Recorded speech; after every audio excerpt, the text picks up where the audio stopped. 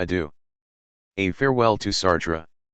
This is the first of my books, the only one no doubt that you will not have read before it is printed. It is wholly and entirely devoted to you, and you are not affected by it. When we were young and one of us gained a brilliant victory over the other in an impassioned argument, the winner used to say, "There you are in your little box. You are in your little box, you will not come out of it and I shall not join you there. Even if I am buried next to you there will be no communication between your ashes and mine." When I say you, it is only a pretense, a rhetorical device. No one hears it. I am speaking to no one. In reality it is Sartre's friends that I am talking to, those who would like to know more about his last years. I have described them as I lived through them.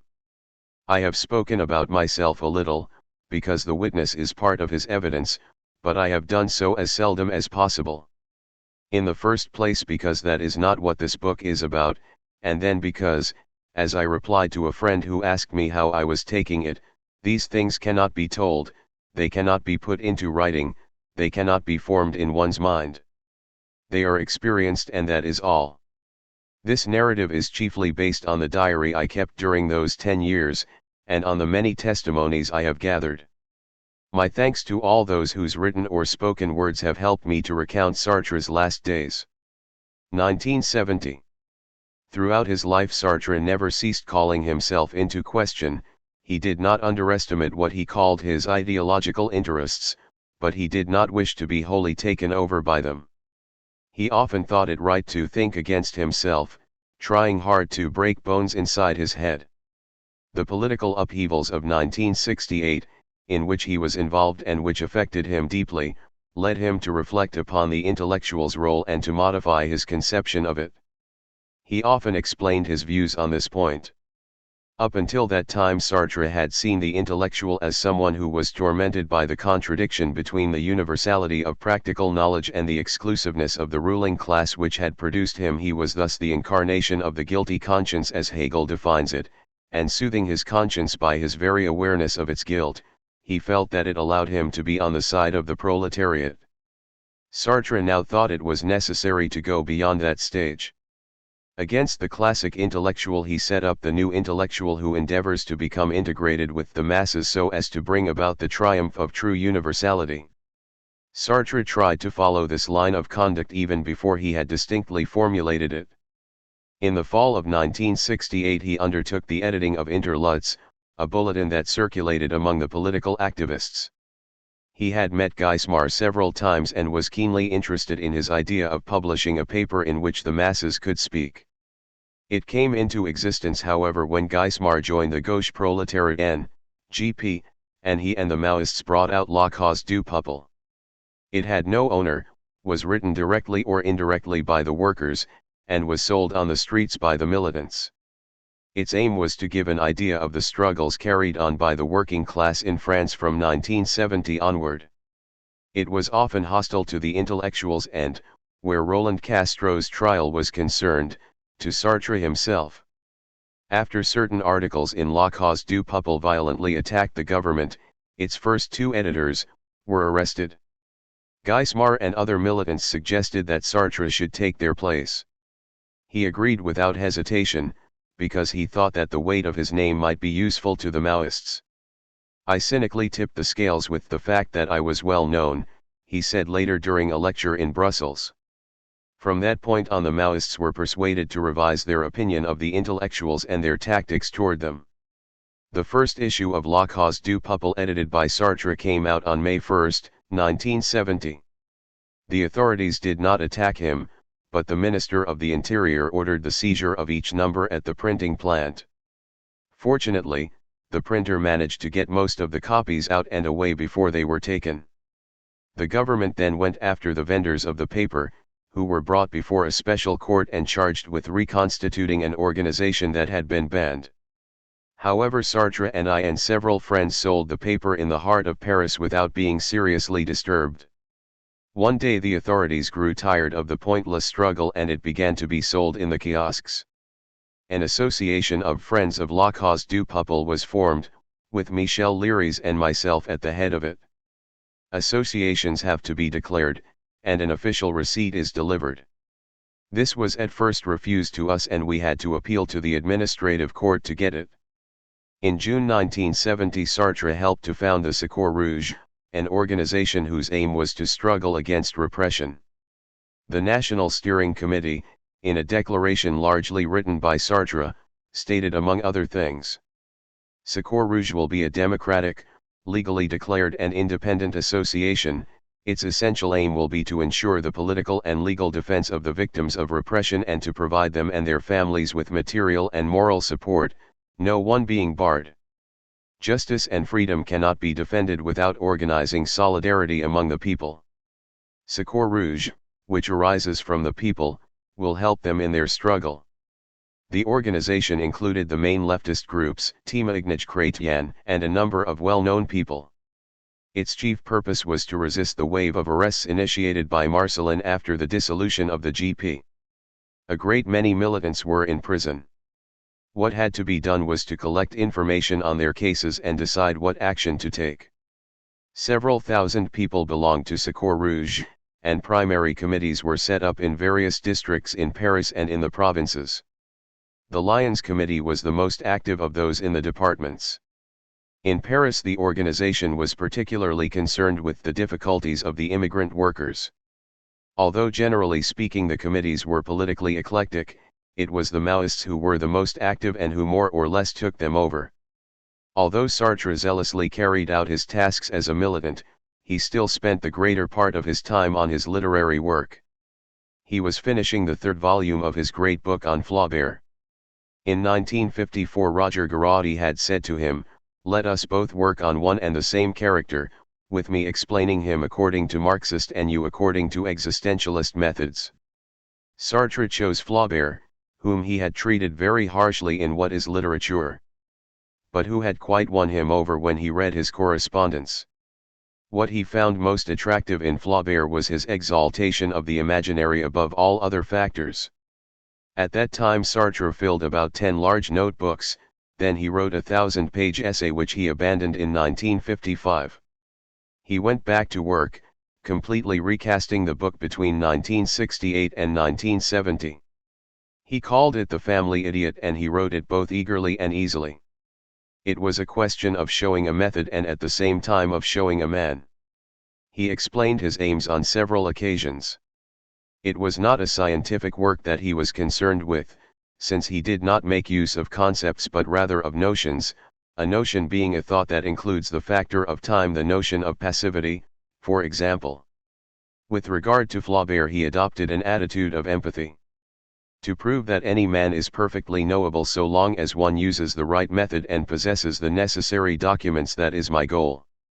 He also said, when I point out how Flaubert does not know himself and how at the same time he understands himself very well indeed, I am showing what I call the experienced, the lived through, aspect, that is, life lived in understanding with oneself, without any knowledge, any positively stated awareness being evident. His Maoist friends were more or less opposed to this undertaking.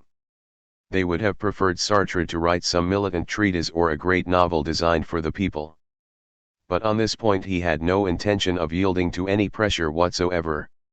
He understood his comrade's point of view, but he did not share it. If I look at the subject matter, he said, speaking of The Family Idiot, I have the impression of an escape. If, on the other hand, I look at the method, I have a feeling of being here, in the immediate present. Later he returned to the question in a lecture he gave in Brussels. For 17 years I have been harnessed to a work on Flaubert, a book that could not interest the workers because it is written in a complicated and certainly bourgeois style. I am bound to it. That is, I am 67, I have been working on it since I was 50, and I used to dream about it before that. Insofar as I am writing about Flaubert, I am an enfant terrible belonging to the bourgeoisie, a subject for reclamation. His basic idea was that at no matter what point in history and whatever the social and political context, it was still essential to understand people and that his study of Flaubert might be of use to that end. Sartre was therefore quite satisfied with his various commitments when we returned to Paris in September 1970 after a happy stay in Rome. He lived in an austere little apartment on the 10th floor of a building in the Boulevard Raspail, opposite the Montparnasse graveyard and quite close to my place. He liked it there. He led a fairly even life that varied little from day to day. He regularly saw long-established women friends Wanda Kay, Michelle Vian, and his adopted daughter, Arlette Elcombe, at whose home he slept 2 nights a week. The other evenings he spent with me. We talked, and we listened to music. I had built up a large collection of records and I added to it every month. Sartre was much interested in the Viennese school, particularly Berg and Webern, and in some modern composers, Stockhausen, Xenakis, Barito, and Penderecki, as well as many others. But he was always happy to go back to the great classics. He loved Monteverdi, Gesualdo, Mozart's operas above all, Così fan tutte and Verdi's. During these home concerts we would eat a hard-boiled egg or a slice of ham and drink a little scotch. I live in what real estate agents call an artist's studio with loggia. I spend my days in a big, high-ceilinged room. An inside staircase leads to a bedroom, which is connected to the bathroom by a kind of balcony. Sartre slept upstairs and came down in the morning to have tea with me. Sometimes, one of his friends, Liliane Siegel, would come and take him out for coffee at a little place near his building. He frequently saw Bost at my apartment in the evening, and quite often Lanzmann, with whom he had many ties in spite of certain disagreements about the Israeli-Palestinian question. He was particularly fond of Saturday evenings, which Sylvie spent with us, and of lunchtime on Sunday, when we all three met at La Coupole. At long intervals we also met other friends. In the afternoons I worked at Sartre's place. I was waiting for old age to come out and thinking about one last volume of my memoirs. He was revising and correcting his portrait of Dr. Flaubert in The Family Idiot. It was a splendid autumn, blue and gold. The opening year promised very well. In September Sartre took part in a great meeting organized by Secours Rouge to denounce King Hussein of Jordan's massacre of Palestinians. 6,000 people were present, including Jean Genet, whom Sartre had not seen for a long while. Genet was connected with the Black Panthers and had written an article about them in Le Nouvel Observateur.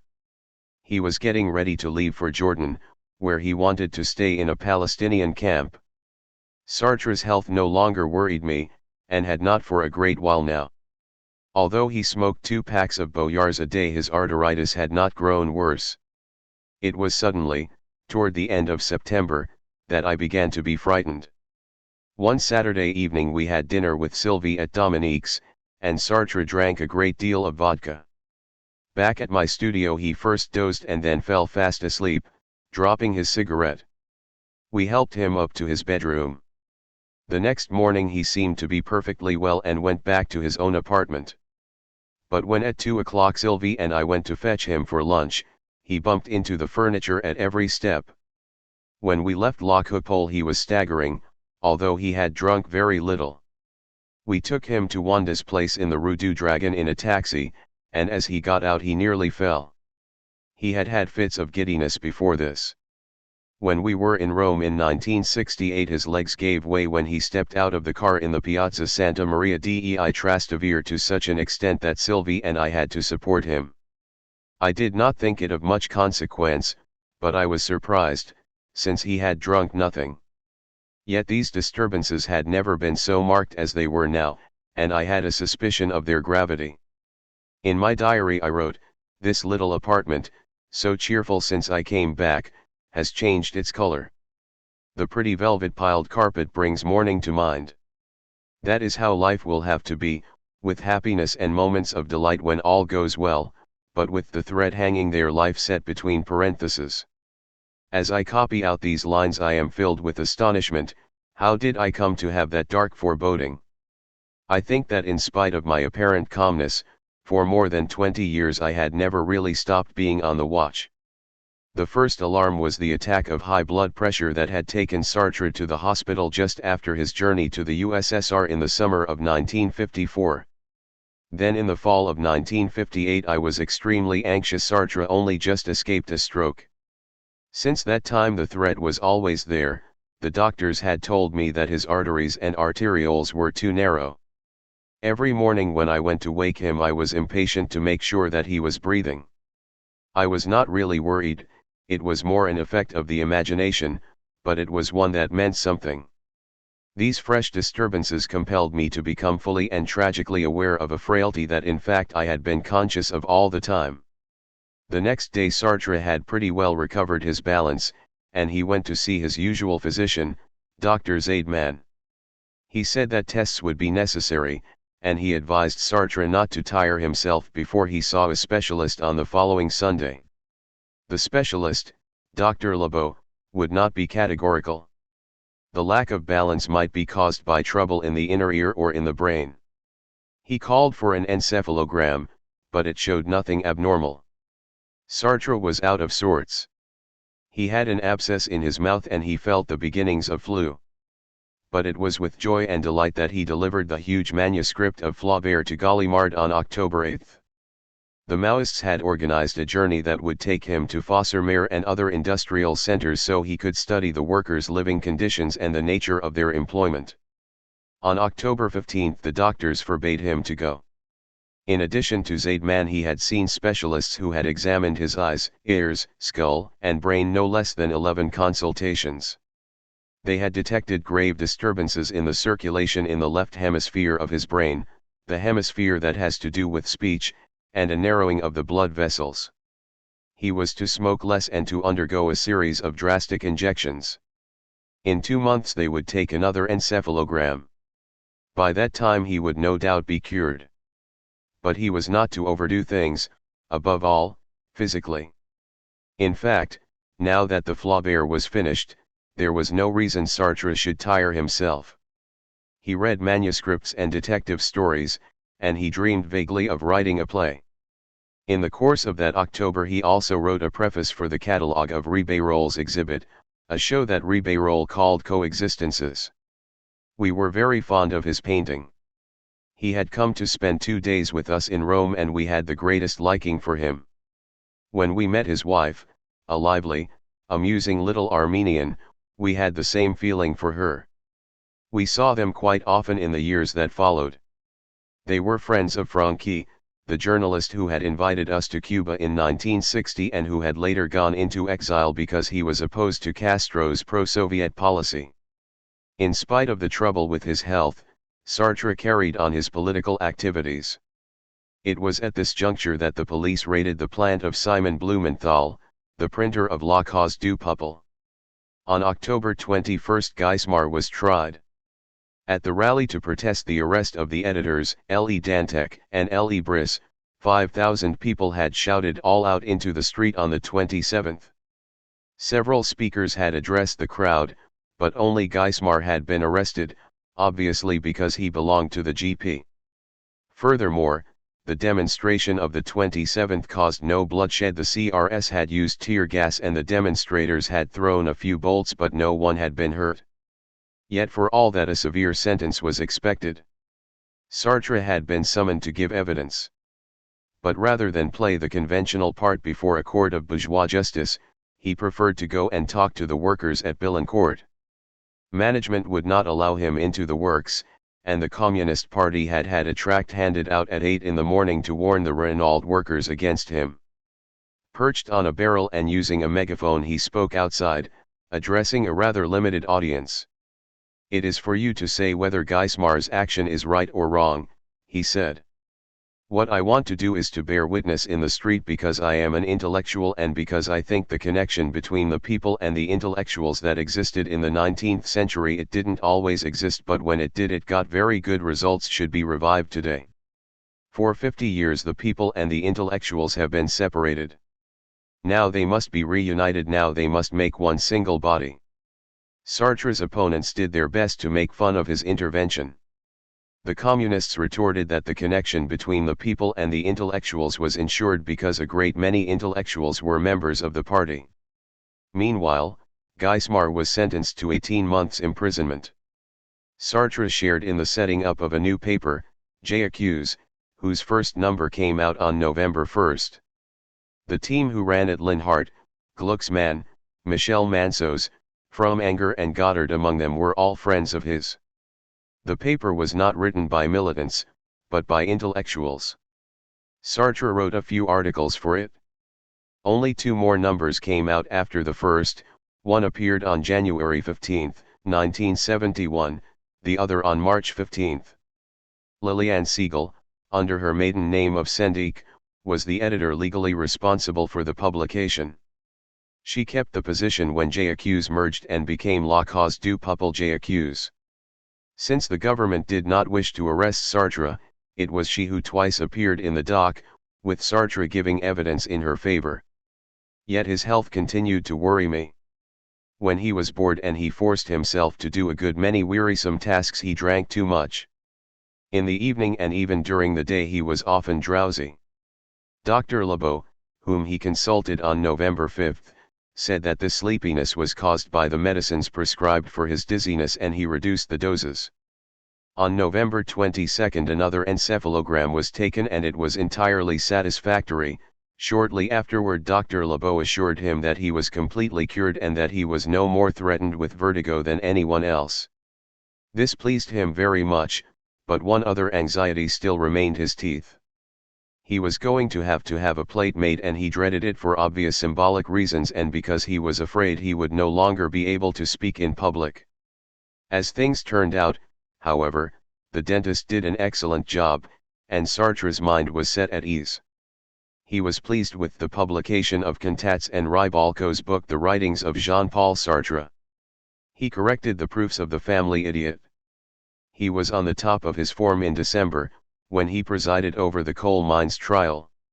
I described this trial in All Said and Done, but since Sartre attached a great deal of importance to it, I should like to return to the subject here.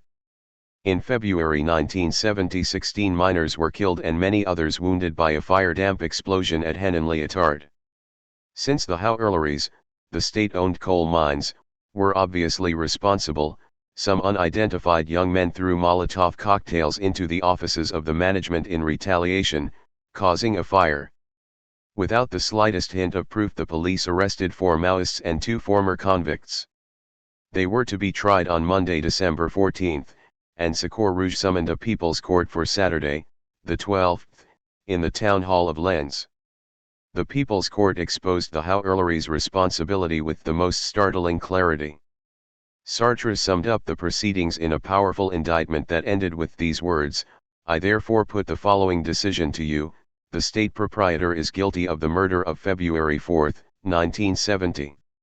The management and the engineers responsible for Pit 6 are those who carry out its orders. Therefore they are equally guilty of deliberate homicide.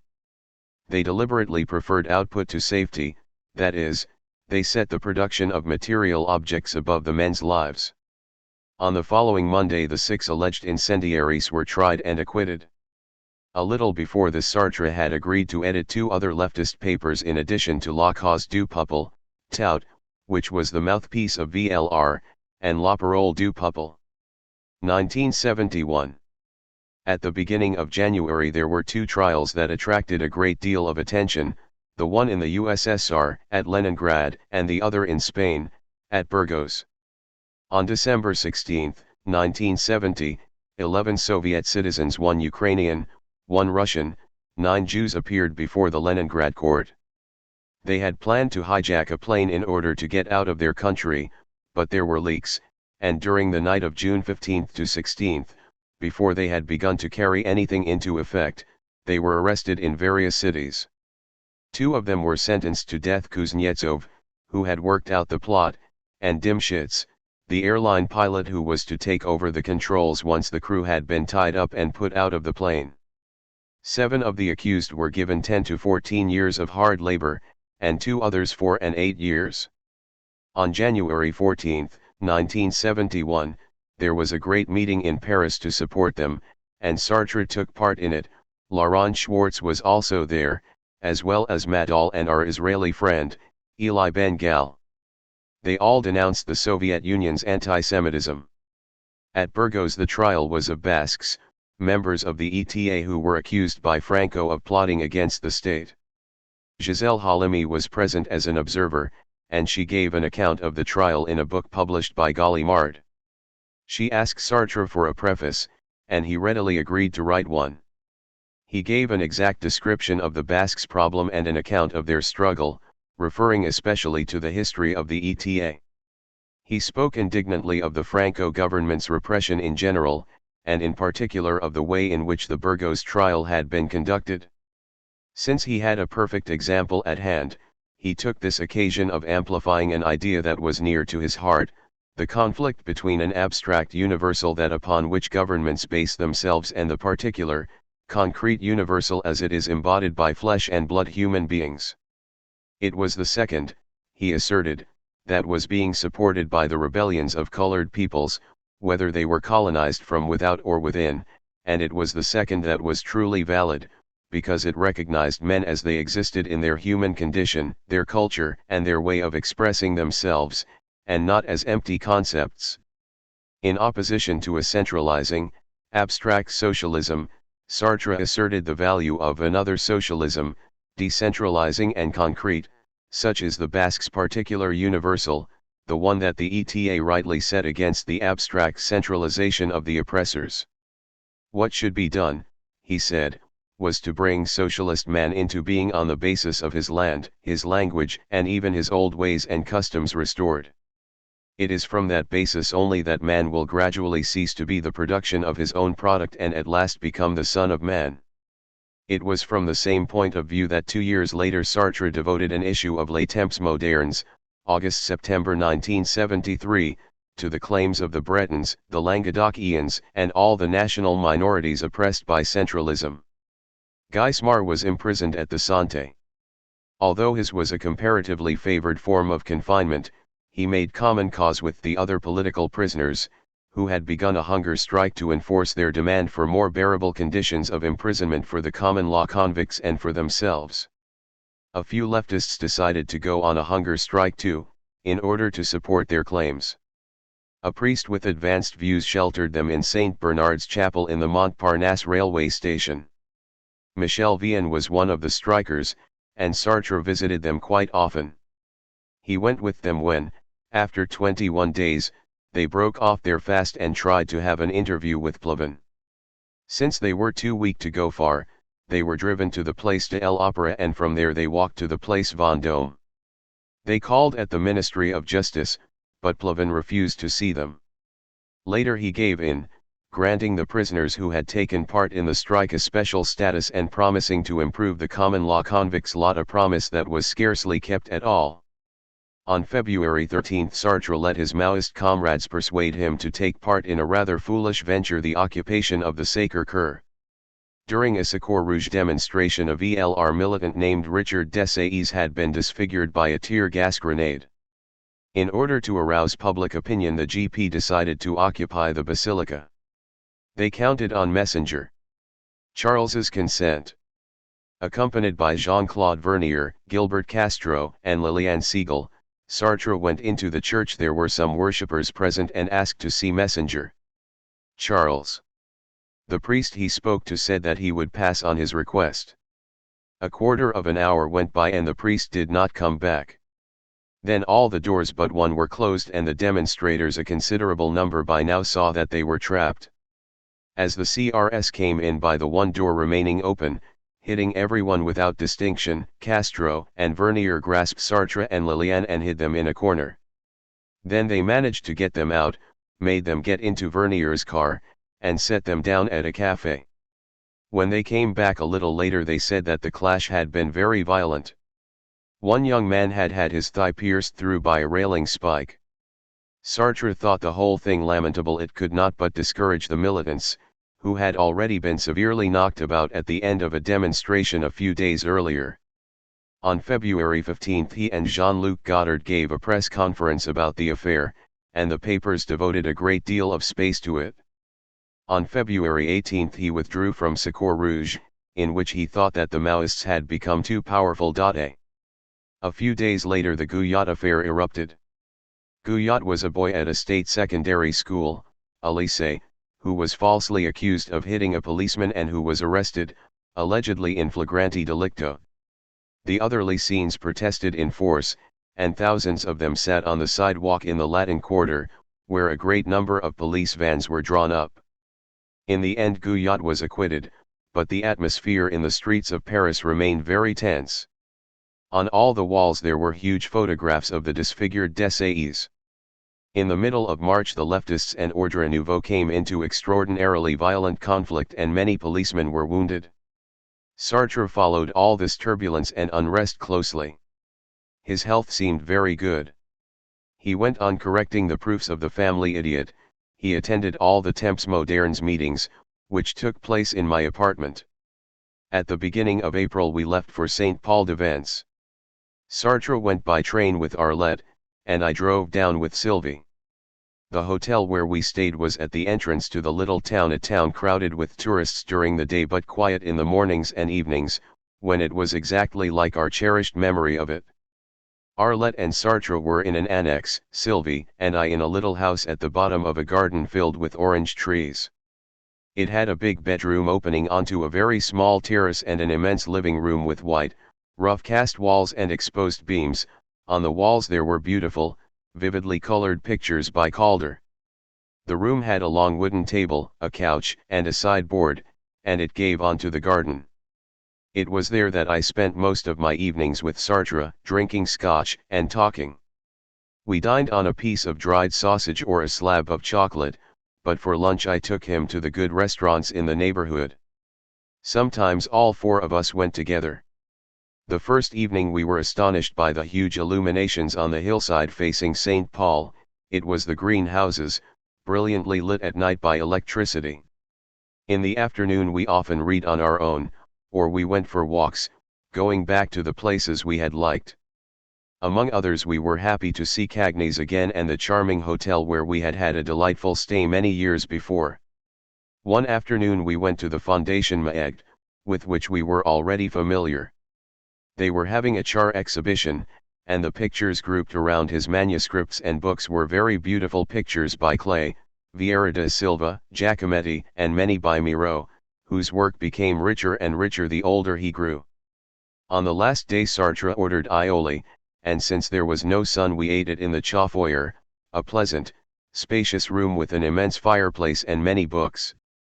He left by train that evening with Arlette and Sylvie, and I drove off the next morning. Sartre had truly enjoyed this vacation. He was very happy, too, to be back in Paris, where he received a huge case from Gallimard, full of copies of The Family Idiot, 2,000 printed pages. He told me that it gave him as much pleasure as the publication of Nausea.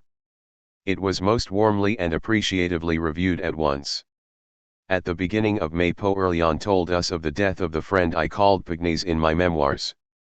According to him, when Pagnes retired he was so bored that he let himself die. He had hepatitis, and it degenerated into cirrhosis of the liver. As Madame Lemaire had died a few years earlier, Pagnes' death meant that the whole of one happy period of our past had finally vanished. But for a great while Pagnes had been a complete stranger to us, and we heard the news unmoved. It was also at the beginning of May that Guy de Salo telephoned Sartre and in a voice trembling with emotion asked him to sign an exceedingly violent letter of protest addressed to Fidel Castro on the subject of the Padilla affair. This affair had had various stages: 1. The arrest of Padilla, a poet very well known in Cuba, on the charge of sodomy. 2. A polite letter of protest signed by Guy de Salo, Franqui, Sartre, myself, and some others. 3. Padilla was released and wrote an insane self-criticism in which he accused Dumont and Carroll of being agents of the CIA. His wife also produced a self-criticism, stating that the police had treated her tenderly. These declarations aroused a great many protests. In El Monde, Arcacha, our former Cuban interpreter, who had also chosen exile, said that Padilla and his wife must have been tortured to produce confessions of such a kind. In the background of all this loomed the sinister figure of Lisandro Otero. In 1960 he had been with us during almost the whole of our journey. Now he seemed to have culture in its entirety under his thumb. Guy de Salo was of the opinion that Cuba was under the control of a veritable gang, all belonging to the police. We learned that Castro now looked upon Sartre as an enemy, and as being under the baleful influence of Franqui. In a speech he made at this period, Castro attacked most of the French intellectuals. Sartre was unmoved, since he had no longer had any illusions about Cuba. As well as everyday contacts and his leftist comrades, Sartre and I also saw various friends when the holidays were over and everyone was back in Paris. Tito Garasi told us about the American underground. Rosana Rosenda described the ups and downs of her paper, Manifesto, which was to change from a weekly to a daily. Robert Gallimard let us know what was happening behind the scenes in the publishing world. We had lunch with Ali, the Egyptian journalist who had escorted us during our tour of his country in 1967. At the beginning of May we met our Japanese friend Tomiko again, and she told us about the long journey she had just made in Asia. On May 12 Sartre took part in a meeting held before the Ivory Town Hall.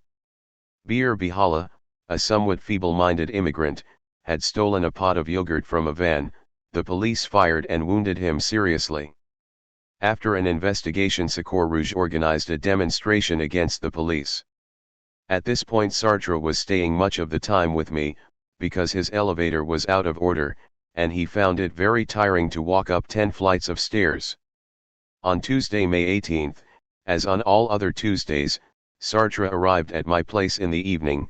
He had spent the previous evening and night with Arlette. "How are you?" I asked in the ordinary, rather casual way. "Well, not so good."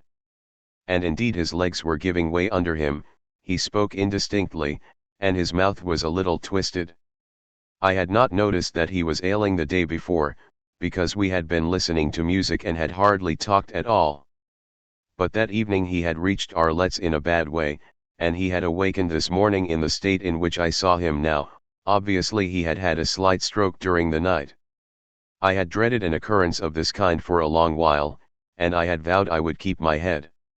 I forced myself to remember the case of friends who had gone through the same sort of trial and who had recovered perfectly. In any event Sartre was to see his doctor the next day, and that calmed me a little, but only a little. I had to make a great effort not to let my panic show. Sartre insisted upon drinking his usual dose of whiskey, so that by midnight he could not pronounce his words at all and found it very difficult to drag himself as far as his bed. All night long I struggled against anguish. The next morning Liliane Siegel went with him to Dr. Zaidman's. He telephoned to tell me that all was well. He had a blood pressure reading of 180, which was normal for him, and he was going to start on a serious course of treatment right away. A little later Liliane, also speaking on the telephone, was less sanguine. According to Zaidman the crisis was worse than that of October, and it was worrying that the anomalies should have come back so quickly. No doubt one of the reasons was that since March he had no longer been taking his medicines, and it had also been very bad for him to walk up 10 flights of stairs every now and then. But the essence of the matter was that the blood had great difficulty in circulating in a certain area on the left side of his brain. I went to see Sartre in the afternoon and I found him neither better nor worse. Zaidman had strictly forbidden him to walk. Fortunately, his elevator had been repaired. That evening Sylvie drove us to my apartment and she stayed with us a while. Sartre drank nothing but fruit juice. She was horrified at his appearance. I imagine that although he may not have realized it, the stroke must have been a terrible shock. He looked quite prostrate. His cigarette kept dropping from his lips. Sylvie would pick it up and hand it to him, he would take it and it would slip out of his grasp. I do not know how many times the process was repeated during the course of that ghastly evening.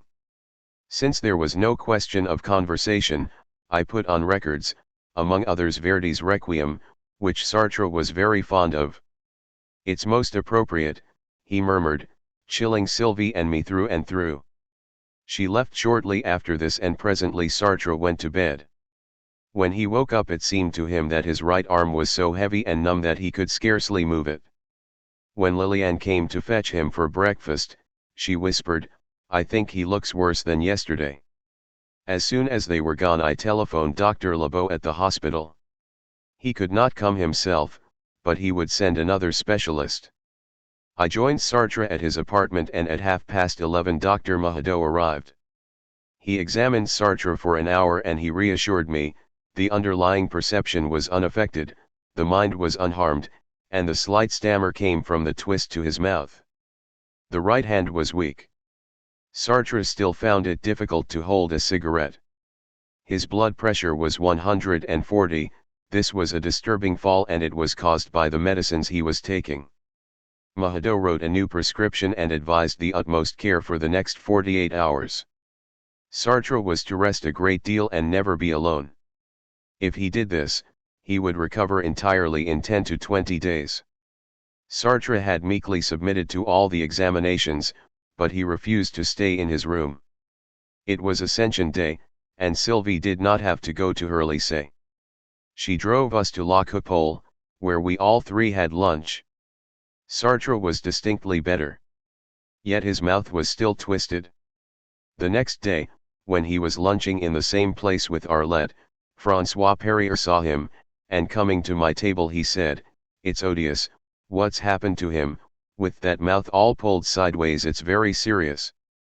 Fortunately, I knew that this time it was not very serious. During the following days things went well, and on Monday morning Zaidman said that presently Sartre would be able to stop the treatment, but he added that the subsequent return to normal life would take a long time, and he even told Arlette that perhaps Sartre would never be entirely cured. Yet by Wednesday, May 26, when we spent the evening with Bast, Sartre had completely recovered the power of walking and speaking, and his good humor had come back.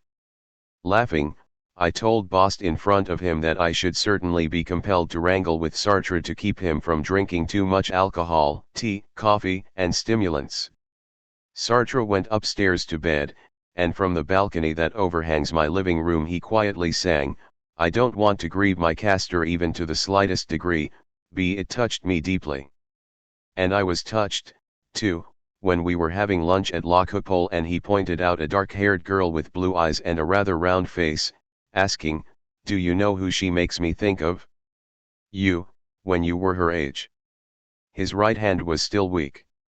It was hard for him to play the piano, which he liked doing at Arlette's, and it was hard for him to write.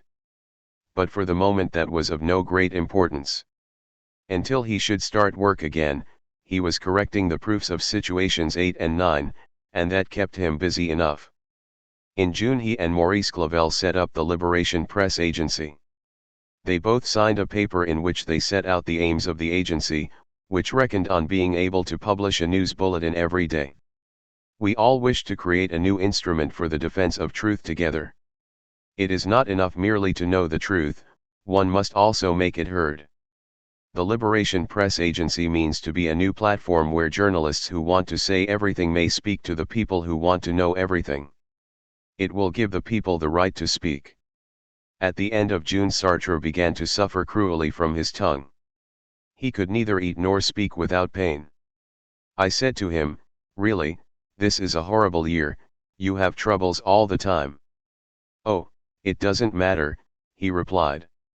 "When you're old it no longer has any importance." "How do you mean?" "You know it won't last long." "You mean because one's going to die?" "Yes. It's natural to come to pieces, little by little. When you're young, it's different." The tone in which he said this overwhelmed me, he already seemed to be on the far side of life. What is more, everybody noticed this detachment. A great many things seemed to leave him indifferent, no doubt because he was losing interest in his own fate. He was often if not sad then at least remote. I never saw him really cheerful except during our evenings with Sylvie. We celebrated Sartre's 66th birthday in June at her place, and he was radiant. He went back to his dentist and his pain stopped. At once the progress that he had made since May became apparent. Zaidman acknowledged that he had entirely recovered. And several times Sartre told me that he was very pleased with his year. Still, I felt very anxious leaving him. He was going to spend 3 weeks with Arlette and 2 with Wanda while I traveled with Sylvie. I liked these journeys, but parting from Sartre was always something of a wrench for me. This time we had lunch together at La Coupole, where Sylvie was to come for me at 4 o'clock. I stood up 3 minutes before the hour. He gave me an indefinable smile and said, "So this is the farewell ceremony." I touched his shoulder without replying. The smile and the words stayed with me for a great while. I gave the word farewell the ultimate meaning it was to have some years later, but when that happened I was the only one to say it. I left for Italy with Sylvie, and the next night we stayed at Bologna. In the morning we took the highway that led to the east coast. The landscape was drowned in a warm fog, and never in my life have I known such a feeling of absurdity and forsakenness. What was I doing here? Why had I come? My love for Italy soon seized me again, but every night before going to sleep I wept for a long while. Meanwhile, Sartre was in Switzerland. From time to time a telegram told me that he was well. But when I reached Rome, where he was to join me, I found a letter from Arlette. On July 15 Sartre had had a relapse. On waking he realized what had happened, as he had the first time. His mouth was even more twisted than it had been in May, pronunciation was difficult, and his arm insensitive to heat and cold. Arlette took him to a doctor in Bern, and Sartre utterly forbade her to let me know. 3 days later the crisis was over, but she had telephoned Zaidman, who said, "His arteries must be very worn, for him to have spasms like that." I went to fetch him at the Tamini station. Before I caught sight of him he hailed me. He was wearing a light-colored suit and he had a cap on his head. His face was swollen, one of his teeth was abscessed, but he seemed in good health. We settled in our little apartment on the 6th floor of the hotel. It had a terrace which gave us a boundless view out over the Quirinal, the roof of the Pantheon, St. Peter's and the Capitol, whose lights we saw go out every night at 12. That year, part of the terrace had been turned into a drawing room, separated from the open-air section by a glass screen, and we could sit there at any time. Sartre's abscess went down, and he had no other trouble. He no longer seemed remote, and he was full of life and merriment. He stayed up until 1 in the morning and rose about 7:30. When I came out of my room toward 9 I would find him sitting on the terrace, gazing at the beauty of Rome or reading. He slept for 2 hours in the afternoon, but he no longer had fits of drowsiness. In Naples with Wanda he had gone for long walks, among other things he had revisited Pompeii. In Rome we scarcely felt any desire to walk, without having to stir we were everywhere. About 2 o'clock we would eat a sandwich near the hotel. In the evening we walked along to dine in the Piazza Navona or in a nearby restaurant. Sometimes Sylvie drove us to Trastevere or the Via Appia Antica. Sartre prudently put on his hat when he crossed a sunny stretch. He took his medicines regularly, drank a single glass of white wine at lunch, beer at dinner, and then 2 glasses of whiskey on the terrace. No coffee, and tea only for breakfast. In other years he had drunk an exceedingly powerful brew at 5 o'clock. He corrected the 3rd volume of The Family Idiot and amused himself by reading jolly, Italian detective stories. From time to time we saw Rossana Rossenda, and one afternoon our Yugoslav friend Didier called on us. Looking at Sartre as he was during this Roman vacation one would have given him 20 years of life to come. What is more, he reckoned on it himself. One day, when I complained that we always chanced on the same jolly, he said, "It's natural. There's only a finite number of them. You can't hope to read new ones all through the 20 years to come." Sartre was still very well when he was back in Paris. His blood pressure was 170 and his reflexes were good. He went to bed at about midnight and got up at 8:30, no longer sleeping during the day. His mouth was still very slightly paralyzed and this made it hard for him to chew and sometimes he lisped. Nor was he in complete control of his handwriting. But these things did not worry him. Once again he was paying the closest attention to people and events. He very much appreciated the cordial reception that the first 2 volumes of The Family Idiot had met with. He delivered the 3rd to Gallimard and set about the 4th. in which he intended to study Madame Bovary. He read and carefully criticized the manuscript of my next book, All Said and Done, and gave me very good advice. In mid-November I wrote, Sartre is so well that I have almost entirely stopped worrying. At the end of November, together with Foucault and Genet, he took part in a demonstration in the Goutte d'Or district to protest against the murder of Jalali, a 15-year-old Algerian. The concierge of his building had shot him down with a rifle on October 27. The boy made too much noise, he said. Then, not caring whether he contradicted himself or not, he stated that he had taken him for a thief. Sartre walked along the Rue Poissonnière in front of Foucault and Claude Mauriac, who carried a banderole on which could be read an appeal to the workers of the district. The cops recognized Sartre and did not intervene. He made a speech, using a megaphone and announcing the setting up of the Jalali Committee's office. It would be available from the next day onward in the parish hall of the Goutte d'Or until another place could be found for it. The procession went on as far as the Boulevard de la Chapelle, Foucault speaking on several occasions. Sartre wanted to take his turn at the committee's office, but when he and Genet had lunch together some days later, Genet advised against it, not considering him fit enough. I do not know whether Sartre was aware of this unfitness, but suddenly, during the evening of December 1, he said to me, I've used up my store of health. I won't live beyond 70. I protested.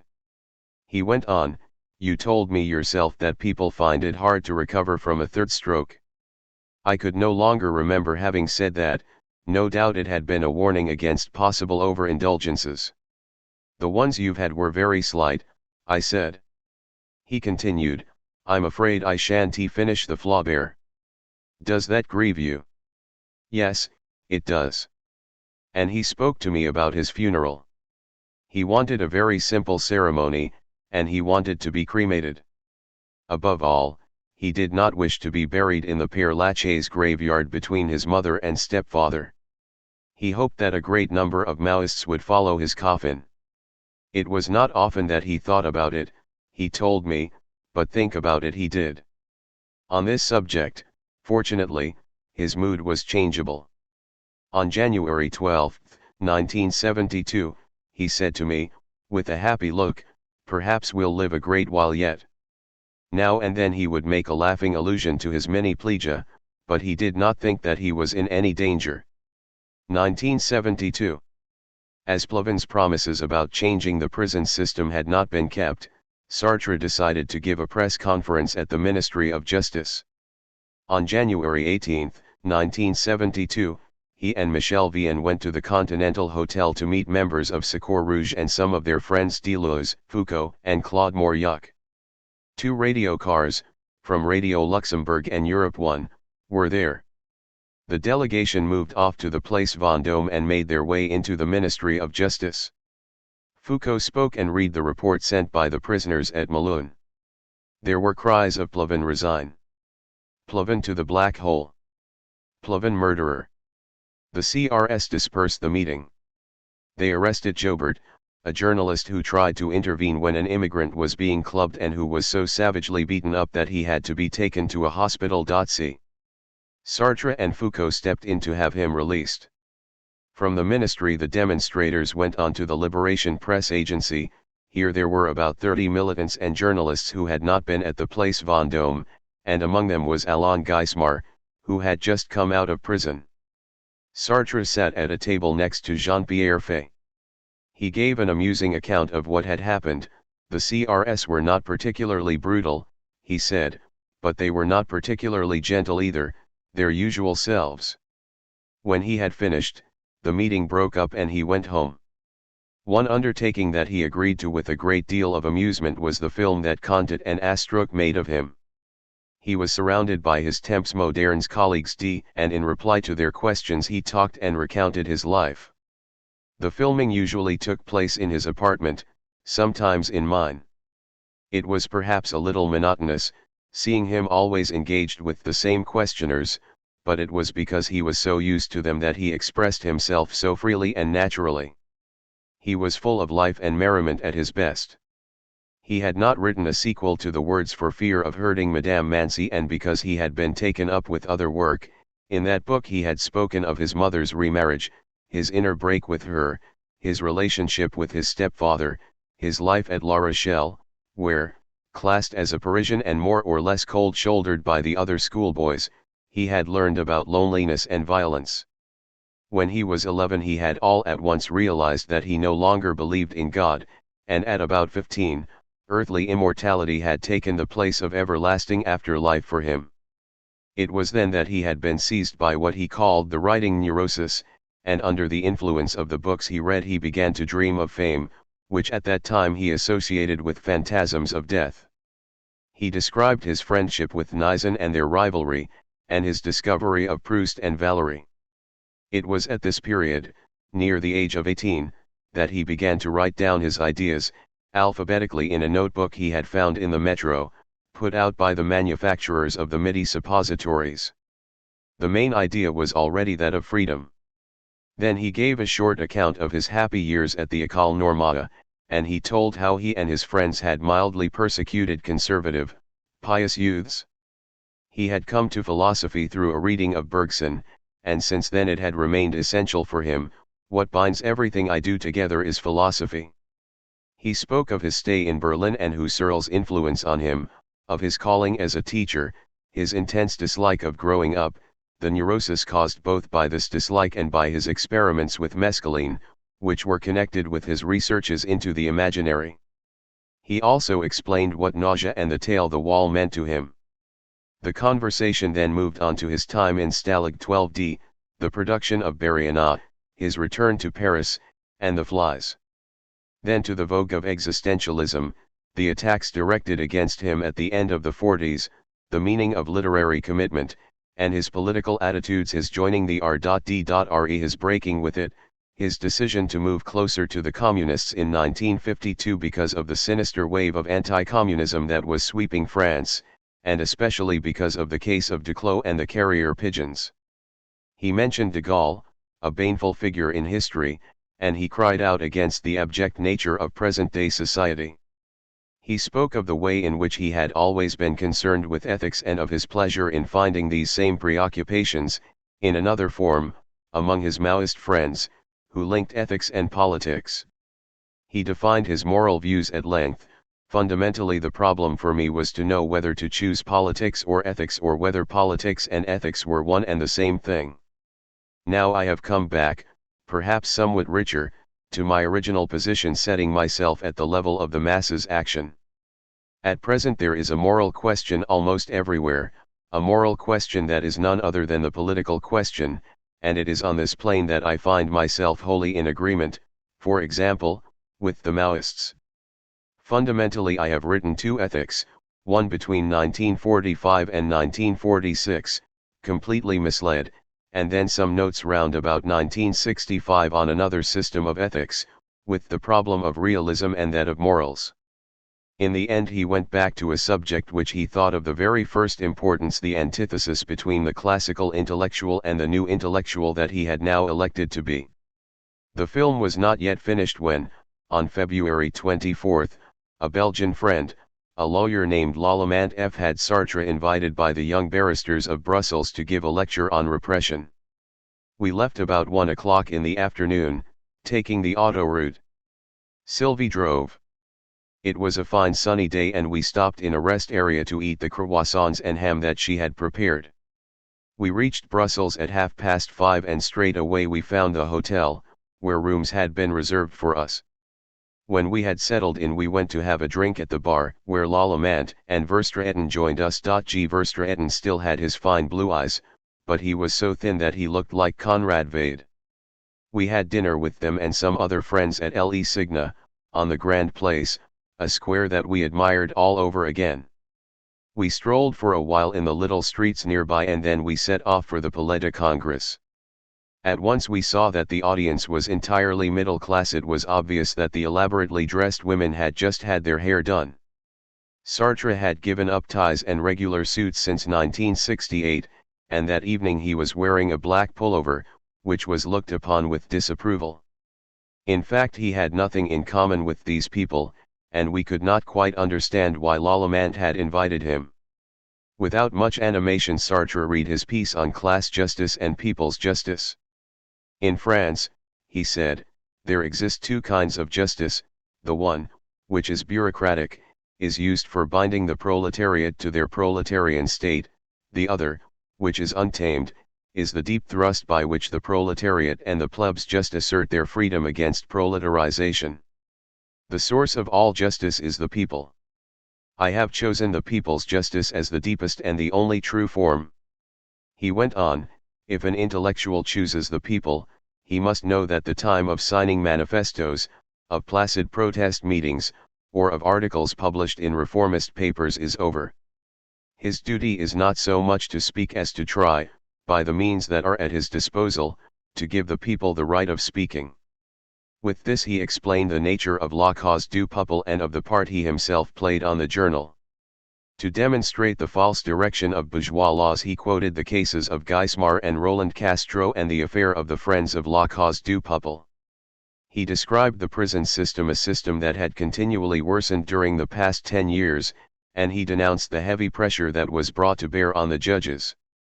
All this floated over the heads of his listeners. There were a few relevant questions asked by leftists, and a great many foolish ones that Sartre answered in an offhand way. The only cheerful thing in this meeting was the sight of Astruc, creeping along the ground with his camera to film Sartre as he talked. His trousers drooped and his bare bottom appeared. The front row of the audience found it very hard to keep their faces straight. As everybody was leaving, a woman looked at Sartre and said angrily, "It wasn't worth dressing up," and another, "When you speak in public you make an effort, you put on proper clothes." At Erasmus's charming, well-furnished house, where the young barristers were giving a cocktail party, the theme was taken up again by another member of the audience. This one attacked Sartre directly. She had raised herself from the working to the middle class, she said, and the first thing workers did who had risen like this was to wear a tie. The next day Sartre went back by train with Arlette, who had arrived shortly before dinner, and I by car with Sylvie. In Paris we learned of the murder of Auvergne. It was the tragic end of a long story.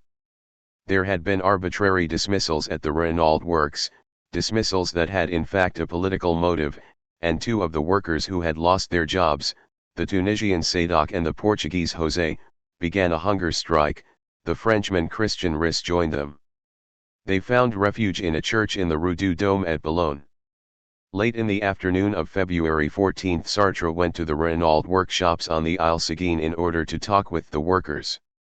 He got in secretly by means of a van, together with the singer, Colette Magny, some members of the Gay CM Ali committee and a few journalists. They handed out tracts protesting the dismissal of militant Maoists, particularly those who were on the hunger strike, but they were brutally expelled by the security men. Sartre spoke about the event at a press conference. We went to Renault's to talk to the workers. Since Renault has been nationalized, one should be able to walk about there freely. We were unable to speak to the workers. That proves that Renault equals fascism. When the security men saw that there were no longer any workers to defend us, they grew violent. Several people were savagely struck and a woman was thrown downstairs. Every day since the end of January, Maoist militants at the Émile Zola gate of the Billancourt works had been distributing the tracts of the Comité de lutte Renault. On February 25 they called for a demonstration against the dismissals, and against unemployment and racism, that evening at Caron. Among them was Pierre Auvergne, who had been dismissed by Renault a year earlier and who now drove the delivery van for a laundry. The 8 uniformed security men guarding the entrance were on edge, for it was the time when the workers were beginning to come out and the gate was open. There was an argument between Maoists and guards and then a scuffle. A man in civilian clothes was watching the scene from a sentry box. As the Maoists moved forward a few steps into the works he shouted, "Get the hell out of here or I'll fire." Auvergne, who was 6 feet from him, fell back. Tremoni pulled the trigger, the shot misfired. He pulled it again, killing Auvergne. Then he fled into the factory. After this murder there were demonstrations and outbreaks of violence on the part of the workers, and fresh dismissals on the part of the management. Sartre went to carry out an inquiry in front of the Renault works. "You feel you have to make an inquiry yourself?" asked a journalist. "You don't have confidence in official justice?" "No, none at all." "And what do you think about the Communist Party's attitude?" "It's absurd. They tell you the fact that they kill one another is a proof that they're accomplices. That seems to me a pretty unsound argument. It is rather the communists who are in league with the government against the Maoists."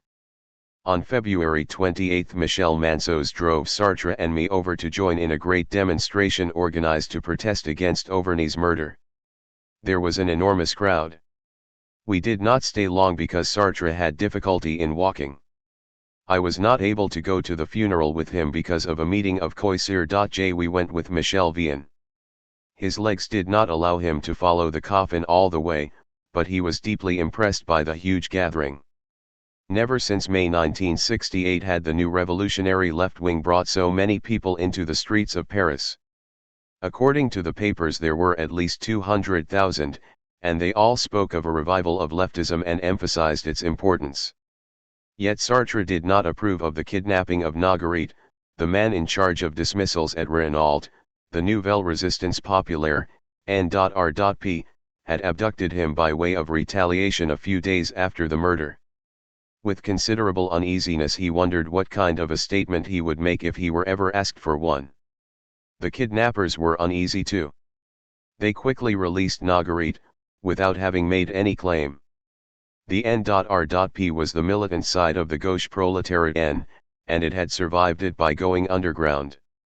After the kidnapping of Marguerite it was at the parting of the ways: either it must launch itself wholeheartedly into terrorism or it must cease to exist.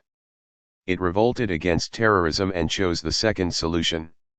A little later, this brought about the disappearance of Secours Rouge. The organization had in fact come under the control of the Maoists, and once they had decided to disperse they lost all interest in it. It was at this period that Sartre wrote a preface for Michel Mancaux's Les Maos en France, a book that contained her interviews with some of their leaders. In this preface he explained how he looked upon the Maoists and the reasons for his agreement with them. "The Maoists' regard for spontaneity," he said, "means that revolutionary thought arises from the people and that the people alone carry it into its full growth and extent by means of action. The people do not yet exist in France, but wherever the masses move on to praxis they are already the people." He particularly stressed the ethical dimension in the Maoist attitude. Revolutionary violence is immediately ethical because the workers become the subjects of their own history. According to the Maoists, said Sartre, what the masses wanted was freedom, and it was this desire that turned their actions into festivities: the sequestration of the employers in factories, for example. The workers were trying to build up an ethical society, that is, one in which man, set free from his alienation, may discover himself in his true relation with the group. Violence, spontaneity, morality, these were the three immediate characteristics of Maoist revolutionary action. Their struggles were less and less symbolic and circumstantial and more realistic. With their anti-authoritarian praxis the Maoists show themselves as the only revolutionary force capable of adapting itself to the new forms of the class war in the period of organized capitalism. Meanwhile, although he rejected the role of the classical intellectual, Sartre had not given up signing manifestos when he was asked to do so. At the beginning of March he and Foucault, Clavel, Claude Mauriac, and Deleuze launched an appeal in favor of the Congo. It was spring, a sudden and magnificent spring. From one day to the next the sun became the sun of summer, buds opened, the trees turned green, flowers bloomed in the squares, and birds burst into song. There was the smell of fresh grass in the streets. In general, we continued with the same agreeable routine as that of the year before. We saw the same friends and sometimes people we liked but knew less well. We lunched with Tito Garrissy, back from America, and he gave us a long account of the rivalry between the two leaders of the Black Panthers, Cleaver and Huey. In spite of his liking for Cleaver, more intelligent, livelier. He had a higher opinion of Huey's sense of responsibility. He would have liked Sartre to support him, but realizing that he did not know enough about it, Sartre would not take sides. We also lunched with Todd, who, after a long search, had found his father again. It appeared that for him this was very important. Since he had left his wife, Nisen's daughter, whom we were very fond of, we had seen scarcely anything of him. As he was perpetually looking for a father, Sartre, whose deep benevolence often took the form of easy kindness, dedicated a book to him for my rebel son. But in fact Sartre had never had the least notion of having a son. He said to Cantat in Self-Portrait at 70, "I have never wanted to have a son, never, and in my contacts with men younger than myself I am not looking for a substitute for the paternal relationship." At St. Paul de Vence, with Sylvie and Arlette, we led much the same life as we had the year before. We read, we went for walks under a magnificent blue sky, and we listened to France musique on our transistor. We revisited Cagnes and the Maegd Gallery. Sartre seemed very happy. Back in Paris he immediately returned to his militant activities. At that time there were 165,000 unoccupied dwellings in Greater Paris. The people who lived in the Goutte d'Or quarter were almost all immigrants from North Africa. Some of them had occupied one of these houses on the Boulevard de la Chapelle. They stayed there only 2 days before the police surrounded the building. The besieged squatters retreated to the top floor. The cops brought a long ladder and broke every window in the place, compelling all the squatters to leave. The men were taken to an unknown destination, the women and children to an official center. By way of protest, Secours Rouge organized a press conference directed by Roland Castro. Claude Mauriac, Fay, and Jobert were there, and Sartre also took part. He summed up all the actions carried out since the Jalali affair and brought out their political significance. He denounced what in this case must be called the enemy, that is, the forces of order against whom these actions had been directed. In the first place, he said, these dwellings are uninhabitable, one really had to be quite homeless to put up with them. Second, expelling the unfortunate occupants was evidence of a high degree of racism. The Jalali family, for example, had not found a decent apartment. And that was why poor people without a roof over their heads had taken refuge in that wretched hovel. It had been bought by a company that intended to raise it one day in order to put up an apartment building, an inhuman undertaking that the local population reacted against spontaneously. Once again we were in the region of class warfare. It was capitalism that we were up against. And you will observe, he added, that when the police clear the squatters out, they destroy houses that can still be used. Sartre was interested in concerns that varied widely, but that were, in his opinion, all interconnected. In April he provided a preface, in the form of a letter, to a work on mental illness written by the members of the Heidelberg Society of Patients.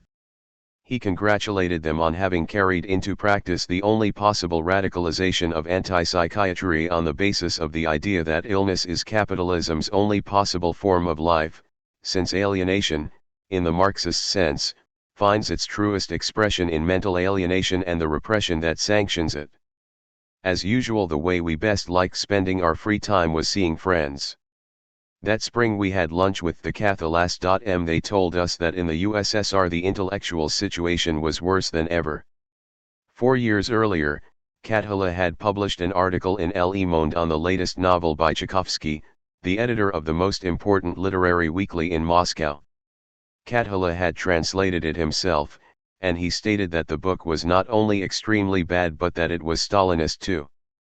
No more translations were offered him in Moscow. He lived by translating one of Alexis Tolstoy's books for a French publisher. His wife, Lucia, had been refused a visa for France unless she would declare that she did not share her husband's views.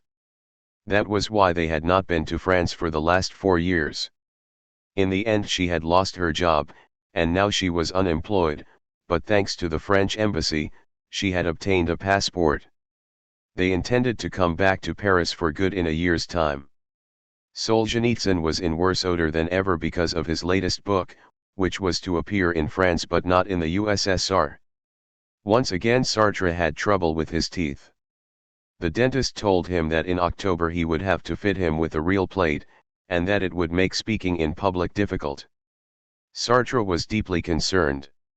If he could no longer speak at big meetings or even in gatherings of a fair number of people, then he would be forced to retire from political life. He also complained of losing his memory, which was true for some little things. But the fear of death did not touch him at all. Bast, whose elder brother Pierre was dying, asked him whether he ever felt it. "Yes, sometimes," said Sartre. "On Saturday afternoons, when I am going to see the Castor and Sylvie in the evening, I tell myself that it would be stupid to have an accident." By accident he meant a stroke. The next day I asked him why Saturday. He replied that the only 2 times it had happened to him he had not thought of death but only of being deprived of his evening.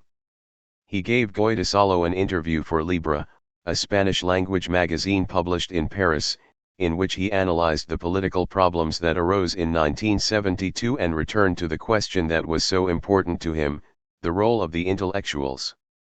In May, writing in La Cause du Peuple, he dealt with views on people's justice at greater length. La Cause du Peuple was not doing well at all, it even suspended publication. Every morning Sartre attended the meetings at which those in charge of the paper discussed ways of saving it.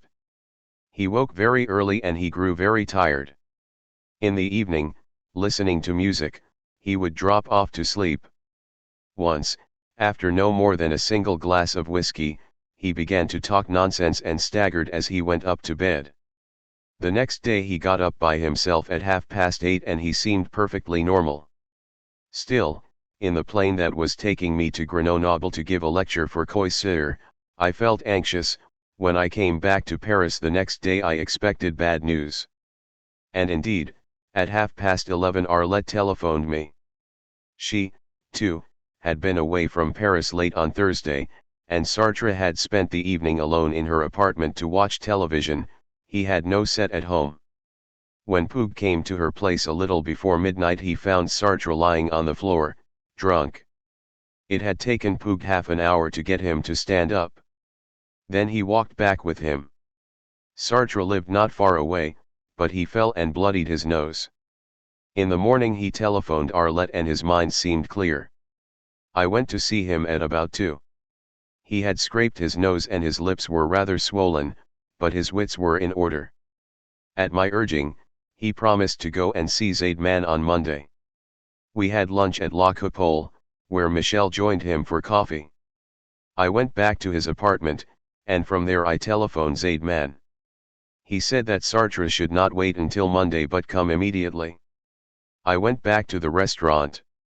After a little grumbling, Sartre went off to see the doctor with Michel and came back about 6. His reflexes were good, there was nothing wrong except for his blood pressure 210. But that was the result of his drunken night. Zaidman had prescribed the same medicine as before and had given him an appointment for the following Wednesday. Saturday evening with Sylvie was delightful. Sartre did not begin to feel very drowsy until midnight, then he slept until 9:30 without a break and woke up feeling well and in good spirits. June ended very well. La Cause du Peuple came out again, and the first new issue was a success. At the beginning of July Sartre went off with Arlette for a brief stay in Austria. I traveled in Belgium, Holland, and Switzerland with Sylvie. Sartre sent me telegrams, we telephoned one another, and his health seemed excellent. In Rome, on August 12, I went to fetch him at the station, but I missed him. I went back to the hotel and shortly after he arrived in a taxi. His speech was blurred but he said at once, "It'll be all right in a minute." He had taken advantage of being alone to drink 2 half bottles of wine in the restaurant car. He got over it quickly, but I did wonder why he was like this, why he drank too much whenever he could. "It's pleasant," he said, but the answer did not satisfy me. I supposed that the reason he escaped from himself in this way was that he was not pleased with his work. In the 4th volume of The Family Idiot he intended to study Madame Bovary, and since he was always anxious to extend his range he wished to use structuralist methods. But he did not like structuralism. He gave his reasons. The specialists in linguistics try to treat language from without, and the structuralists, who base themselves on linguistics, also deal with the whole from outside. For them it is a matter of carrying concepts to their utmost limit. But I cannot do that because I set myself not on a scientific but a philosophic plane, and that is why I do not need to exteriorize what is entire. So to a certain extent his plan was distasteful to him. And perhaps he also realized that in themselves the first 3 volumes of The Family Idiot contained the implicit explanation of Madame Bovary, and that by now, trying to work back from the book to its author, he ran the risk of repeating himself. He thought about it, he made notes, but he did not possess a general, comprehensive idea of what he was going to do. And he did not work much, he lacked enthusiasm. In 1975 he said to Michel Contat, "I found this 4th volume both the hardest and, for me, the least interesting. Yet for all that we had a pleasant vacation, first with Sylvie and then by ourselves." During June, Sartre had sometimes been rather absent-minded, rather remote, in Rome, not at all. We still had that terraced apartment that delighted us so. And as we always did, we talked, we read, we listened to music. I do not know why, but that year we took to playing draughts and quickly we became passionately fond of it. When we came back at the end of September Sartre was in great form. "I like being back here," he said to me. Returning to my apartment pleased him. "As far as the rest is concerned, I don't care. But I'm glad to be in this place again." We spent some happy evenings there, and again I almost stopped worrying. But not for long. In the middle of October I once more became aware of the irreversible deterioration of old age. In Rome I had noticed that when we went after lunch to eat Giolitti's wonderful ices, Sartre would hurry to the lavatory.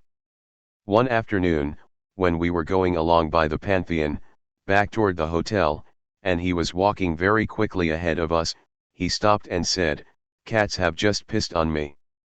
I went close to the balustrade and I was wet on. Sylvie believed him and laughed about it. For my part I knew what was the matter, but I said nothing. In Paris, at the beginning of October, Sartre got up to go to the bathroom. He was in my apartment and there was a mark on his chair. The next day I told Sylvie that he had spilled some tea. "You would say that a child had had an accident," she observed. The next evening, in the same circumstances, there was another mark. So I spoke to Sartre about it. "You are incontinent. You ought to tell the doctor."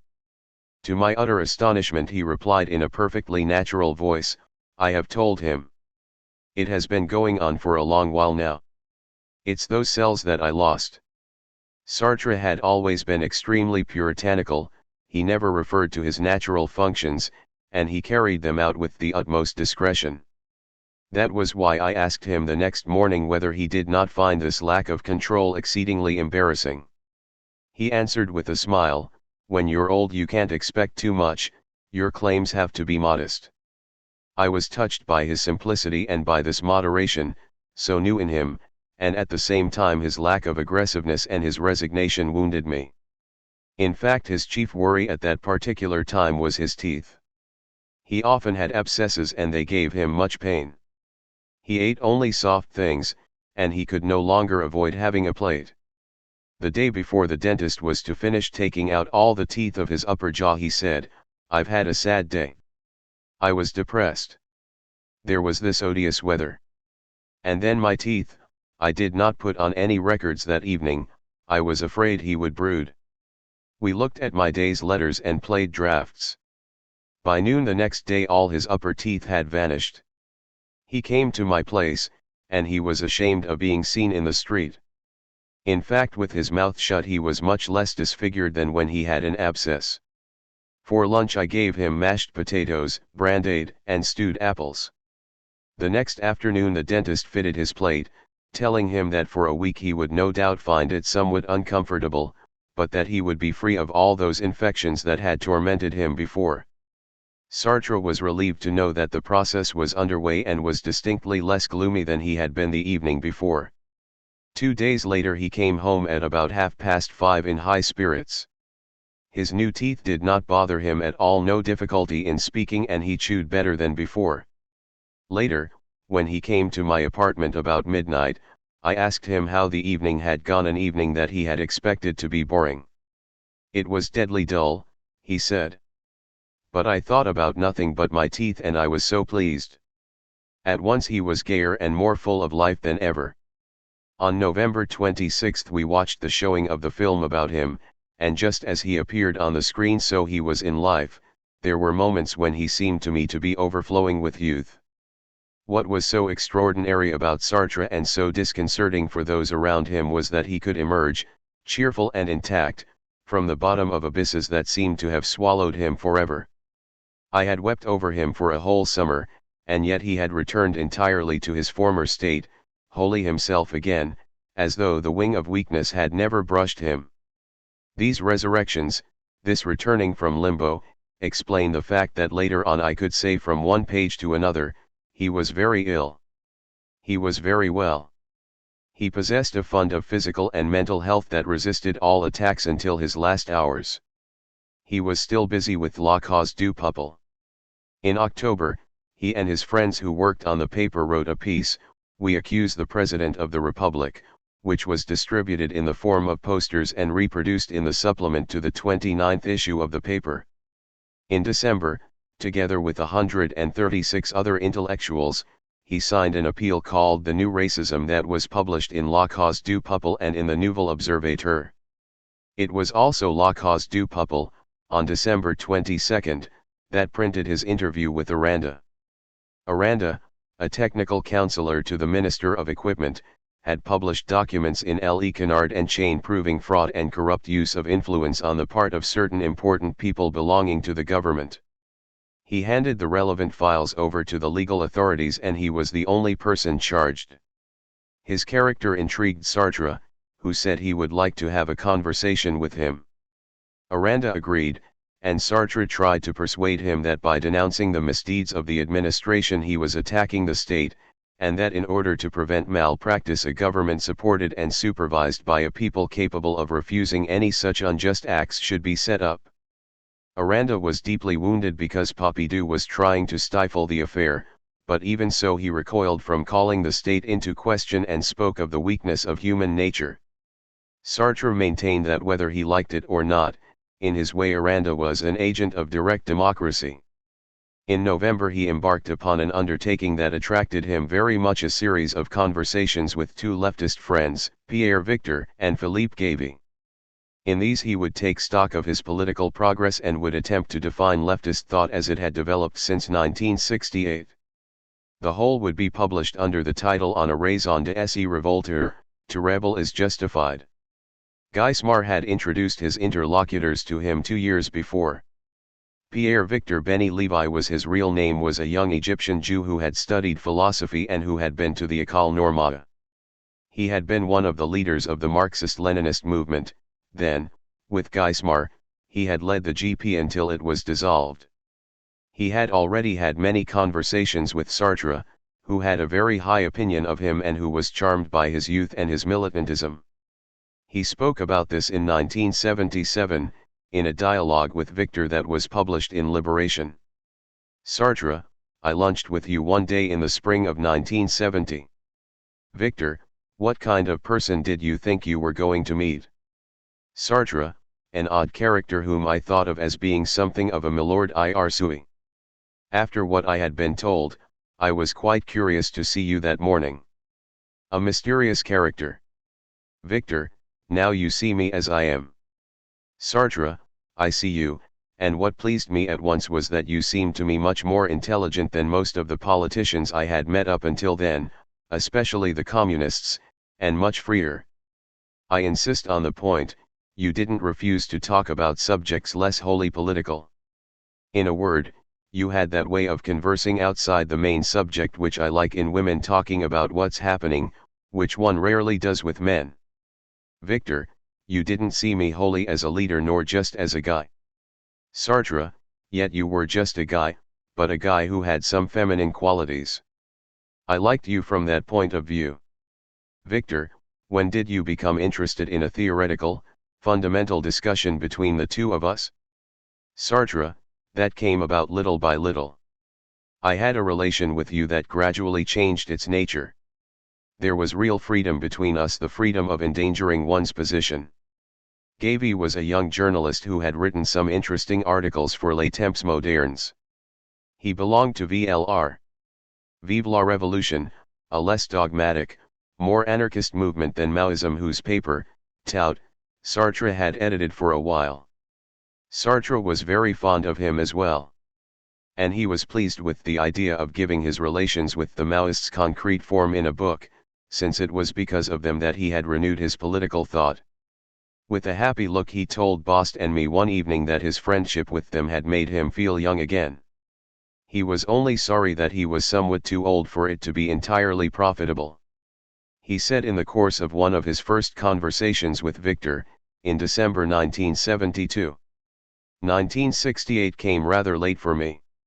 If it had happened when I was 50 it would have been better.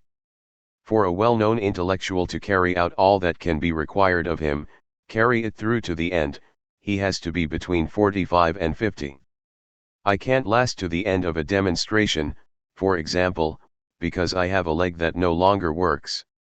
At Auverney's funeral, for instance, I could only go part of the way. I have stated the objective reasons why I am with you and I shall state them again. One of the subjective reasons is that the Maoists' demands make me feel young again. The only trouble is, if you go on mixing with politically active people after you're 70, you are taken there in a car with a folding chair. You are a nuisance to everybody and age turns you into a mere image. I say this without sadness, I've had a well-filled life and I'm satisfied. And I'm satisfied with your relations with me. Of course I exist for you only insofar as I am useful to you. I fully approve of that. But when it's a question of carrying out an action together, friendship comes into it, that is, a relation that goes beyond the action undertaken, a relation of reciprocity. That's the underlying significance of my relations with you. It seems to me that if you call me into question and I argue with myself in order to be on your side, then, as far as my abilities go, I am helping to create a society in which there will still be philosophers, men of a new kind, worker intellectuals, but men who will ask themselves the question, what is man? The only inconvenience about these meetings was that in order to carry on until 2 o'clock in the afternoon, Victor and Gavy ate sandwiches and drank red wine. Sartre, who lunched later, drank some too, but without eating. No doubt that was why he was often out of form and drowsy in the evening. In January Liliane Siegel, who was a friend of theirs, asked Victor and Gavy to see that Sartre drank less, though without his noticing it. This they did, and in January Sartre stopped being drowsy. Victor and Gavy were extremely excited by a plan that also interested Sartre to the highest degree, the launching of a paper that was to be called Liberation.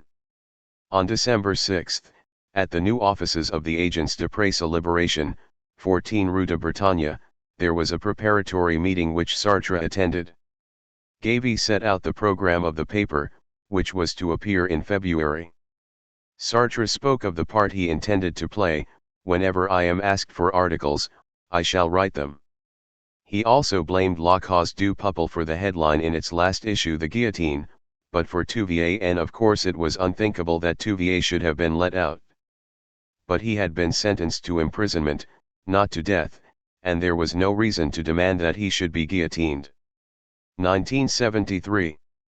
There was another preparatory meeting on January 4. And on February 7, 1973, Sartre agreed to be interviewed by Jacques Chancel in the television series Radioscopie in order to present Liberation. Chancel tried to make him talk about his life and his books, which would have suited the nature of the program. Sartre eluded him and brought the conversation back to the only subject that interested him, liberation. A little later, and still to make the paper known, he went to a rally in Lyons, coming back quite pleased with the results. I went with him to another meeting at Lille. It was held in an immense hall giving onto the main square. A considerable crowd was present, most of them young. Sartre and two other speakers explained what liberation intended to be. The audience eagerly took part in the discussion and pointed out various scandals, demanding that liberation denounce them. At the beginning of February, liberation was launched at its offices near the Porte de Pantin. Sartre had sent out 80 invitations and a copious buffet had been provided, and we never understood why almost nobody came. The only people there were those who worked on the paper. Toward 7 o'clock Cuny, Blaine, and Moulautji put in an appearance. Sartre had a great many other activities. In January 1973, referring to prisons, he put out a message that was published in Le Monde on this regime that keeps us all in a concentration camp world. He gave the Belgian magazine, Pro Justitia, an interview in which he spoke of the Aranda case, of the Bruay and Artois affair, of Michel Foucault's positions, and of justice in China. He wrote a preface for Olivier Todd's book, Les Pommeaux, which was a reprinting of On Demi Campagne, published by Julliard in 1957. He gave M.A. Bernier an interview that appeared in Actual in February 1973, Sartre on the Maoists. He analyzed his political action since May 1968, particularly his commitment to la cause du peuple. I believe in illegality, he said. He still paid great attention to Les Temps Modernes, in whose January issue he published an article, Elections, a Trap for Fools. In this he refused the system of indirect democracy that deliberately reduced us to powerlessness. It was a system that atomized the electors, reducing them to mere ciphers. All the articles in this number had the same general drift, and they were evidence of the team's political unity. The issue was a great success with the readers, and Sartre was thoroughly satisfied. He returned to his analysis of French politics in an interview he gave to Der Spiegel in February. In that same month he and the Liberation journalists went to investigate the great housing complexes of Villeneuve-la-Garenne. He did not think the expedition very profitable. It was the occasion for a discussion that Liberation published in June, a discussion in which a number of young people spoke but in which Sartre, who was present, remained silent. At the end of February he had bronchitis. He soon recovered, but it left him rather fatigued. On Sunday, March 4, the first round of the parliamentary elections was held. Liberation had asked him for an article on the subject, and that evening Michel Vian and I went to the editorial office with him. A great many people were there and everyone followed the results amid the noise of the radio and the arguments.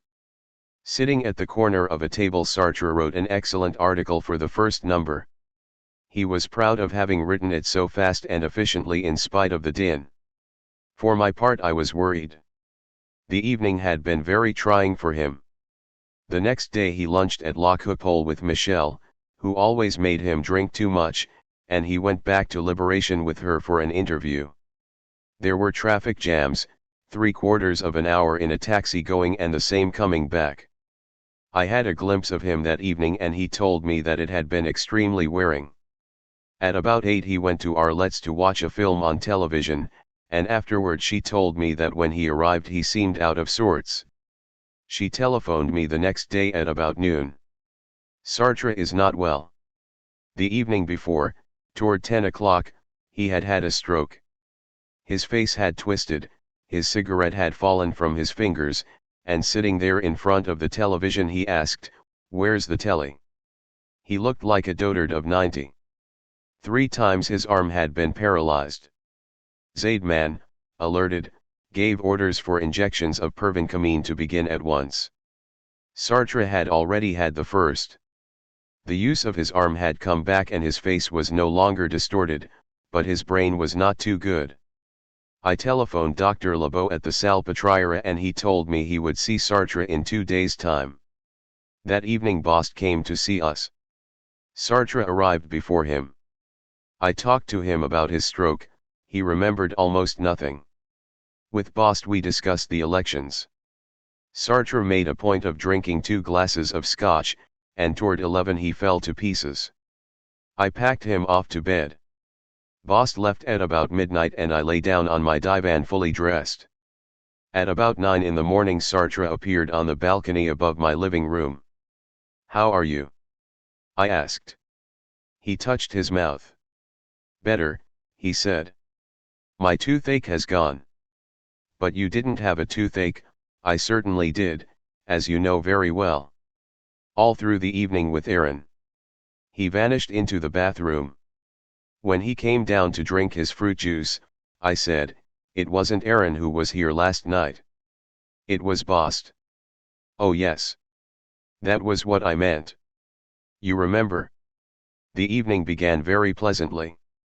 And then when you had drunk a scotch you felt unwell. It wasn't because of the scotch, it was because I had forgotten to take my earplugs out. I was panic-stricken. Lillian came to fetch him for coffee, and toward 10 she telephoned me. Things were going badly. Sartre had said to her, "I spent an excellent evening with Georges Michel. I'm glad to be reconciled with him. It was stupid, being on bad terms. They were very kind, and let me go to bed at 11. Sartre was not on bad terms at all with Georges Michel. He had gone on wandering in his speech. I telephoned Dr. Lebeau, asking him to see Sartre that day. He said that this was not really his province and he would arrange an appointment for me with a neurologist, Dr. B. The appointment was fixed for 6 in the evening. At 5:30 Sylvie and I went to fetch Sartre at Arlette's. He seemed normal, and I took him in a taxi to see Dr. B, to whom I explained the facts. He examined Sartre and gave him a prescription and the address of a woman doctor to whom he was to go directly for an encephalogram.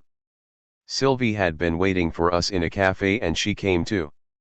We left Sartre in the hall of a large modern building and went to sit in a ghastly cafe lit up in red where a bird perpetually whistled and called out "Bonjour, Napoleon." After an hour we went up to the doctor's and waited in a quiet, comfortable reception room. Sartre joined us at about 8. The electroencephalogram did not show any serious anomaly. We took a taxi back to my apartment, dropping Sylvie on the way. Sartre said the doctor had been very kind, she had taken him onto the balcony to show him the view and had offered him a glass of whiskey. This was obviously untrue. Dr. B had prescribed medicines, had urged Sartre to drink very little, and had forbidden him to smoke. But Sartre had decided to take no notice. We spent the evening playing draughts and went to bed early. The next day Sartre seemed well. But at 11 Lillian told me on the telephone that while he was having breakfast with her he had grown strange.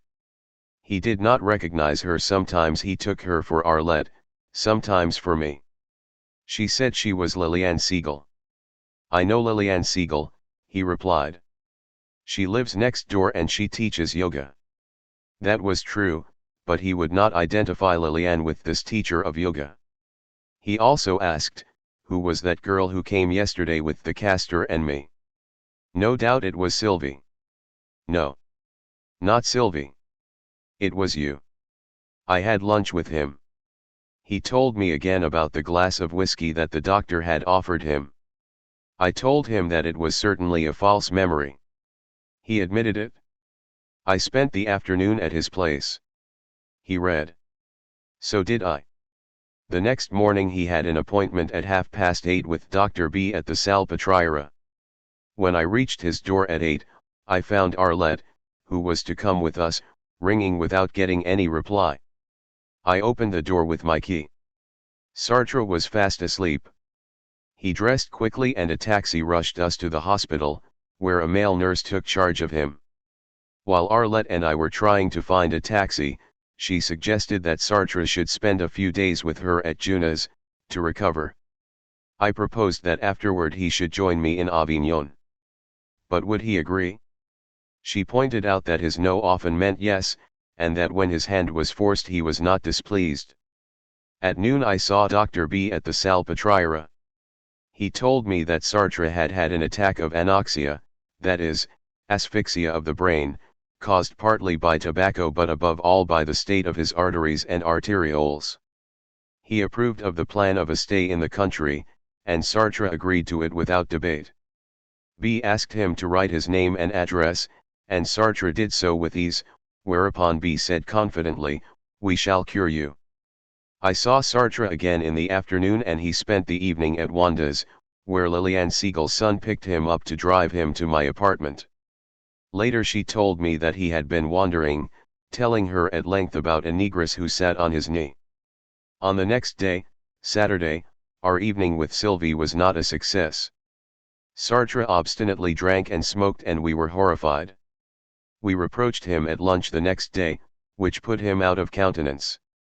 Once again his elevator was not working, but he insisted on climbing the 10 flights of stairs to go back and work in his room.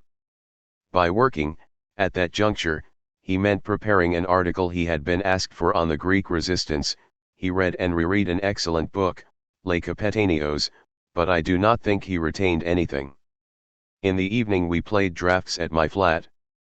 He was markedly better, but his memory was still clouded. On Monday evening, having spent the whole day reading Les Capitanios again, he left for Junas. Arlette called me on Tuesday. The weather was fine, Sartre was glad to be in the south again, he was reading detective stories. But his mind was still troubled. He had asked, "Just why am I here?" "Ah, it was because I was unwell. And then we are expecting Hercule Poirot." She thought the detective stories incited him to fabulate and she took him out for walks as often as possible. On Friday she told me that he was in an excellent mood, and that he had amused himself by climbing the rocks in the quarries that were to be found in the Garrigues, the wild countryside. But when Puig, his secretary, came to spend 2 days with them, Sartre cautiously asked Arlette after he had left, "Did deDartre come?" deDartre had not the slightest resemblance to Puig, but he too was a close friend of Arlette's. On Saturday she confirmed that he was well, but there was one odd thing: on Thursday and Friday he had forgotten to ask for his usual whiskey before going to bed. Later I heard that he had also forgotten it on Saturday. When I reminded Sartre about the whiskey he said in a vexed tone, "It's because I'm senile." In the train that was carrying me to Avignon on Sunday morning I felt extremely anxious. I did not know what kind of Sartre I should find. When I saw the trees in blossom and after Valence the cypresses, it seemed to me that the world was lurching, swinging over into death, and forever. Sartre got out of a taxi in front of the Hotel de l'Europe, where I was waiting for him. He was unshaven, his hair was too long and he seemed to have grown much older. I took him to his room and I gave him some books, A Life of Raymond Roussel and Joyce's Letters. We talked for a little while and then I left him to rest. We went out at dusk and walked toward the nearby Place de l'Horloge. "We must turn to the left," he told me, and he was right. And showing me a hotel, he added, "I waited for you in front of that hotel this morning while you went into a shop." I replied that we had not yet been for a walk in Avignon. Then it was Arlette. But Arlette had not got out of the taxi. Sartre could not manage to pin this false recollection, but he clung to it. We had an excellent dinner, with which we drank Chateauneuf du Pape. In his room I gave him a glass of scotch with plenty of ice and we played drafts, but he found it hard to focus his attention. He was in fine form the next morning when we had breakfast in his room. A taxi took us to Villeneuve-les-Avignon. Some years before I had spent 3 weeks at the hotel where we had lunch, and the young proprietress recognized me. She told Sartre that her son, who was 7, would have been delighted to see him, because he was learning some of his poems at school. This surprised us. When we got up to go she handed Sartre the visitor's book. "Your signature, please, Monsieur Prévert."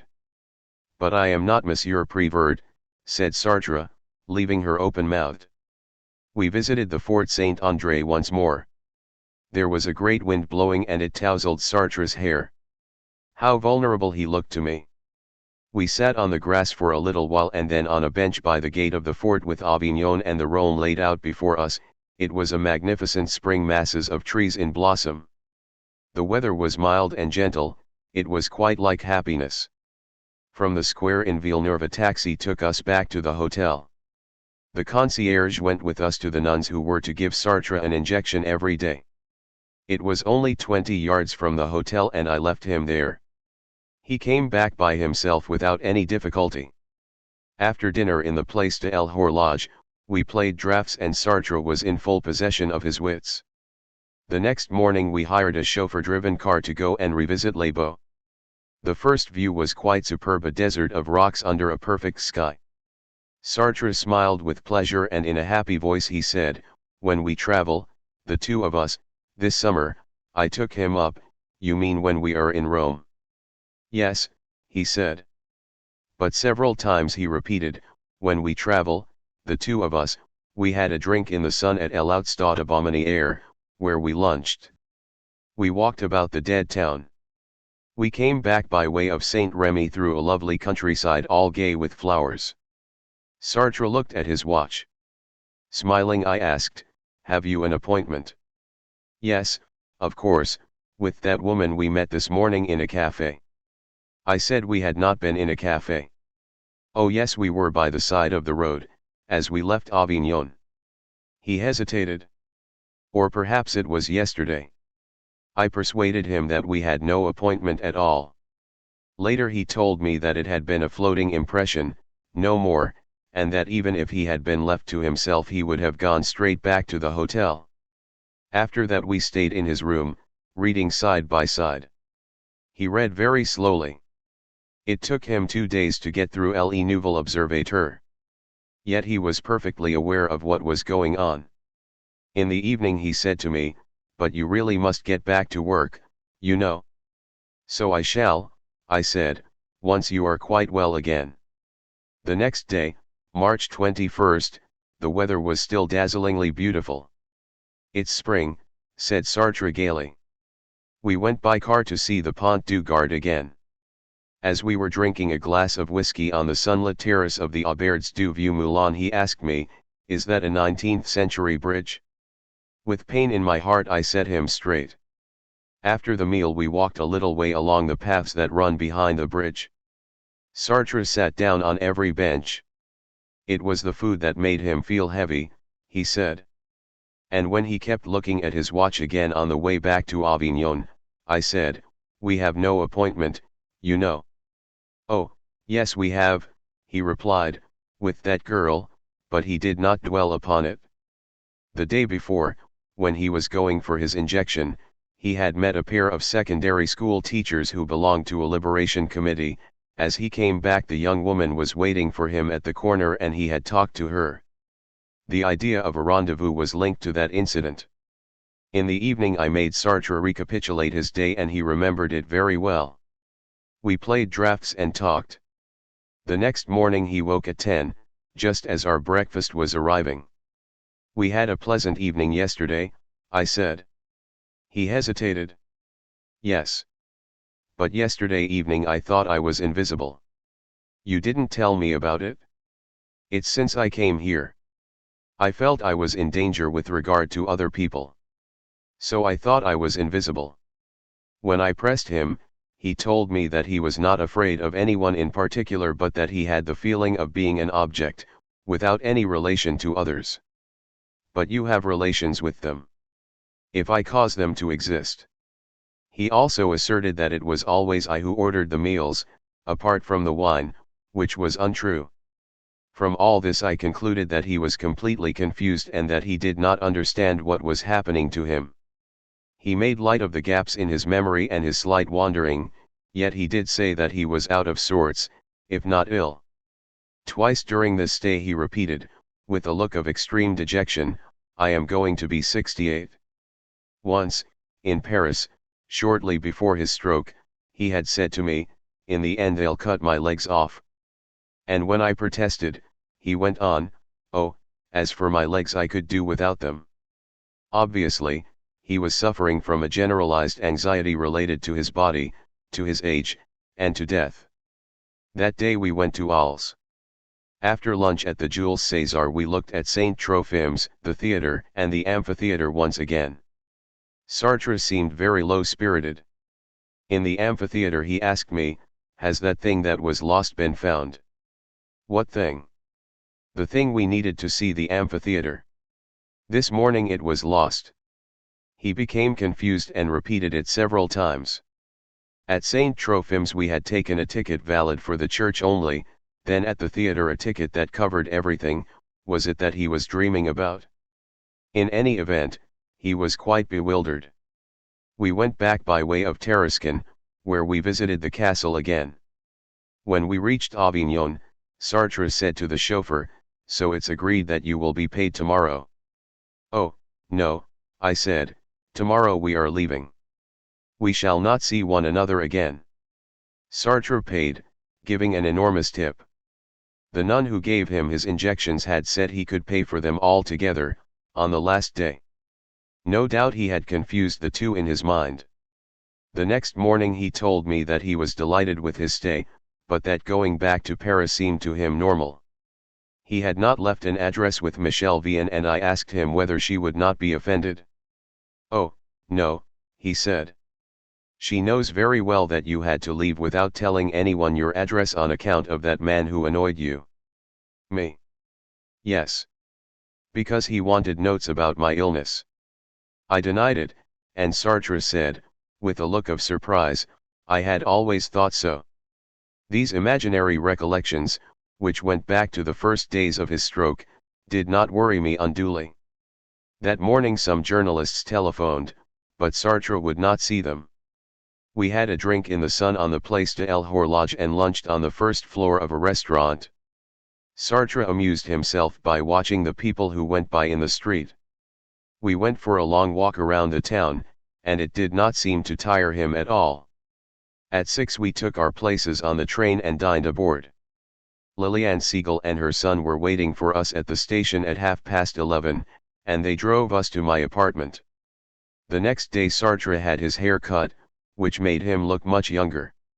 He had lunch with Arlette, and told me she was not pleased with him, but he did not tell me why. She let me know by telephone. Sartre had told her that his cigarettes had burned in the gutter, and when she looked at him with a doubting expression, he added, "You think I'm senile, but it's true, for all that." He also claimed to have given an Englishman an interview. In the afternoon I brought him his suitcase. He went through his mail and looked at the books that had been sent to him.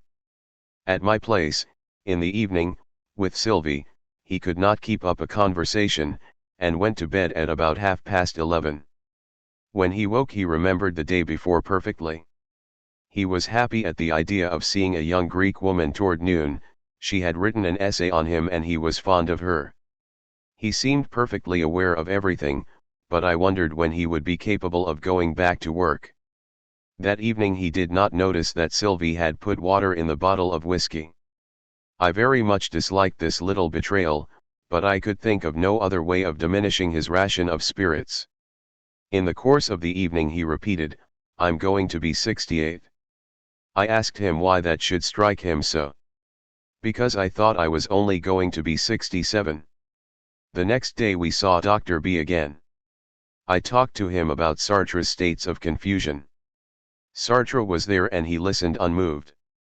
Then B took him into the laboratory to examine him. He did not think his condition bad. Sartre's handwriting was considerably better than the time before. B told him that his greatest enemies were alcohol and tobacco, but of the two he would rather forbid him the alcohol, which might ruin his brain. All he allowed him was 1 glass of wine at the end of lunch. He prescribed certain medicines. When we went out Sartre was somewhat overwhelmed at the idea of having to give up spirits. "It's 60 years of my life that I'm saying goodbye to." A little later, when he was not there, I telephoned Dr. B. He told me that in the event of another stroke he was not sure that he would be able to put Sartre back on his feet again. "He is in danger?" I asked. "Yes," he said. I had known it, but even so it was a stunning blow. More or less clearly Sartre knew that he was threatened, because that evening he said, "One has to end by coming to an end. After all, I have done what I could. I have done what I had to do." When he woke in the morning he once again rambled a little. He told me about a preface that he was to write for some Greeks, which was true, but also of another for a young man who had wanted to kill himself because his relatives kept him prisoner. Sartre could no longer remember his name, but it was a friend of Horst and Landsmann. In fact, there had never been any question of this young man at any time. Yet in the evening Sartre seemed to be perfectly all right. He seemed quite resigned to giving up alcohol, and he beat me at drafts. A short respite. 2 days later Arlette rang me up in the morning to say that Sartre was giddy, he had fallen.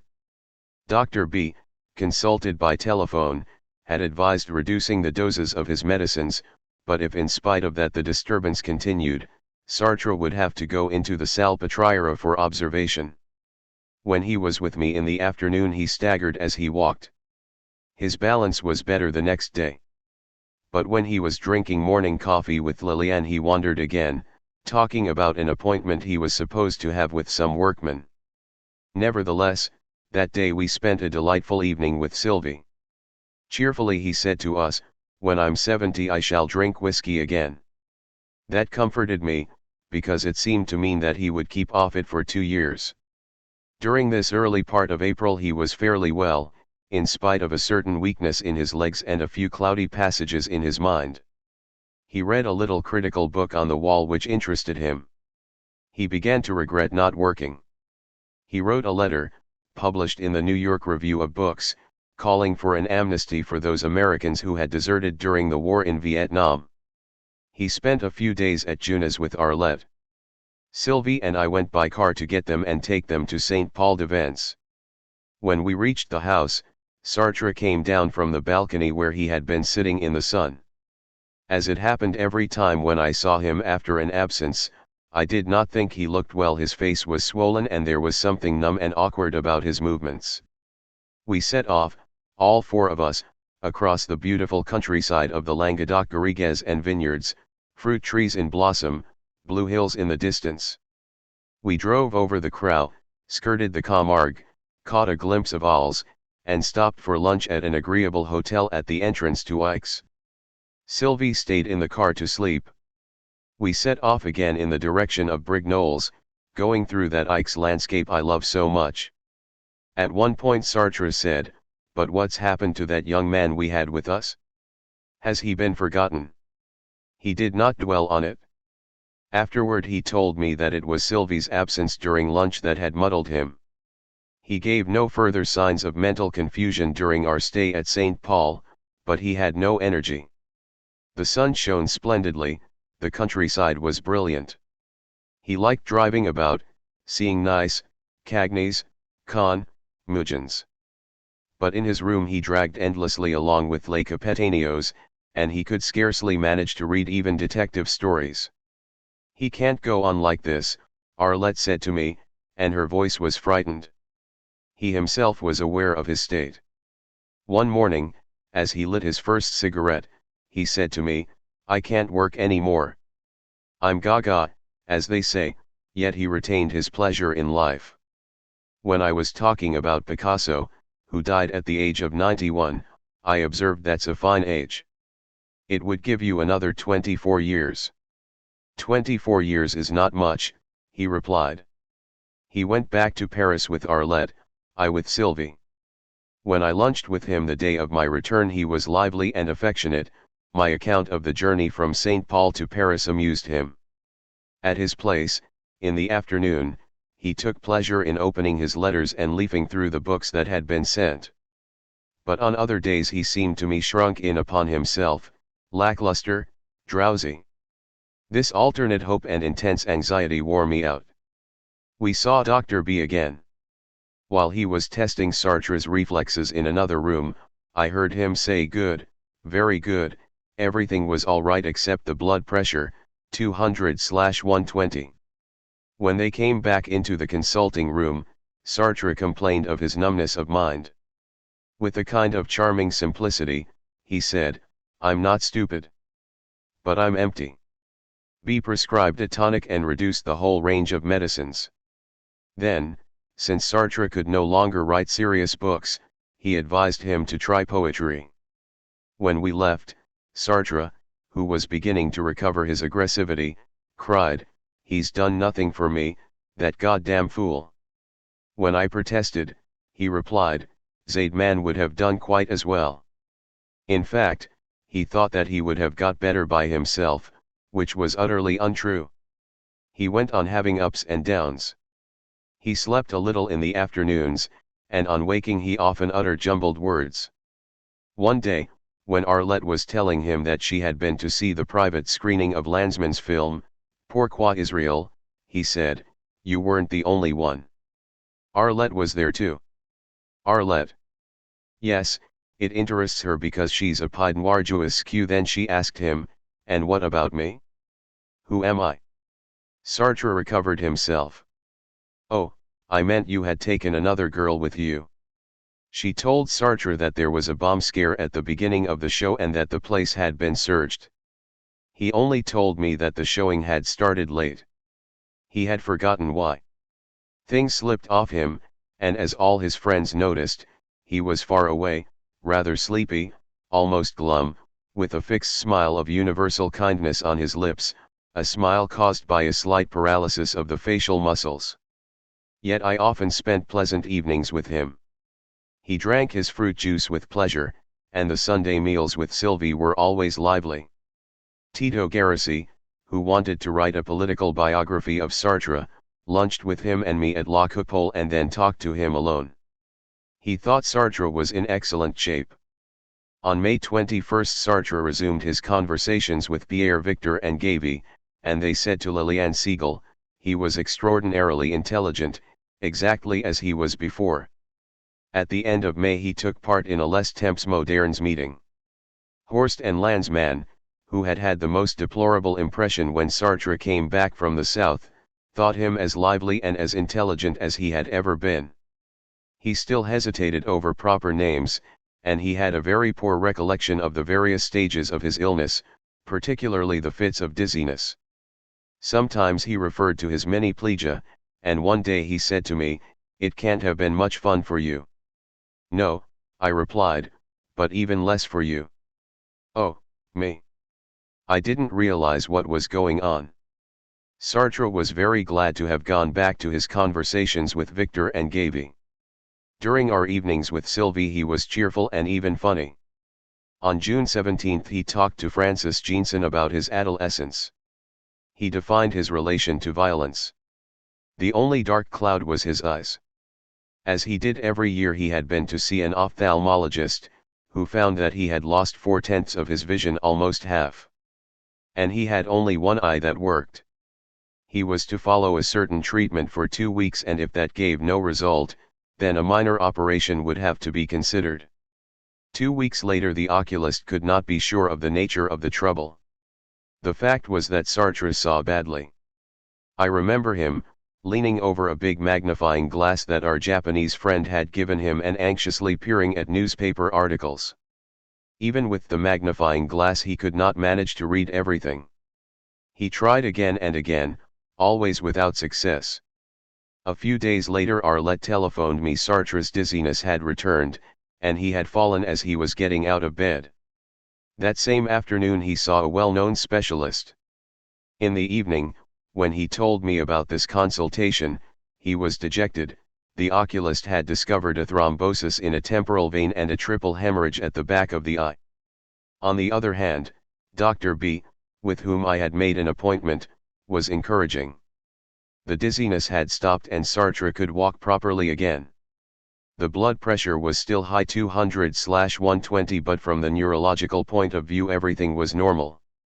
B gave me a letter for the ophthalmologist in which he stated that Sartre was suffering from a cerebral arteriopathy with spells of giddiness, that he had high blood pressure, and that he was pre-diabetic.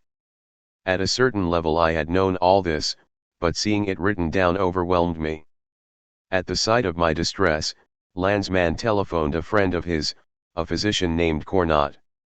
Dr. Cornot explained that Sartre would need at least a year for a complete recovery, but once he had recovered he might live till 90. If another stroke were to occur, there was no telling whether it would be mild or very serious indeed. When Sartre saw the oculist again, the doctor said that 2 hemorrhages out of the 3 had been cured and 2/10 of the vision regained. 2 or 3 more weeks would be required for the restoration of the whole. Sartre was still uneasy.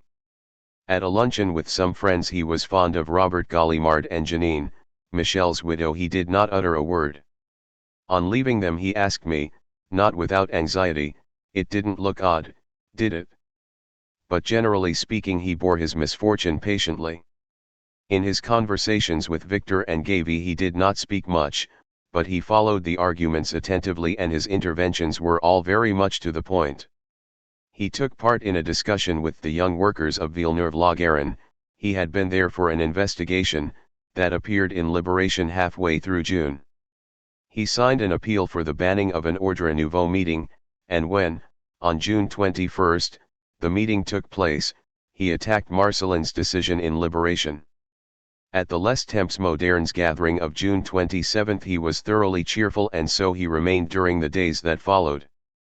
Dr. B was perfectly satisfied with his health, and it seemed to Sartre that his sight was improving. As usual, he spent 3 weeks with Arlette. I was traveling in the south with Sylvie, and Arlette gave me news of him. It was good news, though walking soon tired him and he found reading hard. On June 29 we went to Junis to fetch him and take him to Venice, where he was to meet Wanda. Once more, seeing Sartre again was a joy mixed with sadness. Because of his twisted mouth and his bad sight, his face had a set expression, he seemed old and devoid of resilience. Yet the 4 days we spent traveling from Junis to Venice were pleasant.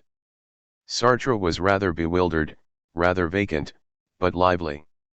In spite of not seeing well, he could make out the countryside and the motion kept him interested. We went through Nîmes and followed the Durance, avoiding Arles and Aix because of the traffic jams. We lunched, and lunched very well, at the Château de Marargues, and Sartre drank a glass of old Chateauneuf.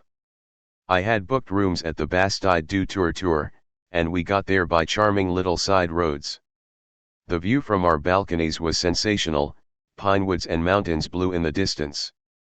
The next morning, when I rejoined Sartre on his terrace, giving onto the wonderful Provençal landscape, I found that he had already been sitting there for more than an hour.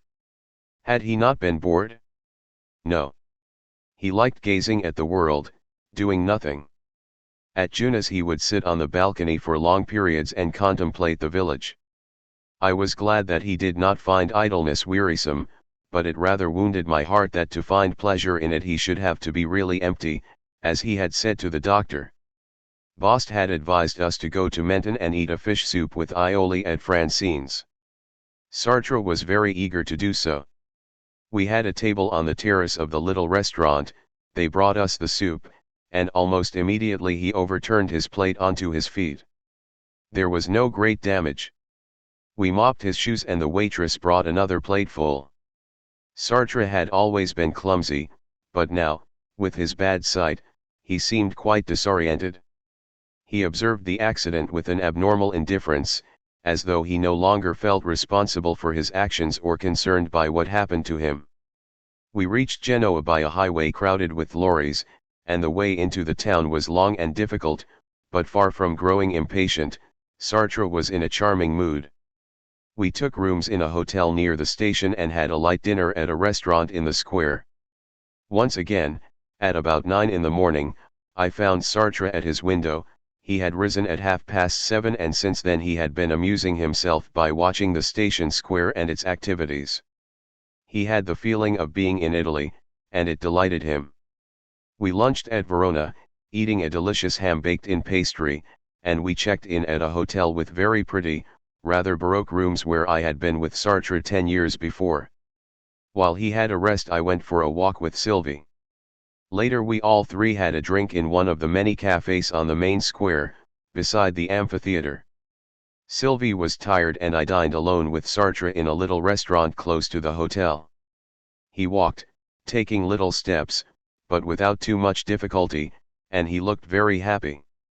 In Venice, Sylvie left the car at the enormous garage in the Piazza Roma and we stepped into a gondola.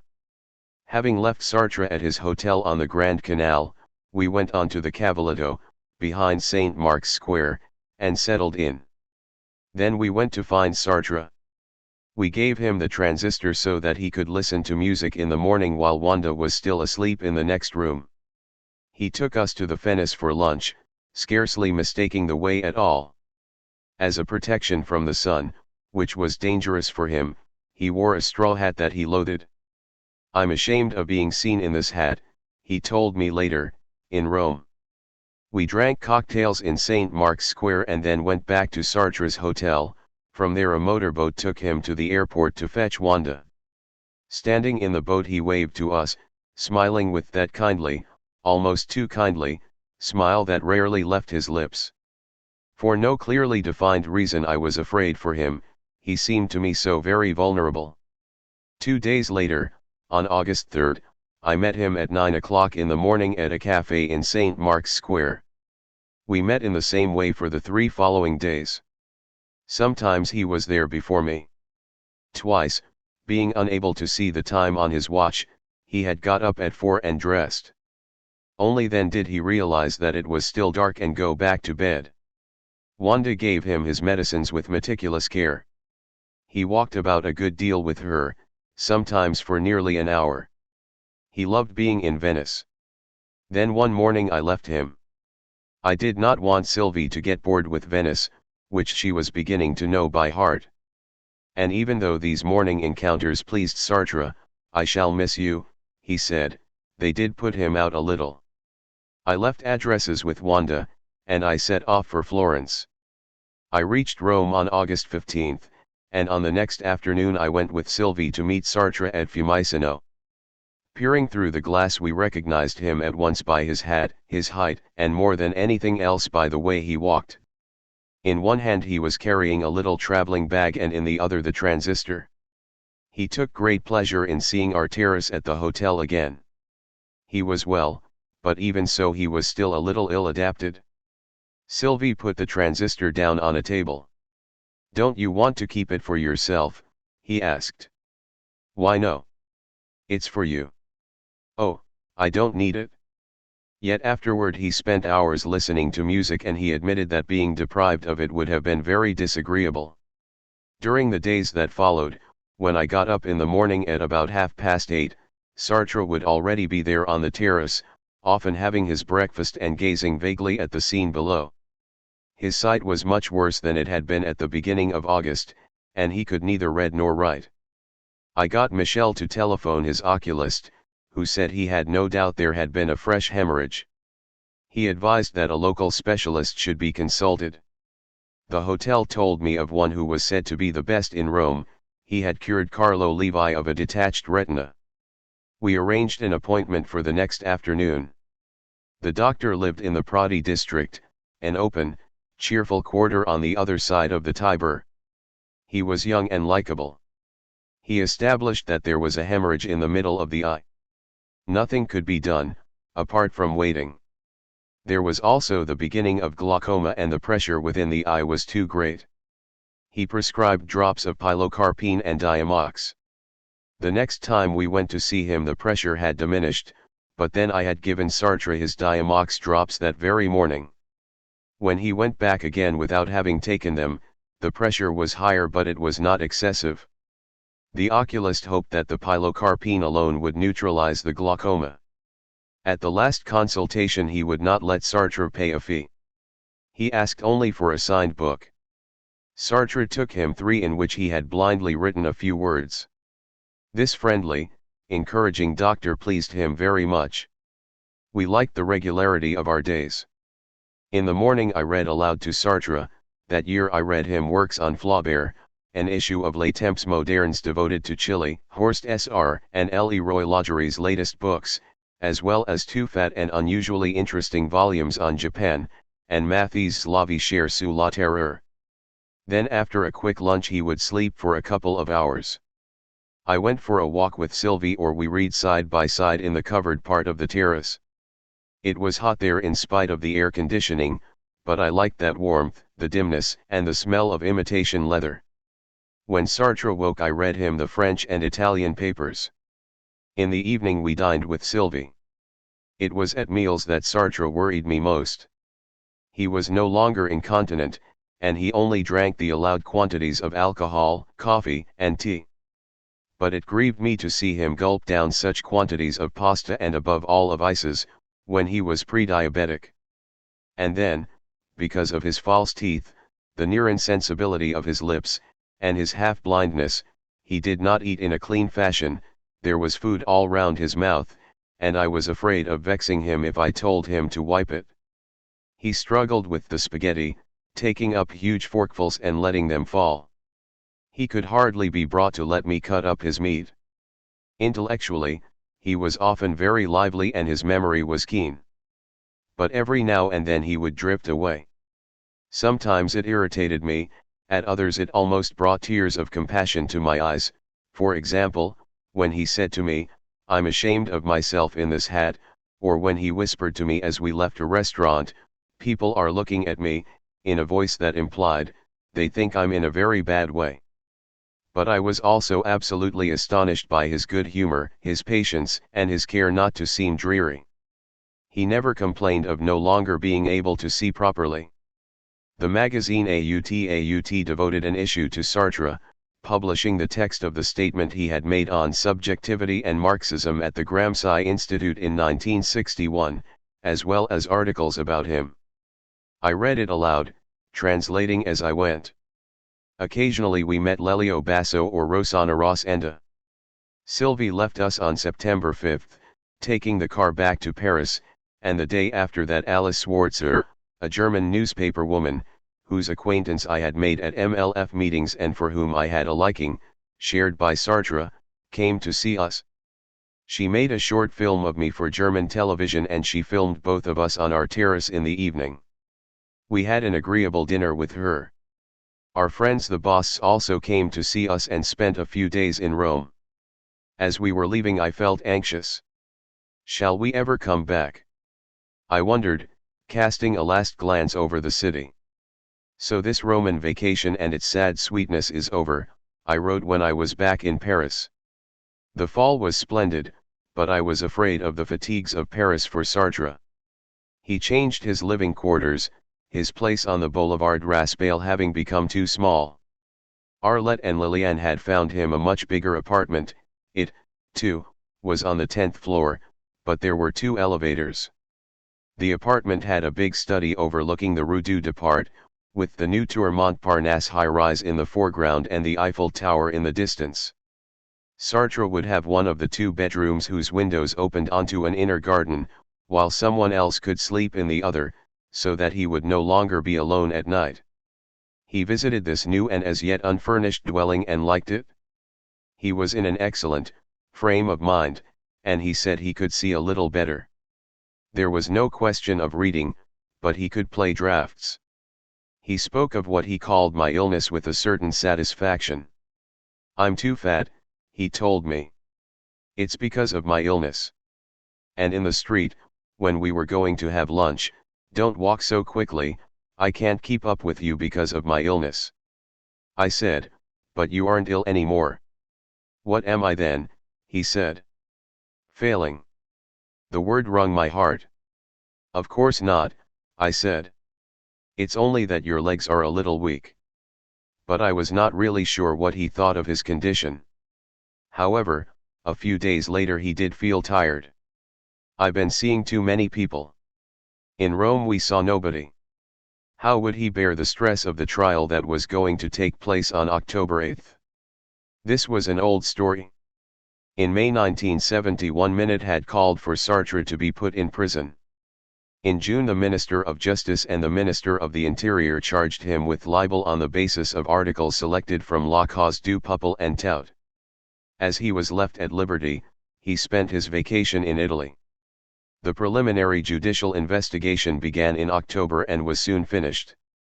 In February 1972 the time of the trial was still not known, but now the date was fixed.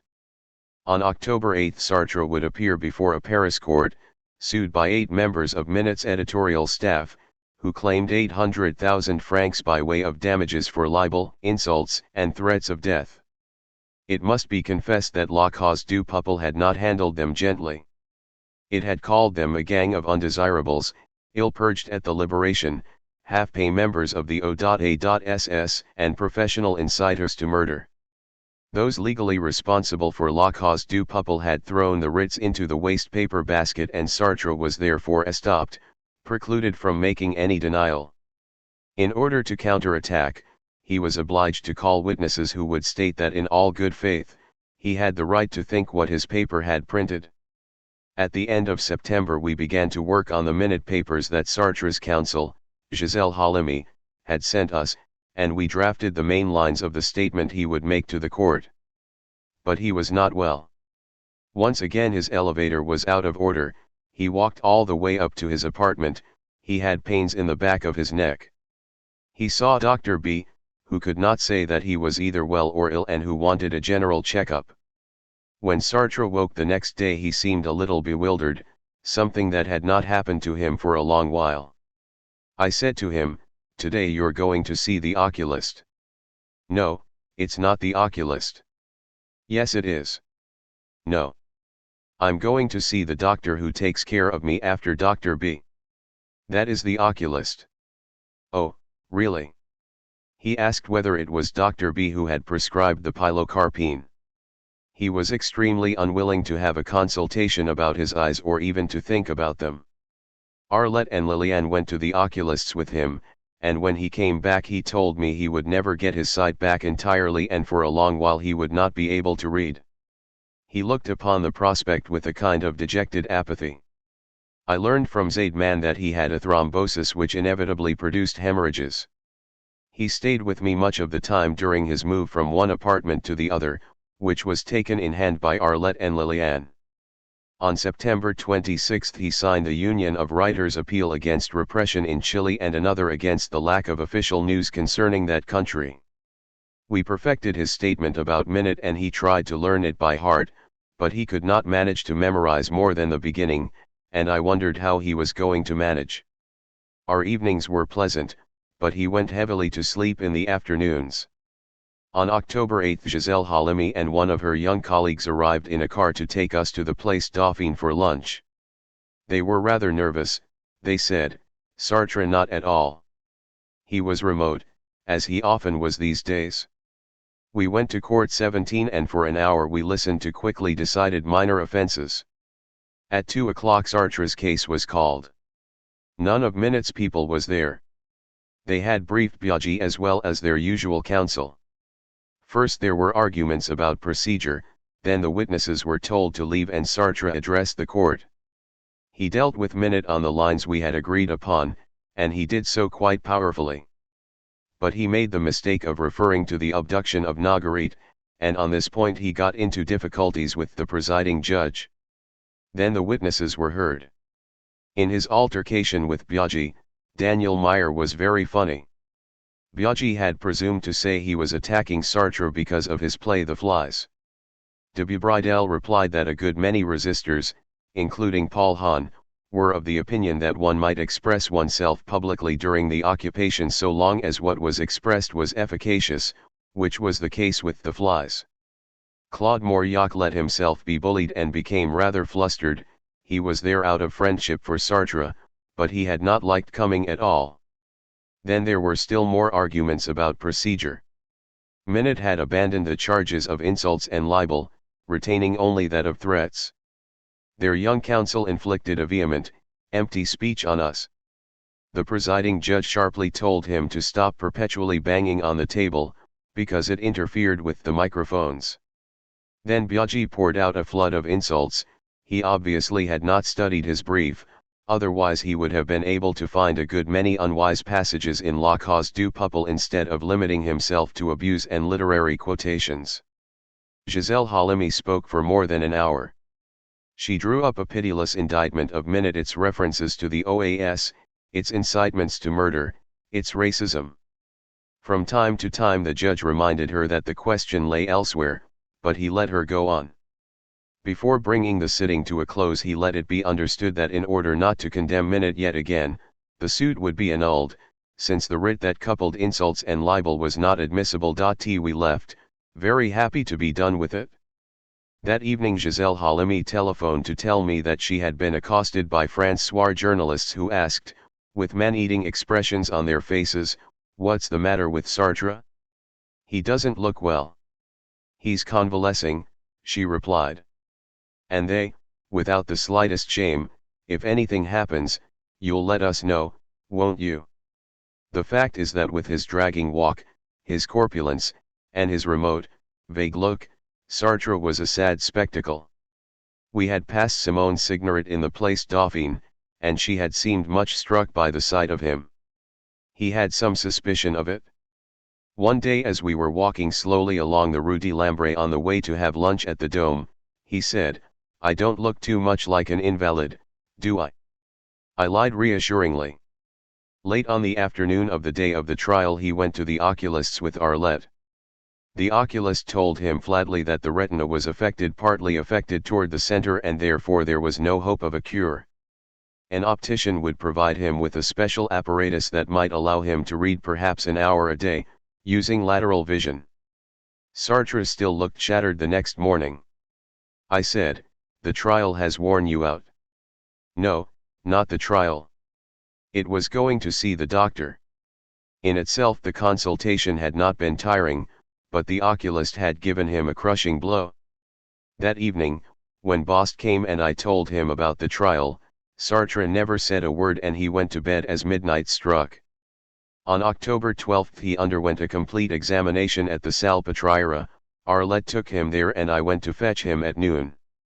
Dr. B told me that he would not be able to work for several months. It was obviously true. He had about 3 hours of real health a day, then he slept or his mind was far away. When the examinations were over he seemed quite overwhelmed. On Tuesday, October 16, I went to the optician's with him. The optician left him scarcely any hope either. Perhaps Sartre might be able to read for an hour a day, though in uncomfortable conditions, by means of the special apparatus that we were to order from him. That evening, for the first time, we spoke about his near blindness, and he seemed to mean it when he told me that he did not suffer all that much. Yet, apart from certain toothaches, he had never admitted that he was suffering, not even when renal calculi were making him writhe with pain. I saw the results of the Salpêtrière examinations the next day. They were not good. Sartre had diabetes and his encephalogram had changed for the worse. Later Dr. B told me over the telephone that this change had no doubt been caused by the diabetes. So perhaps it was reversible, I thought hopefully. Slow waves had been detected in his brain, and these might explain his states of drowsiness. But even now I am still convinced that they were a defense against his anxiety over his eyes. The optician had lent us the apparatus he had told us about, but it was useless to Sartre. The words went by so slowly that he preferred hearing them read aloud so slowly that it was impossible for him to revise and correct his own texts. He was not disappointed because he had never had any illusions on the subject. We sent the apparatus back. Sartre returned to his conversations with Victor and Gaby. He listened to them, he criticized a little, but he scarcely intervened at all. One Sunday morning the Temps Modernes team came to his apartment to talk about a lead article on a question that was important to him and that we often discussed, the conflict between Israel and the Arabs. He did not say a word, and the next day he told Arlette that he thought he must have slept. Lanzmann and Poerlian were appalled. He often dropped off while I was reading aloud, even when it was liberation, which interested him. He did not realize his condition. He told one of his old friends, Claude Day, "My eyes are no good, but as far as my brain is concerned, everything's fine." During our evenings with Sylvie he was cheerful and sometimes he even laughed, which was now very unusual for him. But when we had lunch one day with her and our friend Lena, who had just come from Moscow and whom he had looked forward to seeing again, he was silent and lifeless. Lena was low-spirited, I was tired. Only Sylvie provided a little animation, and that not without effort. Fortunately, we had a more relaxed evening with Lena some time after this. At the end of October Sartre began to rally. He took an interest in our conversations. One morning, when a new tenant was moving into the apartment over mine, there was such a noise that on leaving me he said, "This is certainly the very first time I've ever been glad to go away from your place." Our main subject of discussion was the Yom Kippur War, and this time we both had exactly the same attitude. He explained his in one of his conversations with Victor and Gavi. "I am not for Israel in her present form. But I don't accept the idea of her destruction. We must fight so that these 3 million people are not done away with or reduced to slavery. You can't be pro-Arab without also being somewhat pro-Jew, as Victor is, by the way, and you can't be pro-Jew without being pro-Arab, as I am. So this leads one to a curious kind of attitude." On October 26 he gave Eli Ben-Gal an interview over the telephone. At the end of the Yom Kippur War he made a statement in which, among other things, he said, "My hope is that the Israelis will realize that it is the Palestinian problem that provides the driving force behind the Arabs' warlike spirit." He dictated to me a declaration for liberation which the paper printed on October 29, although it did not agree with his words at all. "This war cannot but check the Middle East's evolution in the direction of socialism," he said. And he analyzed the responsibilities of the two sides. On November 7 Sartre, Cavill and de Beauvoir confirmed that they had officially charged some unknown person with listening to the agents de Presse Liberation's telephone and opening its letters. The charge, of course, led to nothing. Since he was now feeling better, Sartre began to find his illness more wearisome. He disliked having injections morning and evening. "Are they going to carry on with this treatment all my life?" he asked me in an irritated voice. I went with him to a specialist in diabetes, whose diagnosis was that he had a slight degree of glycemia. He prescribed some pills and a sugarless diet, and he forbade him the fruit juice that he drank in the evening. Dr. B thought he was improving and cut out some of his medicines. On leaving, Sartre said, with a dissatisfied look, "He's not interested in me." And it was true that although B paid great attention to Sartre's illness, he did not seem interested in him as a writer, since he had suggested that he should turn to poetry. The following days, with Arlette, with me, Sylvie, and Lena, he was immediately present and full of life. He no longer went to any entertainment at all, but one evening, with Michel Vian, we did go to the little theatre in the Rue Mouffetard to see a very good play based on the Thevenin case, Jai Confiance en la justice de mon pays. Sartre applauded it heartily. The next day, at the Les Temps Modernes meeting, which took place in his apartment, he listened attentively to the reading of Paul Ehrlich's lead article on the Israeli-Arab conflict. He discussed it and made comments. And that evening too, when Bost was there, he was full of life. But the next morning he had a discussion with July, the editor of Liberation, on the subject of the rape of a Vietnamese student by one of her companions, a black immigrant, and it tired him very much. When I came to see him at 5 I made him go and rest. He slept the next afternoon as well, while I was reading him the 2 versions of a chapter in Madame Bovary at his request. In the evening, when Sylvie was with us, he was wide awake and he delighted in the fine fur-lined coat we had given her. She prepared cold spiced tea to take the place of the forbidden fruit juice, and he liked it very much. The next morning he took pleasure in seeing his young friend the Greek girl again. She had come to live in Paris for a while to follow the lectures on philosophy at the Sorbonne. But in the afternoon he slept heavily once again. The morning after that he and July were to reread their conversation about the rape. At 9:30 I went to the cafe where he usually had his breakfast with Liliane. She was there, and so was July, but there was no Sartre. I looked over the text July had brought. It was a disconnected jumble. And still Sartre did not appear. At 10 Liliane telephoned him, he had only just awakened. At last he arrived, and when he had drunk a cup of coffee and eaten a little, I took him home with me. In 2 hours and a half we had drawn up a suitable piece, and it appeared in Liberation on November 15. In this article Sartre reflected upon the moral and political implications of the Vietnamese girl's rape. In the evening I read him an excellent paper by Oreste Puccini on his Sartre's aesthetic thought, a paper in which he was keenly interested. Then we tried to play drafts, but he could no longer see well enough and we had to give it up. What distressed me most at that particular time was that he wanted to believe that in 3 months' time his eyes would be cured. The new apartment was ready, they had even installed the telephone. Settling in amused him. From this time on I stayed there in the evening, and 5 nights a week I slept in the bedroom next to his. The other 2 nights Arlette slept there. Sartre went on sleeping heavily in the afternoon, and even after long nights of sound sleep he would sometimes drop off in the morning while I was reading to him.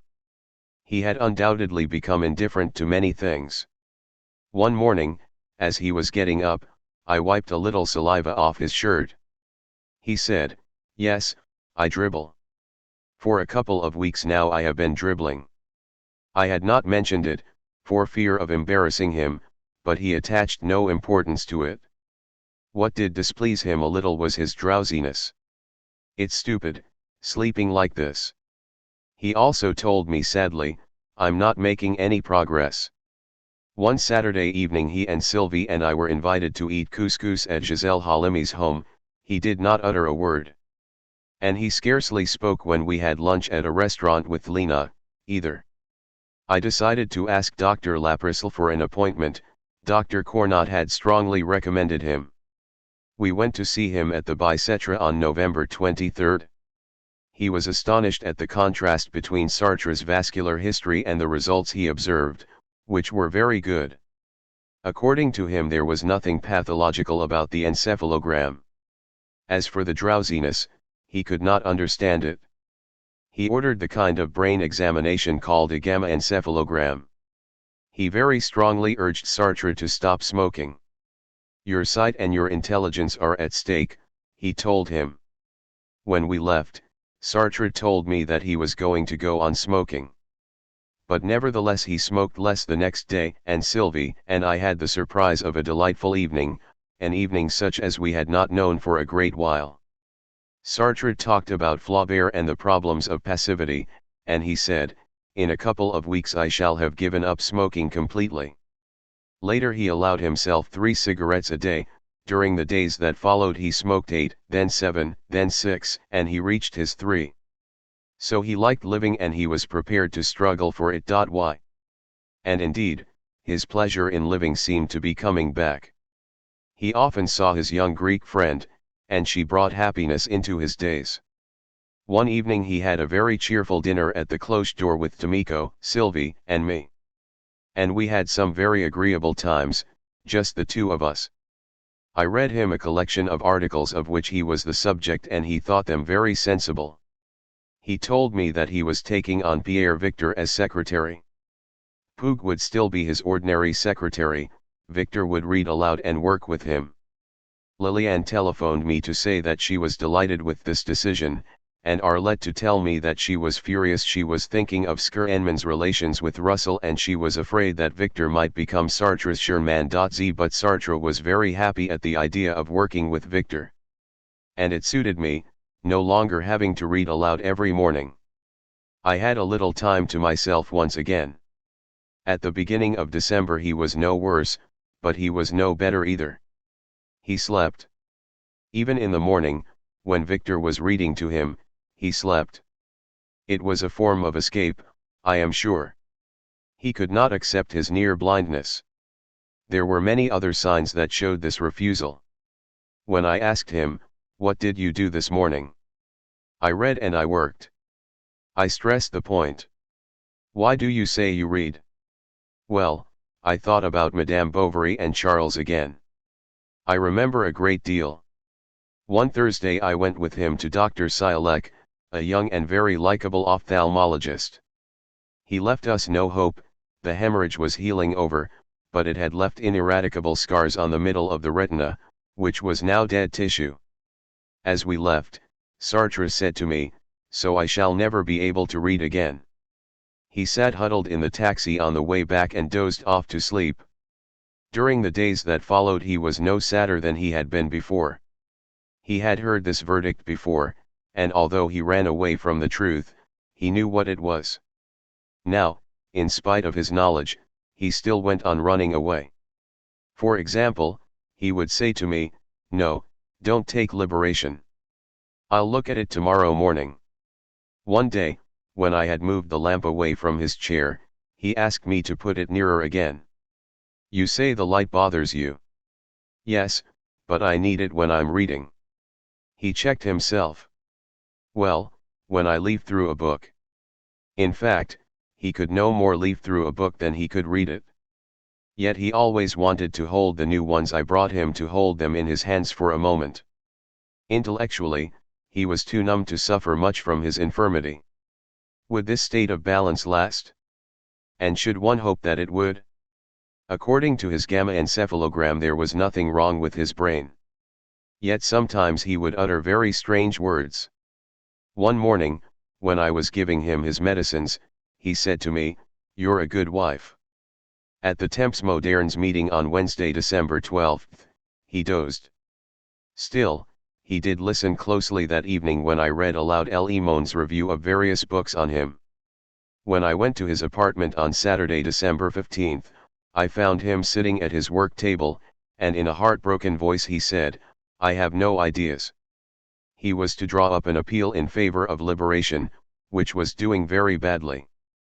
I advised him to have a short sleep, and afterward we both worked on it together. He found it hard to concentrate, but even so he gave me the essential lines. Gavy came for the paper and he was pleased with it. A little later I read Sartre, the end of Genevieve Idt's excellent little book on the words. It filled him with satisfaction. But then once again he pierced my heart. Looking around his study, he said, "It's odd to think that it's mine, this apartment. It's a very fine one, you know. I don't like it anymore." "Oh, come. You were very pleased with it?" "One gets tired of things." "You tire quickly." "I've been in mine 18 years now and I like it still." "Yes, but this apartment is the place where I don't work anymore." A few days later, when I was reading him a passage from Baudelaire's correspondence, I told him he would have to read a book on Louise Collet. "I'll do so as soon as I'm back in Paris," he replied. Then he corrected himself. "As soon as I've got used to this way of living." This new apartment and this new way of living all meant that he was no longer at ease, no longer in his real place. He had always wanted to be clear-sighted, to think clearly, but now, as far as his eyes were concerned, he went on denying what was obviously true. When in answer to his question I cautiously replied that he would never wholly recover his sight, he said, "I don't want to think so. In any case, I feel that I am seeing rather better." At lunch one day, Contat asked him how he was taking things, and he answered, "Obviously it's bearable only if you think it's temporary." Most of the time he contrived to hide this anxiety. He and Sylvie and I saw the new year in very cheerfully indeed at my place. He was better at this period, he dozed less, and now and then he was entirely the Sartre of former days at the Temps Moderns meeting of January 2, 1974, for example. At other times he fell back into apathy. When he came home on January 8 at about 7:30 his face was so dejected, so set, that Landsman, who had come to spend a little time with us, was horror-struck. When he left he kissed Sartre, and Sartre said to him, "I don't know whether you're kissing a piece of a tomb or a living man," which froze us through and through. He slept a little and then listened to France musique. At the end of the evening I asked him what he had meant. "Oh, nothing. It was a joke." I pressed him. He felt empty, he said, at present he had no desire to work. Then he looked at me with a look of anxiety and almost of shame. "Shall I never get my eyes back?" I said I was afraid he would not. It was so here trending that I wept all night long. 1974. A few days later Dr. Leprissel told me again over the telephone that Sartre was doing very well, that he did not need to see him again for 3 months, and that it was normal that he should take refuge in sleep from a truth that was too distressing to confront. I told Sartre that according to Leprissel his health was excellent. And my eyes? What did he say about my eyes? There was a poignant mixture of intense anxiety and hope in the question. Eyes are not his concern, I said. But everything is connected, said Sartre. And he went to sleep. I was shattered. It is appalling to watch the death agony of a hope. During the days that followed he went on dropping off to sleep while I read him Baudelaire's letters and then Strindberg's The Son of a Maidservant. When we were having lunch with Sylvie he was so silent that I said, "What are you thinking about?" "Nothing. I'm not here." "Where are you?" "Nowhere. I'm empty." This kind of absence often occurred. One morning at the end of January I was working with him, revising one of his conversations with Victor and Gaby. He fell asleep. He was more and more pessimistic as far as his sight was concerned. The fog was thickening, he told me. He also said, when we were lunching together at the Coupole, "I have the impression that my sight will not get better." He went on, "As for the rest, I'm all right." Then with a timid look, "I'm as intelligent as I was before." I said yes, of course. And I added, "My poor dear, you're not very cheerful." "There's nothing to be cheerful about." He had almost entirely stopped smoking, and another day I asked him, "Don't you find it burdensome?" "I find it makes me sad." Another time he said to me, "Bost has been talking to his friend Cornat. He said that after what I had had, it would take 18 months to recover completely." "Really?" "He told me 12 months. At this, Sartre said rather sharply, "You don't suppose that I shall have got my sight back in 2 months, do you?" For him, sight and general condition were one. I made an appointment with Dr. Siolek. He said that Sartre would not go blind but that he would never recover anything like clear, sharp sight. I begged him not to tell Sartre this fact too bluntly. When we went to see him at the end of January he told Sartre that his sight had not grown worse. But when Sartre asked him whether he would be able to read again, Siolek was evasive. In the corridor Sartre said he didn't seem to think that I should be able to read and write again. He paused, as though his own words had shocked him, then he added, "For a long time yet." The next day we talked about how he might try to work in the meantime. Abruptly, just before going to bed, he said in a harsh voice, "My eyes are done for, according to everything everybody tells me." The day after that he picked up a detective story that was lying about in his apartment and put it down under his big lamp. "I want to see the title." He made it out correctly, although quite often he could not read the newspaper headlines. Unfortunately, this did not prove much. He did have a certain margin of vision, but it was very much reduced. The next day I asked him whether he would like us to try working. "No, not yet, not right away." He, who was usually so far from touchy, reacted at once where his eyes were concerned. As we were going along the covered way in the big garden in the inner court of his building, I caught sight of our reflection in a far-off glass door. "Oh, it's us!" I cried, like a fool. "Let me beg of you not to be the all-seeing wonder," he said crossly. The medicines his doctors stuffed him with had brought back his urinary incontinence and had caused him to lose control of his bowels. Going home one afternoon he fouled his clothes. I helped him deal with the catastrophe, but I was afraid that these troubles might get worse and that they might make him suffer. Zaidman said that it was the normal effect of certain medicines, that Sartre's blood pressure was excellent and his reflexes perfect. One thing astonished me. He who would never go to see a doctor in the old days now blamed Siolek and Laprisle for not paying enough attention to him. He wished to see the Roman oculist again, the one who had treated him the year before. He liked him, because he had kept up his hopes. From the intellectual point of view, he began to improve in February. Since he could not see people, when there were many of them present he retired within himself. But at the Temps Modernes meeting in February he surprised everyone by his lively awareness and his intelligence. He produced good ideas for articles and investigations. In the middle of this meeting Vidal Naquet telephoned to protest against two articles in Liberation which appeared on February 20 and 21 under the title, A Point of View on the Syrian Prisoners in Israel. They called Sartre and me into question for having signed an appeal for the liberation of the Israeli prisoners in Syria, published in Le Monde and also signed by Frédéric Dupont, Max Lejeune, and Cécile de Reynaud. We at once sent a clarification, denying all solidarity with the other signatories. This made no difference in Liberation's attacks.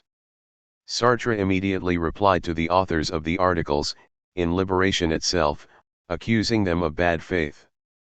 At this period he agreed to join Le Dantec and Le Brice, both, like him, former editors of La Cause du Peuple, in running a series called La France Sauvage, which was first published by Gallimard and then by Les Presses de THIRD-WORLDISM. Together they drew up an introductory text. Wild France. In a way the real country as opposed to the legal country. Or again, wild, as one speaks of a wildcat strike. Which does not imply either archaism or necessarily violence. Fundamentally, it is a question of a process of effervescence at a given point of the social surface, an effervescence that induces a social group to rise up and, by agitation, to assert itself as a free community outside any institutional framework that might cramp it. We choose hope. We dare to make a bet on a possible break, a general movement that is conceivable only on the basis of the convergence of the common people's wild, untamed, unregulated activities. This means that the aim of our collection is both modest and ambitious. Modest, because we mean to base ourselves on facts and perpetually return to them. Ambitious, because it seems to us that it is a path by which a possible philosophy of freedom may be reached. The first work in the series was one by Le Brice on the Languedoc which I read aloud to Sartre and which we both found exceptionally interesting. The La France Sauvage series was to include and eventually did include the collected conversations of Sartre with Victor and Gavy, the last few of which took place in March. They summed up their discussions. Sartre had profited by them in that he had relearned the theory of freedom, he had rediscovered the possibility of conceiving a political struggle centered on freedom. As he saw it, from beginning to end the dialogue was directed at the ever more precise, ever more progressive elucidation of the idea of freedom. Yet Sartre's psychological balance was still unsteady. From time to time he would try to work. This amounted to making illegible marks on paper. At the end of February we had lunch with the Réveillerols. In a blind alley opening out of the Rue Falguière they had an immense studio, one part of which was very pleasantly arranged as living space, while Réveillerols worked in the other. Before the meal he showed us his latest canvases, and Sartre observed sadly, "I can't see them." And he added, "I hope I shall be able to in a few months." He now knew that this was not so, but he wanted to believe that time was on his side. On March 17 we lunched with Sylvie at L'Esturgeon, a restaurant at Poissy that we had liked when we were young because of its enclosed terrace that overhung the Seine and that had a big tree growing through it. Sartre was delighted to be there. He thought the food was excellent, which was most unusual for him. Yet, as it so often happened, he was far away. That evening he left for Junas with Arlette, who telephoned me on the following days. He was well, and he slept a great deal. "Now my real vacation is going to begin," he said to me some days later, when we met at Avignon. We were about to leave for Venice with Sylvie. A train took us to Milan, and there as usual we went to the Hotel de la Scala. We had stayed there in 1946, when we so happily rediscovered Italy. Another train took us to Venice, where a gondola carried us to the Hotel Monaco, on the Grand Canal, near St. Mark's Quay, where we had rooms looking onto the canal itself. In the mornings I had breakfast with Sartre in his room and I read aloud to him.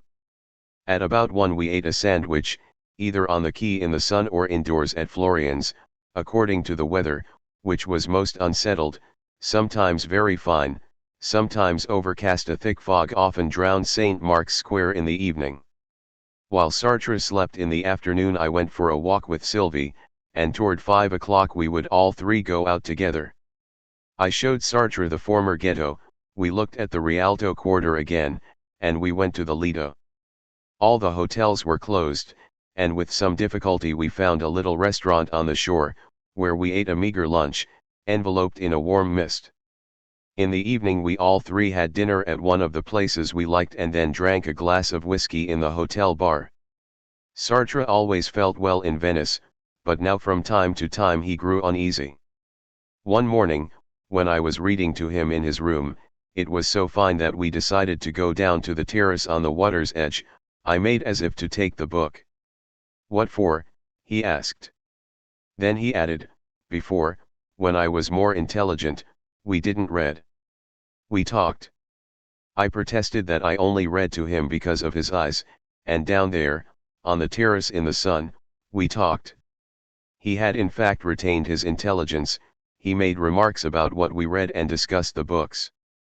But he would let the conversation drop quite soon, he did not ask questions nor did he offer fresh ideas. Not many things interested him on any level. But by way of compensation he grew very set in his ways, making it a rule to keep to given sequences, replacing real pleasure in things by obstinate adherence to a pattern. A newspaper published a photograph of us, giving the name of our hotel. A few troublesome people tried to get in touch with us, but we also had the pleasure of a telephone call from Mondadori, who came to have a drink with us at the bar of the hotel. He had a beard, he had aged, and he stammered a great deal. He was separated from his wife, the beautiful Virginia. A friend came with him, a musician who was conducting Donizetti's last opera, Maria di Rohan, at the Venice. The final performance was to take place on Sunday afternoon, the next day.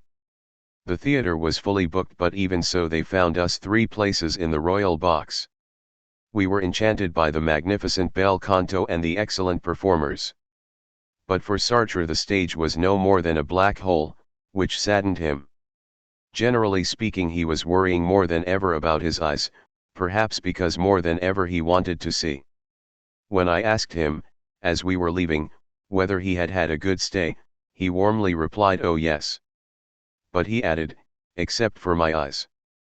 On the evening of Tuesday, April 2nd, we got into 2 communicating sleeping car compartments where we ate croissants with ham and drank Merlot. The Italian railwaymen were on strike and we moved off an hour late. In the morning the steward brought us our breakfast and told us of Pompidou's death. Some French travelers were panic-stricken, they saw anarchy breaking out. One deeply disturbed woman wailed, "The stock exchange will utterly collapse." In order not to go back to his Paris ways at once, Sartre stayed a few days with me. On Saturday morning I went with him to see Sialek. The ocular pressure was good, there was no more hemorrhaging. It was natural that at the theater he should have been so dazzled by the lights on the stage that he saw nothing. As he left, Sartre was quite pleased. "All in all, I am well. Everything is in order." He went on, but without apparent dejection, "He seems to think that I shall never entirely recover my sight." "No, you will not recover it all," I said, leaving the amount that would or would not be recovered undefined. However, for the first time Sartre spoke of Sialek without dislike. I think that in Venice he had been afraid of going completely blind, and now he was relieved to know that his sight was stabilized.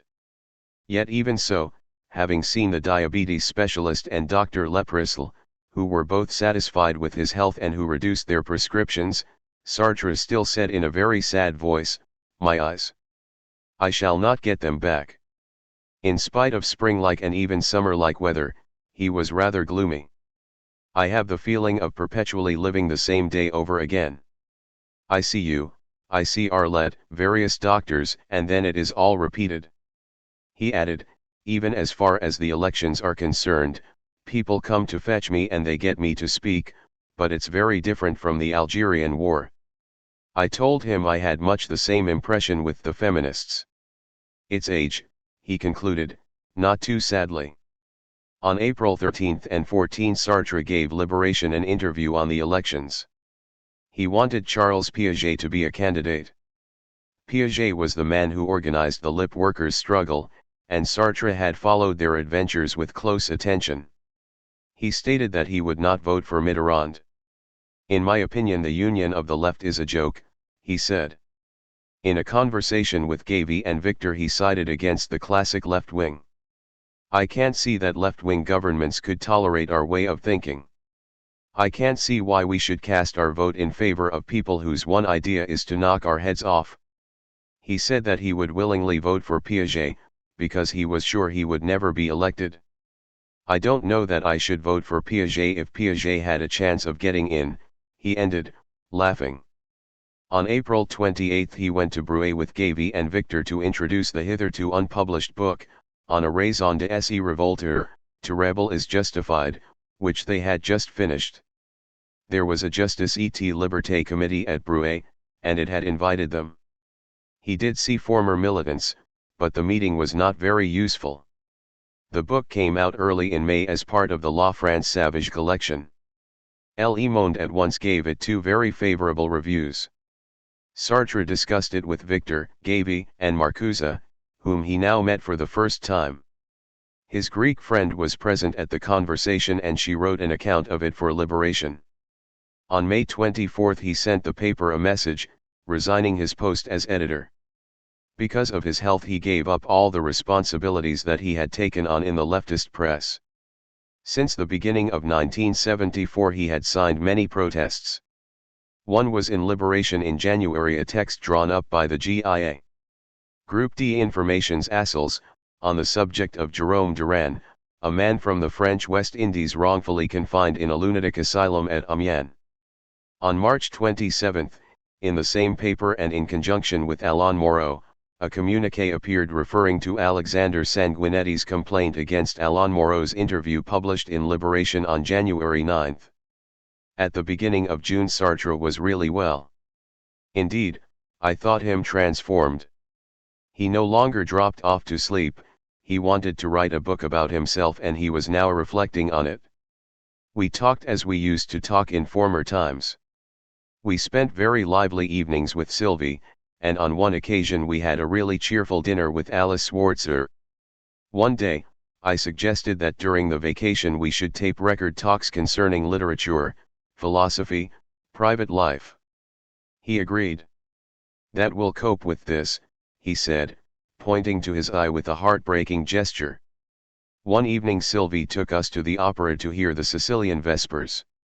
Sartre wore a white shirt and a tie bought for the occasion. For him, this was a sort of fancy dress, and it amused him. He liked the show. The casting was not all that it might have been, but there were some very fine arias and the choruses were splendid. The production, the scenery, and the costumes were outstanding. Unhappily, their beauty more or less escaped Sartre, although he saw better than he had at Venice. But for all that he was very cheerful when we had supper afterward at the Cloche d'Or. On the evening of the election Sartre came first to my house and gave Sylvie a recording of the Verdi opera, and then we went to Lanzmann's to follow the results on television. They did not really move us much. It was no great misfortune that Pompidou's disastrous inheritance should fall to Giscard. During these last days of June Sartre continued to be well. He seemed almost resigned to his half-blindness. With Sylvie we celebrated his 69th birthday, and he did full justice to the delicious dinner she had cooked. We drank his health with the greatest enthusiasm. He had only one cause for anxiety. H's friend the Greek girl seemed not only much overexcited but actually to be going mad in the full sense of the word. She made a public scene in an Auteuil street and she was carried off to St. Anne's, which she left to go to the hospital for university students. The psychiatrist told us that perhaps it was a question of nothing more than a bouffée délirante, a transitory delusional state, but she seemed more deeply affected than that when I went to the Boulevard Jourdain with Sartre on the morning of June 5. I waited in a little room while he went to see her, and they joined me an hour later. She was wearing a long white nightgown, her hair floated free, her face had grown thinner, and she looked the very image of the classic madwoman as movies show her. She greeted me with her usual politeness. Sartre and I called a taxi and went to have lunch at Balzar's. His interview with Melina had quite staggered him. She had been hostile, accusing him of having arranged her confinement and insisting that he should have let her out. He protested. "You certainly had Althusser shut up," she retorted. At the Sorbonne she had been attending the lectures of Althusser, who had just been taken to the hospital with a nervous breakdown. Her father, summoned to Paris, was to take her back to Greece in a few days' time. "I don't think I shall ever see her again," said Sartre regretfully. "I felt wretched at leaving him under these conditions." Sylvie came to get us, and we left Sartre at the entrance to the building where Arlette lived. He was to set off with her for Junas that evening. In his hand he held a plastic bag in which I had packed his toilet things. He looked at us through a curtain of rain and his own private mists. I traveled in Spain with Sylvie, reassured about Sartre's health by telegrams from Junas, Paris, and Florence where he was staying with Wanda. The journey ended badly. At Montpellier, as we were on our way from Spain to Italy, Sylvie heard of her father's death, struck down by a heart attack. Leaving me at Avignon, she set off for Brittany and I went on to Florence by train. When I saw Sartre again in the hall of his hotel, I scarcely recognized him, because of his cap and a thick white moss that hid his chin. He could not manage shaving and nothing on earth would induce him to go to a barber. In the train that was taking us to Rome he dozed. But the next morning, when we were in our terrace apartment once more, I saw with pleasure that he was indeed well. The hotel barber succeeded in winning his confidence. He let the man shave him, and this made him look much younger. After that he shaved himself perfectly well with an electric razor that Sylvie bought him when she joined us again some days later. She taught me to use a tape recorder, and I began the series of dialogues with Sartre that we had talked about in Paris. He took part in them wholeheartedly, except on some days when he was rather tired and we made little headway. Apart from this innovation, our life had pretty well the same rhythm as in former years: short walks, music, the reading of papers and a few books. Among others I read Sartre, Solzhenitsyn's Gulag Archipelago and Fest's Hitler. In the evenings we had dinner on the terrace of one of our favorite restaurants. One night, as we were coming back on foot through the narrow, dark streets, a hand came out of a car that was passing us and grabbed my bag. I tried to hold on, but in spite of my efforts it was torn from me and I fell full length on the ground. Sylvie and Sartre helped me back to the hotel, which was quite near. They called a doctor at once and he told me that my left arm was dislocated. He bandaged it, and the next day I had it put in a cast. There were a great many of these attacks that year, and we never went out on foot in the evening again. Sylvie took the car back to Paris. The boss came to see us, staying only a little while. As we were now by ourselves, we recorded several conversations. We rarely went out, because heavy rain and violent storms came in mid-September. We went back to Paris on September 22, and Sartre returned without pleasure to that dwelling where he no longer worked. Sylvie went there to spend an evening and he said to her, "Have you come to see the dead man's house?" And a little later, when I questioned him, he replied, "Why, yes, I'm a living corpse." This was before he returned to any activity. Once he had done so he was much more living than dead. We went on with our dialogues, and he said that he was completely happy. Finally, he had resigned himself even to his half-blindness and he was proud of having adapted to it so well.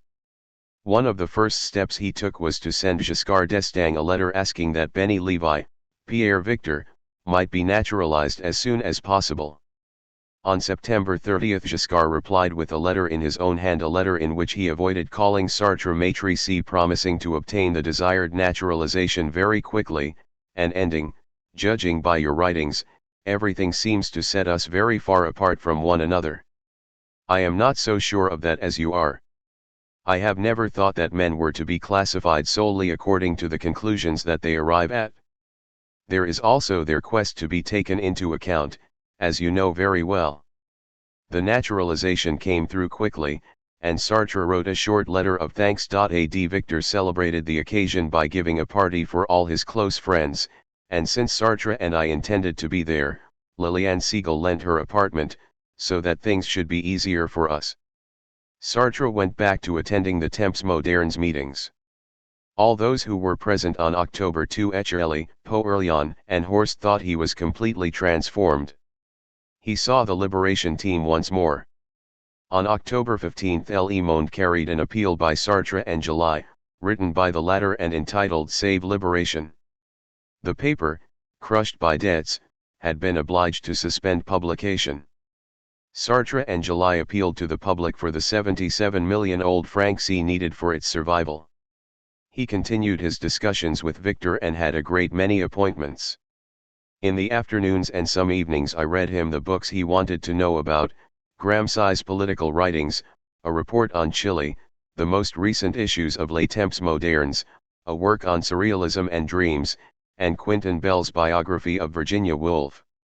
He no longer dozed off, and he had almost perfectly adapted his motions as far as eating, smoking, and walking about were concerned. "Everything's fine, I promise you," he said to me kindly. "You read to me, we work, I can see well enough to move about. Everything's fine." I admired him for the serenity of mind he had regained. What serenity, in point of fact? Was it the proud acquiescence of the sage? An old man's indifference? The desire not to be burdensome to others? How can one tell? I know from experience that these states of mind cannot be put into words. Pride, wisdom, and care for those around him forbade Sartre to complain, even to himself. But in his heart of hearts, what did he feel? No one could have answered, not even he. On November 16 Sartre signed a declaration breaking with UNESCO, which refused to include Israel in any given region of the world. It was at this juncture that Clavel, acting as an intermediary, suggested that he should appear on television in a series of talks about himself. He began by saying no. Up until then, apart from one or two exceptions, he had declined to make any personal appearances on television, in order not to give a state organization his backing. But when he had talked it over with Victor and Gavy, he had the idea of doing programs on the history of the century as he had known it or come close to it since his birth. I agreed. He hoped to influence the public, bringing about a renewal in depth of the way in which our recent history was seen. Marcel Julien, the chief of Antenne 2, seemed to be in favor of the plan with such a series. Giscard's television would prove that it was becoming liberal. On November 19 Sartre gave Liberation an interview on the subject. He had few illusions. "We'll see just how far we can go," he said. For the moment there were other matters that interested him deeply. In the Liberation of November 21 he published a letter protesting against the German authorities' refusal to let him see Andreas Bader. This was a matter in which he felt deeply committed. He had given Der Spiegel an interview in February 1973, and in it he had to some degree justified the Federal Republic's actions. Then in March 1974 Les Temps Modernes published an article by chef d'Erns on the torture by sensorial deprivation which was being inflicted on Bader and his companions. The same issue had an anonymous article on scientific methods of torture and another by Klaus Cressant, Bader's lawyer, entitled Torture by Isolation. After that, Klaus Cressant had asked Sartre to go and see for himself the conditions under which Bader was imprisoned, and he had determined to do so.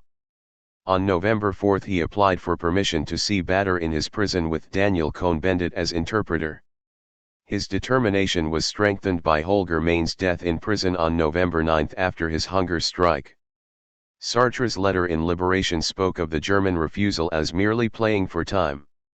Shortly after its publication, Alice Schwarzer came and asked him, on behalf of Der Spiegel, for an interview on the subject. This appeared on December 2.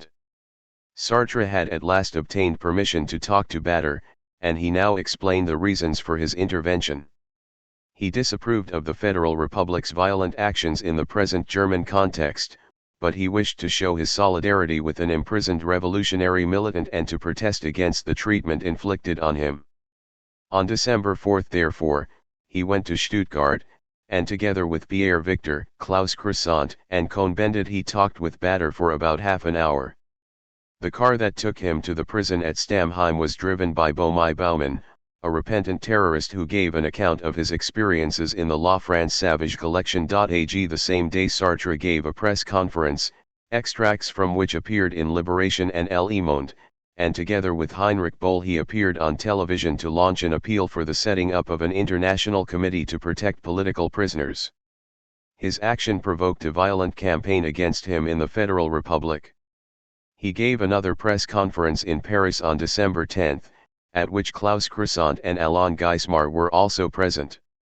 Later, in the television program Satellite of May 22, 1975, he devoted an interview to Bader. He had no illusions about the consequences of his going to Stammheim. "I think the visit was a failure," he said. "German public opinion did not change. Indeed, the visit may even have turned it against the cause I meant to support. It was quite in vain for me to say that I was reflecting not upon the deeds for which Bader was blamed but only upon the conditions of his imprisonment. The journalists thought I was supporting his political activities. I think it was a failure, but in spite of that, if it were to be done again, I should do it." Elsewhere he said, "What interests me is the motives behind the group's action, its hopes, its activities, and broadly speaking, its members' political idea." On December 2, just before they left for Germany, Sartre, Victor, and Gavy introduced on a raison d'être revolter, "To rebel is justified," during a debate that took place at the Cour des Miracles. This was a meeting place financed by one of Georges Michel's friends, who had appointed him artistic director. Georges Michel had discovered the place and had adapted it with the help of some architect friends of his. There was a cinema, a theater, artisans' shops, and a very cheap cafeteria. On this occasion, and subsequently on many others, Georges Michel placed the theater at Sartre's disposal. At this period Sartre was very busy. On December 17, at La Maison du Japon, he talked to students who wanted to understand the connection between his philosophy and his politics. Michel Contat recorded what he had said, and the text appeared in a Japanese periodical in 1975. He signed an appeal calling for the liberation of the soldiers imprisoned for having claimed democratic rights within the army. On December 28, after an accident that killed 43 men in the Leven mine, Sartre reprinted his Lens indictment of the Houilleries in Liberation, adding a short piece in which he passed this document on to Pascal, the examining magistrate. Together with Foucault he gave a press conference on the subject. His chief occupation was talking over the programs we wanted to create for television. He discussed them 3 times a week with Victor, Gavy, and me. We had stopped working on our dialogues, and a typist had begun to transcribe them, though with great difficulty because of our rapid flow of words and the way the bells of Rome broke loudly into our conversaton. We were entirely taken up with planning these programs. Apart from the times when all met to work, Sartre and I talked about them a great deal, and in his almost illegible hand he noted down reflections and suggestions.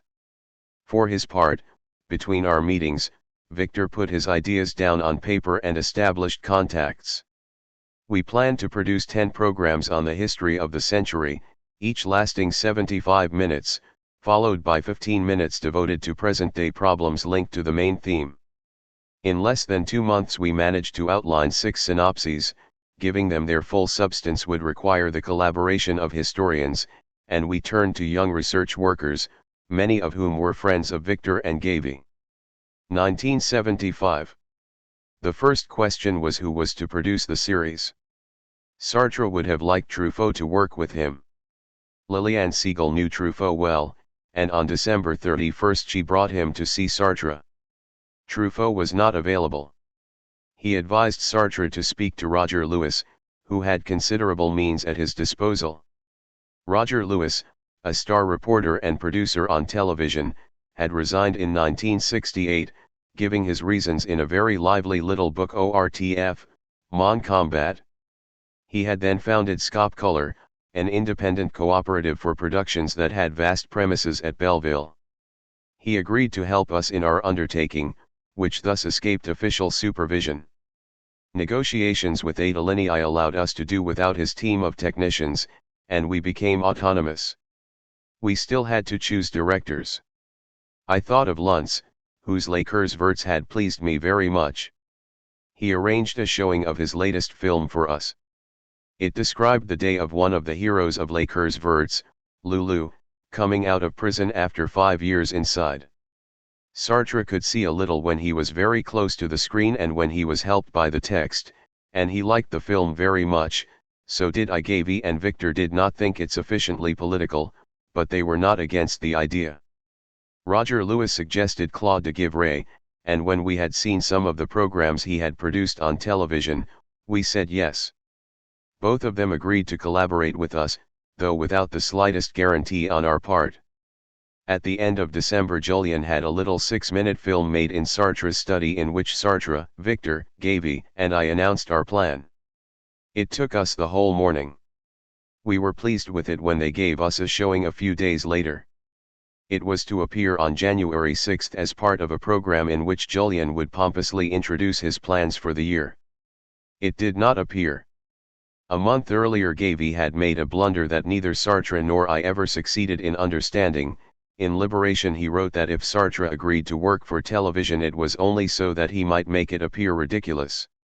Julien told Sartre that he could not show Gavy on the small screen so short a time after this article. We asserted our solidarity with Gavy so strongly that Julien gave up on the idea of cutting him out. In the end our introduction did appear, though censored, on January 20. Meanwhile, on January 5, there had been a meeting of the historians, many of whom came up from the provinces. Since Sartre was not there, Victor presided. On the 7th we met Julien and Wolfram, his right-hand man, at Lilian's to clarify certain points. Among other things there was the question of money. Victor and Annie Chenios were production secretaries and so far they had received nothing. Sartre had to pay them out of his own pocket.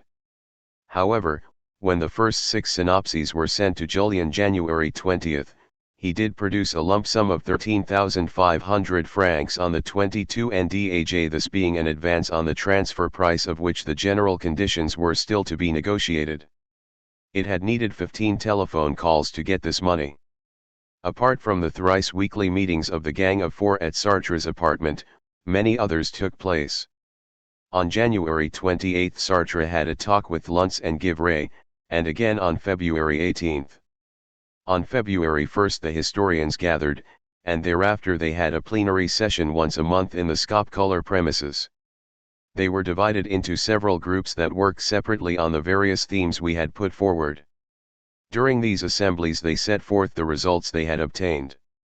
In particular, there was a group of women who wished to throw light on the part played by women in the course of these 75 years, a very important part but one that had been more or less kept secret. As we knew that the great wealth of material that the historians were bringing us could not all be used, we thought of publishing it in books that would accompany each program. It was agreed with PATH that they would give us all the documents we required for nothing. To deal with all the administrative and economic problems, we needed a lawyer. We chose Kiegeman, whom we knew well, and on February 20 Sartre and Victor explained our problems to him. Among other things, he advised them to ask that a contract be signed as soon as possible. On March 6 Sartre met Julien and Wolfram at Lilian's, but he did not succeed in getting a contract drawn up. All he managed to do was extract another check from them, the whole of which was shared among the groups of historians whom Kiegeman helped form themselves into a Société Civile, a kind of company, that was to be regarded as the fifth author of the program. As I have said, Sartre was hampered by not being able to see the people he was talking to, and when there were many of them he did not take much part in the proceedings. At these general assemblies it was chiefly Victor who spoke, and he did so with an authority that intimidated some and angered others. Yet on April 13 Sartre intervened at length. This was a somewhat stormy session. It had been agreed that the programs should be centered on Sartre, and that if any dispute arose he should make the final decision. but the historians now called their relations with the Gang of Four into question again. They did not wish to be limited to the mere gathering of documents from which others would draw theoretical conclusions. Sartre tried to persuade them that since the aim was an aesthetico-ideological work, it required a synthesis that could be carried out only by a very small group. The historians understood this point of view to some extent, but on the whole they felt frustrated.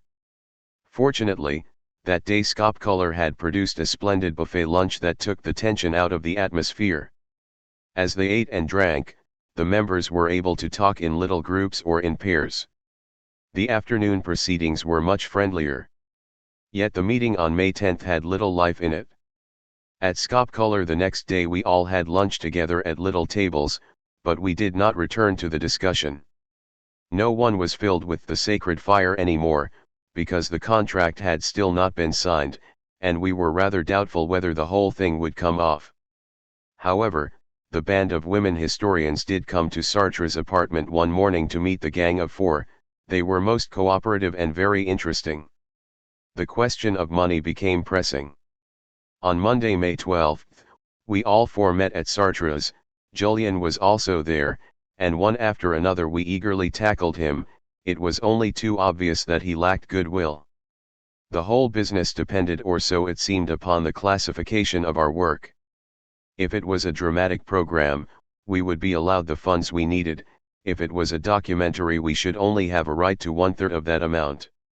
Julien was to persuade Alain Decazes, the president of the Society of Television Authors and Composers, to class it as dramatic.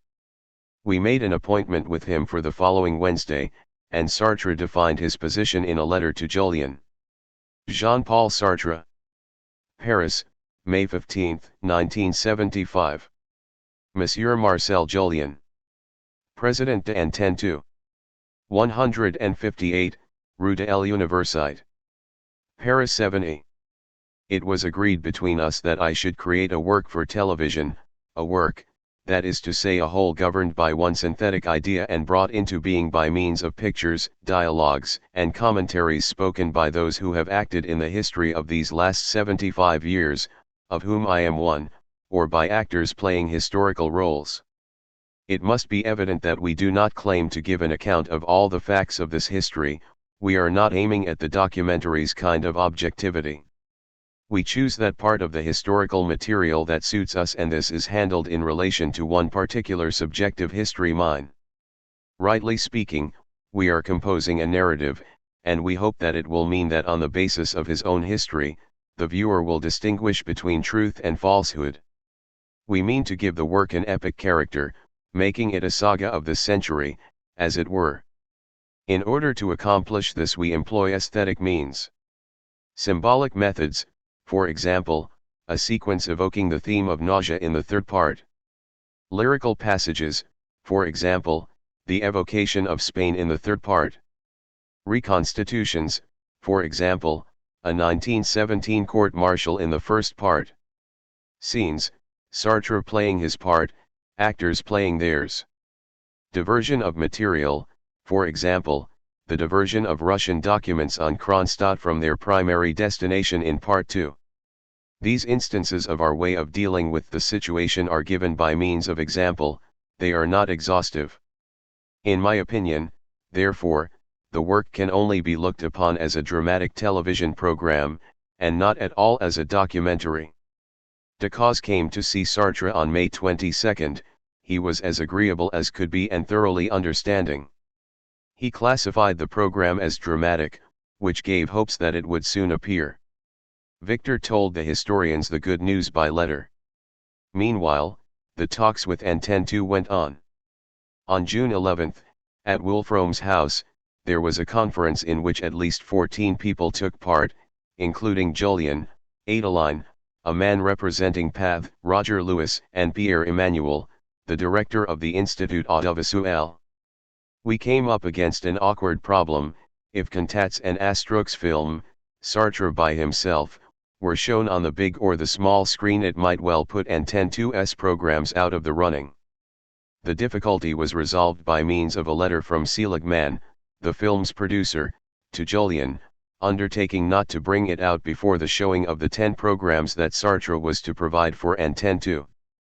Then again, on June 18, our lawyer, Kjejman, met Antenne 2's lawyer, Bredin, and they drafted an agreement to be signed by Sartre and Julien. The historians and those concerned with production were therefore very hopeful when they attended their last assemblies at the end of June. Sartre was less so when he left Paris on July 5.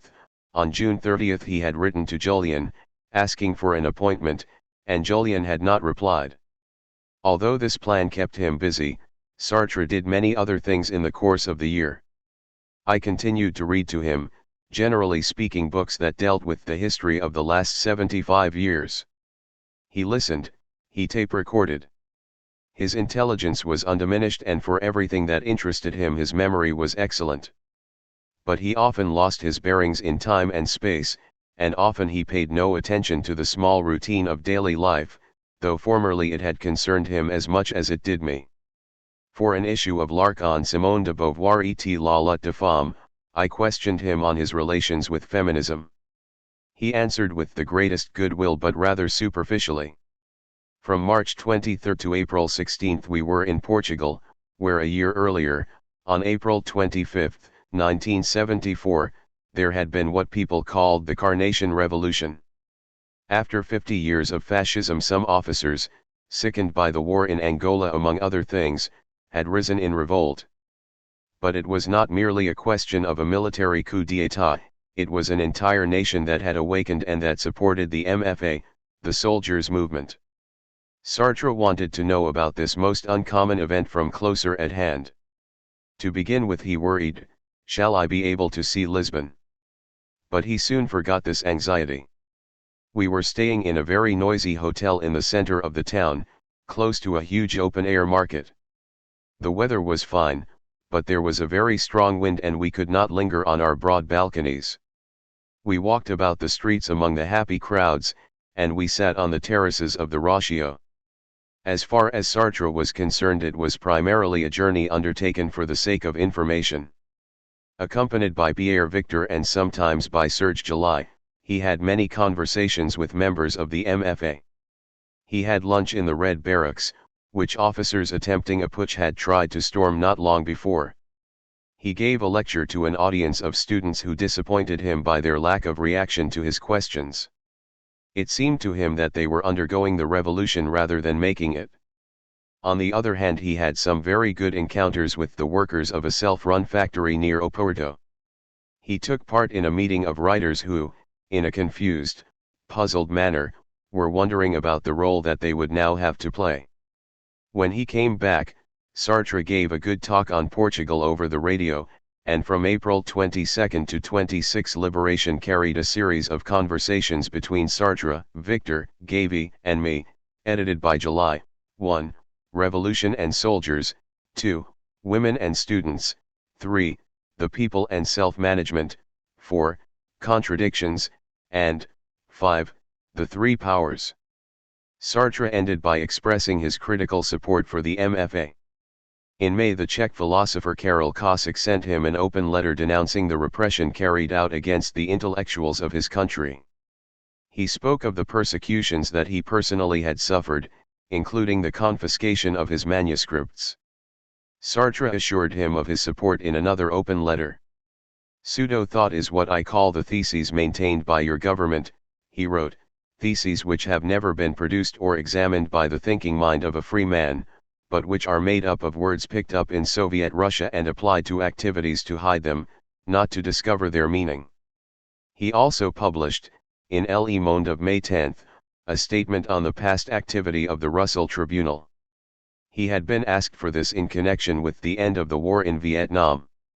He gave Tito Garrissy an interview that appeared in a Chicago magazine. Among other things he said, "Every one of my options has enlarged my world, so that I no longer see their implications as being limited to France. The struggles I identify myself with are worldwide struggles." He signed several documents during this year, an appeal for the Paris Agreement on Vietnam to be respected, Le Monde, January 26 to 27, a warning against Jean Etern Hallier, who was accused, rightly or wrongly, of having embezzled money intended for the defense of Chilean prisoners, an appeal in favor of the Basque nationalists, Le Monde, June 17, 1975.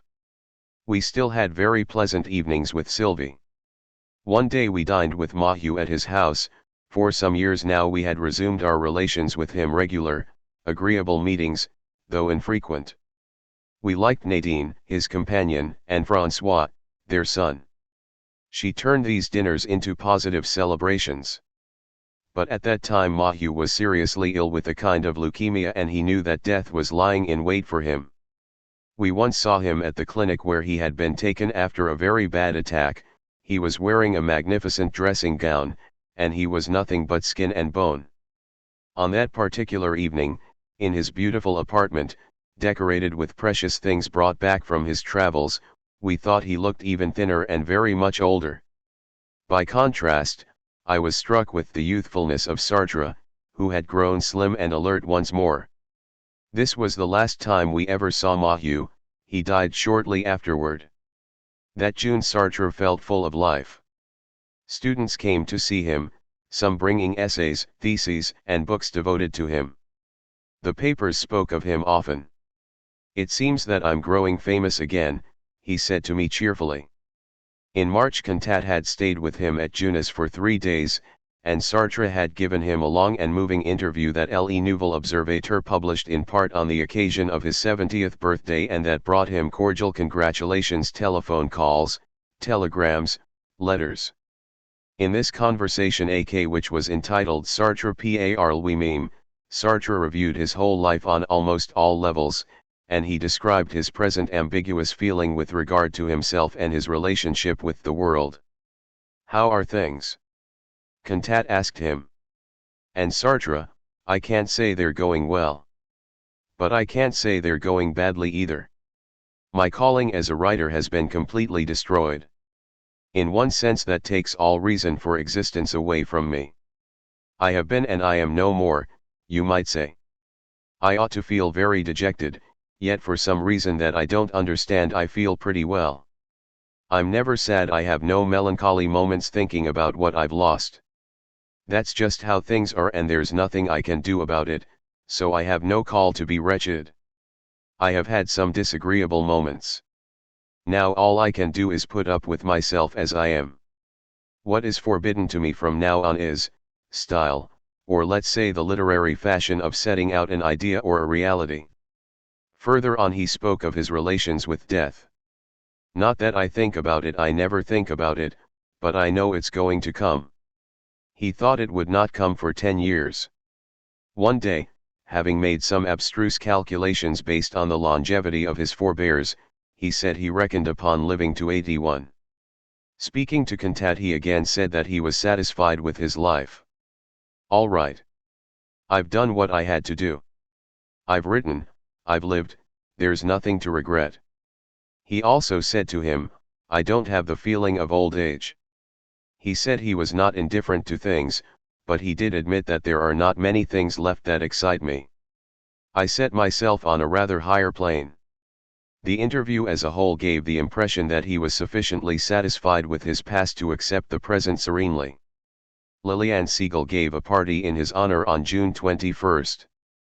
Among others there were Victor, Gaby, Geismar, Georges Michel, and myself.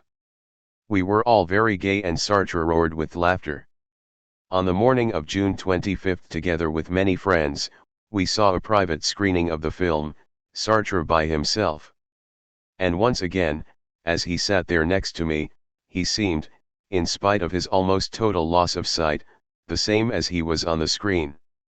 We were about to leave for our vacation.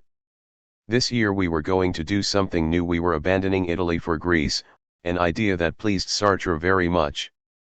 The contract with Julian had not been signed, which vexed us, but we were hopeful, and we were pleased with the work we and our collaborators had done in the course of the year. With Victor, Sartre had roughed out a book that would probably be called Pouvoir et Liberté, Power and Freedom, and that he intended to think about during the summer.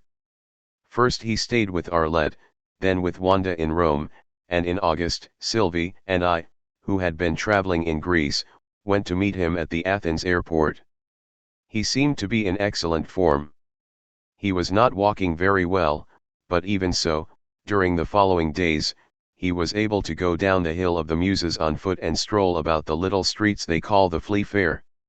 He saw his Greek friend again. She had been completely cured and she now worked as an assistant at the university. Because of the medicines she took, she had gained over 20 pounds, furthermore, she was as silent now as she had been talkative before her illness.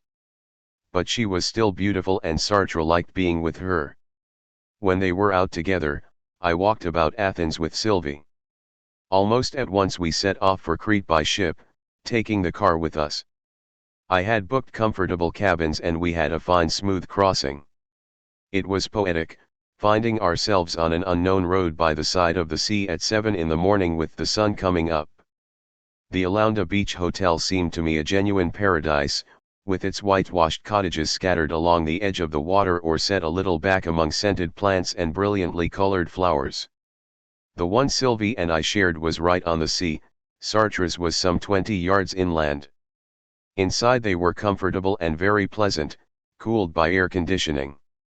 On most days Sylvie bathed in the morning, while Sartre and I listened to music. We had brought a tape recorder and cassettes with us or we read.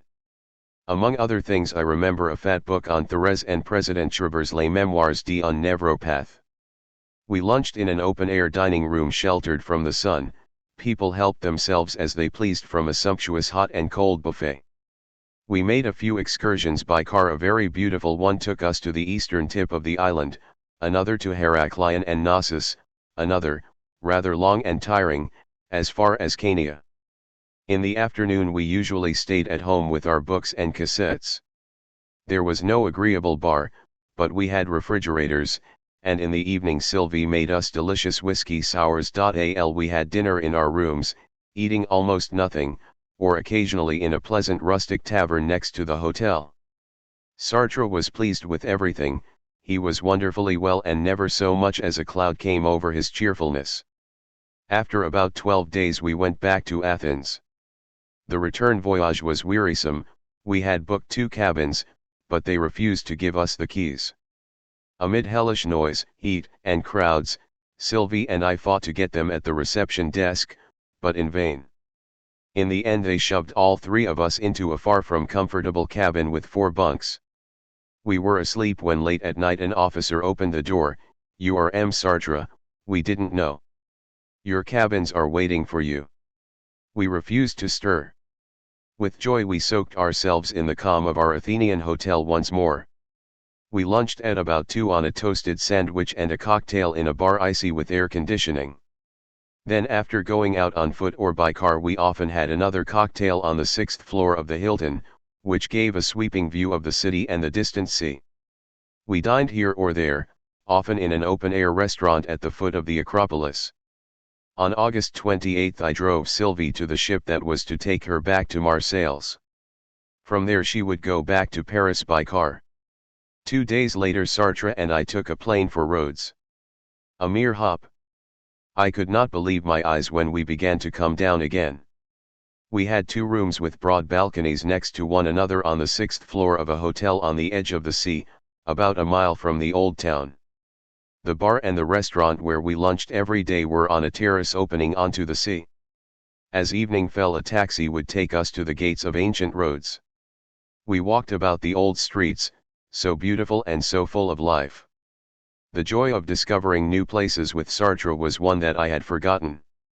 We would stop in a little open-air cafe, shaded by an enormous tree, of the kind one finds in Greek villages.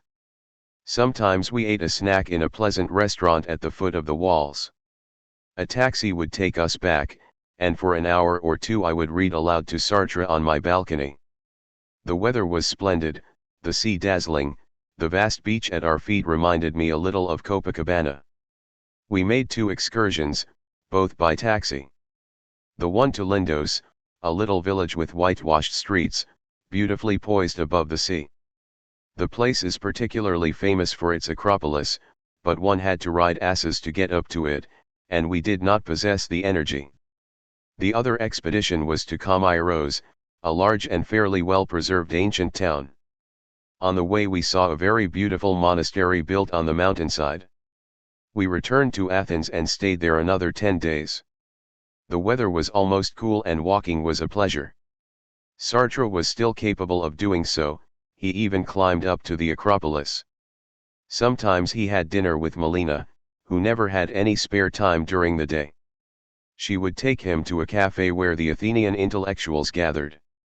When he came back, about 11, he would have a glass of whiskey in my room.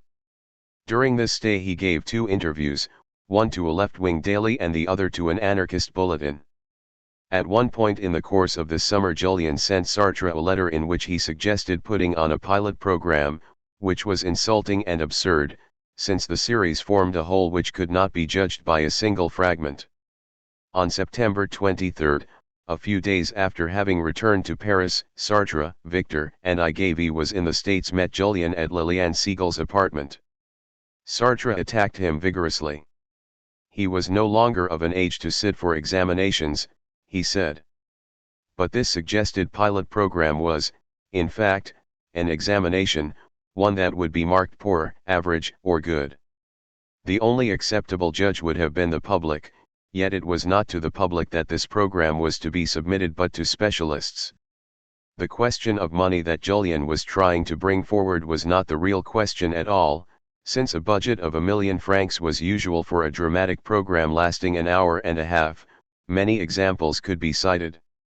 The truth of the matter was that the synopses had been laid on the desk of Chirac, the Prime Minister, by André Vivian, a deputy charged with relations with the ORTF, who had been shown them by Julian. Since January, Vivian and Chirac had been radically opposed to our project, and Julian, respectful of their authority, had merely been stringing us along. By the time everybody left, the break was complete. On September 25 Sartre, accompanied by Victor and me, held a press conference at the Cours des Miracles. As soon as Julian was told about this, on September 24, he telephoned Sartre to say that he would agree to 400 million old francs. 6 months earlier there would still have been time enough to change the scenarios so as to diminish their cost, and now it was too late and Julian knew it. He was only trying to prevent the whole thing from being made public. It was made public. There were a great many people at the Cours des Miracles. Sartre was in great form and he recounted the whole story, telling the exact truth and speaking in a wholly convincing manner. He had subtitled the press conference "A Problem of Television Censorship." He observed, "It has been said Sartre is giving up. No. I have been made to give up. It is a case of categorical indirect censorship." He stated that Julian had promised him complete freedom of expression. When we put the first estimates to him he had said, "Even if it goes beyond 800 million old francs we'll still do it." Then he had had an altercation with the government on the subject, our synopses having inexplicably fallen into the hands of Chirac, who refused them. Then Julian tried to win by wearing us down, and in the end he took refuge in the unacceptable suggestion of a pilot program. The journalists listened to this account with the utmost attention, and at the end some of them asked, "Why don't you work for foreign television?" Sartre replied, "This is the history of the French, and it's French people that I want to talk to." To another question, "Why not use the film distribution circuits?" he said, 10 hours is a long time. Besides, this program was to be a dynamic approach on television for the first time. I suspected that it was not possible to work with this particular television network. Marcel Julian had shaken my conviction. But now it's over. I won't appear on television again, either in France or elsewhere. Later he remarked, for his part, Michel Droit had all possible freedom for his 1946 to 1970 chronicles. On the whole, the papers gave an accurate account of this conference, and Julian began a smear campaign against Sartre. At first he had acknowledged, M. Sartre is not a money grubber, but he wanted to have all possible means at his disposal to bring his dream into existence.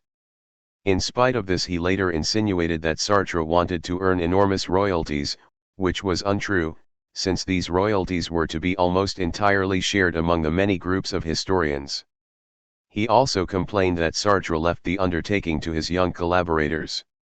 This was equally false, for Sartre worked very hard within the Gang of Four and was present at all the general meetings.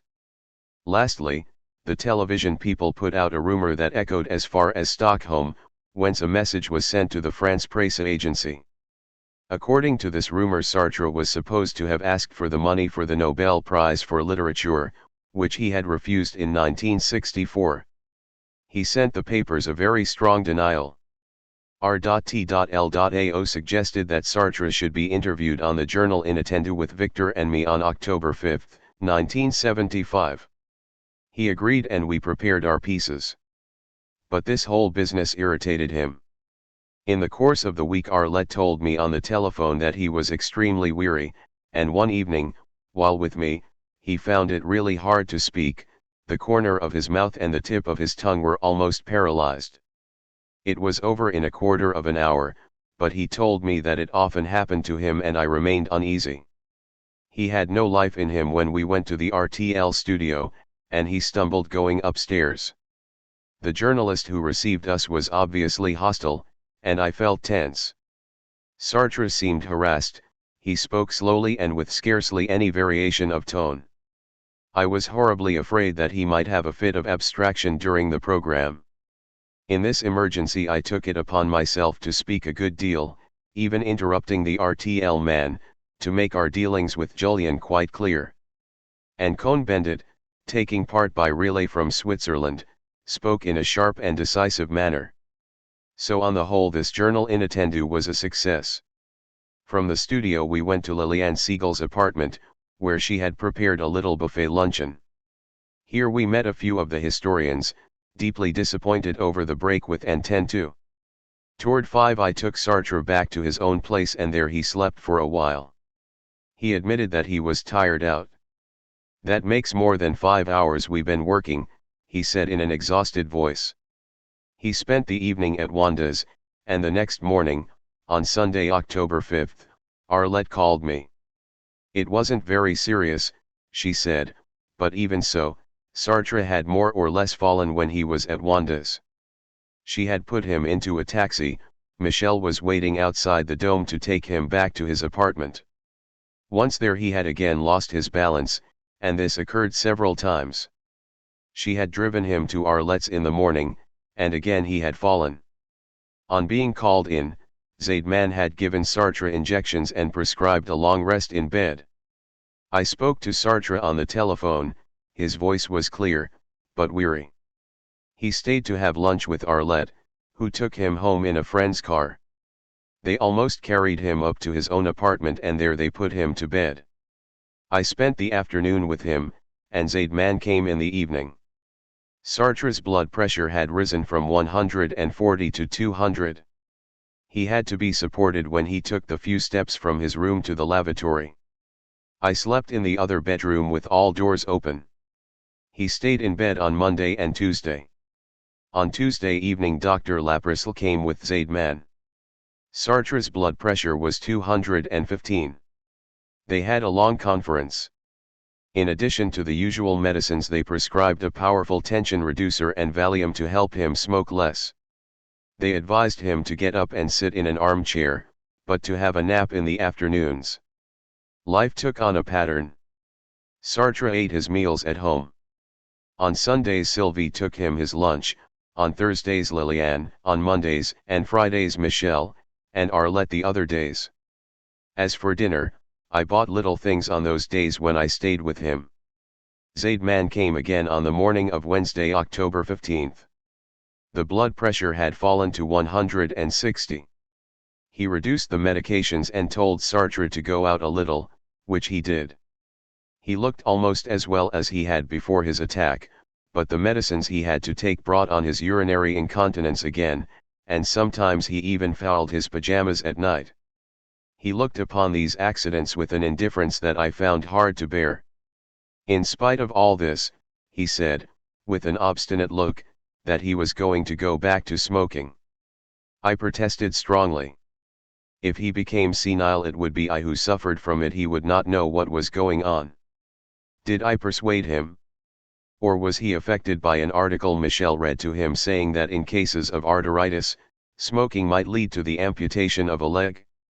He almost stopped. He smoked no more than 4 cigarettes a day, and sometimes he would forget the fourth. There were times when he seemed to find his situation painful. One evening we agreed that one would not wish to live for 100 years. In any case, he observed, I'm no longer anything but one of the extras. When I reminded him of the remark the next day, he told me why he had made it. He had been irritated because Gavi had dragged an interview on Spain out of him for liberation. This interview appeared on October 28, 1975, while Franco was on his deathbed. Sartre spoke of his having a Latin brute's abominable face. The expression had made many readers indignant. Sartre said it was a mistake. Words uttered in the heat of conversation acquire another meaning when they are literally transcribed, but it is a mistake I take upon myself entirely. Franco had the face he deserved. Without any kind of doubt he was a brute, and no one will deny that he was a Latin. His health was not improving and he realized it. Physically I am not very well, he said to Liliane one morning, as he was having breakfast with her in a neighboring café, the Liberté. He complained that in the morning his mouth and above all his throat were half paralyzed, which explained why it was so hard for him to swallow. It took him at least an hour to get through a cup of tea or a glass of orange juice. His sugar level was what it ought to be, but his walking grew worse and worse. On Thursday, November 19, he had the greatest difficulty in reaching the Liberté, 100 yards from his building, and then, at about 2, in going to the Brazilian restaurant at the foot of the Tour Montparnasse, where we often had lunch. Zaidman saw him the next day, and he found this regression disturbing. Dr. Laprisle came late in the afternoon. He thought Sartre better than the last time he had seen him, and even, on the whole, in good health. But as far as his motor activities, walking, swallowing, were concerned, he told me that Sartre had moved down to a level from which he would never rise again. I remembered him, 2 months earlier, climbing the Acropolis, and I wondered whether the day would come when he could no longer move at all. And then, as he was in poor control of his reflexes, there was another accident with his bowels. It is horrible, your body betraying you while your mind is still sound. For intellectually, Sartre had recovered entirely. The great thing is to work, he said, and fortunately my head's all right.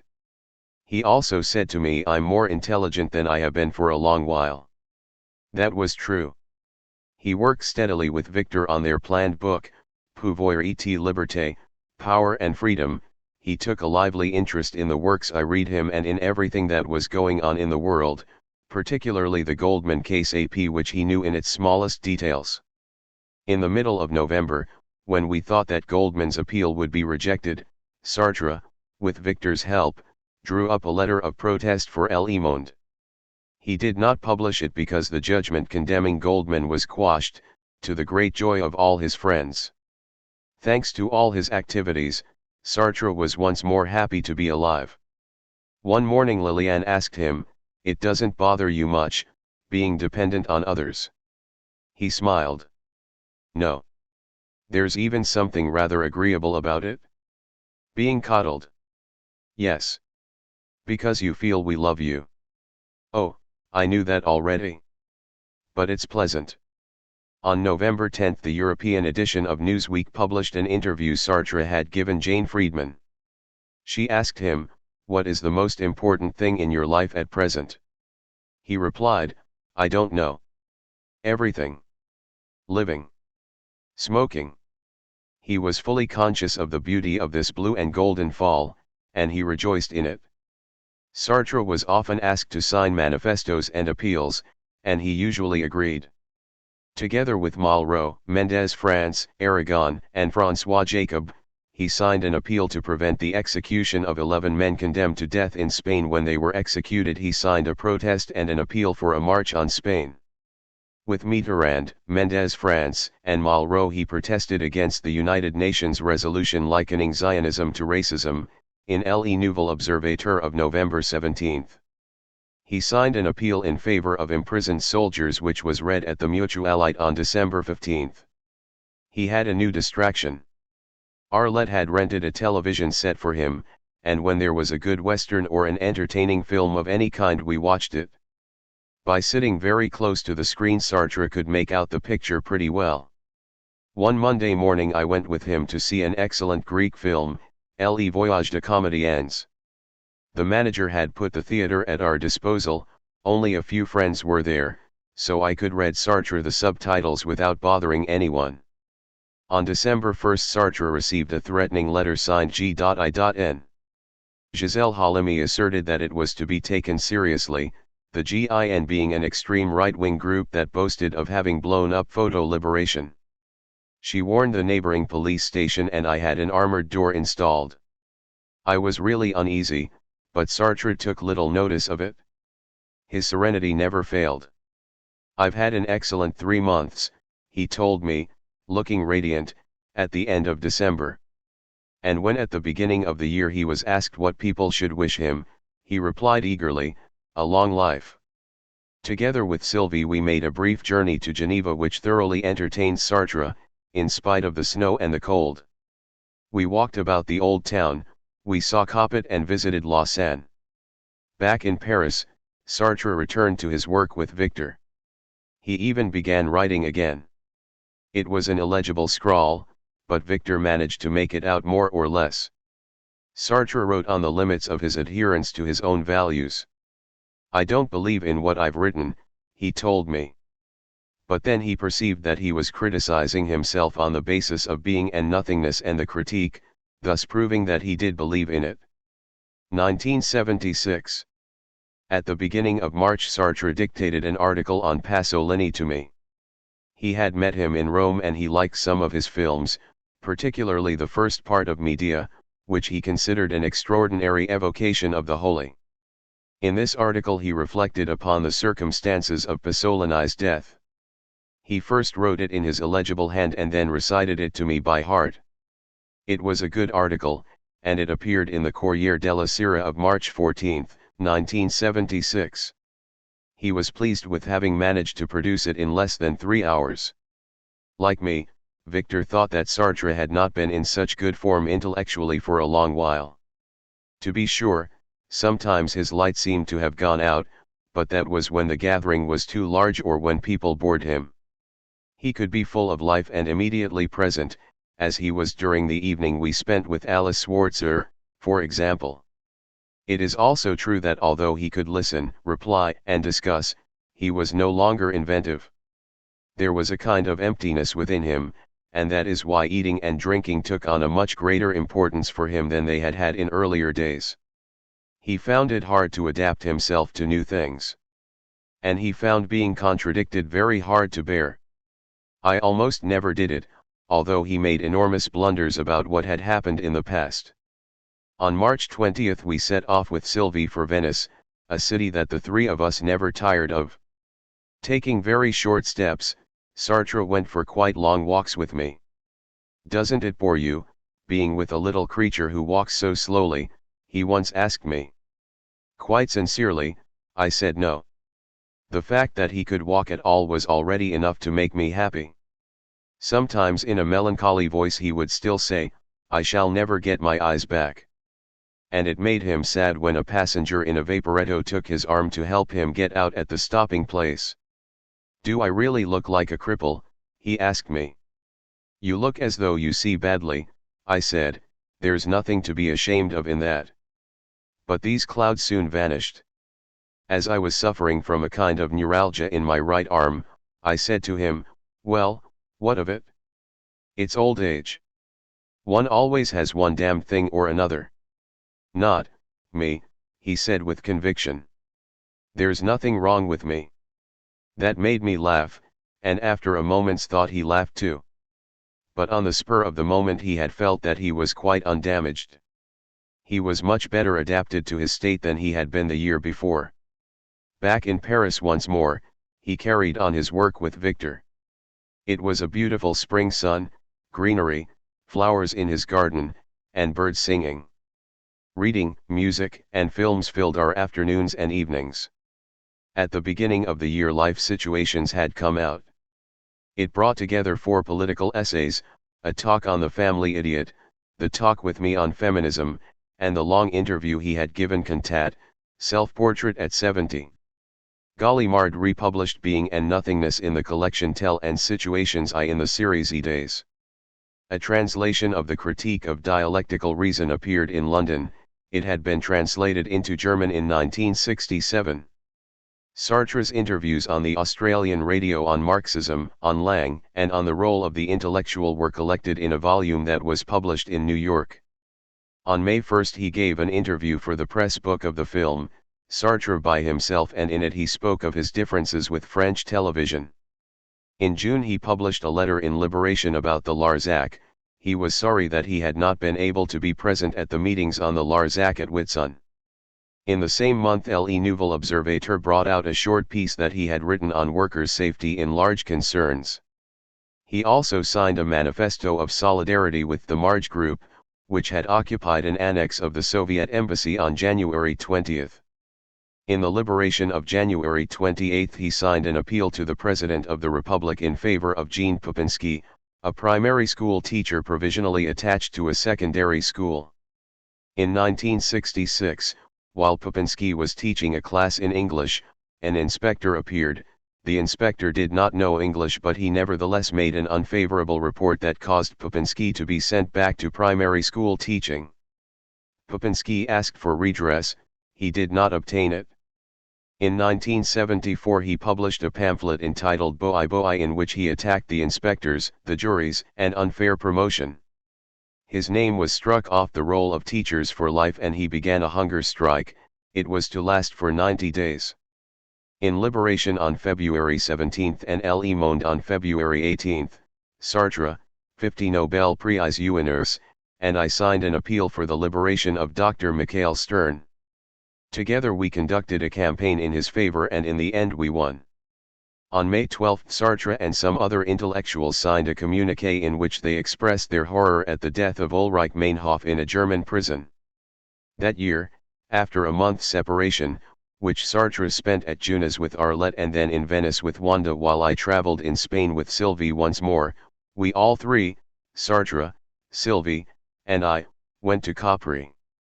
We stayed at the Hotel Quisisana and we spent nearly 3 weeks there very happily. Capri was a place that Sartre loved above all others.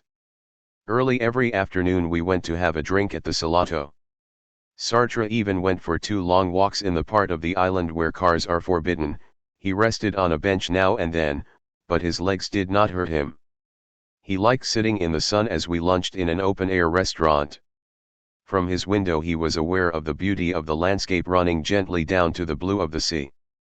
We drove back to Rome. We had left the car in a garage in Naples and returned to our customary terrace apartment. Sylvie left us the next day, and Sartre and I stayed on alone for a fortnight. It was the same pleasant routine as in other years. Part of the Pantheon Square and the nearby streets were now reserved for pedestrians and we often walked there. We lunched in the Piazza Navona with Basso and his wife. José Dion and Malka Rybowska, whom we had met by chance in Venice and whom I had seen since, came to talk to me about the adaptation of The Woman Destroyed for television. Sartre liked them and we had dinner together. At the end of our stay the boss came to see us and accompanied us to the airport, where we took off for Greece. Sartre had in fact promised Melina to come to Athens to see her. We stayed there a week. He spent the days with me, the evenings with her. We could not get rooms in the hotel we liked, and those in which we did stay, next door, were utterly dismal. Although there was a dazzling sun, we had to have the lights on from morning till night. Fortunately, I had work to do. I went over the adaptation and wrote dialogues for The Woman Destroyed. Paris once more in mid-September, and life began again in much the same way as the year before, apart from a few changes of timetable. Until mid-October the weather was magnificent, and this tended to make us feel optimistic. Furthermore, Sartre was very fit indeed and things were going well for him. He had given up attending the Temps Modernes meetings, but he was working with Victor with great zest, and on all sides people were perpetually asking him to do things. In October he took part in a meeting in favor of the Soviet political prisoners and called for the liberation of Kuznetsov. Together with L.E. Brice and L.E. Dantec, he signed a foreword to Beaumont Baumansac book, Tupamaros Berlin West, which came out in the France Savage series. This was the autobiography of a former German terrorist and the German police had seized it in 1975. Sartre had joined Heinrich Böll in calling for its republication. And now it was being brought out in French. Beaumont Bauman's tenets are not necessarily ours, wrote Sartre, but they directly challenge untamed France AR. In September Dirty Hands was put on again at the Théâtre de Mathurins. There were 150 performances, followed by a tour in the provinces. The reviews, apart from that of Marc Abreu, were excellent. The film, Sartre by himself, came out at the end of October. Once again the critics praised Sartre enthusiastically and the public flocked to see it. Le Magazine Littéraire published a long and very interesting conversation between Sartre and Michel Sicard on the subject of the family idiot. As 2 issues of Politique Hebdo were devoted to him, they contained articles by Châtelet, Horst, and Victor. What a splendid comeback! I said. A funerary comeback, he replied, but he laughed as he did so. In fact he was quite delighted. Sartre was much too proud ever to have indulged in vanity. Like all writers he was concerned for the success of his work and its influence. But for him, the past was left behind at once, and it was on the future that he staked everything: his next book, his next play. He now no longer expected much from the future. Yet he certainly did not brood anxiously over his past. Several times he repeated that he had done what he had to do and he was satisfied. But he would not have liked to feel cast aside and forgotten, even if it were only for a while. Since he was no longer able to engage in fresh plans with all his old energy, he and what he had already accomplished coincided. He looked upon his work as finished. It was by means of it that he could be known as he wished to be known.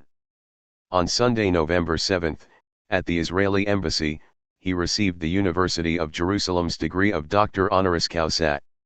In his speech, carefully prepared and memorized, he stated that he accepted the degree in order to promote the dialogue between Israel and the Palestinians. I have been Israel's friend for a long while. Here I am concerned with Israel, but I am also concerned with the Palestinian people, who have suffered a great deal. The speech appeared in Les Cahiers Bernard Lazare. Soon after this Sartre gave Edith Sarel an interview which appeared in La Tribune Juive at the end of November. He said that he would not write anti-Semite and Jew in quite the same way at present. He spoke of his travels in Egypt and in Israel in 1967 and said that if the University of Cairo offered him a degree he would accept it. In November the New Left Review began the publication of a long section of Volume 2 of the Critique of Dialectical Reason. In this Sartre reflected upon Soviet society and upon socialism in a single country. These pages were more philosophical than historical and they were therefore a prolongation of Volume I, since the second was intended to move on to the subject of concrete history. In the Liberation of November 12 he published a letter supporting the 5 Corsicans detained in Lyons. On December 13, in an interview he gave Politique Hebdo, he denounced the danger arising from the German-American hegemony in Europe. He then took part in the activities of the Comité d'Action contre l'Europe Germano-Américaine, in which one of the moving spurts was J.P. Vigier. Molina came to spend a week in Paris and he saw a great deal of her. He enjoyed seeing her much less than he had in Athens, finding her empty, but he still felt affection for her. The Temps Modernes committee was much diminished. Bost, who could not hear well, no longer came, and all Landsman's time was eaten up by the film he was making on the Holocaust. It seemed to us that we should co-opt some new members. We chose Pierre Victor, thanks to whom Sartre had started to come to the meetings again, François Georges, who had often contributed to the magazine, Rigolot, a young teacher of philosophy who had also contributed and who had written a letter that touched us deeply, and Pierre Goldman, for whom we all had the greatest esteem. He came to see Sartre one evening with Lanzmann, and at once I felt a great liking for him, so did Sartre, but as it often happened if unknown people were present, he did not utter a word. When he and I were alone again he spoke of it with concern. I comforted him as well as I could. On the other hand, when Horst and his wife came to have a drink with us another evening, he was very much alive, because he was so used to them. 1977. On the whole he was remarkably well. No further trouble with his health. He did have difficulty in walking, and he smoked far too much for there to be any hope of an improvement. He also found it hard to swallow. But his mood was excellent. At present I am thoroughly happy, he told me. Although he thought his comeback funerary, the articles about him gave him great pleasure. His intelligence was intact. If he had been able to read, and to reread his own writing, I am sure that he would have produced new ideas. For the moment he was working with Victor on a dialogue about the meaning of their collaboration and the reasons for it, a dialogue that appeared in the Liberation of January 6, 1977. He stated that the new form of his future book, Pouvoir et Liberté, Power and Freedom, was due not only to his disabilities, it was due also to the fact that he very earnestly wished that a we should be apparent in it. For him this book was the ethics and the politics that I should like to have finished at the end of my life. The prospect of its being a joint thought made him hesitate, because he still believed that one could think only by oneself, alone. But he hoped to attain a thought by the we. It would call for a thought that is genuinely formed by you and by me at the same time, in the act of thinking, together with the changes in each of us that the other's thought brings about, and we should have to attain a thought that would be ours, that is, a thought in which you recognize yourself but at the same time recognize me and I recognize myself in recognizing you. Yet after all, mine is a curious situation. Broadly speaking, I've finished my literary career. The book that we are now working on is a book beyond the things that have been written. It's not altogether a living man, an older living man, who would be talking with you. I'm somewhat detached from my works. With you I should like to produce a work that is beyond my own works. I am not dead in fact, I eat and I drink. But I am dead in that my literary work is finished. My relations with everything I've written hitherto are no longer the same. I work with you, you have ideas that are not mine and that will make me go in certain directions that I used not to take, so that I produce something new. I produce it as a last work and at the same time as a work set apart, not belonging to the whole, though naturally possessing some characteristics in common with it, the comprehension of freedom, for example. Obviously, the ambiguity of the situation worried Sartre, but he tried to make the best of it, that is, he succeeded in convincing himself that it had positive aspects for him. Meanwhile, he had become almost incapable of walking. He had pains in his left leg, calf, thigh, ankle. And he was unsteady on his feet. Dr. Laprisle assured us that his vascular troubles had grown no worse and that this was only sciatica. Sartre stayed in his room for 2 weeks, but at the end of that time he was no better. His leg hurt him in the night, and his foot during the day. Until December he had reached the nearby Brazilian restaurant quite easily. Now in January he had to stop 3 times on the way, and he would arrive out of breath and in pain. When either Arlette or I spent the evening with Sartre, we slept there. But on Saturdays Wanda was with him until 11 o'clock, and it was awkward both for Arlette and for me to go to his place so late at night. Michel suggested that she should come after Wanda left and spend the night in the room next door. This arrangement suited everybody and we kept to it for a long while. But one Sunday, when Sartre was having lunch with Sylvie and me at La Palette, we thought he appeared strange, half asleep. About 9 that evening he felt so ill that I called a doctor, dialing SOS, his blood pressure was 250. After an injection it dropped to 140. This sudden drop made him feel poorly the next day. Dr. Cornot came, and as Lillian was there he took her aside and asked, had he been drinking? She said yes. She had not liked to let me know, but Sartre had told her that when Michel was with him on Saturday evening, he had drunk half a bottle of whiskey. He admitted it to me as well. I telephoned Michel, telling her why she was no longer to come to Sartre's on Saturdays. Some days later she said to him, I wanted to help you die cheerfully. I thought that was what you wanted. But he did not want to die at all. From this time on, when I left him on Saturday evening I poured him out a ration of whiskey and hid the bottle. After Wanda had gone he would drink and smoke for a little while and then go quietly to bed. At the beginning of January we had a splendid feast-like luncheon at Sylvie's home. Gallimard brought out the full text of the film, Sartre by himself, with great success. He gave Catherine Chen an interview on his relationship with women, and it appeared in Le Nouvel Observateur for January 31st.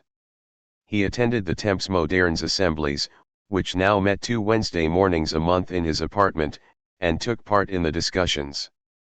Carried away by his habit of always saying yes, he agreed to sign an article that appeared in Le Monde on April 10, 1977, and that was in fact written by Vigier after a talk with him. In this he stated that since its re-establishment in 1945, German social democracy had been one of the most highly valued instruments of American imperialism in Europe, and he called upon militant socialists to fight against German-American hegemony by setting themselves against a certain way of building Europe. The style did not resemble Sartre's in the least, and an appeal to the socialists was very surprising, coming from him. Lanzmann, Poerlian, Victor, and others did not hide their disapproval.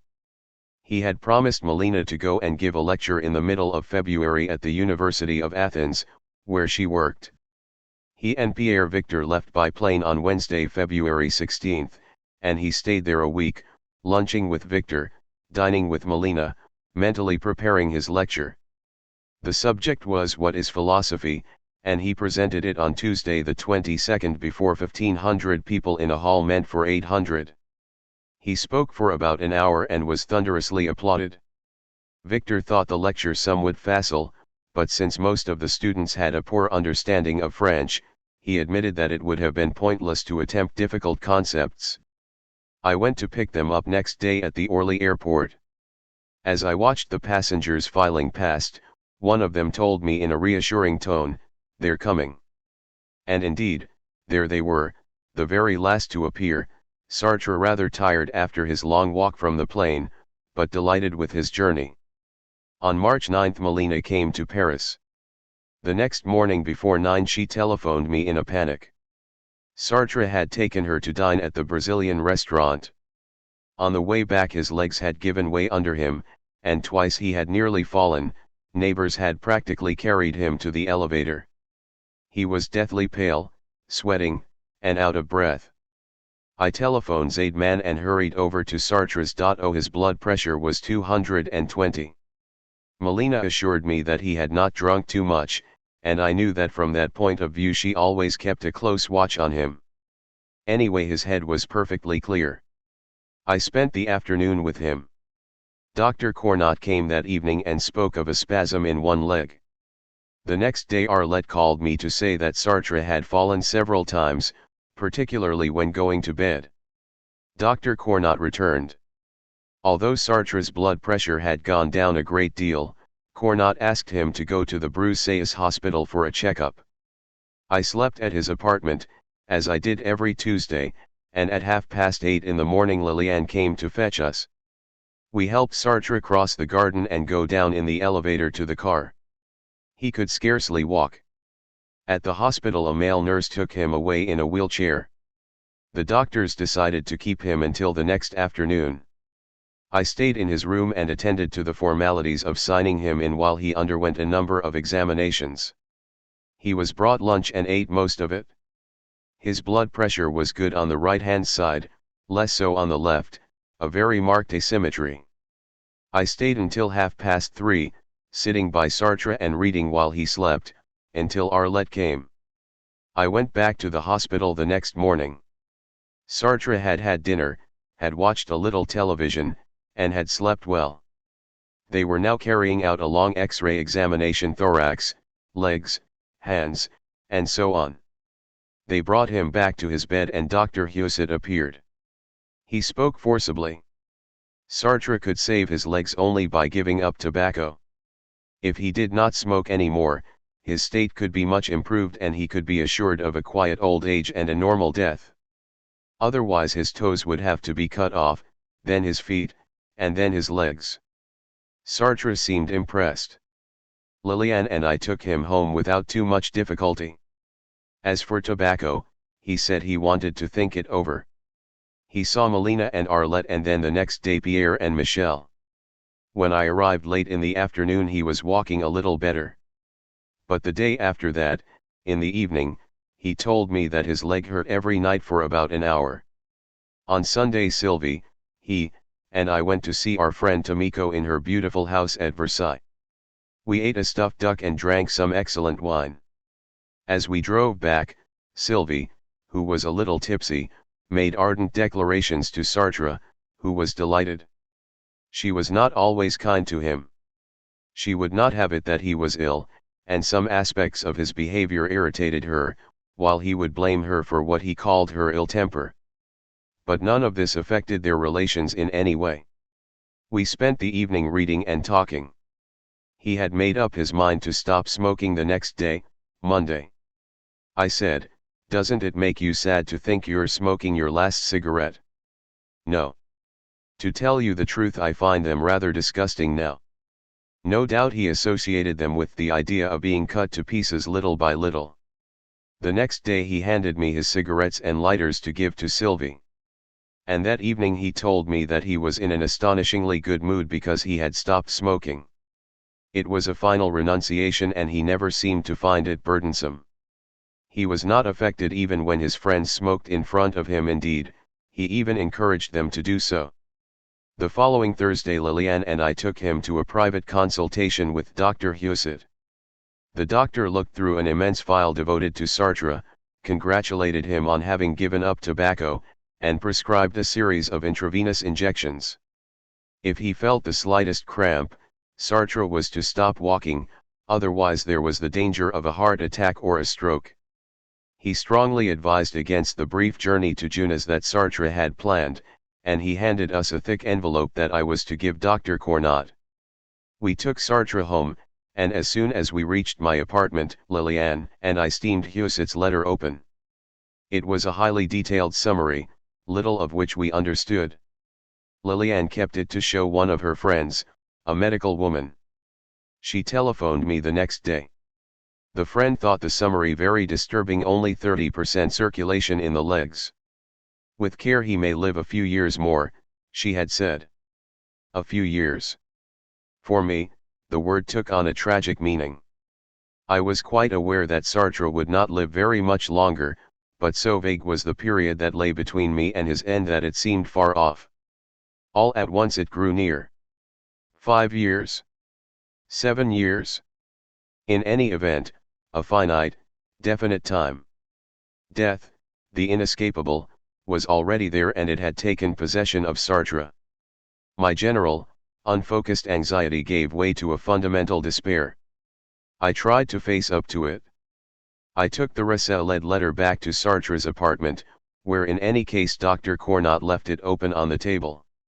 He advised Sartre to walk very little during the next couple of weeks. We were about to leave for Venice, and I persuaded Sartre to order a wheelchair at the airport.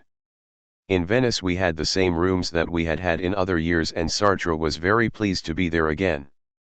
But he rarely left the hotel. Every time we went to one of the restaurants he liked it was a laborious expedition. He found it hard to go even as far as St. Mark's Square.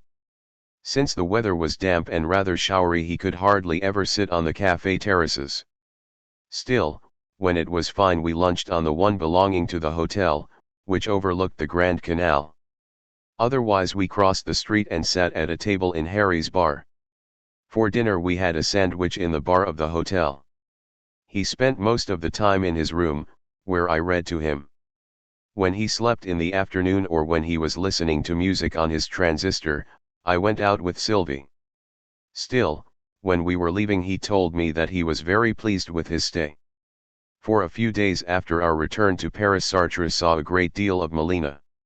He liked her again. When I'm with her, I feel as though I were 35, he told me. Liliane, who had often seen them together, told me that he did indeed grow younger in her company. So much the better, there were so few cheerful things left in his life. Once again his legs were giving him a great deal of pain. One morning as he was getting up his right foot hurt him so much that he said, "I can see that they cut your feet off." Aspirin soothed his pain a little. Fresh injections took it away altogether. But it was still very hard for him to walk. When he was alone with me he was open and full of life. But when other people were there he often became withdrawn, closed in upon himself. Even with Bost one evening he did not say a word. Bost, overwhelmed, said to me, "How can one accept that such a thing should happen to him?" It was precisely to him, I thought, that it had to happen. As far as he himself was concerned he had always carried out the policy of full employment, with no time off. If he felt tired, hesitant, or sleepy, he stuffed himself with coridrain. An inborn, constitutional narrowness of his arteries did predispose him to the disease that struck him, but the least one can say is that he did nothing to avert it. He played ducks and drakes with his capital of health. And he knew it, since he said in effect, "I should rather die a little earlier and have written the Critique of Dialectical Reason." Indeed, I have wondered whether, under the influence of Grodek's books, he may not, more or less consciously, have chosen his condition. He did not really want to write the last volume of the Flaubert, but having no other plan for the time being, he would not renounce it either. What was to be done about it? For my part, I can put myself out to grass without life losing all its meaning. Sartre, no. He liked living indeed, he loved it but on condition of being able to work. As the reader will have seen in the course of this narrative, work was an obsession with him. When he found that he was incapable of carrying through what he had undertaken, he overdid the stimulants, and he so increased his activities and exceeded his strength that he made a stroke inevitable. One of the consequences that he had not foreseen and that horrified him was his near blindness.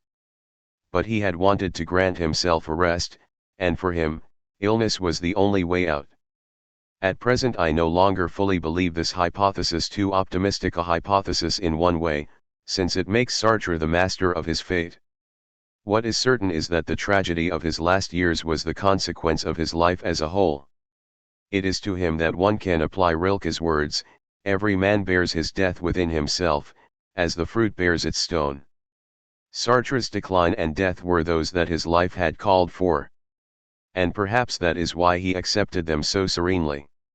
I have no illusions, this serenity of mind was obscured at times. More and more often he felt the need for a glass of spirits. Just before the vacation I asked Victor what he thought of Sartre's health. "He's getting worse," Victor replied. At the end of each conversation, Sartre angrily insisted on whiskey. Yet he was full of smiles on that June 21, 1977, his 72nd birthday, when together with many other intellectuals he welcomed the dissidents of Eastern Europe at the Theatre Recamier. At the same moment Giscard was receiving Brezhnev at the Élysée. He sat next to Dr. Mikhail Stern, to whose liberation Sartre and I had contributed and who thanked him very heartily. Sartre had brief conversations with the other people present.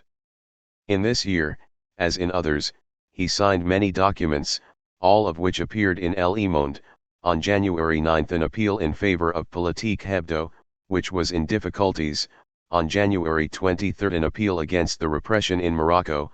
On March 22 a letter to the president of the court at Laval in support of Ivan Pinot, charged with having refused his military papers. On March 26 a protest against the arrest of a singer in Nigeria. On March 27 an appeal for civil liberties in the Argentine. On June 29 a petition addressed to the Belgrade Conference against repression in Italy, and on July 1 a protest against the worsening of the political situation in Brazil. In a different vein, a conversation between Sartre and the musicologist, Lucien Maison, appeared on July 28. In this Sartre spoke about his musical tastes and deplored the new turning that France musique had taken. The director of the channel replied to his criticisms in the number dated August 7/8. At the beginning of July, Sartre set off by car for Junas with Arlette, Poog, and one of Poog's friends, a young woman Sartre liked very much. By the way of the usual relays, he went to Venice with Wanda, and there he spent 2 weeks. I often telephoned him, and he seemed well.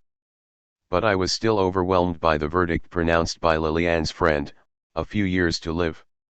As I traveled about Austria with Sylvie, her presence and my interest in the landscapes, towns, and museums helped me to get the better of my distress.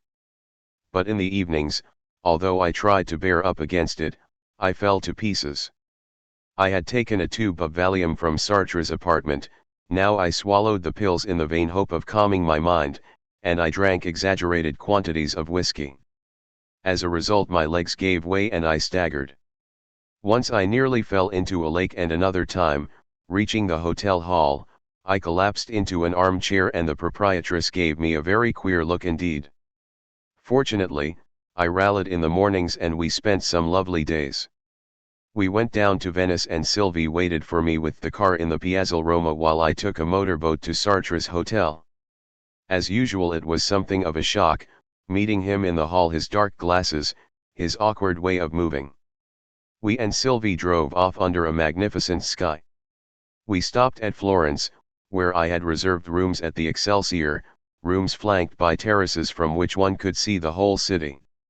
As we drank our cocktails in the bar, Sartre fairly beamed with pleasure, as he had so often done in former times. At about 2 the next day we reached Rome, a deserted Rome. Unhappily, we no longer had our terrace apartment, which had been let to an American for the whole year. But I liked our new quarters, 2 bedrooms separated by a minute drawing room in which there purred a refrigerator. This too was on the 5th floor, and we had a magnificent view of St. Peter's and saw fabulous sunsets. I thought Sartre perfectly well. Apart from his legs, he could scarcely walk. During the 35 days we spent together, at first with Sylvie, and then alone. He discussed the books I read aloud to him with great acuity, particularly those written by Soviet dissidents. Although Bost was inclined to be pessimistic where Sartre was concerned, he was astonished by his vitality when he and Olga came to see us. The day after Sylvie left, a little cafe opened 10 yards from our hotel, where there had been a garage. Every day we had lunch on its terrace, eating a sandwich or an omelette. And sometimes in the evening, coming back from the restaurant where we had dined, having driven there in a taxi, we would stop and have a drink before going up to our rooms. It was there that we usually arranged to meet people. In Rome that summer there was a great deal of nervous excitement in the air. A student had been killed at Bologna, whose mayor was a communist. An enormous leftist demonstration was to be held there on September 23 to 25. Sartre, as I have said, had signed a manifesto against the repression in Italy. By doing so he had raised a storm in the Italian press, especially in the communist press. Lotta Continua, an extreme left-wing paper with which Les Temps Modernes had excellent relations, asked Sartre for an interview on the question. M.A. Maxiacchi urged him to support the Bologna meetings. Rossana Rossenda begged him not to do so, she foresaw disaster. On September 15 and in the little cafe I have just spoken about, Sartre met several of the chief men of Lotta Continua.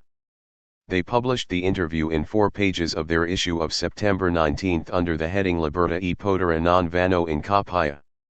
Sartre set out his ideas on the Italian Communist Party, the historic compromise, the Baader-Meinhof Band, the Eastern European dissidents, the intellectuals' role with regard to the state and the parties, the new philosophers, and Marxism. He said, "Every time the state police fire on a young militant, I am on the young militant's side." He asserted his solidarity with the young, but hoped there would be no violence at Bologna. His words satisfied everybody, including Rossana Rossenda. Sartre had indeed spoken very well. And in our own conversations too, I found him his old self entirely. We talked about our life, about our age, about everything and nothing. He had grown older, certainly, but he was truly himself. His heart had its whims. He no longer wanted Melina to come and see him in Rome or us to go to Athens as had been suggested. He said he would give her the money to live in Paris this year since he had promised it, but that he would not see her any more. She is too self-seeking, she's not worthwhile. She no longer means anything to me. She reached Paris a little after our return. I still have a good deal of affection for you, Sartre told her, but I don't love you anymore. She wept a little. And he saw something of her from time to time. There were many women in his immediate circle, old friends and newcomers. In a delighted tone he said to me, I've never been so surrounded by women. He did not seem at all unhappy. Yes, he said, when I questioned him, the world has a dimension of unhappiness now, but I am not unhappy. He was sorry that his sight was so bad, and above all that he could not see faces, but he felt thoroughly alive. His readings with Victor interested him, the television amused him, and at the Temps Modernes meetings he took a much greater part in the discussions that he had in other years. He also paid great attention to political events, especially to the case of Klaus Croissant, Batter's lawyer. On July 1 he signed an appeal against his extradition, and on October 11, together with the Committee Against a German-American Europe, a fresh protest. On November 18 the same committee issued a communiqué on the Schleyer affair. On October 28 he, P.H. Halbwachs, Daniel Guerin, and I signed a warning against the use of force in connection with the Polisario Front. On October 30 he sent the Iranian intellectuals who were opposed to the regime a telegram of support. On December 10 he signed an appeal against the expulsion of the painter, Antonio Sarra. At the end of November he dictated to me a very happily conceived little preface to the American edition of his plays, taking an hour over it. The TEP intended to stage Nekrasov again, it had not been acted in Paris since it was first produced in 1955. In October Sartre had a talk about the play with Georges Wurler, André Acquart, and Maurice Delarue, and in December he made a statement on the subject. He emphasized that his real purpose had been to denounce the behavior of the sensational press. I would no doubt choose another pretext today, he said, but just as I did before, I would willingly attack a certain kind of journalism that does not hesitate to abuse its readers' trust by fabricating completely untrue scandals. When some people criticized him for having allowed this revival, he replied that all his plays, including Dirty Hands, now belonged to the theater's repertory, and that he no longer saw any reason for stopping the production. While we are on this subject, I should like to speak of the extraordinary misconception that attributed the slogan "Do not drive Billancourt to despair" to Sartre. As his opponents saw it, out of loyalty to the Communist Party, to which he did not belong, he had seen fit to remain silent about certain embarrassing truths. This he never did. He and Merleau-Ponty were the first to expose the existence of the Soviet camps in Les Temps Modernes. And this integrity remained unaltered in later days. One has but to reread the play. Valera, a swindler who passes himself off as Nekrasov, a Soviet minister who has chosen freedom, is paid by the right-wing press to make revelations about the USSR, about which he knows nothing whatsoever. Veronique, a young left-wing militant, tells him that although he thinks he is deceiving the rich, he is in fact playing their game and that he will drive the poor to despair, especially those of Billancourt. Valera is apolitical, unscrupulous, and greedy for money. In a derisive tone he cries, by all means let's drive Billancourt to despair. Neither of them speaks for Sartre. The first performance was in February 1978. Maurice Delarue, who had been one of Dolin's pupils, came to Sartre's apartment to fetch him and Olga, a former comrade, and Bost and me. He drove us to the theater. Sartre liked the production and the acting. When the curtain came down we went to the green room, where he warmly congratulated Wurler and the players. Ever since his 1967 journeys in Egypt and Israel, Sartre had been particularly interested in the problems of the Middle East. Sartre's visit to Israel stirred him deeply. He wrote a short, striking article to encourage negotiations between Egypt and Israel. It appeared in Le Monde of December 4/5. Sylvie, he, and I ended the year very cheerfully, eating turkey at Dominique's. Sartre was satisfied with his work and his way of life. All in all, we have had a good time since we came back to Paris, he said to me. 1978. He still saw many young women, Melina and several others. One day, when he was complaining of working too little with Victor, I said to him, with a laugh, too many young ladies. But it's useful to me, he replied. And indeed I believe that it was largely to them that he owed his taste for life. With a naive self-satisfaction he told me, I've never been so popular with women before. Other factors kept up his optimism. Liliane Siegel collected a number of photographs of him, I wrote brief commentaries on them, and they were published as an album by Gallimard. Michel Sicard was preparing an important issue about Sartre for the magazine Obliques, and they often discussed it together. Jeanette Colomble and many young people came to see him to talk about the works they were devoting to his philosophy. Gallimard was going to bring out all his novels in the Pléiade collection, prefaced by Michel Contat. The comeback was continuing, and he appreciated it very much indeed. Yet he did have one grave anxiety: money. Ever since I had known him he had been unfailingly prodigal, and in the course of his life he had given away everything he earned to various people. At this point he was regularly paying out quite large sums every month to different recipients. His allowance from Gallimard was swallowed up at once, he had almost nothing left for his own needs. If I asked him to buy himself a new pair of shoes, he would reply, I haven't the money. It was difficult to make him accept them as a gift. And he owed his publisher a sum he considered important. This position bred a positive anxiety in him, not for himself, but for all those who depended on him. Since he wanted to see the results of Sartre's visit close at hand, he went to Jerusalem in February, accompanied by Victor and Arlette, who had become friends. I was afraid that although this journey was to be short it would tire him, but not at all. At Orly a wheelchair took him to the plane. When it landed Eli Ben-Gal came to fetch him in a car. All four stayed in the comfortable guest house facing the old city of Jerusalem. They also spent a night in a fine hotel on the shores of the Dead Sea. For 5 days Sartre and Victor talked with Israelis and Palestinians. The temperature was in the high 70s and the sky a splendid blue. Sartre was enchanted. He loved moving about, learning things, and as far as his eyes would let him, seeing different countries. If, as some say, old age is the loss of curiosity, he was not old at all. Of his own accord, Sartre would never have written an article after so brisk an investigation. Victor had fewer scruples.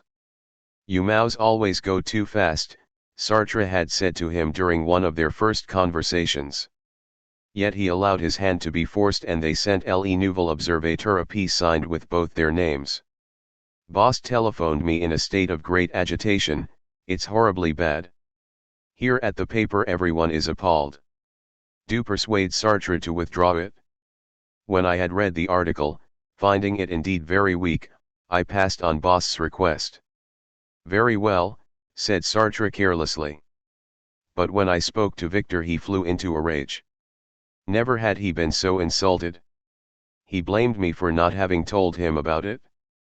I had supposed that Sartre would look after that, but he had not done so, no doubt because he did not care.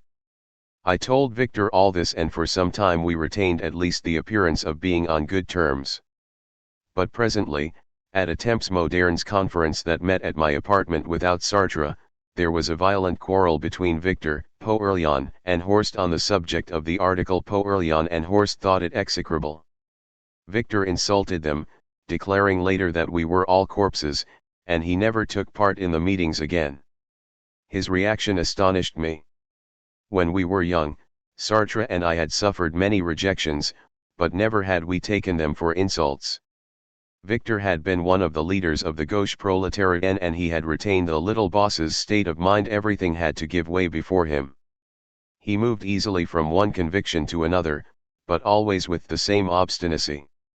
From the ill-governed intensity of his various enthusiasms he derived certainties that he would not allow to be called into question. This gave his words a vigor that some people found stimulating, but writing calls for a critical attitude of mind that he did not possess, and if anyone did adopt this attitude with regard to anything he had written, he felt injured. From that time on, he and I no longer spoke to one another. I avoided encountering him in Sartre's apartment. It was an unpleasant situation. Up until then, Sartre's real friends had always been mine too.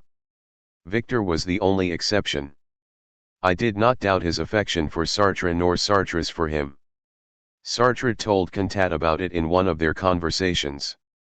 All I wish is that my work should be continued by others.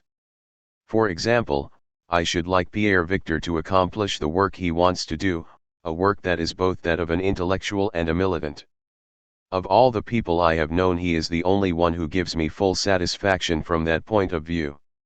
He appreciated the radical nature of Victor's ambitions, and the fact that, like Sartre himself, he wanted everything.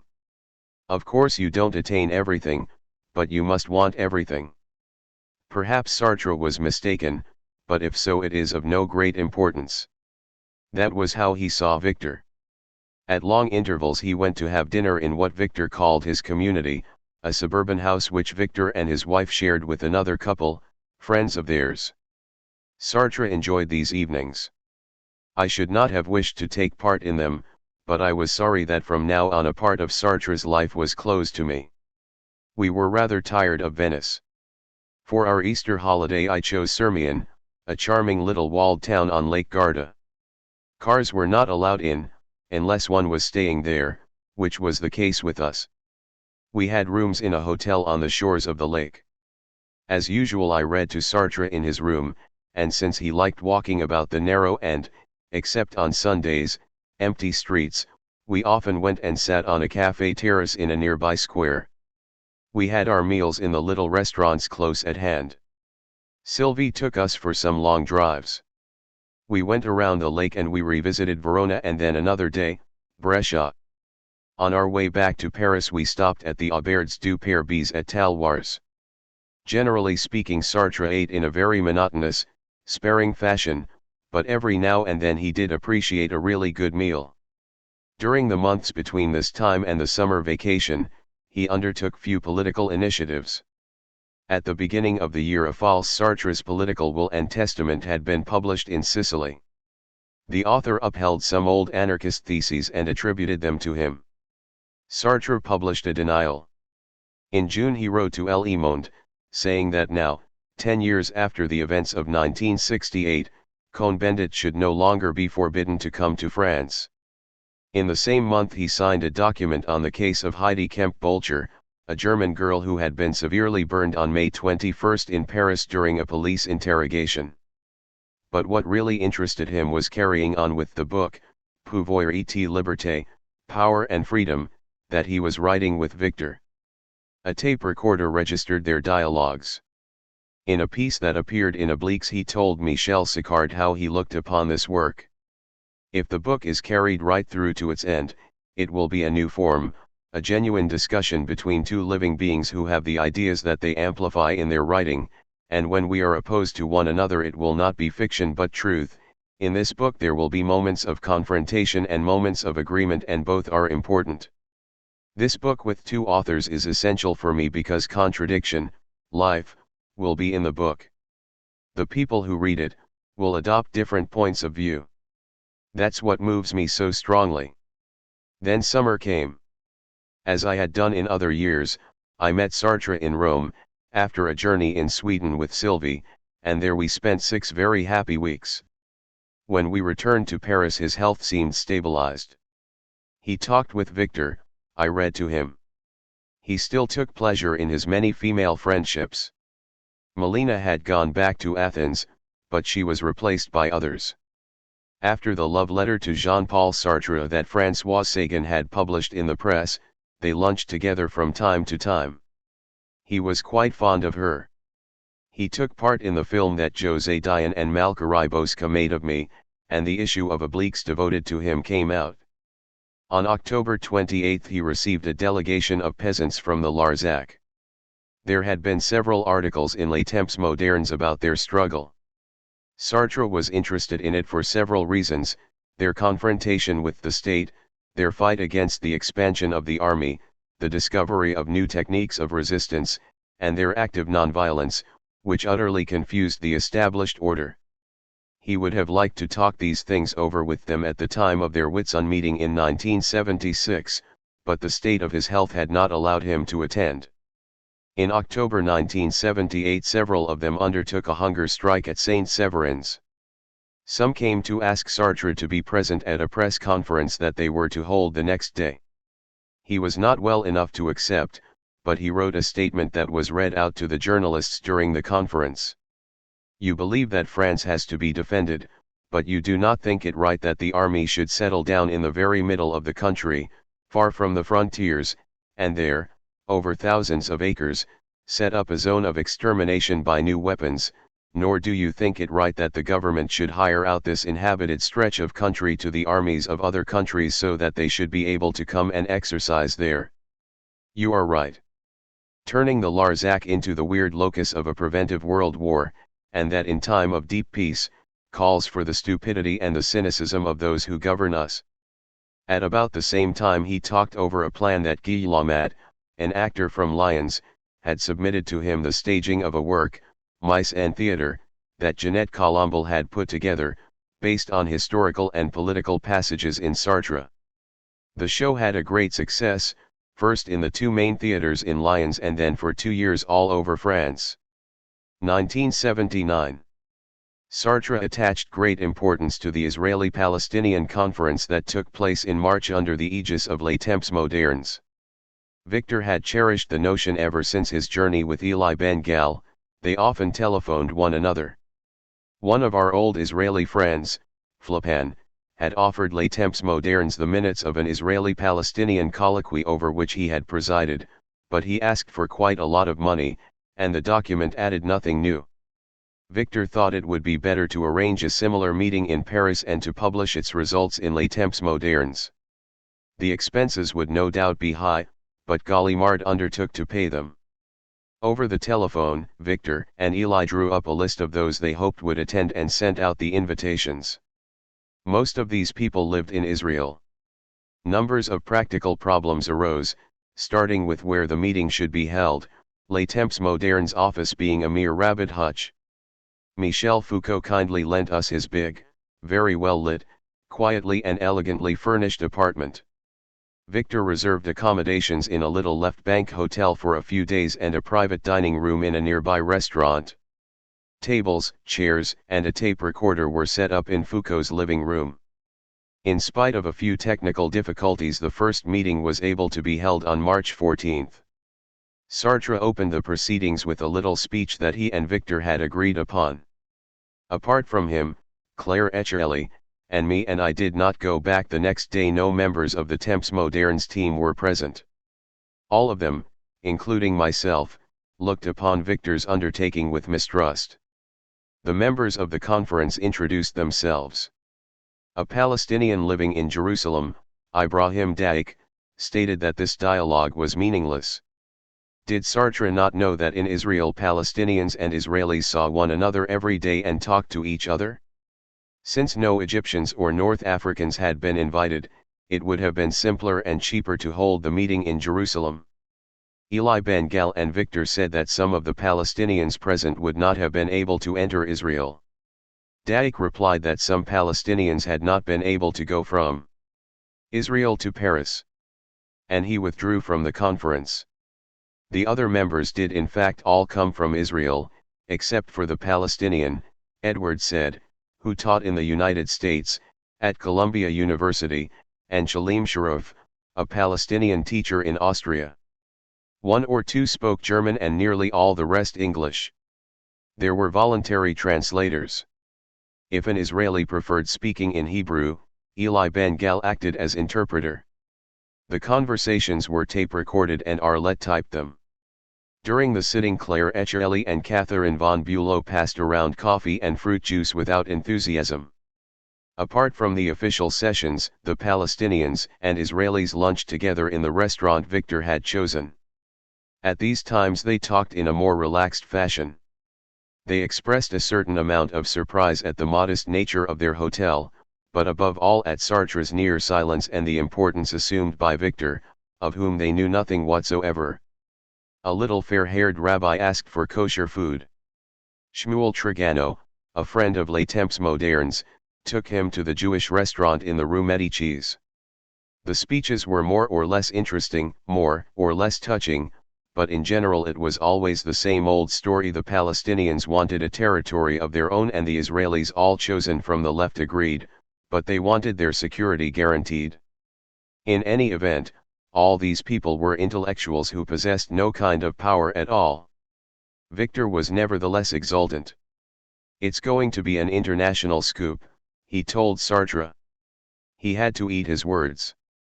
For various reasons the issue, entitled Peace Now after an Israeli pacifist movement that did not play any great part in politics, only appeared in October, and it fell flat.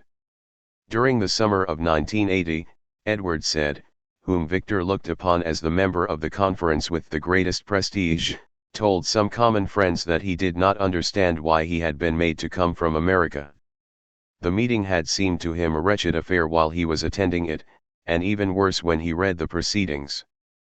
But in March 1979 Sartre shared Victor's optimism, and I did not tell him about my doubts. At the beginning of the Easter vacation we and Sylvie left for the south by car. We slept at Vienne, where we found Point's restaurant disappointing. On the other hand, reaching Ike's was a delight. The hotel, half a mile out of the town, had a big garden that smelled of the sun and pine trees, and far away one could see the white ridge of Saint Victoire sharp against a pure blue sky. It was still too cool to sit out of doors. We read in Sartre's room, but often all three of us would go for drives, lunching at some pleasant spot in the neighborhood. Shortly after our return to Paris, Sartre was slightly wounded by a man who was half mad, Gérard de Clovis. He was a Belgian, a poet, and the protégé of our friends Lallemant and Verstraeten. At long intervals, between stays in the asylum, he would come to Paris, and there, day after day, he asked Sartre for money. During this last leave of absence from the asylum, Sartre gave him small sums on several occasions but then told him that he would not see him again. Clovis nevertheless returned. Sartre, who was at home with Arlette, refused to let him in, but he held the door ajar, with the chain still on. After a short discussion Clovis took a knife from his pocket and struck Sartre's hand over the chain. Then he began battering the closed door so violently that in spite of its armor it began to yield. Arlette telephoned the police, and after a long chase in the corridors of the building Clovis was arrested. Sartre was bleeding profusely. His thumb had been slashed, but fortunately not the tendon. For weeks it was bandaged. On June 20 he took part in the Un bateau pour le Vietnam Committee's press conference. This committee had already succeeded in carrying out the first part of its undertaking. A ship, the Isle de Lumière, was anchored off Pulau Bidang and it had taken in a great number of refugees. Now the committee wanted to establish an airlift between the camps in Malaysia and Thailand and the transit camps in the Western countries. For this, the press had to be alerted. The conference was held in the rooms of the Hotel Laetitia. Glucksmann went with Sartre, who for the first time in a great while shook hands with Raymond Aron. Foucault spoke, then Dr. Kouchner, who worked aboard the Isle de Lumière, and then Sartre, who left a little before Aron's speech. On June 26 they went to the Élysée together to ask Giscard to increase the help given to the boat people. They received promises that were mere hot air. Sartre attributed no importance to this meeting with Aron, although some journalists went on and on about it.ax. This year too, the summer vacation was a delightful period. Ike's had so pleased us in the spring that we went back there in August. This time we had rooms on the first floor with communicating terraces that looked straight down onto the garden. It was here that we usually sat to read and talk. Sometimes I went by taxi, since it might almost be said that Sartre could no longer walk to lunch with him on the Cours Mirabeau, which he had always liked very much.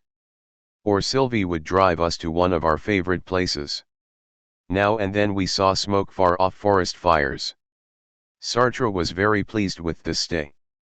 He was pleased too when Sylvie, who was going back to Paris, drove us to the Martigues airport, where we took the plane for Rome. Once again we had our old rooms, looking out over the dazzling or ghostly white of St. Peter's, and once again we returned to our old peaceful habits.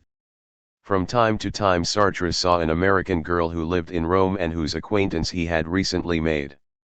We both met Alice Schwarzer and we saw Claude Courtier, who was staying in the city with a friend, Catherine Rehoit. Courtier was amazed at Sartre's good humor and his cheerfulness. He did not know him well, but he had pictured him as being more or less broken by his illness and his lack of sight, whereas there before him was a man filled with the joy of living. When Sartre appeared in public he usually made a painful impression. Writing to Claude Mauriac after the meeting at the Hotel Laetitia I Raymond Aron said in effect, "I thought I was seeing a dead man." But in private life those who talked to him were struck by his unconquerable vitality. He agreed to give M.A. Maxiaki an interview, which she published in El Europeo. He was not pleased with it. Shortly before we left, Liliane Siegel telephoned us from Paris to give us the news of Goldman's murder. I was overwhelmed. Goldman attended the Temps Modernes meetings with great regularity, and my liking for him had changed into a deep affection. I liked his intelligent irony, his gaiety, his warmth. He was full of life and unexpected turns, he was often funny, he was constant in his enmities and his friendships. That he should have been shot down in cold blood added to the horror of his death. Sartre was moved too, but he now looked upon everything that occurred with detachment. Yet when we were back in Paris he wished to be present at Goldman's funeral. Claire Echarelli drove us to the morgue in her little car. We did not go in, but we followed the hearse as far as the entrance to the cemetery. Here there was such a crowd that we found it very hard to get through, although people, recognizing Sartre, kindly moved aside. Cars were not allowed beyond a certain point. Echarelli stayed at the wheel while Sartre and I slowly and with great difficulty made our way through the mass of people. After a few moments he felt exhausted. I wanted him to rest on a grave but someone brought a chair. Sartre sat on it and we stayed there for a while, surrounded by strangers who stared and stared. Fortunately, Renée Sarré caught sight of us, her car was drawn up just beside us. Having sent someone to tell Claire Echarelli we were leaving, we got into it. Sartre returned to his work with Victor. I was rather worried about it. On 3 successive days I asked him, "Has your work gone well?" On the first he said, "No." We argued the whole morning about some subject or other. The next day he replied, "No.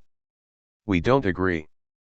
The third day he said, "We have managed to come to an understanding." I was afraid that he might be making too many concessions. I should very much have liked to know about these conversations directly, but they were taped, and Arlette, whose job it was to decipher and type them, worked slowly. Nothing was quite ready yet, Sartre told me. In November he gave Catherine Clement an interview for Le Matin, and he lunched with the paper's team. In December he told Bernard Dort about his ideas on the theatre. The conversation appeared in the magazine, Travail Théâtral, and in the course of it he spoke of the dramatists he liked, Pirandello, Brecht, Beckett, and recounted the history of his own plays. In January 1980 he protested against the order that confined Andrei Sakharov to a given residence, and he supported the boycotting of the Moscow Olympic Games. On February 28 he was interviewed by Le Guipide, a homosexual monthly. And he had a conversation with Catherine Clement and Bernard Pingod for a coming issue of L'Arc. 1980. According to a fresh checkup at Bruxelles Hospital on February 4, he was neither better nor worse. He found his activities interesting, his relations with young women amusing. In spite of everything, life was a joy to him. I remember one morning when a brilliant winter sun flooded into his study, full on his face. "Oh, the sun," he cried in an ecstasy. We planned to go, Sylvie, he, and I, to Belle Isle for the Easter vacation, and he often spoke of it in a happy voice. He was careful enough about his health to maintain his giving up of tobacco. And as far as I knew, he only drank a very little. He was so slow with the half bottle of Chablis he ordered when we had lunch together that he left as much as he drank. Yet one Sunday morning at the beginning of March, Arlette found him lying on his bedroom floor with a terrible hangover. We learned that he got his various young women, who knew nothing of the danger, to bring him bottles of whiskey and vodka. He hid them in a chest or behind books. That Saturday evening, the only night he had spent alone since Wanda's departure, he had got drunk. Arlette and I emptied the hiding places. I telephoned the young women asking them not to bring any more alcohol, and I scolded Sartre vehemently. In fact, since it had no immediate consequences, this outbreak obviously did not damage his health, but I was rather uneasy about the future. Above all, I could not understand the return of this passion for drinking. It did not square with his apparent mental balance. He put my questions aside, laughing. "But you're fond of drinking too," he said. Perhaps he was not bearing the situation as well as he did before. It is not true that in time you get used to it, as far from healing wounds, time can on the contrary make them worse. Later it occurred to me that without clearly admitting it even to himself, he cannot have been altogether satisfied with his conversation with Victor, now soon to come out in Le Nouvel Observateur. I read this conversation at last. It was signed by Sartre and Benny Levi, Victor's real name, about a week before it was to appear. I was horrified. It had nothing to do with the plural thought that Sartre had spoken of in obliques. Victor did not express any of his own opinions directly, he made Sartre assume them while he, by virtue of who knows what revealed truth, played the part of district attorney.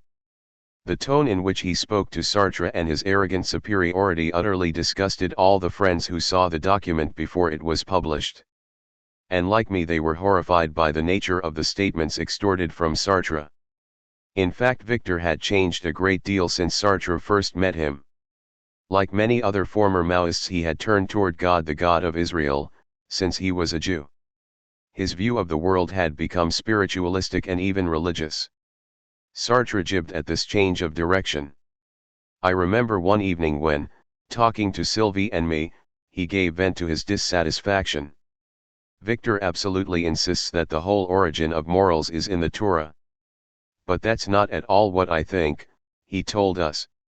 And as I have already pointed out, he would struggle with Victor for days on end, and then, tired of contention, would give in. Victor, instead of helping him to broaden his own thought, was bringing pressure to bear on him so that he should repudiate it. How could he dare to claim that anxiety had been no more than a fashion for Sartre, who had never taken the slightest notice of fashions? How could he so weaken the notion of fraternity, so strong and firm in the critique of dialectical reason? I let Sartre know the full extent of my disappointment. It surprised him. He had expected a certain amount of criticism, but not this radical opposition. I told him that the whole Temps Modernes team was with me. But this only made him the more set on having the conversation published at once. How can one explain this abduction of an old man, as it was put by Oliver Todd, who for his part did not recoil from the abduction of a dead one? Sartre had always thought it right to think against himself, but he never did so in order to sink into mere facility. This vague, yielding philosophy that Victor attributed to him did not suit Sartre at all. Why did he concur? He who had never been open to any influence whatsoever was now subjected to Victor's. He has told us why, but it is a reason that has to be gone into more deeply. Sartre had always lived with his eyes fixed on the future, he could not live otherwise. Now that he was limited to the present, he looked upon himself as dead. Bc old, threatened in his own body, half blind, he was shut out from the future. He therefore turned to a substitute. Victor, a militant and a philosopher, would be the new intellectual of whom Sartre dreamed and whom he would have helped to bring into existence. To doubt Victor was to renounce that living prolongation of himself, more important to him than the praise of future generations. So in spite of all his reservations he had elected to believe in Victor. Sartre did have ideas and he did think, but he thought slowly. And Victor had a great flood of words, he stunned Sartre and he did not leave him the time he needed to bring things into focus. Finally, Sartre could no longer read. He could no longer reread what he had written. This, I believe, was very important. I am incapable of judging a text that I have not read myself. Sartre was like me. Yet he had checked this piece of writing only by ear. When he was speaking to Contact he said, the problem is that factor of reflexive criticism, always there when you read a text yourself, is never very sharply present when somebody else is reading it aloud. Then again, Victor was supported by Arlette, who knew nothing whatsoever about Sartre's philosophical works and who sympathized with Victor's new tendencies. They were learning Hebrew together. Sartre was confronted with this alliance, and he lacked the perspective that only a thoughtful, solitary reading could have given him, so he gave way. Once the conversation was published, he was surprised and hurt when he learned that all the Sartrians and, even in a more general manner, all his friends shared my consternation. On Wednesday, March 19, we and Boss spent an agreeable evening together without referring to the question. Just before he went to bed, Sartre asked me, at Les Temps Modernes this morning, did anyone talk about the conversation? I said no, which was true. He seemed rather disappointed. He would so much have liked to find some allies. The next morning I went to wake him at 9 o'clock. Usually, when I went into his room, he was still dozing. This time he was sitting on the edge of his bed, gasping, almost unable to speak. Once when Arlette was there he had had what he called an attack of aerophagia, but it had passed off quite soon. This one had been going on since 5 in the morning, and he had not had the strength to drag himself as far as my door and knock. I was frightened. I tried to telephone, but the service had been cut off, Poog having left the bill unpaid. I threw on my clothes and used the concierge's telephone to call a nearby doctor, who came at once. As soon as he had seen Sartre he telephoned the emergency service from a neighbor's apartment, and they arrived in 5 minutes. Sartre was bled, given an injection, and treatment that lasted for nearly an hour. Then he was laid on a kind of wheeled stretcher which was rolled down a long corridor. He was breathing oxygen from a mask that a doctor held over his head. They put him into an elevator and took him to an ambulance that was waiting at one of the entrances. It was not yet known to which hospital he would be taken. They would telephone the concierge. I went up to his apartment again to wash and dress properly. Now that he was in good hands, I thought the attack would quickly be brought to an end. I did not cancel my lunch with Den and Jean Poerlian. I never imagined when I closed the apartment door behind me as I set off to meet them, that it would never open for me again. Still, when we had had our lunch and I took a taxi to go to Bruxelles Hospital, for I now knew that Sartre was there, I asked Poerlian to come too and wait for me. I'm rather afraid, I said to him. Sartre was in the intensive care unit, breathing normally, and he told me he felt well. I did not stay long. He was drowsy and I did not want to keep Poerlian waiting. The next afternoon, the doctors told me that Sartre had a pulmonary edema which was giving him a high temperature but which would soon be reabsorbed. He was in a big, light-filled room and he thought he was in the suburbs. The fever made him delirious. That morning he had said to Arlette, "You're dead too, my dear." What did it feel like, being cremated? Well, here we are, both of us dead now. When I was there he told me he had just been to lunch at his secretary's house near Paris. Which secretary? He never used the word for either Victor or Poog. He called them by their names. As I seemed surprised, he explained that the doctor had very kindly lent him his car to take him there and bring him back. He had passed through some very curious and very agreeable suburbs. Had he not dreamed it? I asked him. He said no, looking cross, so I did not press the point.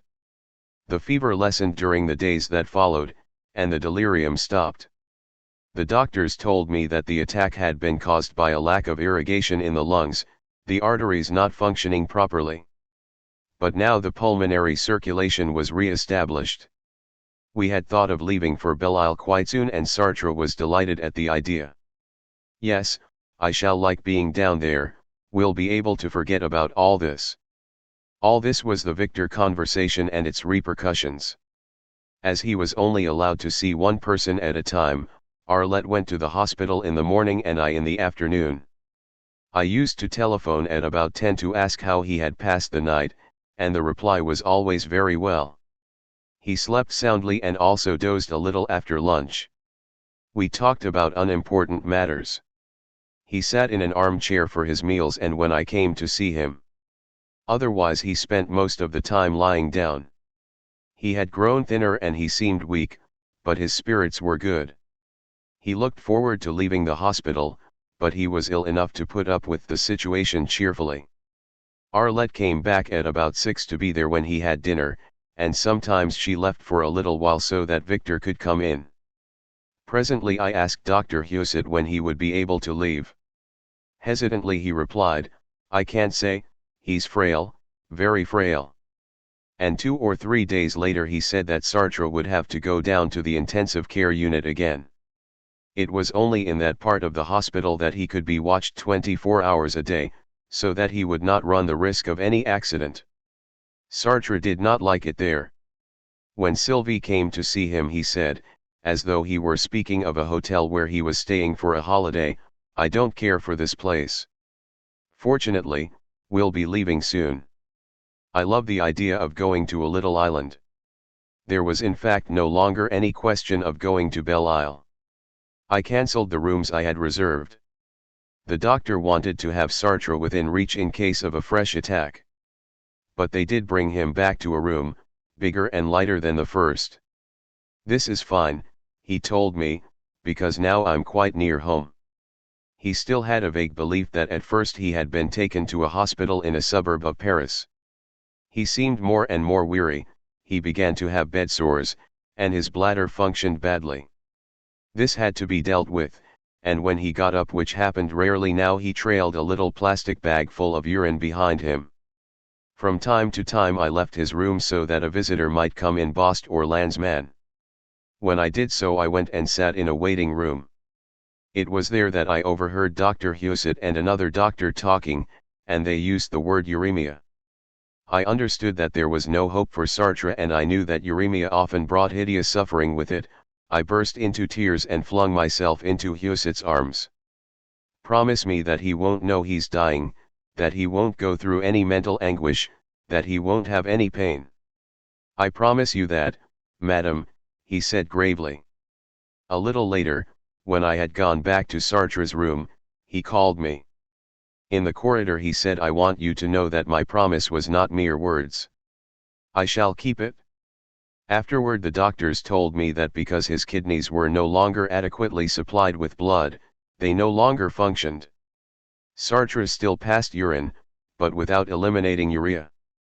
An operation would have been needed to save one kidney, but he had not the strength to bear it, and even if it could have been carried out, the inadequate circulation would then have been transferred to the brain, bringing senile decay with it. The only answer was to let him die in peace. He did not suffer during the few days that followed. There's just one rather disagreeable moment, he told me, and that is when they dress my bed sores in the morning. But that's all. These bed sores were horrifying to see, but fortunately they were hidden from him, great purplish blue and reddened patches. In fact, since the blood did not circulate properly, gangrene had attacked his flesh. He slept a great deal, but he still spoke to me lucidly. At times it almost seemed that he hoped to get well. Poeurlian came to see him during the very last days of his illness, Sartre asked him for a glass of water, saying cheerfully, "The next time we have a drink together, it'll be at my place and it'll be whiskey, BF." But the next day he asked me how are we going to manage the funeral expenses. I protested of course, and branched off to the cost of the hospital, assuring him that the Social Security Service would look after it. But I saw that he knew the end was near and that the knowledge did not overwhelm him. His only anxiety was the one that had tormented him these last years, the lack of money. He did not dwell on it, did not ask me any questions about his health. The next day, with closed eyes, he took me by the wrist and said, "I love you very much, my dear Castor." On April 14 he was asleep when I came. He woke and said a few words without opening his eyes, then he held up his lips to me. I kissed his mouth and his cheek. He went back to sleep. These words and these actions were unusual for him, they were obviously related to the prospect of his death.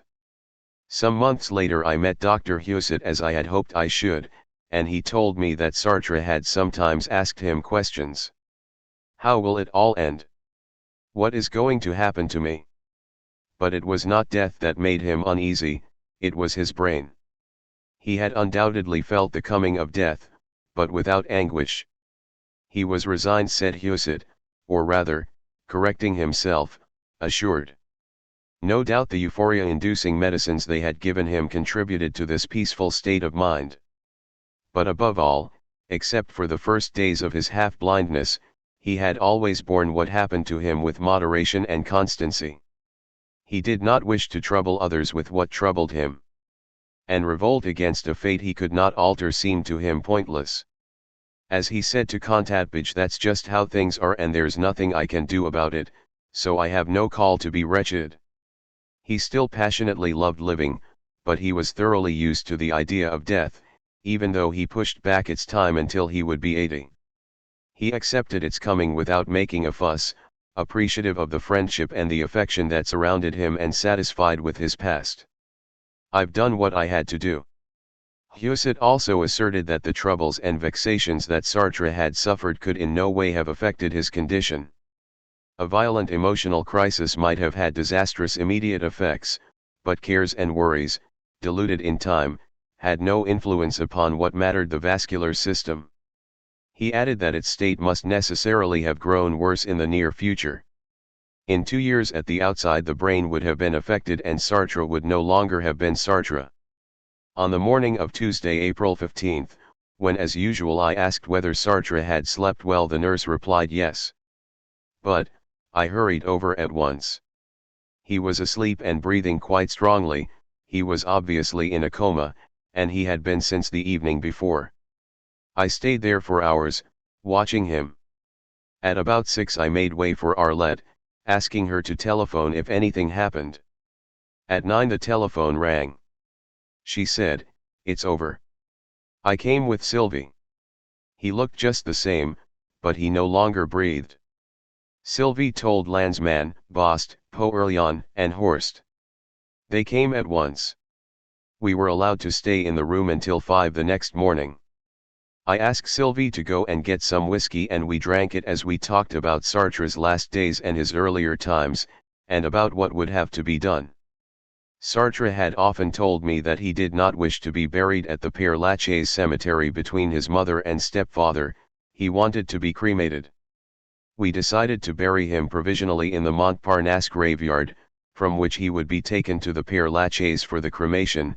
His ashes would be brought back and placed in a permanent tomb in the Montparnasse graveyard. While we were watching over him, journalists besieged the building. Bost and Landsman went out to insist upon their going away. They hid. But they did not manage to get in. When Sartre was taken to the hospital they had also tried to take photographs. 2 of them, dressed as male nurses, had attempted to make their way into the room, but they had been put out. The nurses took care to draw the blinds and to put curtains over the doors to protect us. But still a photograph showing Sartre asleep, no doubt taken from a nearby roof, did appear in Match. At one point I asked to be left alone with Sartre, and I made as if to lie down beside him under the sheet. A nurse stopped me. "No. Take care, the gangrene. It was then that I understood the real nature of the bed sores. I lay on top of the sheet and I slept a little. At 5 the male nurses came. They stretched a sheet and a kind of cover over Sartre and took him away. I finished the night at Landsman's, where I also slept on Wednesday. For the days that followed I stayed with Sylvie, where I was better protected from telephone calls and journalists than in my own apartment. During the day I saw my sister, who had come from Alsace, and my friends.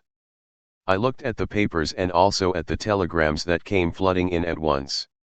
Landsman, Bost, and Sylvie took care of all the formalities.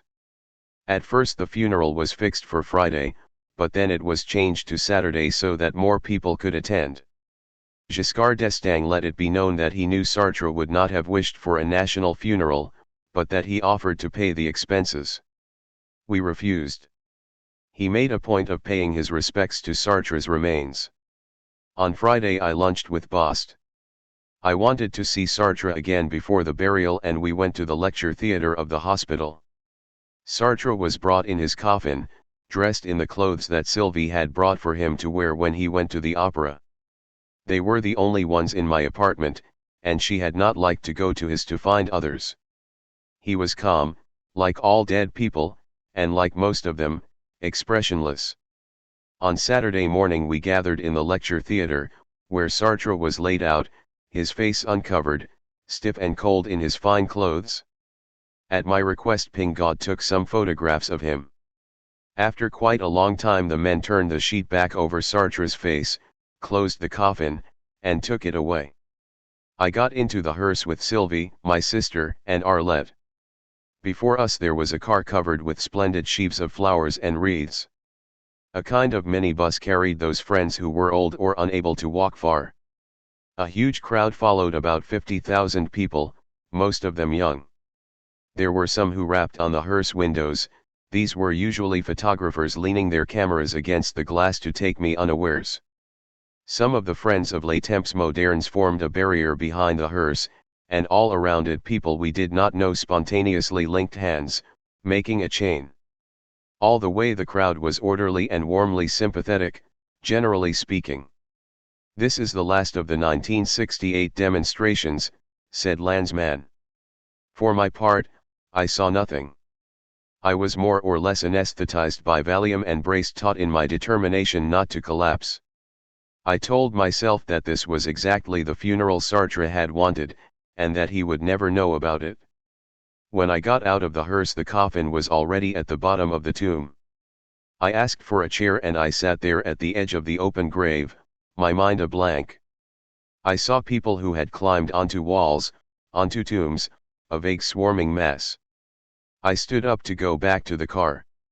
It was only 10 yards away, but the crowd was so dense that I thought I should be smothered. Then there I was at Landsman's house again with friends who had come straggling back from the graveyard. I rested for a while and then, as we did not wish to separate, we had dinner together at Zaire's, in a private room. I remember nothing about it. Apparently I drank a great deal and had to be almost carried down the stairs. Georges Michel took me back to my apartment. I spent the next 3 days at Sylvie's. On Wednesday morning there was the cremation at the Père Lachaise and I was too exhausted to go. I slept and I cannot tell how I fell out of bed and remained there in a sitting position on the carpet. When Sylvie and Landsman came back from the cremation and found me, I was delirious. They took me to a hospital. I had pneumonia. I got over it in 2 weeks. Sartre's ashes were brought to the Montparnasse cemetery. Every day unknown hands lay little bunches of fresh flowers on his grave. There is one question that I have not asked myself, I admit. It will perhaps occur to the reader. Should I not have warned Sartre of the imminence of his death? When he was in the hospital, weakened and without resilience, all I thought of was hiding the gravity of his condition from him. But before that, he had always told me that in the event of cancer or any other incurable disease he wanted to know. Yet his was an ambiguous case. He was in danger, but would he hold out another 10 years, as he had wished, or would everything be over in a year or two? Nobody knew. He had no arrangements to make, he could not have taken better care of himself. And he loved living. He had already found it hard enough to accept his blindness and his infirmities. If he had been more exactly aware of the threat that hung over him, it would only have darkened his last years without doing any good. In any case, like him, I wavered between dread and hope. My silence did not separate us. His death does separate us. My death will not bring us together again. That is how things are. It is in itself splendid that we were able to live our lives in harmony for so long.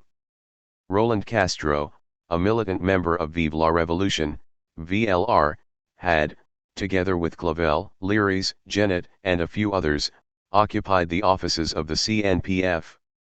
The French employers' organization Trans, to protest against the death of 5 immigrant workers who had been asphyxiated by gas.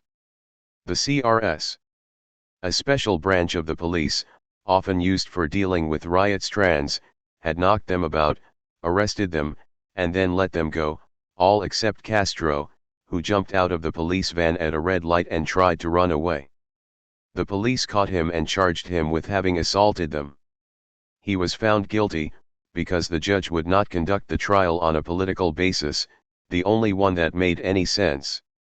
Sartre bore witness in Castro's favor, and La Cause du Peuple made hostile, ill-natured remarks about his evidence. Preface to the conversations. These conversations took place in Rome during the summer of 1974 and then in Paris at the beginning of the fall. Sometimes Sartre, when he was tired, gave indifferent answers, or it was I who lacked inspiration and asked pointless questions. I have omitted the conversations that seemed to me without interest. The others I have arranged according to their theme, at the same time keeping more or less to their chronological order. I have tried to give them a readable form. As everyone knows, there is a great difference between remarks recorded on tape and a properly written text. But I have not attempted to write them in the literary sense of the word. My intention has been to retain their spontaneity. Some rambling passages will be found, and some that mark time, and there are some repetitions and even some contradictions. This is because I was afraid of distorting Sartre's words or of taking away their finer shades of meaning. The conversations do not reveal any unexpected aspects of him, but they do allow one to follow the winding course of his thought and to hear his living voice. De Beauvoir, let us talk about the literary and philosophical side of your work. Do you feel that there is something to be said on the subject? Does it interest you?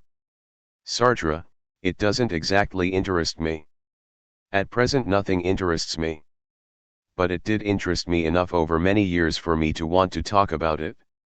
De Beauvoir, why does nothing interest you at present? Sartre, I don't know. It's over and done with, all that stuff. I try to find things to say about it. I don't find them anymore, but I shall find them. De Beauvoir, in the words you gave a very good explanation of what reading and writing meant to you and how, when you were 11, you had a vocation to be a writer. You were destined for literature.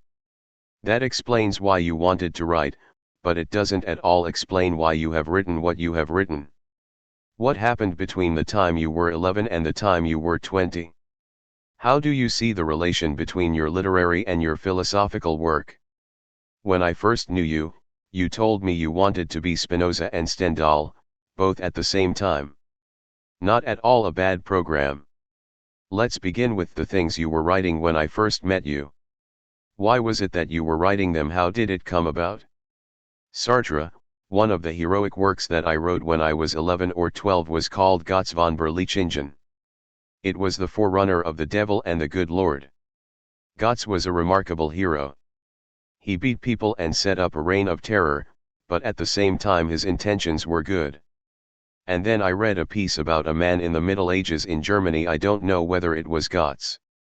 In any case, they wanted to execute him. They took him up into the steeple clock, and in the clock they made a hole where the 12 was, a hole that went from the inside right out to the dial. They put his head through the hole and the hands cut it off as they moved from 11:30 to 1:30.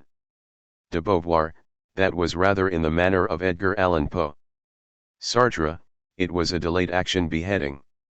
In fact, it impressed me very deeply. As you see, I was still doing what I had done for a long while. I was imitating. De Beauvoir, how long did you go on imitating, and when did you begin to use writing as a form of self-expression? Sartre, I copied, or at least adapted, old newspaper stories and adventures until I was 14 or 15. It was going to Paris that made me change my way of looking at things. I think I must have written one last novel. It was The Scots, by the way, at La Rochelle when I was in the 4th form. Then, when I was in the 3rd and the 2nd, I didn't write much. In the 1st, when I had come to Paris, I took to writing more serious things. De Beauvoir, the stories that you more or less copied, there was a choice governing that.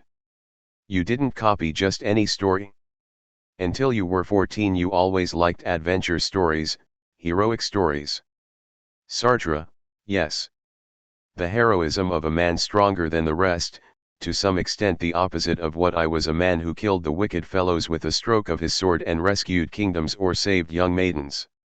De Beauvoir, it could be said that until you were 14 it was the process you described in the words, playing at writing without actually writing. And why did coming to Paris change your relations with the written word? Sartre, well, it was all connected with other people's literature. At La Rochelle I was still reading cloak and dagger novels, well-known novels like Rocambole and Fantomas, adventure stories, and then a whole mass of literature that was read by the lower middle class, Claude Fourier, for example.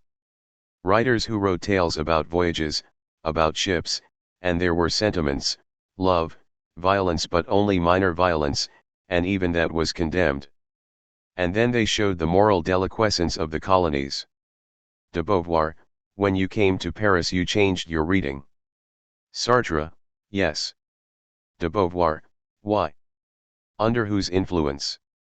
Sartre, under the influence of the boys who were there with me, of a few of the boys. Nizan and the painter Gruber's brother, who were in my form.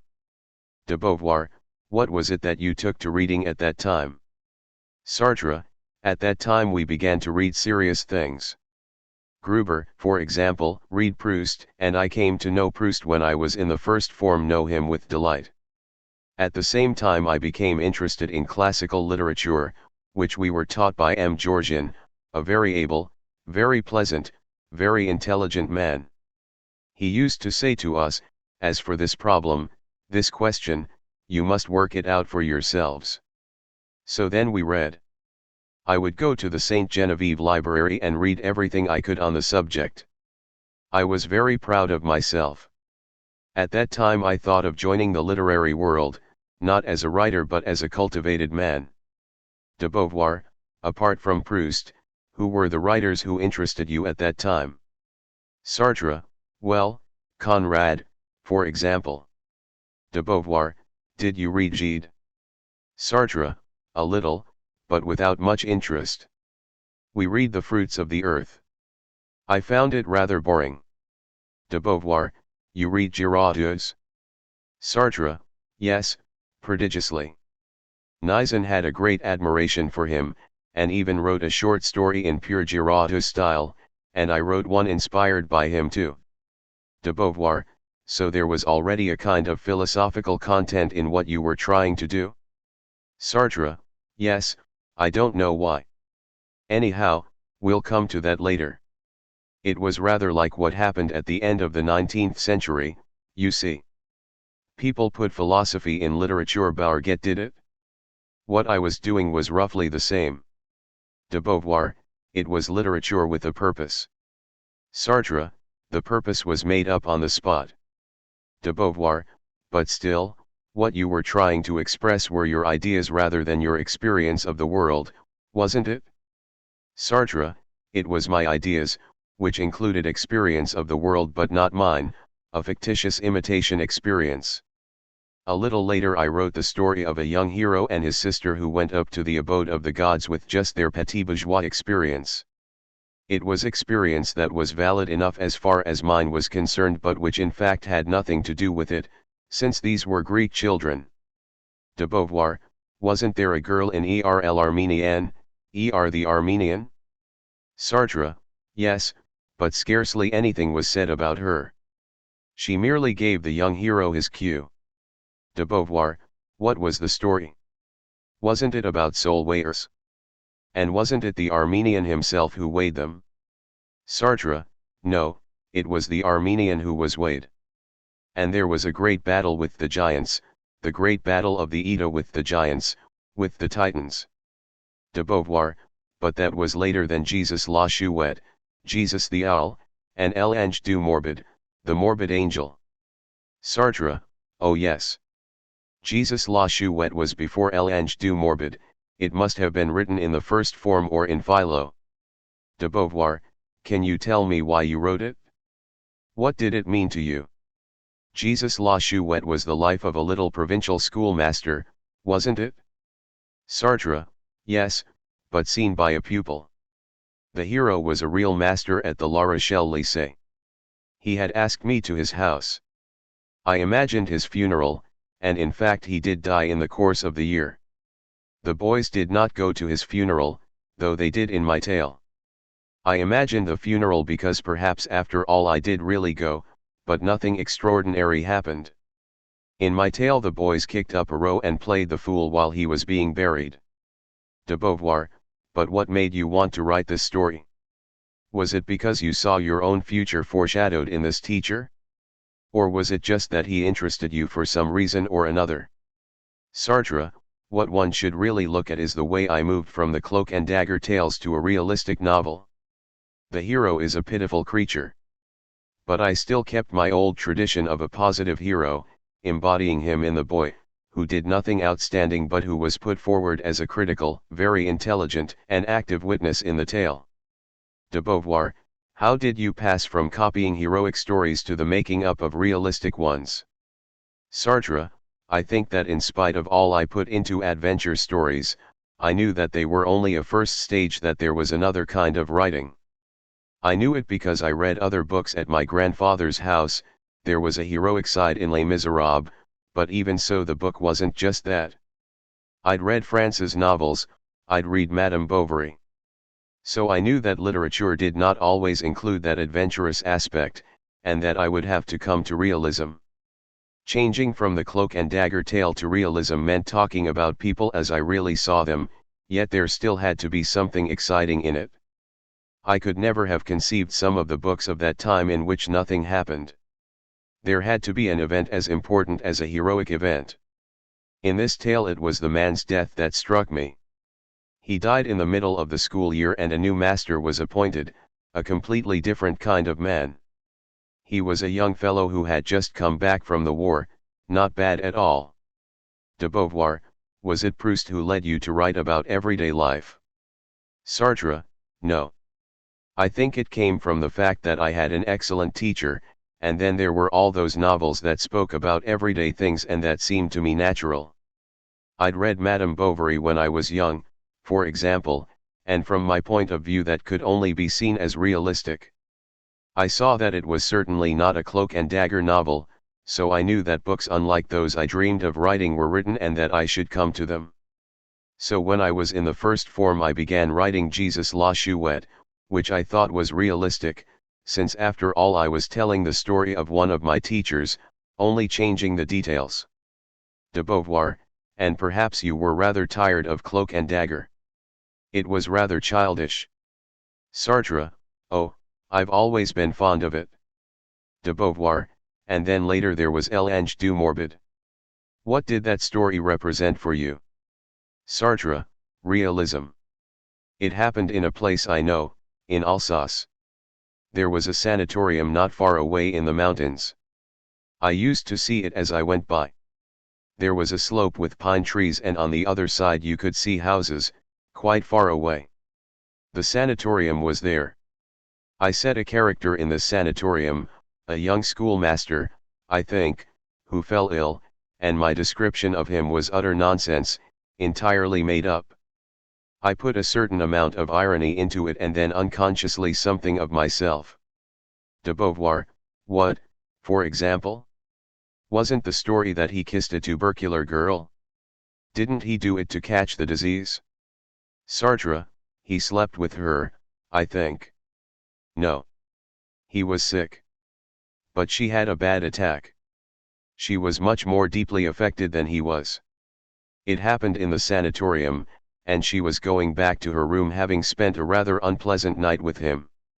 They hadn't made love because she had coughed too much. As for the end, I don't see it very clearly. De Beauvoir, why this idea of morbidness? What made you tell morbid stories at that particular time? Sartre, it was morbid because it was consumptive sleeping together. I was as healthy as a herring. So I knew nothing about the tubercular side, and I knew nothing about the sexual side either. It was really playing with general notions. I think I should have liked writing horror stories. This wasn't a horror story, but the character was horrified. I can't really remember why in a certain way it was still my own world, my own environment that I was describing, you see. It wasn't a question of strange, outlandish circles. De Beauvoir, and the other pieces that came out in the review sans titre, were they realism too? Sartre, yes. And my first novel, Un Defeat, A Defeat, which was not published, was also realistic. It was a rather odd realism. It was the story of Nietzsche and Wagner with me in the role of Nietzsche and a rather dim character as Wagner. Cosima Wagner, too. The hero fell in love with Cosima, Cosima being in love with Wagner, and as he was one of Wagner's very close friends. It was what was left of the cloak and dagger tale carried over into a realistic novel. De Beauvoir, ERL Arménienne and even La Legende de la Vérité, The Legend of Truth, went somewhat in the same direction. There was a change to Greek mythology, and a fairly stilted way of writing. How did the transition come about?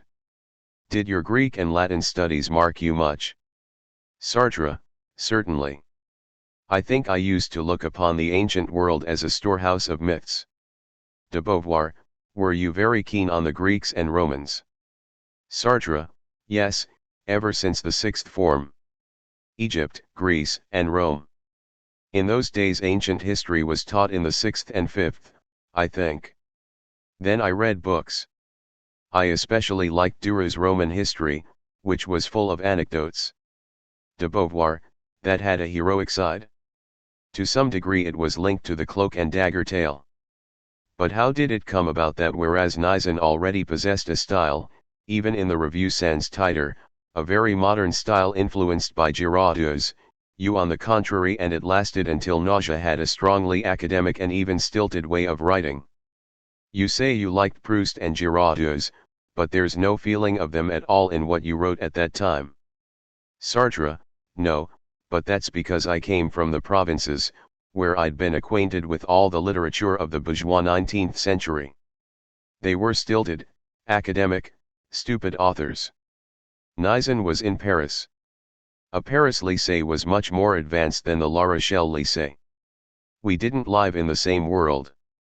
I was living in the 19th century and Nizan, without being quite aware of it, was living in the 20th. De Beauvoir, but when you came to Paris you read the same books as Nizan and the two of you were friends. Didn't that influence you? Sartre, it certainly did. It caused a crisis. An inner crisis.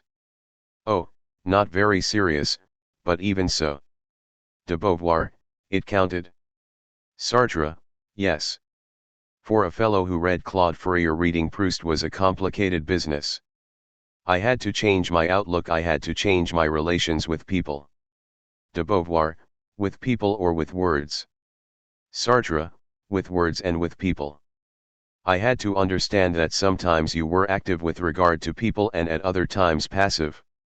It was important, all that. I tried to realize what a real circle, a real milieu, was, with the real relations that people have between themselves, that is, reacting or undergoing. All this was something I did not know about.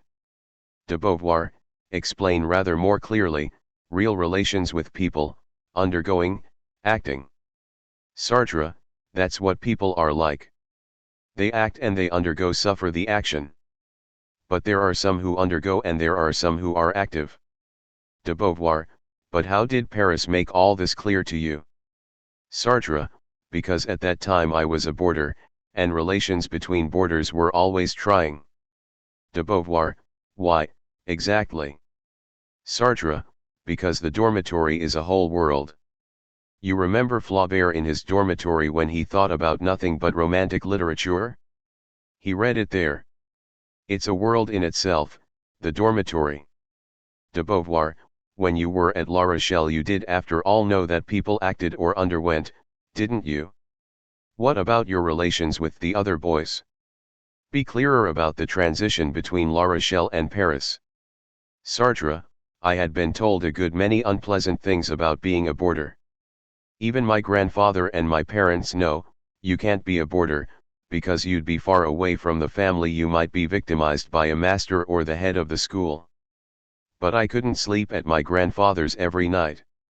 For 6 days I slept at the lycée, never leaving it, with the evenings and those strange personal relations you have when you're a boarder. Then on Sundays I went to my grandparents'.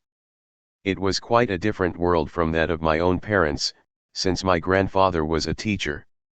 And I was back in his library again. I lived in another world. A world of university people too, since I was preparing for the École Normale and the aggregation. I used to go and sing in church on Sundays. Just imagine that. De Beauvoir, really? I never knew. Why did you do that? Sartre, because I like singing, and they had asked for people to make up a choir for Mass.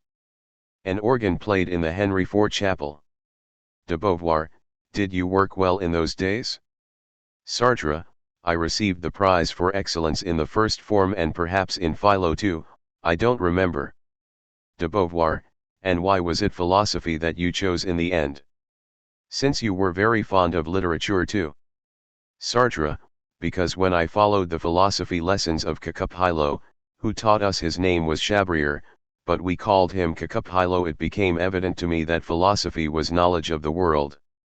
Then there were all the sciences that belonged to philosophy. In methodology you learned how a science was built up. As I saw it, as soon as you knew how to do mathematics or natural science, that meant you understood the whole of natural science and mathematics, so I thought that if I specialized in philosophy I would learn the entirety of the world that I was to talk about in books. It gave me the raw material, you might say. De Beauvoir, you say the entirety of the world that I was to talk about. Did you think that the writer ought to give an account of the world? Sartre, yes, perhaps it was talking with the other boys that gave me that idea. I thought the novel ought to give an account of the world as it was, both the literary and critical world and the world of living people. I didn't much care for Alphonse Daudet, but he filled me with admiration because he had written a novel about members of the Academy. He had taken a profession, if that can be called a profession, and he had made a whole novel out of it. De Beauvoir, but didn't you think that literature ought to consist of talking about yourself? Sartre, oh, not at all. Not at all. Because as I said, I began with cloak and dagger stories. I didn't think about them anymore, but something remained. There was still cloak and dagger in Road to Freedom. De Beauvoir, yes.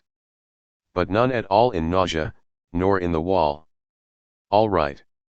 So you did philosophy because it was the discipline that allowed you to know everything, to believe that everything was known and that all sciences had been mastered. Sartre, yes. A writer had to be a philosopher. As soon as I knew what philosophy was, it seemed to me natural to insist upon that in a writer. De Beauvoir, but why was it absolutely necessary to write? Sartre, I belong to a period in which personal writing was held in low esteem, at least by the bourgeois and petit bourgeois like my grandfather and the people around me. So one did not write personal things. De Beauvoir, but when you began to like Proust, what he was talking about was the very essence of personal things, how he slept, how he didn't sleep. Of course there's the world in it too, but still. Sartre, yes, it was above all the world that I liked in Proust to begin with. It came little by little. Later I also thought that writing was for personal things. But you mustn't forget that from the time I began to study philosophy and to write, I thought that the aim of literature was to write a book that would reveal to the reader things he had never thought of before. For a long time that was my idea, the idea that I should succeed in saying things about the world, not just what anyone could see of it, but things that I should see. I did not know them yet, but I was going to see them, and they would reveal the world. De Beauvoir, why did you feel yourself capable of revealing the world to people? What did you feel like inside? Very intelligent, very gifted, predestined. Sartre, very intelligent, yes, of course. Although I did have some difficulties, rather unfortunate results in mathematics, for example, and in natural science. But I believed I was very intelligent. I did not think I had any special qualities. I supposed that style and what one had to say just came to an intelligent person who looked at the world. In other words, there was a positive theory in my head, we'll come back to it, according to which I was a genius, a theory totally contradicted by my way of writing and of thinking out what I had to write. I thought that in a certain fashion I was an ordinary man who was writing books, and if he wrote them as well as he could, he would achieve something. He would be a good writer, and above all he would disclose the truth of the world. De Beauvoir, that idea of disclosing the truth of the world is interesting. But it arose because you had what are called ideas, theories. Even when you were very young you had views of your own about things. Sartre, yes, I had views of my own for what they were worth. But I had had them since I was 16, in the first form and philo, when I conceived a whole mass of ideas. De Beauvoir, yes, and these were ideas that were to be communicated in a literary form. A fine object had to be created, a book, but at the same time it had to reveal the ideas that were in you, in short, the truth of the world. Sartre, I didn't know the whole of that truth yet, far from it. I didn't know it at all. But I was going to learn it as I went along. I would learn it less by looking at the world than by combining words. By combining words I would get hold of real things. De Beauvoir, how could that come about? Sartre, well, I didn't know. But I did know that the combination of words gave results. You combine them and then there were groups of words that provided a truth. De Beauvoir, I don't quite follow. Sartre, writing consists of grouping words together. I was not yet concerned with grammar and all that. You combine by imagination, it's imagination that creates groups of words such as against the grain of the sun. Among these groups of words, some were true. De Beauvoir, you'd almost say surrealism. You group words and then all of a sudden, by some unknown magic, these words disclose the world. Sartre, yes, that's how it was. Some unknown magic indeed, because I had no idea. It was faith in language. De Beauvoir, but you didn't write by mere chance, just putting words down in no particular order? Sartre, certainly not. De Beauvoir, on the contrary, it was carefully constructed, very much worked over. Sartre, particularly when this writing had a certain philosophical content. For example, when I was in the first form or hypocagny or philo, I discovered the surrealists. De Beauvoir, did they interest you? Sartre, yes, a little. It was curious.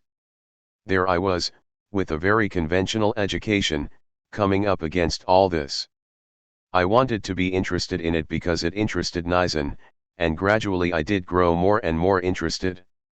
At the École Normale it was the prevailing tendency. But the people who were behind it were not much older than I was. I was 18 when I went to the École Normale.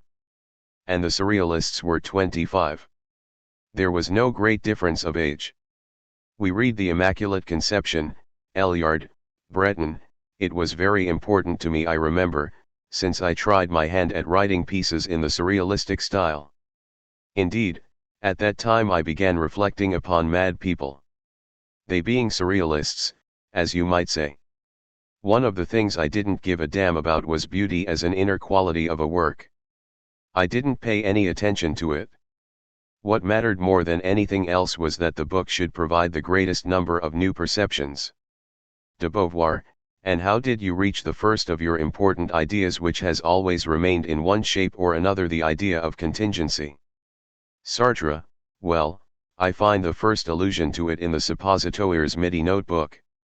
De Beauvoir, tell me about this notebook. Sartre, I found it in the metro. It was completely blank. That was in Cagny. It was my first philosophical notebook and I took it so as to put down all the things I thought. It was a notebook put out by the Midi laboratories and given to a doctor. The pages were in alphabetical order. So that if I had a thought that began with A, I put it down. But what was curious was the beginning of the thought about contingency. I began thinking about it because of a film. I saw films in which there was no contingency, and then when I left the cinema there I found contingency. It was therefore the film's necessity that made me feel that there was no necessity in the street when I went out. People moved about, they were ordinary. De Beauvoir, but how did that comparison take on the importance it had for you? Why did this fact of contingency affect you so that you really wanted to make it? I remember when we first met you told me you wanted to make it something that would be like Fatum for the Greeks. You wanted it to be one of the essential dimensions of the world. Sartre, yes, because I thought it was neglected. I still think so, by the way. If you push Marxist thought right through to the end, for example, you find a necessary world, there's no contingency. There are various forms of determinism and dialectic, but no contingent facts. De Beauvoir, did contingency affect you emotionally? Sartre, yes. I think the reason that I discovered it through my films and going out into the street was that I was made to discover it. De Beauvoir, and what did you write about contingency in the Suppositoires Midi? Sartre, that contingency existed, as could be seen by the contrast between the cinema, where there was no contingency, and the exit into the street, where on the contrary there was nothing but contingency. De Beauvoir, did you talk to Nizan, for instance, or your other friends about your theory of contingency? Sartre, they didn't give a damn about it. De Beauvoir, why not? Sartre, it didn't interest them. De Beauvoir, because you hadn't yet given it a striking enough shape? Sartre, maybe. I don't know. When you're at the École Normale, you see, you don't give much of a damn for other people's opinions, you're looking for your own, you're trying to shift for yourself. Nizan moved very quickly from the fascists to the communists. In those days he had no time to think about contingency. De Beauvoir, tell me more clearly about this connection between philosophy and literature. It struck me. You told me I want to be Spinoza and Stendhal. But how did you look upon the relation? You didn't see two series of works, the one being philosophical and the other. Sartre, at that time I did not want to write books of philosophy. I did not want to write the equivalent of the critique of dialectical reason or of being and nothingness. I wanted the philosophy I believed in and the truths I should attain to be expressed in my novel. De Beauvoir, that is to say that fundamentally you wanted to write nausea. Sartre, fundamentally I wanted to write nausea. De Beauvoir, you already possessed a well-developed conception of life. Among your letters to Camille there's one that you wrote when you were 19 and that is perfectly astonishing, since it already contains the embryo of a great theory you had later, concerning happiness, writing, the refusal of a certain kind of happiness and the assertion of your worth as a writer. What was your exact feeling about this worth? Sartre, it was absolute. I believed in it as a Christian believes in the Virgin, but I had not the slightest proof. Yet at the same time I had the feeling that those little bits of crap, the cloak and dagger stories and the first realistic novels were the proof that I had genius. I could not prove it by what was in them, since I was perfectly aware that they did not yet amount to anything, but the mere fact of writing proved that I had genius. It proved it because if the act of writing is perfect it necessarily requires an author who has genius. The fact of writing perfect things was the proof that one had genius. One can only wish to write in order to write perfect things. which at the same time, it must be added, are not entirely perfect, they slightly exceed the limits of the perfect and go further. But the idea, writing means writing perfect things, is the classic idea. I had no proof, then, but I told myself that since I wanted to write, and therefore to write perfect things, it had to be supposed that I should do so. Therefore I was a man who would write perfect things. I was a genius. It's all very comprehensible. De Beauvoir, but why did you think you were very intelligent? Sartre, because people told me so. De Beauvoir, you weren't always at the top of the form. When you were at La Rochelle you didn't do so well at school. Sartre, it was the reputation I had, I don't quite know why. Certainly not because of my stepfather. De Beauvoir, was it a reaction against your stepfather? Sartre, probably. I thought my ideas were true. And that his were just confined to science. De Beauvoir, you haven't spoken about that at all. What influence did your relations with your stepfather have on you between, let's say, 11 and 19? You had this stepfather who was a scientist and whom naturally you didn't like for a whole lot of emotional reasons and because he'd stolen your mother from you. It's not that which sets you against science. In any case you had a childhood turned more toward literature. But can you give me some explanation? Sartre, it would take a long time to explain the nature of my relations with my stepfather. De Beauvoir, they were relations of childhood and adolescence. Sartre, yes. Let's not talk about that now, chiefly because it hasn't the slightest importance as far as writing is concerned. Until I was 14 I used to show my mother what I wrote, and she would say very pretty, very well imagined. She didn't show them to my stepfather, who didn't care about them. He knew I wrote, but he didn't give a damn. Furthermore, these pieces did not deserve that anyone should give a damn about them. But I knew my stepfather took no notice. So he was perpetually the person I wrote against. All my life. The fact of writing was against him. He didn't blame me, because I was too young I was free to do that rather than play ball, but in fact he was against me. De Beauvoir, did he think that literature was pointless? Sartre, he thought that you shouldn't decide to take to literature at the age of 14.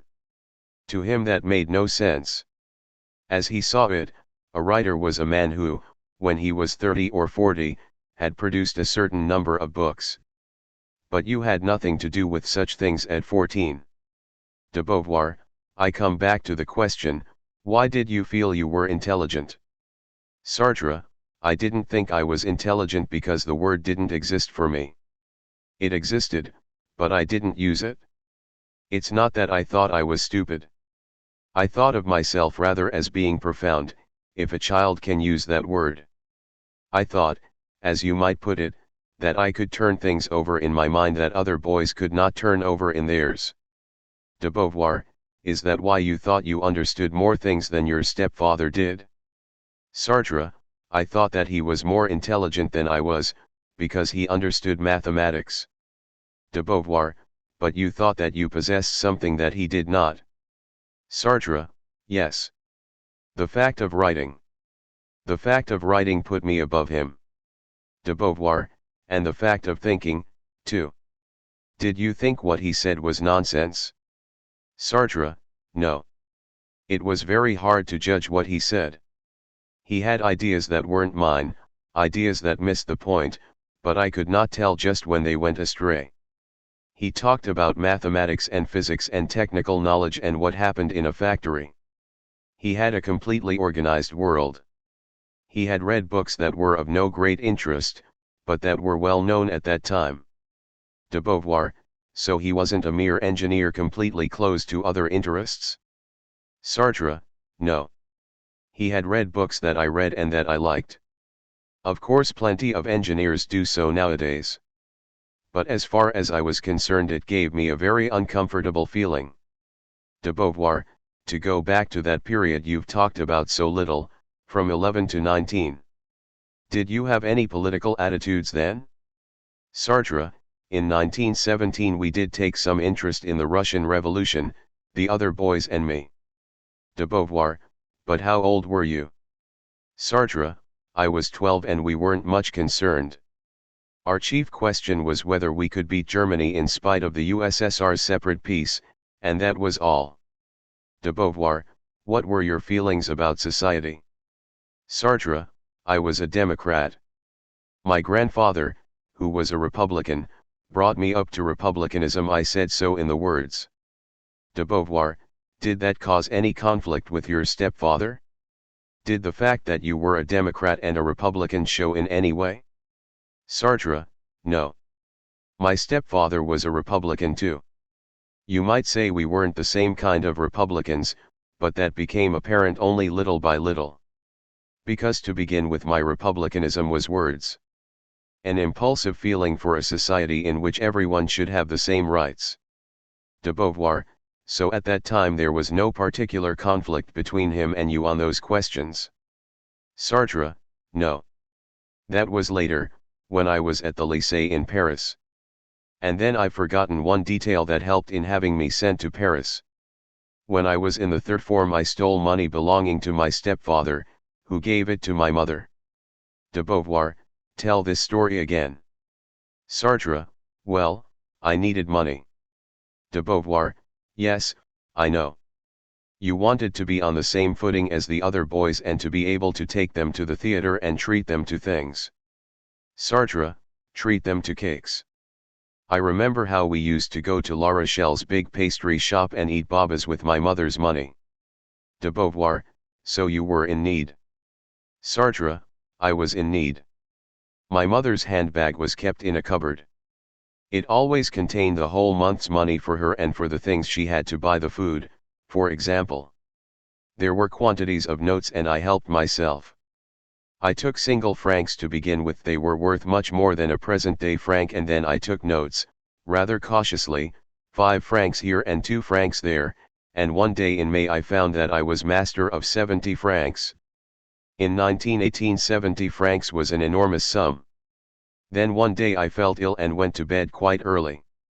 The next morning my mother woke me, wanting to know if I was better, and I had put my jacket, which contained my whole treasure, notes and coins, over my legs to keep me warm.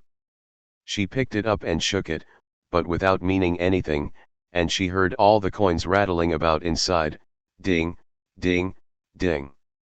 She put her hand in the pocket, found the notes and the coins, whipped them out and said, "What is all this money?" I said, "It's money I've taken from Cardinal for a joke. His mother gave it to him, and I intend to let him have it back today." "Very well," said my mother, "but I'll give it back to him myself. You must bring him this evening so that I can ask him what it's all about." This was awkward, because the Cardinal in question, I can't tell why I picked on him, was my worst enemy. I went to the lycée that morning, and it was the devil's own job to find Cardinal, who then wanted to knock my head off.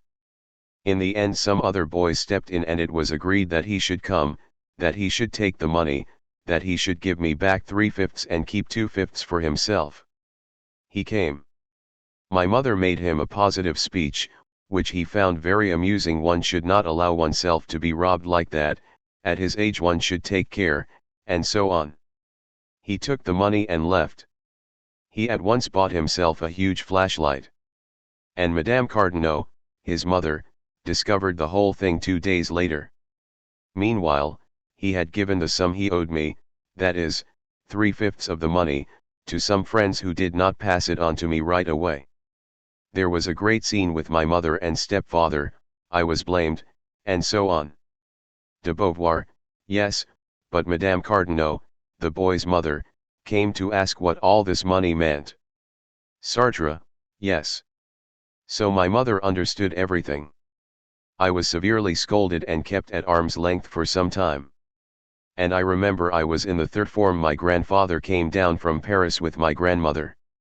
He was told all about it and it vexed him extremely. One day I went to the chemist's shop with him, and going in he dropped a 10-centime coin on the floor. It went ding. I hurried to pick it up.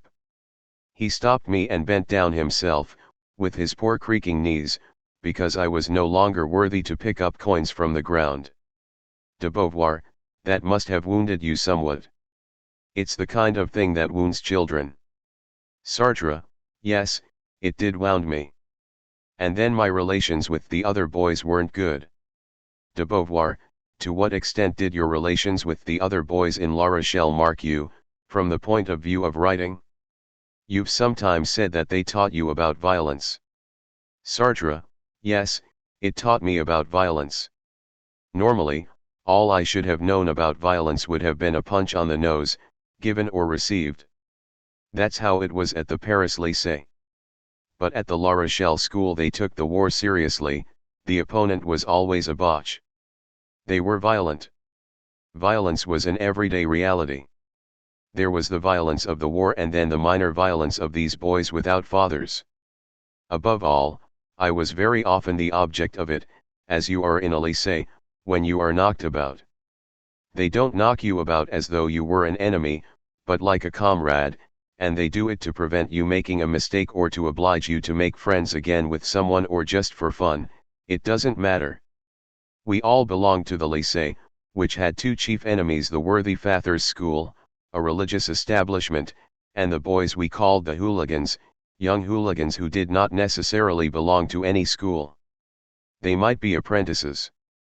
They were boys like ourselves, of from 12 to 16, and when we met we fought with them, without knowing them, simply because their clothes were somewhat rougher than ours.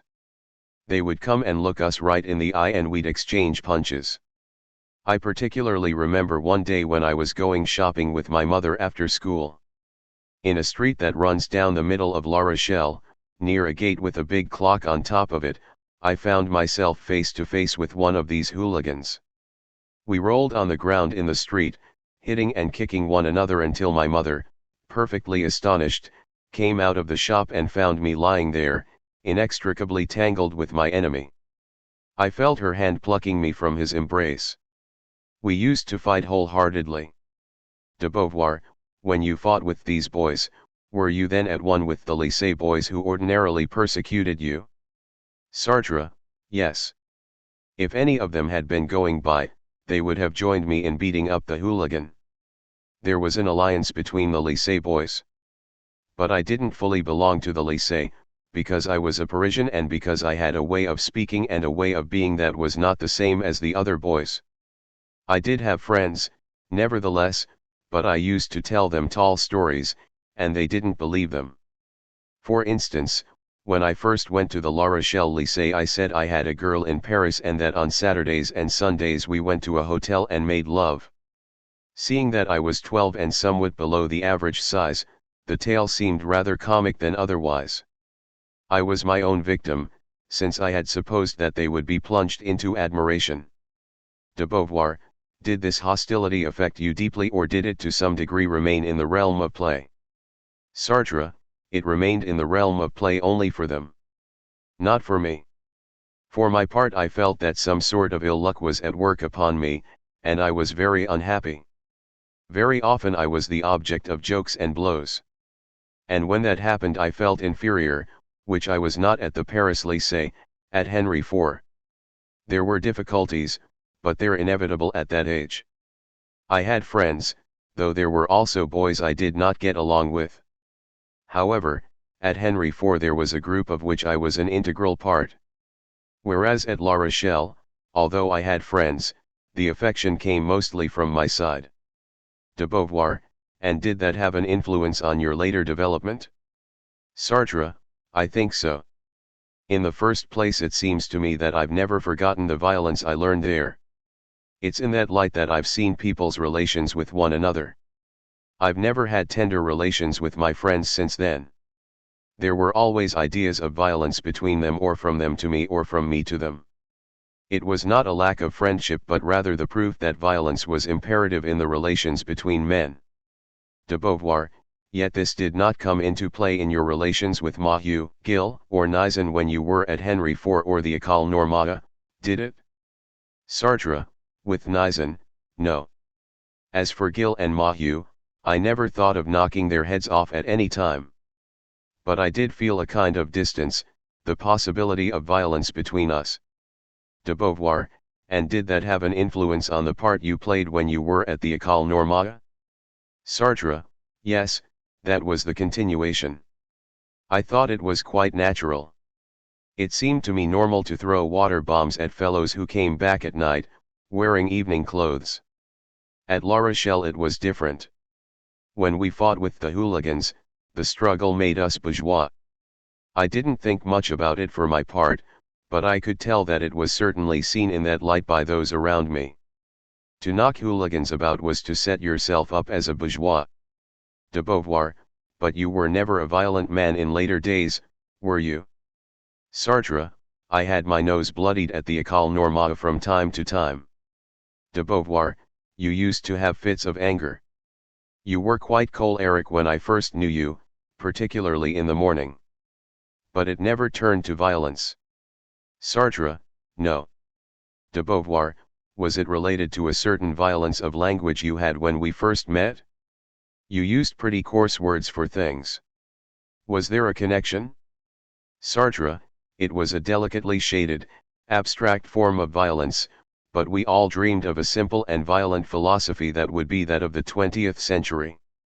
When he was reading Descartes, Nizan conceived a positive world of violence. De Beauvoir, this kind of violence that made you fight with the hooligans had a right-wing, almost fascist aspect. Sartre, fascist no, certainly not. But right-wing, yes. As I told you, we were bourgeois. De Beauvoir, and how did you get out of it? Sartre, I did not feel that I was really in it. And then I came to Paris. De Beauvoir, the transition from the provinces to Paris was very important to you, I believe. Sartre, I wasn't aware of it right away. I looked upon myself chiefly as an exile from that little world I was used to. It was the second form. There was no longer any question of fighting or my being knocked about, and I had normal though rather boring relations with the other boys. But in the end I'd grown quite fond of those surroundings, I'd adapted myself to La Rochelle. I was in Paris because my grandfather, a teacher of German, had colleagues there, headmasters who knew him and who would find me a place in a good lycée, and to turn me away from the appalling transgression I had committed with Cardinaux the previous year by stealing. De Beauvoir, just now you said those years were very unhappy, but now you're saying that you had adapted yourself to La Rochelle. Sartre, yes, the unhappy years were those of the fourth and third forms. But in the second I had adapted. De Beauvoir, and how did you feel about your arrival in Paris? You've said that the fact of your being a boarder was important to you, whereas before you had lived with your family. How did it affect you? Did you adapt yourself to life as a boarder easily? Sartre, I was frightened of it, because I had read a great many 19th century novels in which there were boys who became unhappy when they were boarders. It seemed to me a set thing you were a boarder, therefore you were unhappy. De Beauvoir, and in the event? Sartre, in the event I was not unhappy. I found Nizan and renewed my relations with him deeper than those of the earlier days. We began an intimate friendship.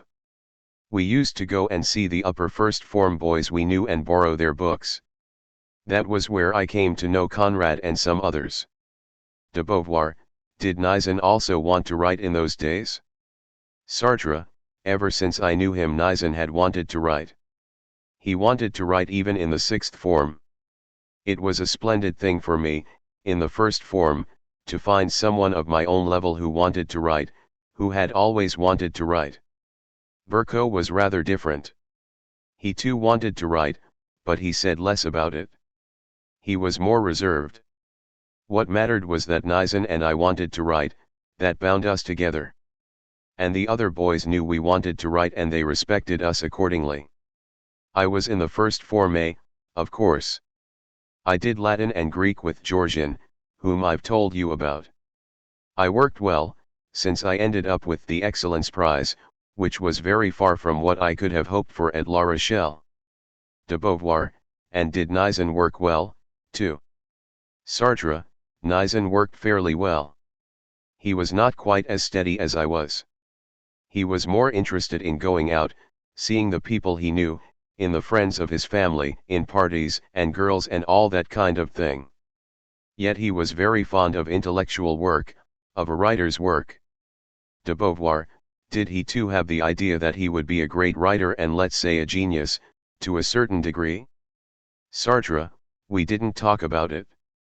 De Beauvoir, what was this idea of genius, which according to you was inherent in the very fact of wanting to write? Sartre, what is inherent is that you write in order to create something worthwhile, to draw out of yourself something that has worth and that represents you. The man is to be found in his book. You and I know Proust only by his book, and it is from his book that comes our liking or our dislike for him. So the man is present in his book, and the man's value comes to him from the book.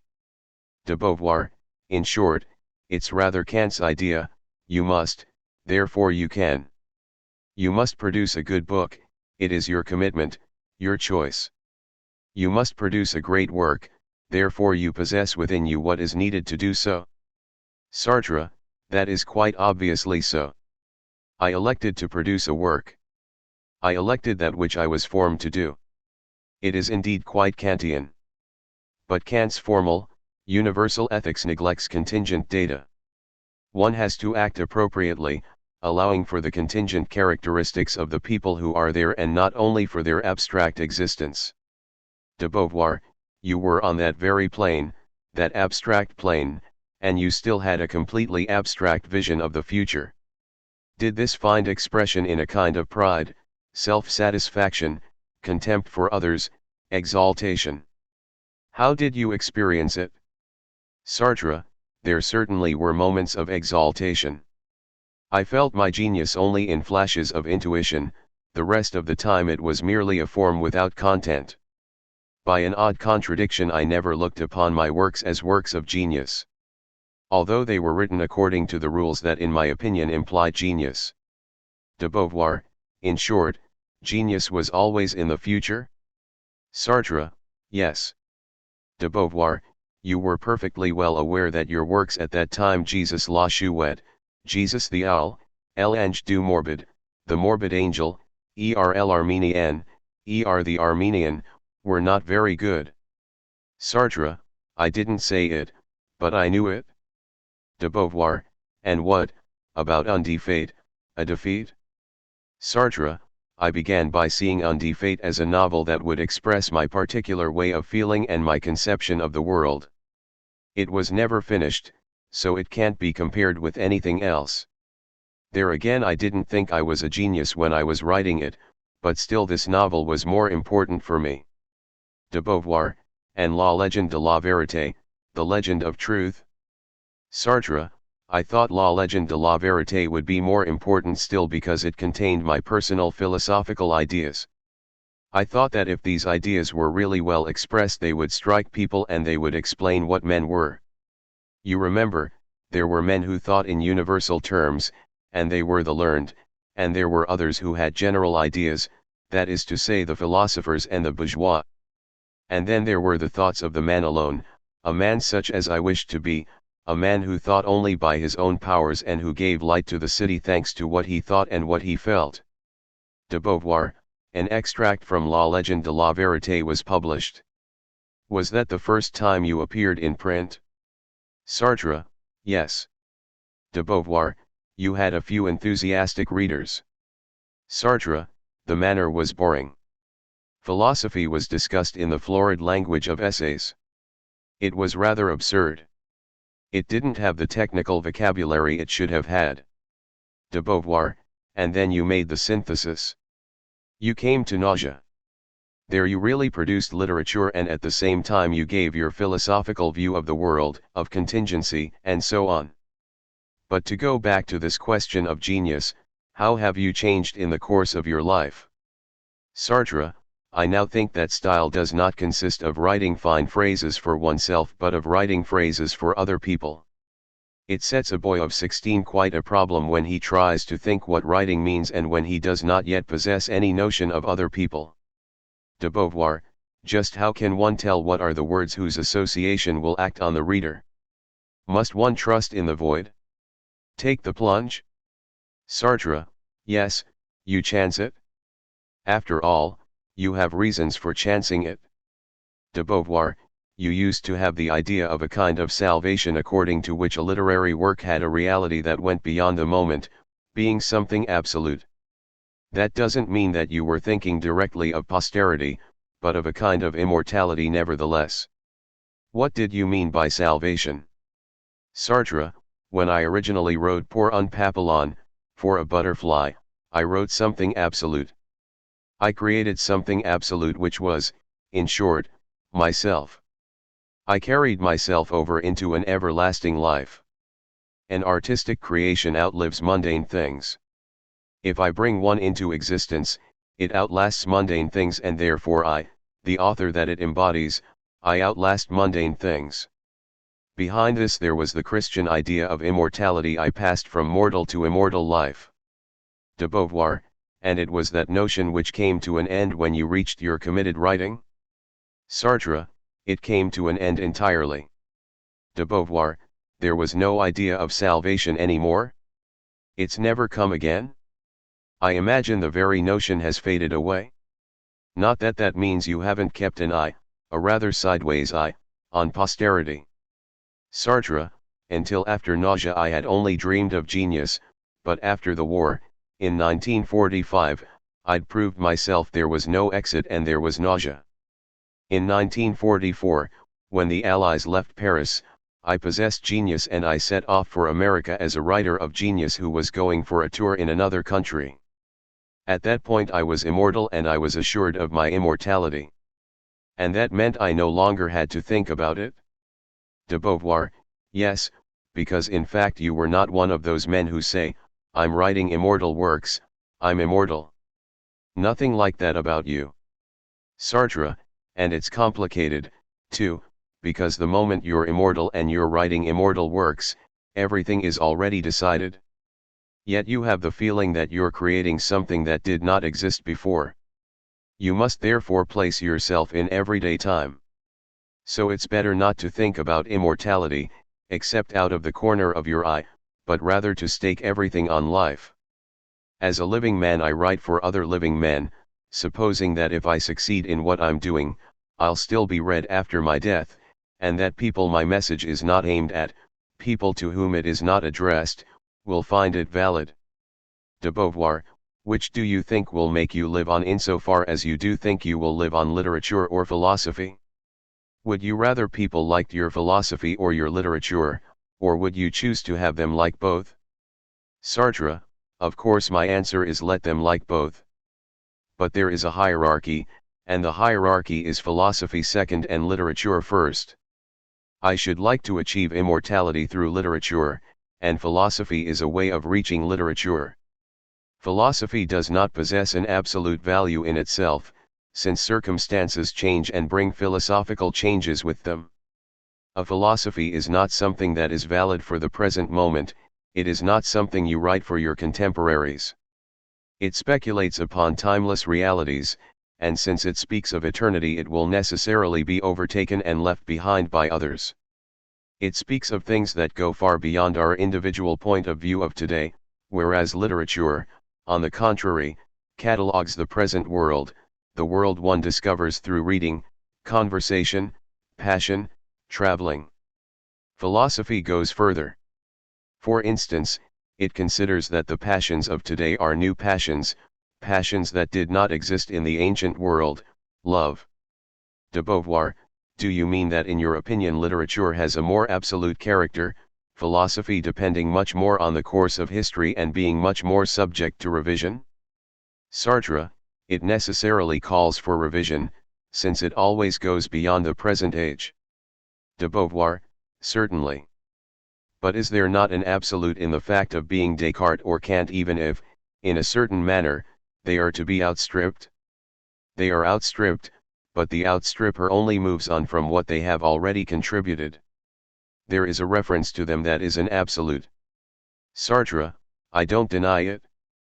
But that doesn't exist in literature. People who love Rabelais wholeheartedly read him as though he had written yesterday. De Beauvoir, and in an absolutely direct fashion. Sartre, Cervantes' Shakespeare, you read them as though they were here now. Romeo and Juliet or Hamlet are works that seem to have been written only yesterday. De Beauvoir, so you give literature the first place in your work?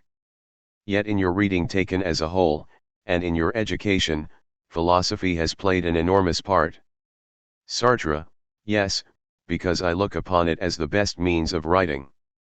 It was philosophy that gave me the dimensions necessary for creating a tale. De Beauvoir, but still, it can't be said that for you philosophy was nothing more than a means. Sartre, to begin with, that's what it was. De Beauvoir, to begin with, yes, but afterward, when one considers the time you spent writing Being and Nothingness and then the critique of dialectical reason, one can't say that it was simply in order to be able to create literary works. It was also because you were passionately fond of philosophy for its own sake. Sartre, yes, it interested me, that's certain. I wanted to express my vision of the world while at the same time making the characters in my literary works or my essays experience it in their lives. I was describing this vision to my contemporaries. De Beauvoir, in short, if someone said to you, "You're a great writer, but as a philosopher you don't convince me," you would prefer him to one who said, "Your philosophy is prodigious, but as a writer you don't amount to a row of beans." Sartre, yes, I like the first hypothesis better. De Beauvoir, perhaps you think that your philosophy doesn't belong exclusively to you, and that someone else could hit upon the idea of the practico-inert or of recurrence, just as even the most original scientists are only the first to find out what others would have discovered sooner or later. Could it not also be said that literature is absolute, but that it is also closed and brought to an end, whereas although philosophy is outstripped it is at the same time carried on? Descartes lives on in you, for example, and it is not at all the same kind of survival that Shakespeare or Tacitus might have for you, or anyone else you read with great pleasure. They may influence you in a certain way, but they do so by sympathetic vibration as it were, or by reflection, whereas Descartes has become an integral part of your way of living. Sartre, when I was little I wanted to write a novel that would be like The Hunchback of Notre Dame or Les Miserables, a work that would be recognized in other ages, an absolute that nothing could modify. And as you know, philosophy came into my life in a rather sideways fashion. De Beauvoir, why did philosophy come into your life, insofar as you considered yourself a creator? Sartre, I was a creator of novels in my imagination. When I began philosophy I didn't know what it was. I had a cousin who was in the elementary mathematics course and like all elementary mathematics boys he did philosophy. He wouldn't talk about it in front of me. I knew he was learning things I didn't know and that aroused my curiosity. But I already possessed fixed, settled ideas of novels and essays, non-philosophical essays, and they were too strong for philosophy to overturn when it appeared. De Beauvoir, why did you become a creator in philosophy? Sartre, it's rather odd, because in philosophy I didn't want to be a creator, I didn't want to be a philosopher, I thought it was a waste of time. I was fond of learning philosophy, but as for writing it, that seemed to me absurd. It's hard to understand, I may say, since as I wrote I was also inventing and I might just as well have amused myself with the thought that one could write philosophical works. But philosophy had a relation to truth and to the sciences that bored me, and then again it was too early.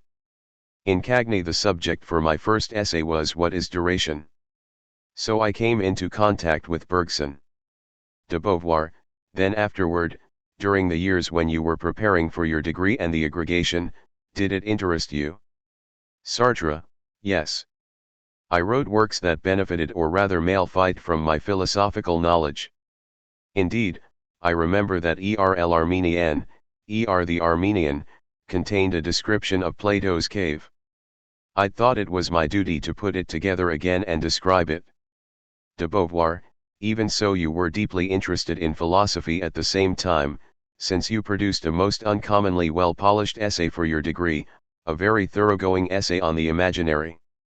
Sartre, it was Delacroix who said to me, well, then, write a book on the imaginary for my series. De Beauvoir, Why did you agree, since you were so taken up by nausea and various literary plans? Sartre, the prohibition against writing philosophy was not absolute. Doing so might be useful to me. The imaginary was linked to literature, since works of art have a relation to the imaginary, and then earlier on I had had ideas about images and I wanted to clarify them. De Beauvoir, you also had ideas about contingency that were philosophical ideas. When we first met, you said to me, I want to be Spinoza and Stendhal. So you also had a vocation to be a philosopher? Sartre, yes, but you see I chose sensitive men, accessible to a 20th century mind. For me, Spinoza was more a man than a philosopher. I liked his philosophy, but above all I liked the man. Now it's his work that interests me, that's the difference. De Beauvoir, there were two books, Psychology and the Imagination and the Psychology of the Imagination. Which one was commissioned? Sartre, Psychology and the Imagination.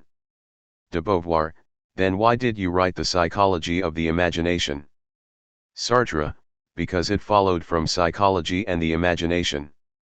De Beauvoir, was there a kind of dialectic involved? Sartre, I remember having had the idea of the Psychology of the Imagination while I was writing the other.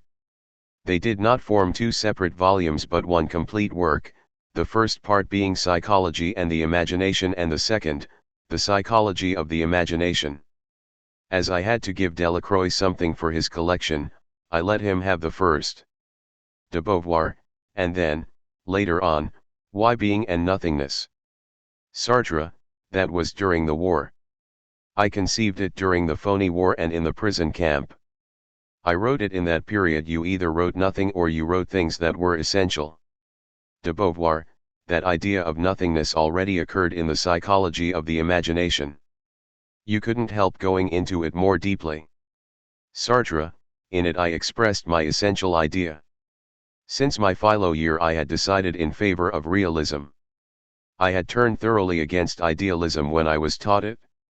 I had 2 important years of philosophy, in the first form and the year in the upper first, the Cagni. In hypocagny, on the contrary, I had a master I did not understand. I had 2 good years of philosophy before going to the École Normale, and there I had only one idea, that any theory which did not state that consciousness perceived exterior objects as they were was doomed to failure. In the end it was that which made me go to Germany, when I was told that Husserl and Heidegger had a way of grasping the real just as it was. De Beauvoir, philosophy interested you enormously then, since you spent a year in Germany to make a thorough study of Husserl's philosophy and to get to know Heidegger. Sartre, this is how I spent my time in Germany. Philosophy in the morning and until 2 in the afternoon. Then I had something to eat, came back at about 5, and worked on nausea, that is, a literary work. De Beauvoir, but even so, philosophy counted a great deal.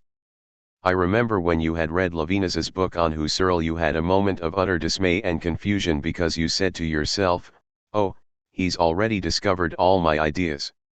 So they mattered a great deal to you, your ideas. Sartre, yes, but I was mistaken when I said he'd already discovered them. De Beauvoir, you had a certain intuition, and you didn't want anyone else to have had it before you. You were therefore banking on philosophical creation too. Once you had lived in Paris and had matured a little, what did you think of your chances of success when you talked to Nizan or thought about it by yourself? Sartre, in my novel based on the relations between Nietzsche and Wagner, I saw myself as a man who would have an eventful life and who, after each catastrophe, would write a book that would be published. I imagined a romantic life and a man of genius who would die unrecognized but to whom fame would come later. These are old memories. I used to set the character there before me and dream about everything that would happen to him. But fundamentally, I already foresaw writing in a much more reasonable fashion.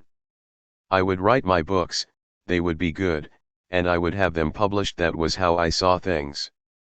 The proof is that when Nizan had had 1 or 2 books published, I gave him extracts from La Legende de la Vérité, The Legend of Truth. Beauvoir published one piece. De Beauvoir, when you thought reasonably about being published and read, what kind of success did you look forward to? Did you think about fame and celebrity? I mean when you were 18 or 20. Sartre, I thought that the public capable of understanding me would be a very limited elite. De Beauvoir, that was the Stendhal tradition you like so much, the happy few. Sartre, those readers would recognize and like me. I would be read by 15,000 people, and fame would consist of 15,000 others and then 15,000 more. De Beauvoir, then what you wanted was to last. Being Spinoza and Stendhal meant being someone who had marked his century and who would be read in the centuries to come. Is that what you thought when you were 20? Sartre, yes, when I first met you. De Beauvoir, in one way you were very arrogant. You took to yourself little Hippias's remark, I have never met any man who was my equal. Sartre, I'd written that in a notebook. De Beauvoir, how have your relations with fame and celebrity evolved? What have been your inner feelings about your career? Sartre, fundamentally, it was something very simple you wrote and you became well known. But there were certain ideas of the time that made it all more complicated than that. De Beauvoir, and then you had some cruel blows when at the beginning you thought nausea had been rejected. That did shake you. Sartre, what's more, it proved how important I thought publishers were. A real genius, such as I imagined him, would have laughed, saying, why, so I'm not in print. Well, well. De Beauvoir, yes, but while you were arrogant you were also, the word modest doesn't suit you, but let's say reasonable and long-suffering. You did not look upon your books as works of genius, and although you'd put a great deal into nausea you did not feel you'd written a masterpiece. You did not see things in that light, it seems to me. That's what I'd like you to explain more clearly. Sartre, it varied. In the beginning the work was only potential, it was unrealized. I sat down at my table and then I wrote, but the work was not there, since it was not yet written. My relation to the work was therefore abstract. Yet I was writing, and that was a real act. De Beauvoir, once you had written a book, Nausea, for example, you really looked upon it as a book. La Legende de la Vérité too. And you were perfectly willing to have it criticized, you were aware of its faults. In the case of Nausea you were supported by me, I liked it very much and you really banked on that book. You were dreadfully taken aback when it was rejected. Sartre, that was part of everyday life. But still I looked upon myself, though in all modesty, if I may say so, as a genius. I talked to my friends as a genius talks to his friends. Quite unpretentiously, but seen from within, it was a genius who was speaking. De Beauvoir, to go back to the first refusal of Nausea, did you think you were a genius who had not yet found the way of gaining recognition? Sartre, I thought Nausea was a good book and that it had been rejected just as good books are rejected in the history of literature. You've written a book, you've offered it. Later on it will be a masterpiece. De Beauvoir, as it was for Proust, by the way. Sartre, that's how I saw things. I didn't stop thinking of myself as a genius, but this would become apparent only in the future. I was to be a genius. I was one already, but above all I was to be a genius. I'd staked a great deal on Nausea. De Beauvoir, you were with me at Chamonix just after the rejection, and you were extremely sad. I believe you even shed a few tears, which is something very rare for you. It really was a blow. Sartre, yes, but I thought the book had been rejected because it was good. De Beauvoir, as for me, I was entirely behind you. I thought it was very good. Sartre, that was what I thought. But there were sad moments, moments of loneliness, when I said to myself that it was a failure and I would have to begin again. But the notion of genius was not wiped out. De Beauvoir, and when it was accepted, and when very soon after that you wrote some short stories that were published right away, did you feel satisfied? Sartre, oh, it was splendid. De Beauvoir, I know, because you wrote me very cheerful letters at the time. You told me how it had been accepted and how you had been asked to make a few little alterations and how you had agreed because you thought them reasonable. Brice Parain asked you to tone down the populist aspect somewhat. You didn't play the genius who never accepts any advice. Sartre, no. De Beauvoir, you were perfectly ready to take advice. It was almost the relation between the transcendental and the empirical characters. Sartre, that's right. De Beauvoir, from a transcendental point of view you were a genius, but it was a question of making that evident in empirical life. You were not absolutely certain you would be able to do so right away. Sartre, no, because when I referred to my guides, who were the famous men of earlier times, I saw that you didn't really become a person of any importance before the age of 30. The lives of Victor Hugo, Zola, and Chateaubriand meant a great deal, even if I wasn't so keen on Chateaubriand. Those lives formed a synthesis, producing a single life that was to be mine. I really behaved according to these patterns, and I thought I should dabble in politics when I was 50. De Beauvoir, because all the great men had gone in for politics.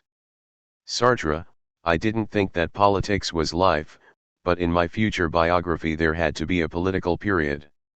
De Beauvoir, I wish you would say something on this subject. Sartre, on the subject of genius? De Beauvoir, on the way you felt it and thought about it. Did you think that Nausea was a masterpiece? Sartre, no. I thought, I've said what I had to say, and that's fine. I've corrected the faults that Madame Morel and Gill pointed out. I've done as well as I could and it has a certain value. But I didn't go much further than that. I didn't think, it's a masterpiece begotten by my genius. Yet there was something of that about it too. Not it's a masterpiece but it's a genius who has produced this. It was there somewhere, though I can't exactly place it. I didn't trifle with my works. They stood for something important. And yet as a genius I had the right to laugh at them or make jokes about them, though at the same time they were of the first importance. And at the same time a genius doesn't allow himself to despair if he isn't recognized. De Beauvoir, but on the other hand he's not fully satisfied if a book is successful? Sartre, no. He goes on. He has other things to say. De Beauvoir, and how did things develop afterward? Sartre, well, what was awkward about this idea of genius was that I believe in a kind of equality between different intelligences. It follows that a work can be defined as good because it suits the author who wrote it and because he has acquired a certain technical skill, but not because he has a quality that other men do not possess. De Beauvoir, you've told me that one must distinguish between genius and intelligence, that you did not consider yourself particularly intelligent, but what seemed to set you apart from the other boys at La Rochelle was a certain depth and also the idea of a mission you were to reveal truths. So you did have an uncommon destiny, after all. Sartre, yes, but it didn't make sense. That idea of mission had to be given up. But it's true I used to think, I have a mission. De Beauvoir, yes, and you've already spoken about it in the words, and in connection with Michel Strogoff. But even so, until the war, didn't you feel much more intelligent than all the people around you? Sartre, yes, without a doubt. De Beauvoir, you once said to me and I thought it very sound fundamentally, intelligence is an exacting requisition. It's not so much quickness of mind or finding the connections between a whole mass of things, but a requirement, that is, a requirement not to stop but to go farther on, always farther on. I think you had that requirement. Did you feel that it was stronger in you than in others? Sartre, yes, but I shouldn't put it like that now. I should not say that because I'd written books I was superior to a fellow who's built houses or traveled a great deal. De Beauvoir, when you and Nizan were together you used to say you were Superman for fun, and at the end of the words you say that you are just anyone at all. It's a very equivocal phrase, you both think it and do not think it. To begin with, how did you pass from the idea of the Superman to the idea of just anyone at all? And quite honestly, what does it mean for you, that idea of being just anyone at all? Sartre, I think I may have a little more talent than another man, a slightly more developed intelligence. But these are only phenomena whose origin remains an intelligence equal to my neighbors or a sensitivity equal to my neighbors. I do not think I have a superiority of any kind. My superiority is my books, insofar as they are good, but the next man also has his superiority. It may be the bag of hot chestnuts he sells at a cafe door in the winter. Each man has his own superiority. For my part, I've chosen this one. De Beauvoir, you don't believe that entirely, since you think there are some people who are fools or swine. Sartre, but I don't think they were so to begin with. They have been made so. In my notebooks I've written about the nature of stupidity and the way some people have been forcibly taught it. The essential comes from outside. It is an oppression from outside imposed upon the intelligence. Stupidity is a form of oppression. De Beauvoir, did your feelings about genius change between the days before the war and those after it? Sartre, yes. I think the war was useful to all my ideas. De Beauvoir, in one way you had a certain satisfaction when you were a prisoner of war, because starting from a completely anonymous basis you made them acknowledge that you were someone. In other words, you might indeed have been just anyone at all. What pleased you was that you were not lost among all those men and isolated by your culture, your books, or your intelligence, but on the contrary you were on an equal footing with them. It was being on an equal footing, being just anyone at all, that made you attribute a value to this anyone at all. Sartre, you may be right. De Beauvoir, it was something you were pleased about. You arrived there, empty-handed, unknown, nameless, without any superiority visible to the people around you, because they weren't very keenly aware of intellectual superiority, and you established good relations with them. There was Bariana, which not just anyone at all could have written, and you were friends with the intellectuals and the priests. You made yourself a place there and you shifted for yourself like an ordinary second-class private. Speaking of the wave of fame that burst over you after the war, you said you had not had the least expectation of this international celebrity. What impression did it make on you? Was it the fulfillment of a wish and the recognition of your genius, or was it no more than an empirical happening that had no great influence on the transcendental truth that you were clinging to in any event?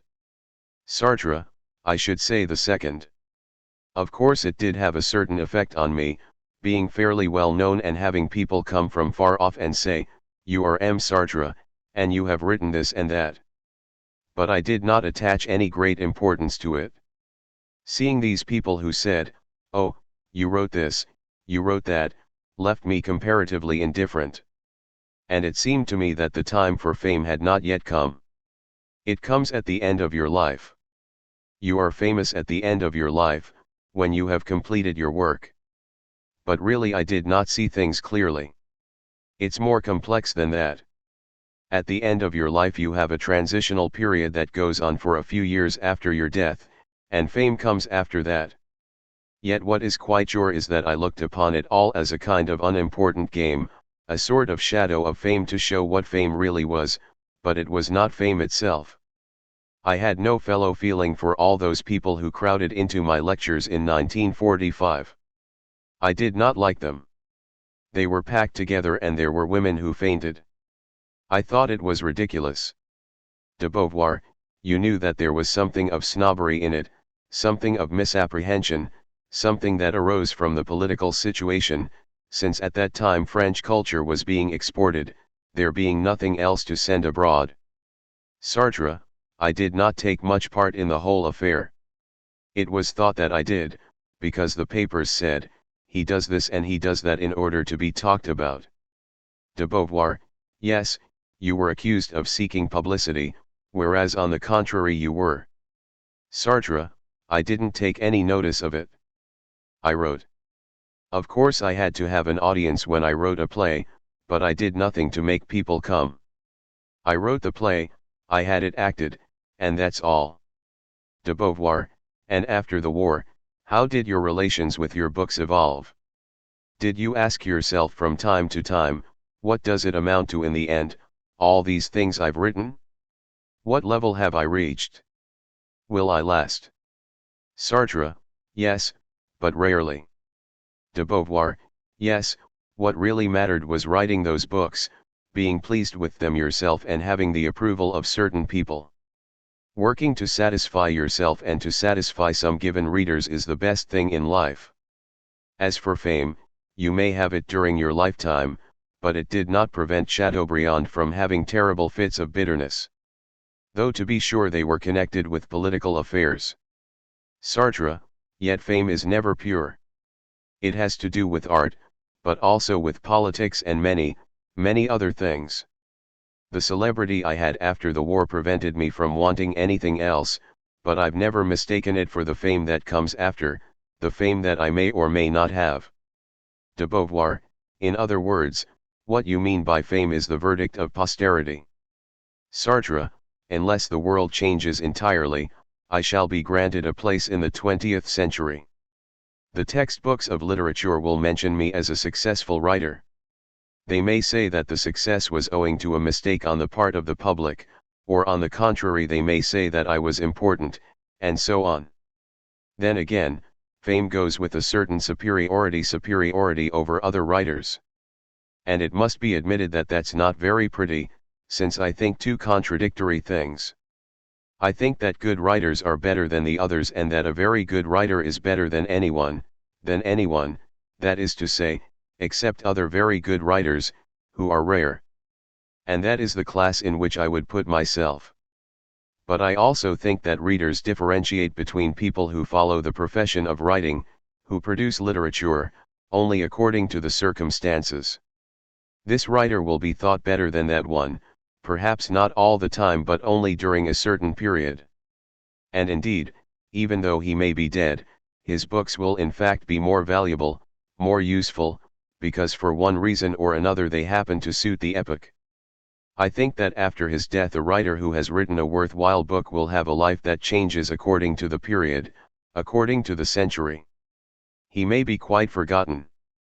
And I also think that a writer who has embodied the essence of literature in his work is neither more nor less able than his neighbor. The other man has also embodied the essence of literature. You may prefer one to the other, according to whether he is nearer to or farther from your ideas and your range of sensitivity, but in the end they are the same. De Beauvoir, you mean that you see the writer's superiority both as something absolute and as something relative to history. Sartre, just so. Or else you think you'll be a writer and you'll write various things, and if they're good there you're a good writer.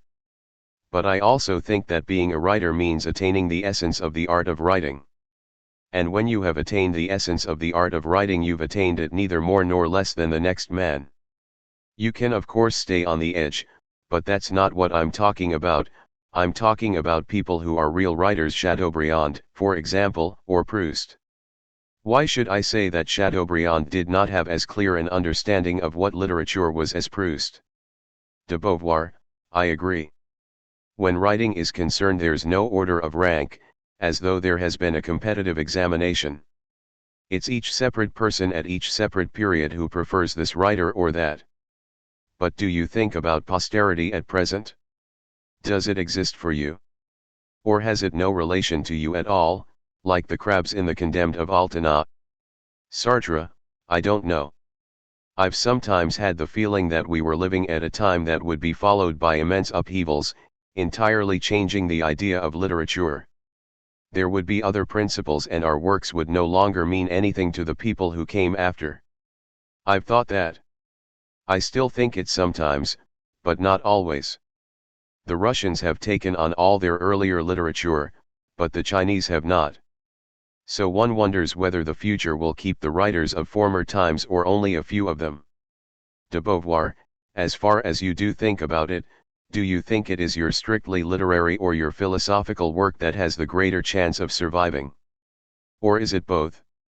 Sartre, I think it's situations, articles related to my philosophy but written in a very simple style and speaking of things that everybody knows about.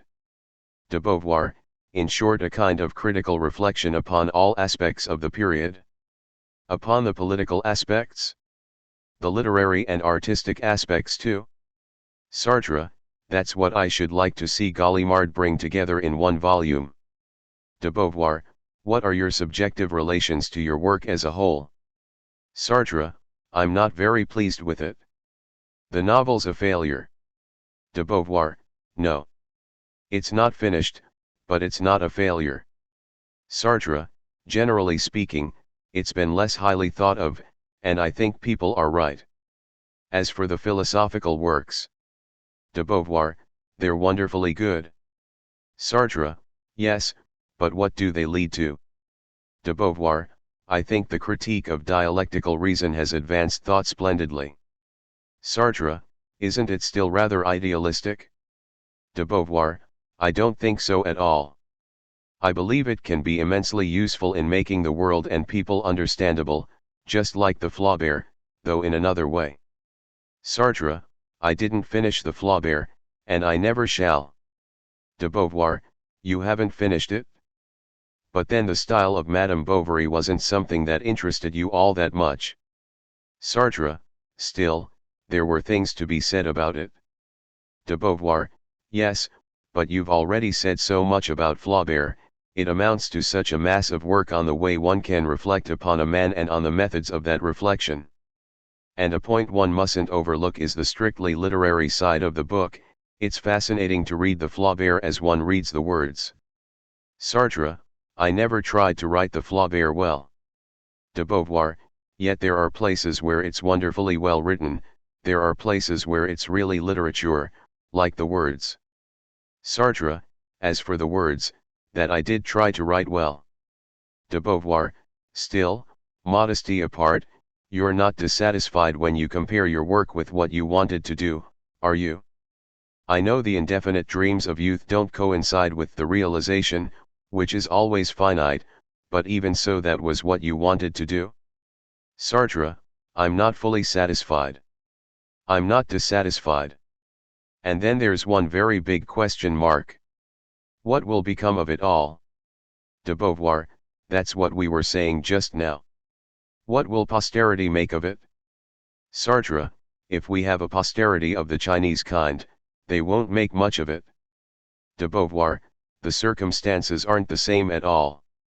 Sartre, this really is a time of change, there's no telling in what direction. But the world we live in isn't going to last.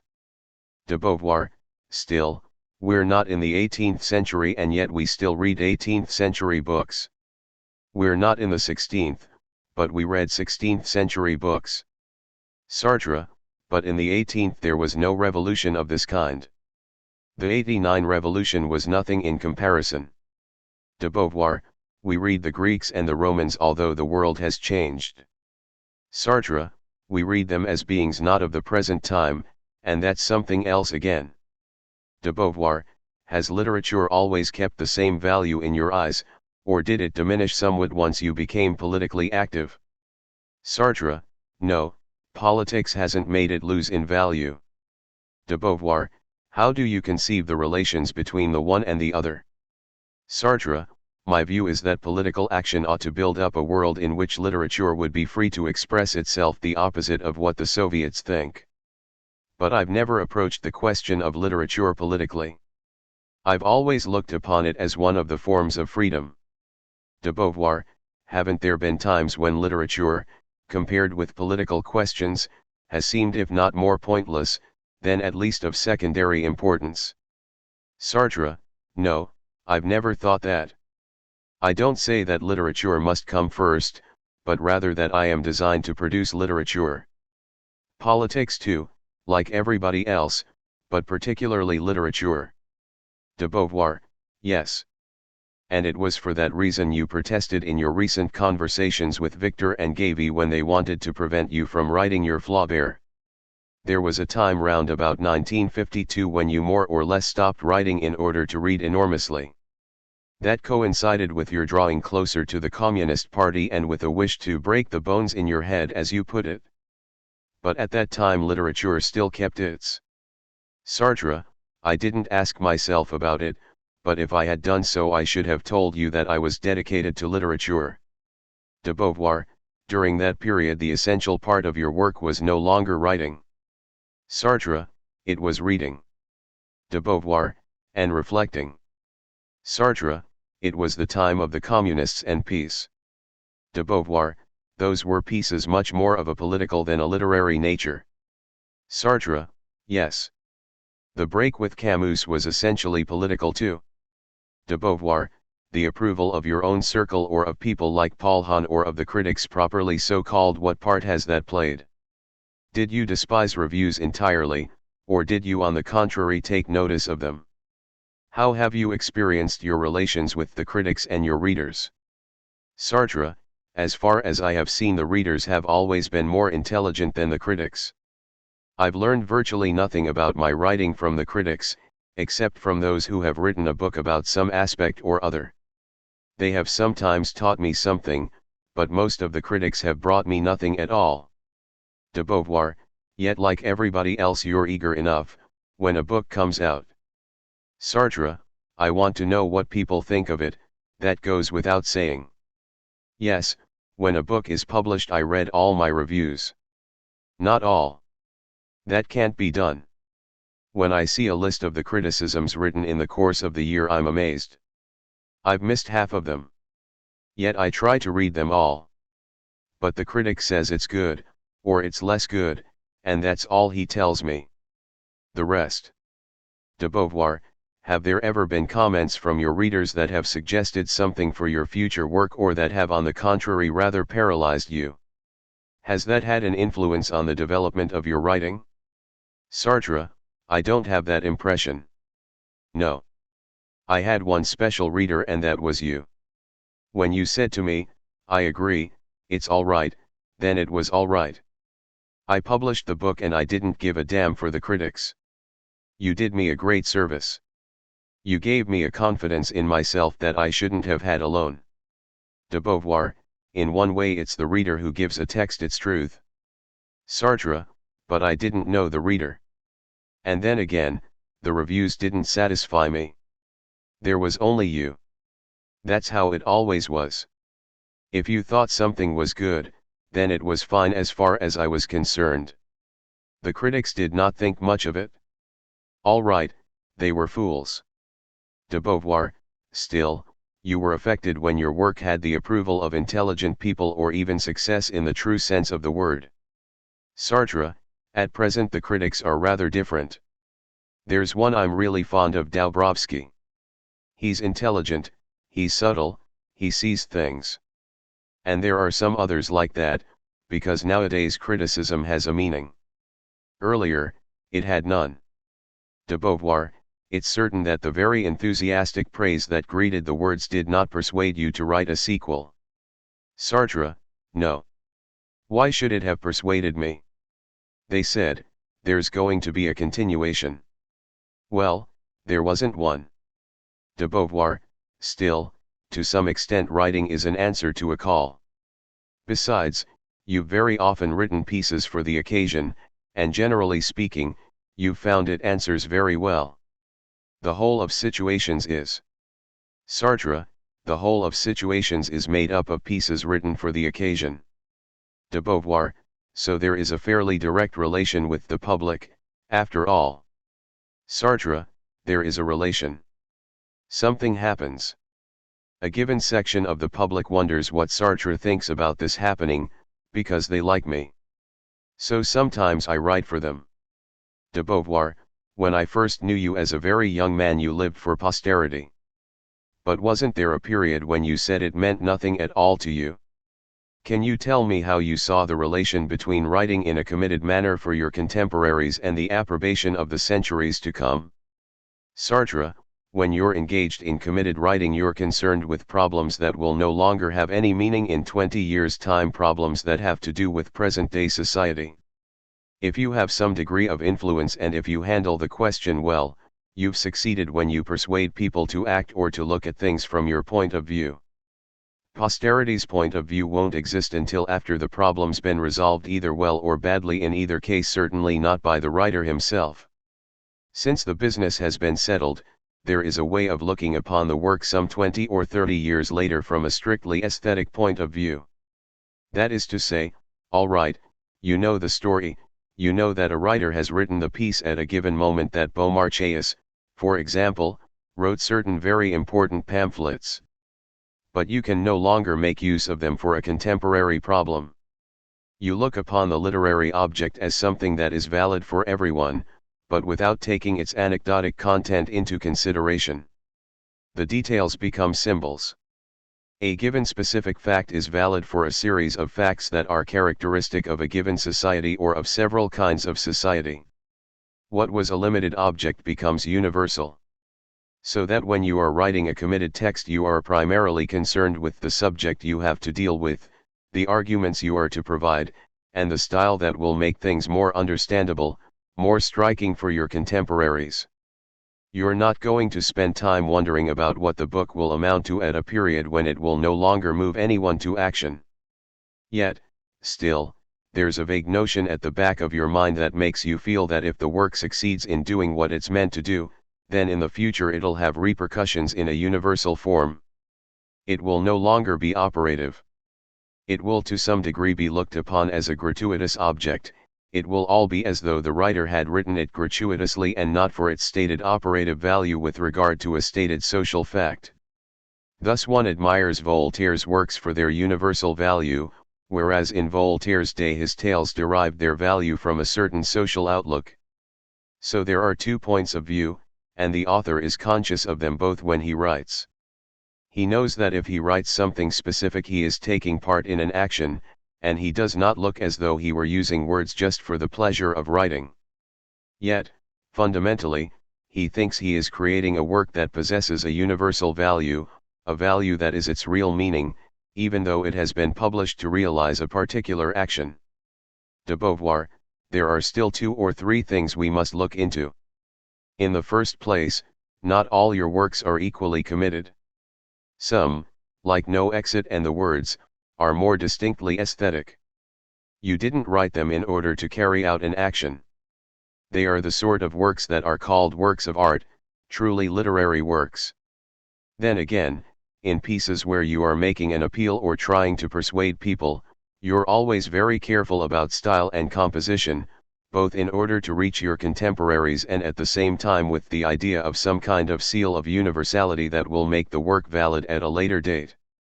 Sartre, perhaps so. De Beauvoir, so you've never said be damned to posterity.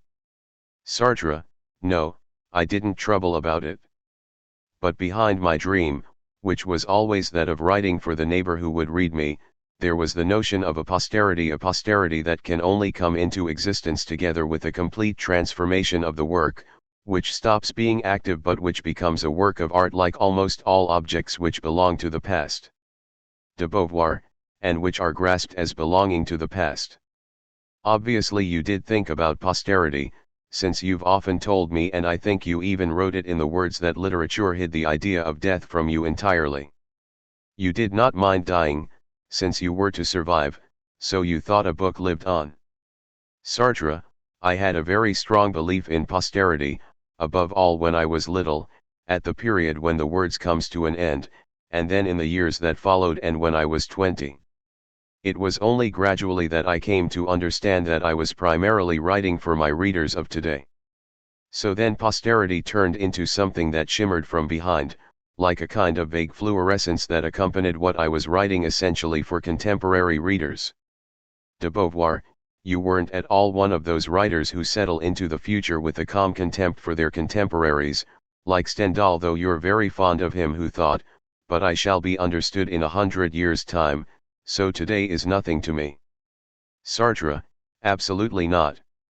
De Beauvoir, you hadn't the least contempt for your contemporaries nor the least notion that your books would provide you with a revenge. Perhaps on the other hand you thought that it was insofar as you had succeeded in touching your contemporaries that you would represent your century and move on to posterity, and not insofar as you were set apart from them. Sartre, I thought that this recognition by my contemporaries was something that happened in my life, something that was the stage one had to pass through in order to reach fame or death. De Beauvoir, it was the objectification of your work that gave it its reality. There was an important notion, one that you also spoke of in The Words, by the way, and that was the idea that literature brought a certain salvation.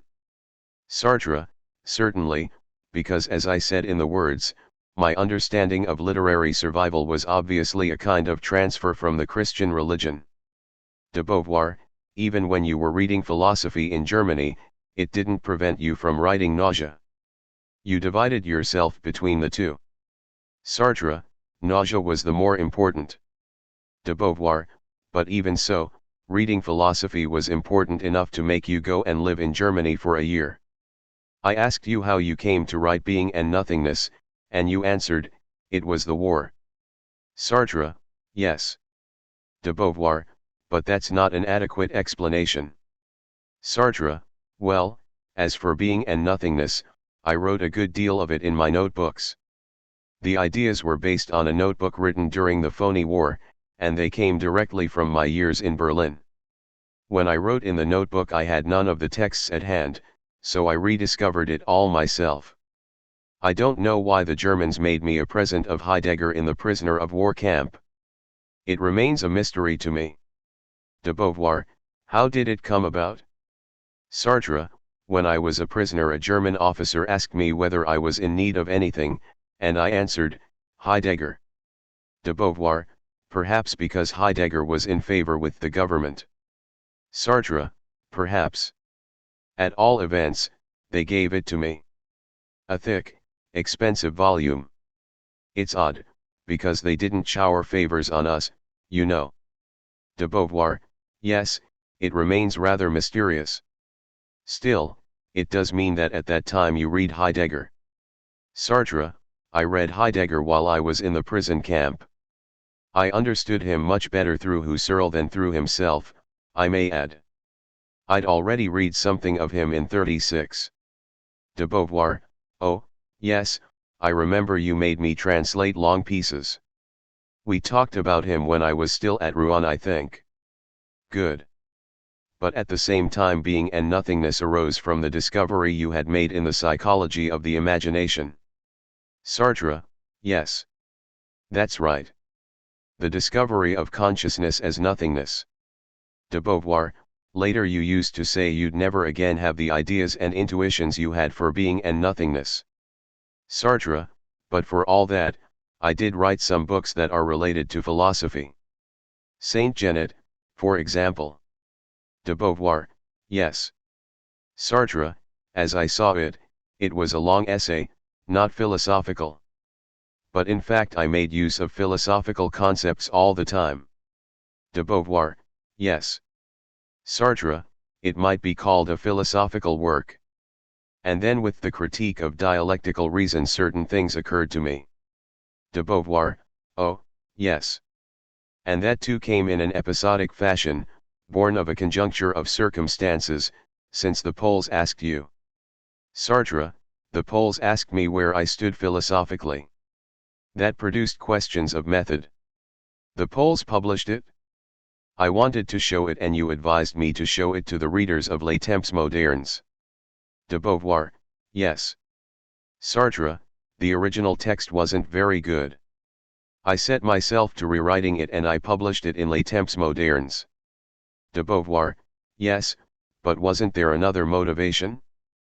From 1952 on you had taken to reading an enormous amount about Marxism, and philosophy became something. It wasn't mere chance that it was the Poles who asked you for it, by the way, something political.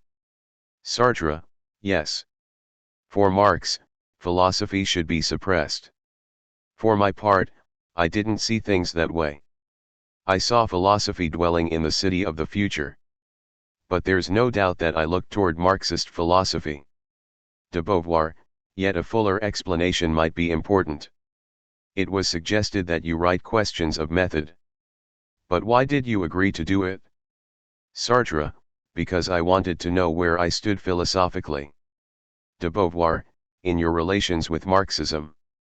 Sartre, superficially, yes. But above all with dialectic, because if you were to look at my notebooks, and unhappily they no longer exist, you'd see how dialectic was making its way into what I wrote. De Beauvoir, yet in Being and Nothingness there's no dialectic at all. Sartre, exactly. I moved from being and nothingness to a dialectical idea. De Beauvoir, yes. When you'd written The Communist and Peace, you began working out a philosophy of history. To some degree it was that which produced questions of method. Sartre, yes. De Beauvoir, but how did you move on from questions of method to the critique of dialectical reason? Sartre, questions of method was methodology alone, but there was philosophy behind it, the philosophical dialectic that I was beginning to define. And as soon as I'd finished questions of method, 3 months or 6 months later, I began the critique of dialectical reason. De Beauvoir, and how did you find out you had fresh ideas, since for years you'd been saying to me, no, I don't know whether I'll ever write another philosophical book. I have no more ideas. Sartre, well, I think when I said, I have no more ideas, I had none consciously, but nevertheless there was something there. De Beauvoir, something was working itself out. Sartre, yes. And when I'd written questions of method, which I did very rapidly, my ideas fell into order again. They were the ideas I'd jotted down in my notebooks over 3 or 4 years, those notebooks, you know. De Beauvoir, oh yes, I can see those fat notebooks quite clearly. But still it doesn't seem to me that they contain the very important ideas of recurrence and the practico inert. Sartre, no. But I'd been far enough on the dialectical plane to have a certain foreknowledge of them. De Beauvoir, in practice, when you're actually at work, what difference does it make if you're dealing with literature or with philosophy? Sartre, when I'm writing philosophy I don't make a rough draft. Whereas ordinarily I make 7 or 8 drafts, 7 or 8 sections of a page for a single text. I write 3 lines, draw a stroke under them, and then the 4th line is on another sheet. In philosophy, nothing of the kind. I take a sheet, I begin writing the ideas that are already there in my head, ideas that perhaps I've not had for long, and then I carry them on to the end. Perhaps not as far as the end of the page, but quite far. And then toward the bottom of the page I stop because I've written something badly. Then, having made corrections, I start again on the next page and so on until the end. To put it in another way, philosophy is words I address to someone. It's not like a novel, which is also addressed to someone, but addressed in another manner. De Beauvoir, yes.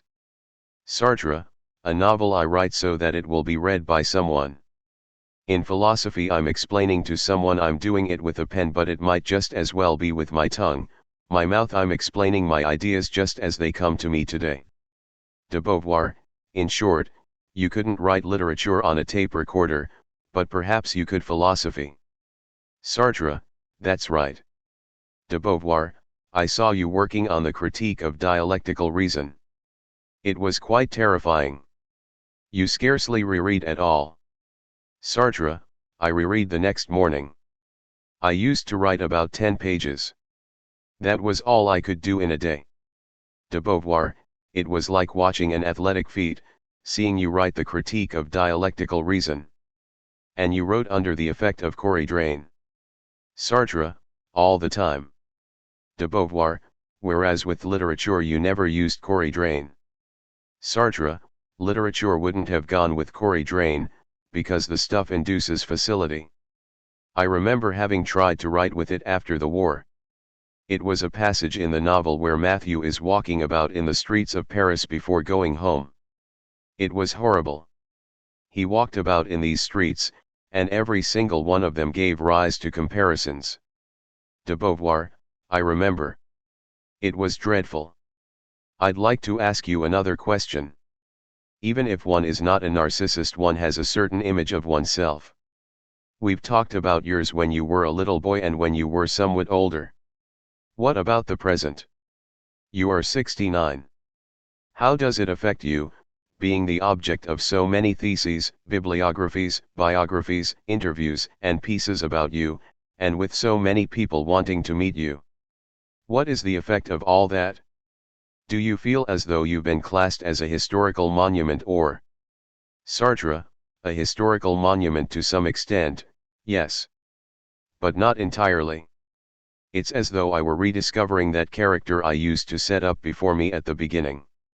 The character there is not myself, and yet he is myself, since he is the person addressed. People create a certain character for themselves who is me. There is a me-him and a me-me. The me-him is the me that people create and that in a certain manner they bring into relation with myself. De Beauvoir, does it mean anything, this coincidence between the character of today and the character you dreamed of when you were young? Sartre, it does not. I never say to myself, well, that's roughly what I wanted when I was young, and so on. It means nothing. I've never thought about myself much, and for some years now I've completely stopped doing so. De Beauvoir, since when? Since you became politically committed? Sartre, that's about it, yes. The ego reappears when I do individual or personal things, when I go to see someone or when I do something for someone. Then the ego reappears. But in literature, when I'm writing, the me no longer exists. When I was about 50 or 55 before the words I now and then dreamed of writing a story that would take place in Italy and that would describe a fellow of my age in his relations with life. It would have been subjectivist. De Beauvoir, I vaguely remember it. But come, there's something we must go back to all the books you haven't written. Sartre, yes. De Beauvoir, why you planned them, why you gave them up. Sartre, I did write long sections of La Reine Albermale ou Le Dernier Touriste, Queen Albermale or The Last Tourist, and many notebooks too. De Beauvoir, one last question. You say you're not interested in your image, or in yourself. Yet you enjoy having these conversations. Sartre, yes. But, you know, if I'm treated badly I react, if I were insulted, I'd be angry. De Beauvoir, of course. Sartre, and since I've not a great deal to do at present, I have to take some notice of myself, otherwise I'd have nothing at all. De Beauvoir, above all since you've said very little about yourself. Sartre, true enough. De Beauvoir, you did speak about yourself in the words, then a little in connection with Merleau-Ponty and with Nizan. But since the time you were 11 you've never written anything autobiographical. You've never kept a diary. You used to write down the ideas that came into your head, but you've never kept a diary day by day. You've never even thought of doing so.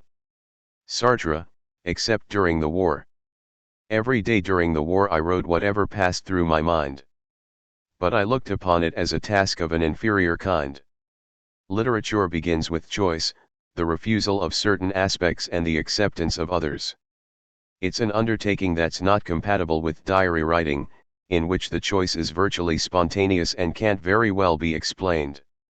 De Beauvoir, yet in the kind of writing that might be called raw literature, there was one side in which you were outstanding. You had a well-deserved reputation as a great letter writer, particularly when you were young.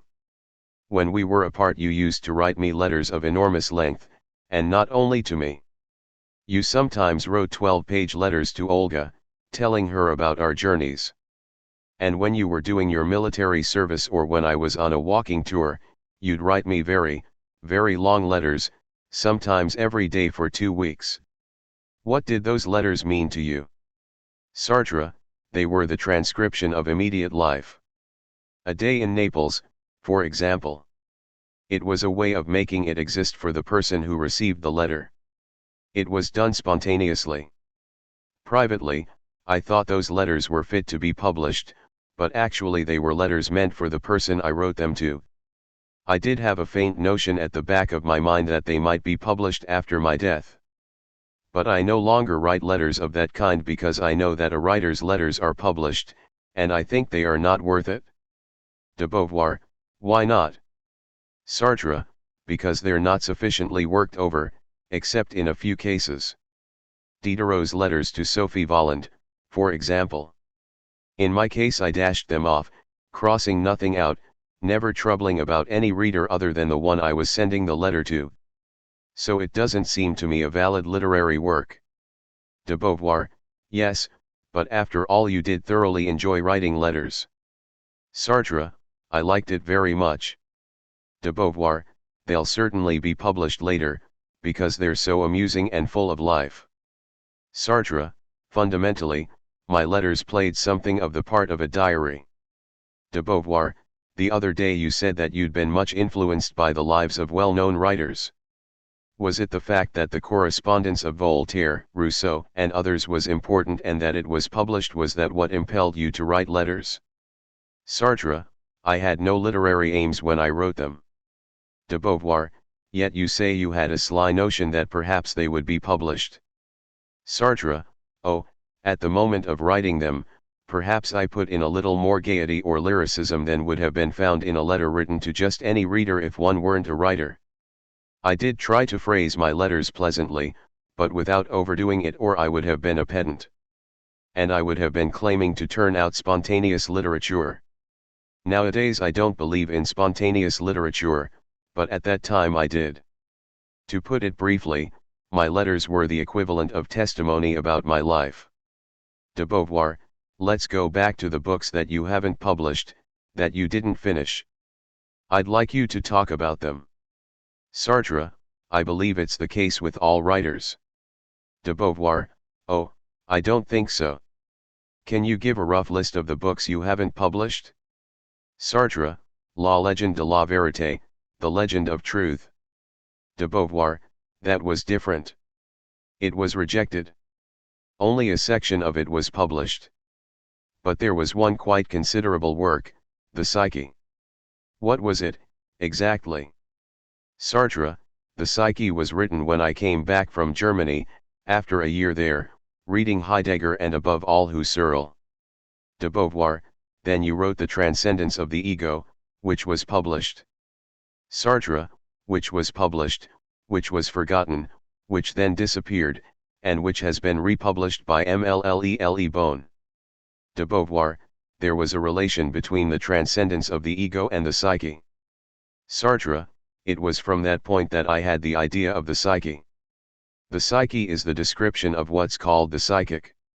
How, philosophically speaking, does one experience subjectivity? That's explained in the psyche. It also deals with emotions, feelings. De Beauvoir, you treated them as psychic objects lying outside consciousness. That was your main idea, wasn't it? Sartre, yes. That's right. De Beauvoir, just as the ego is transcendent, so are Sartre, the feelings. De Beauvoir, the feelings, the emotions. It was a pretty considerable essay covering the whole of the psychical field. Sartre, it should have been a book of the size of Being and Nothingness. De Beauvoir, and didn't emotions, outline of a theory, form part of the psyche?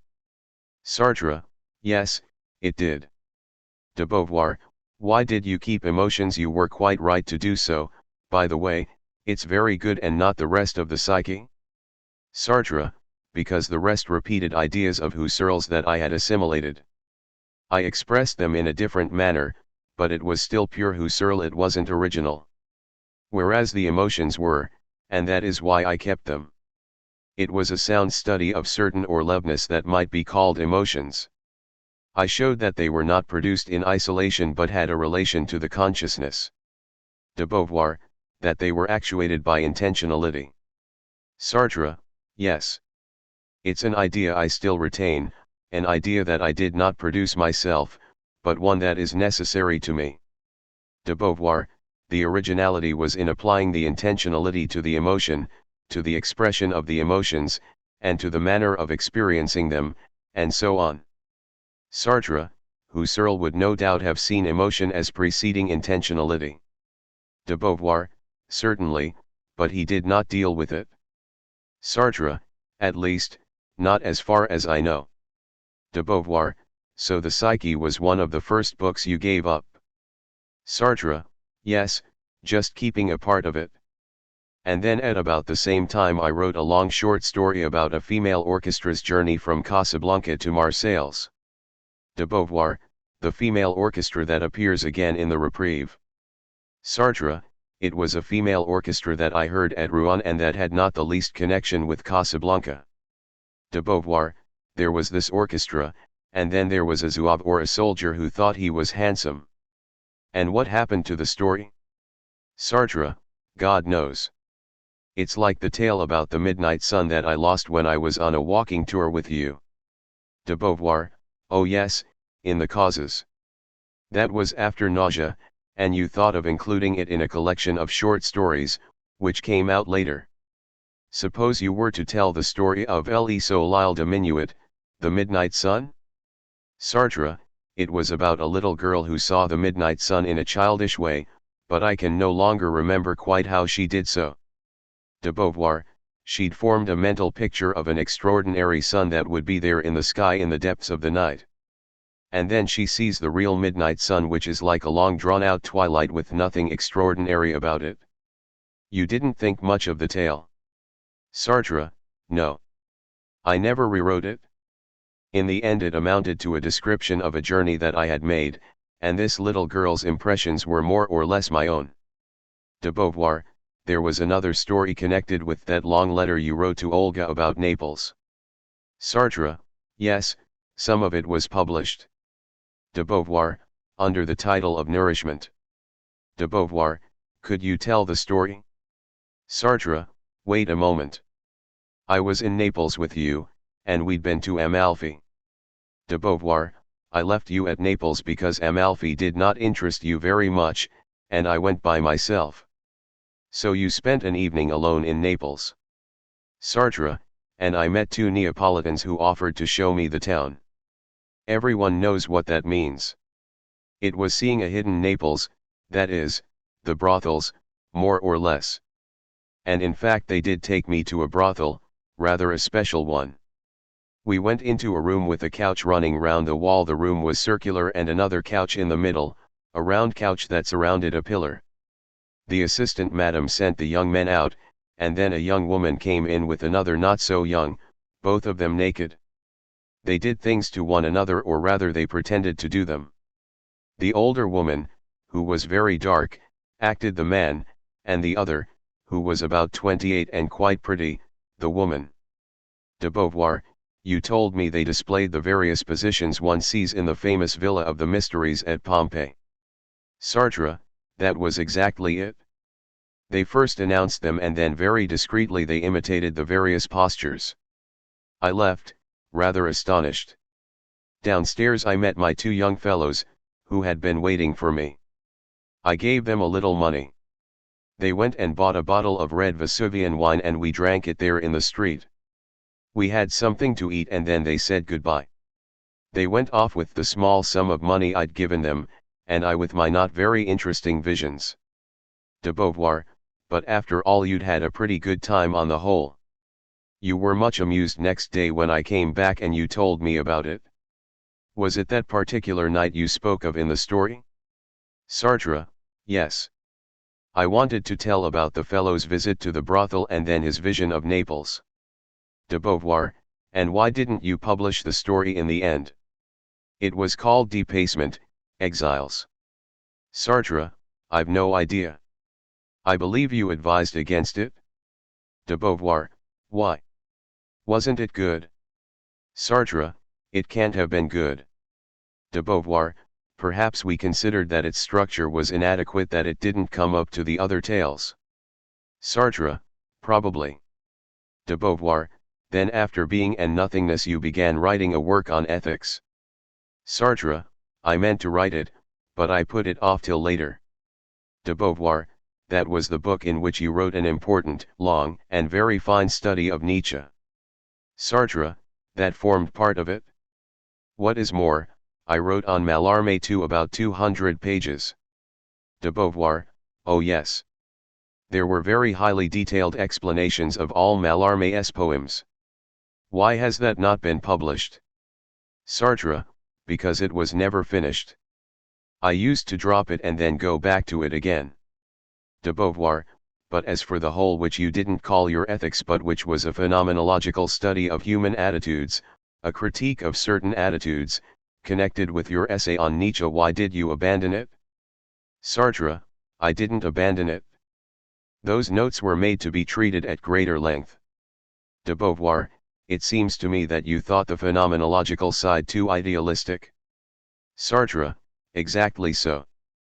De Beauvoir, writing an analysis seemed to you too idealistic. Sartre, not an analysis, a description. De Beauvoir, a phenomenological description of various human attitudes. There were other things you didn't finish. You wrote a long essay on Tintoretto, but you only published a small part of it in Les Temps Modernes. Why did you give it up? Sartre, in the long run I found it boring. De Beauvoir, in any case, I think the essential is there in what you did right. Sartre, it was commissioned by Skira. De Beauvoir, yes. Sartre, it wasn't Skira who chose Tintoretto, it was I who said to him I'll take Tintoretto. I abandoned it because it bored me. De Beauvoir, there was another book you worked on for quite a long time and then dropped, La Reine Albermale ou Le Dernier Touriste, Queen Albermale or The Last Tourist. When was that? Sartre, it was between 50 and 59. I wrote perhaps 100 pages of it. I believe there were 20 about the plashing sound that gondolas make. De Beauvoir, yes, you've written a great deal about Venice. Besides, you did publish that piece on Venice. You published some of it?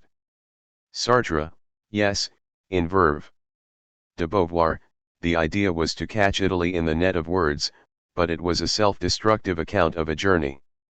Sartre, self-destructive insofar as it was a tourist's account.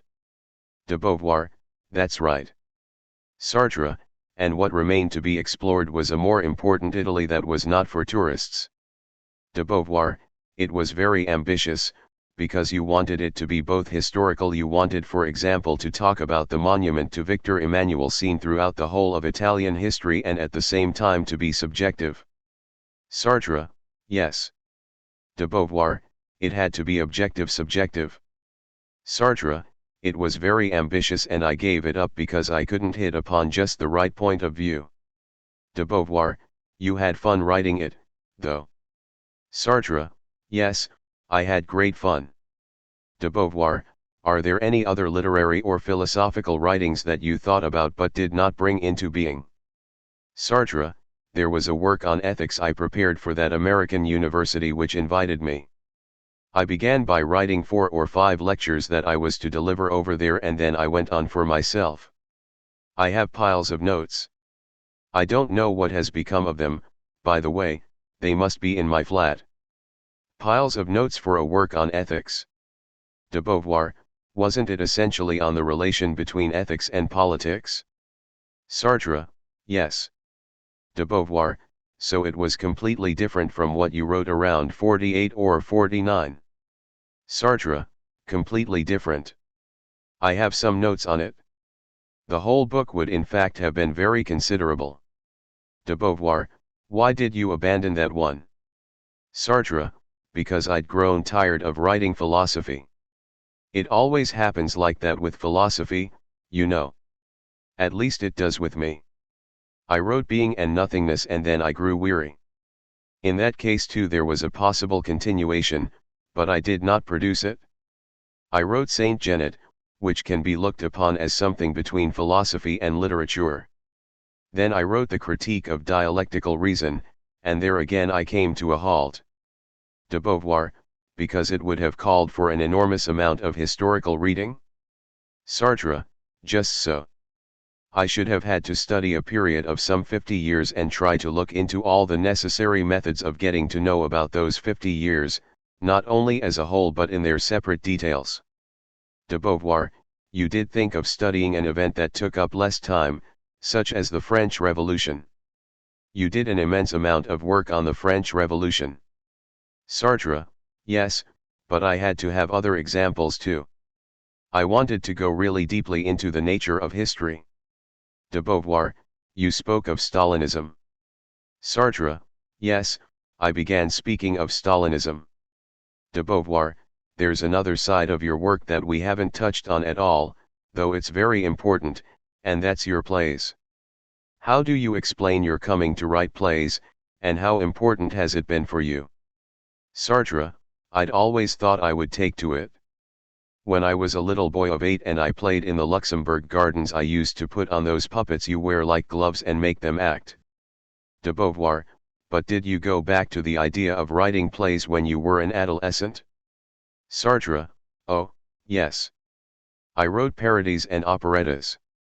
I discovered the operetta at La Rochelle, where I used to go to the municipal theatre with my school friends, and under its influence I began one myself, Horatius Cockles. De Beauvoir, oh yes, of course. Sartre, I remember 2 lines, I'm Mucius Scaevola, and I stand here / I'm Mucius, and that is clear. Then later at the École Normale I wrote a 1-act play called J'aurai un bel enterrement, I shall have a fine funeral. It was a comic piece about a fellow who describes his death agony. De Beauvoir, was it staged? Sartre, no, of course not.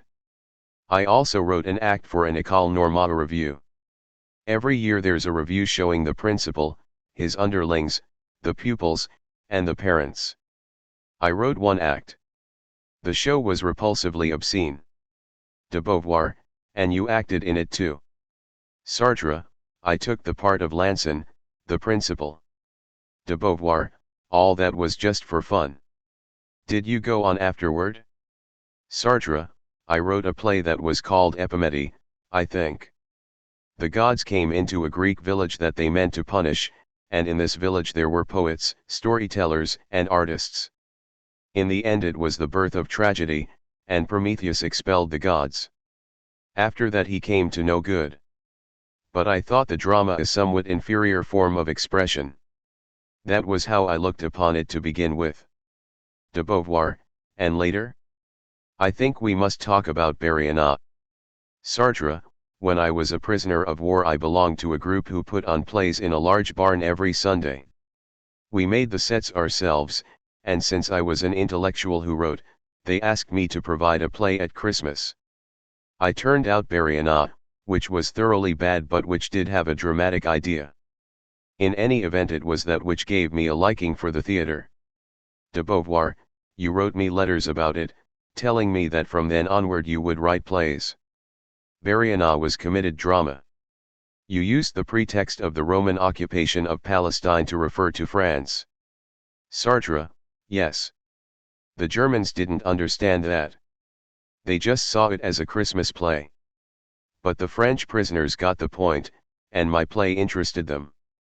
De Beauvoir, it was what gave you such power acting before an audience that was not made up of people from outside, as it is in bourgeois theatres. Sartre, yes, Barriana was acted before an audience that was involved. There were men there who would have stopped the play if they had understood it. But all the prisoners knew what it was about. It was real drama in that sense.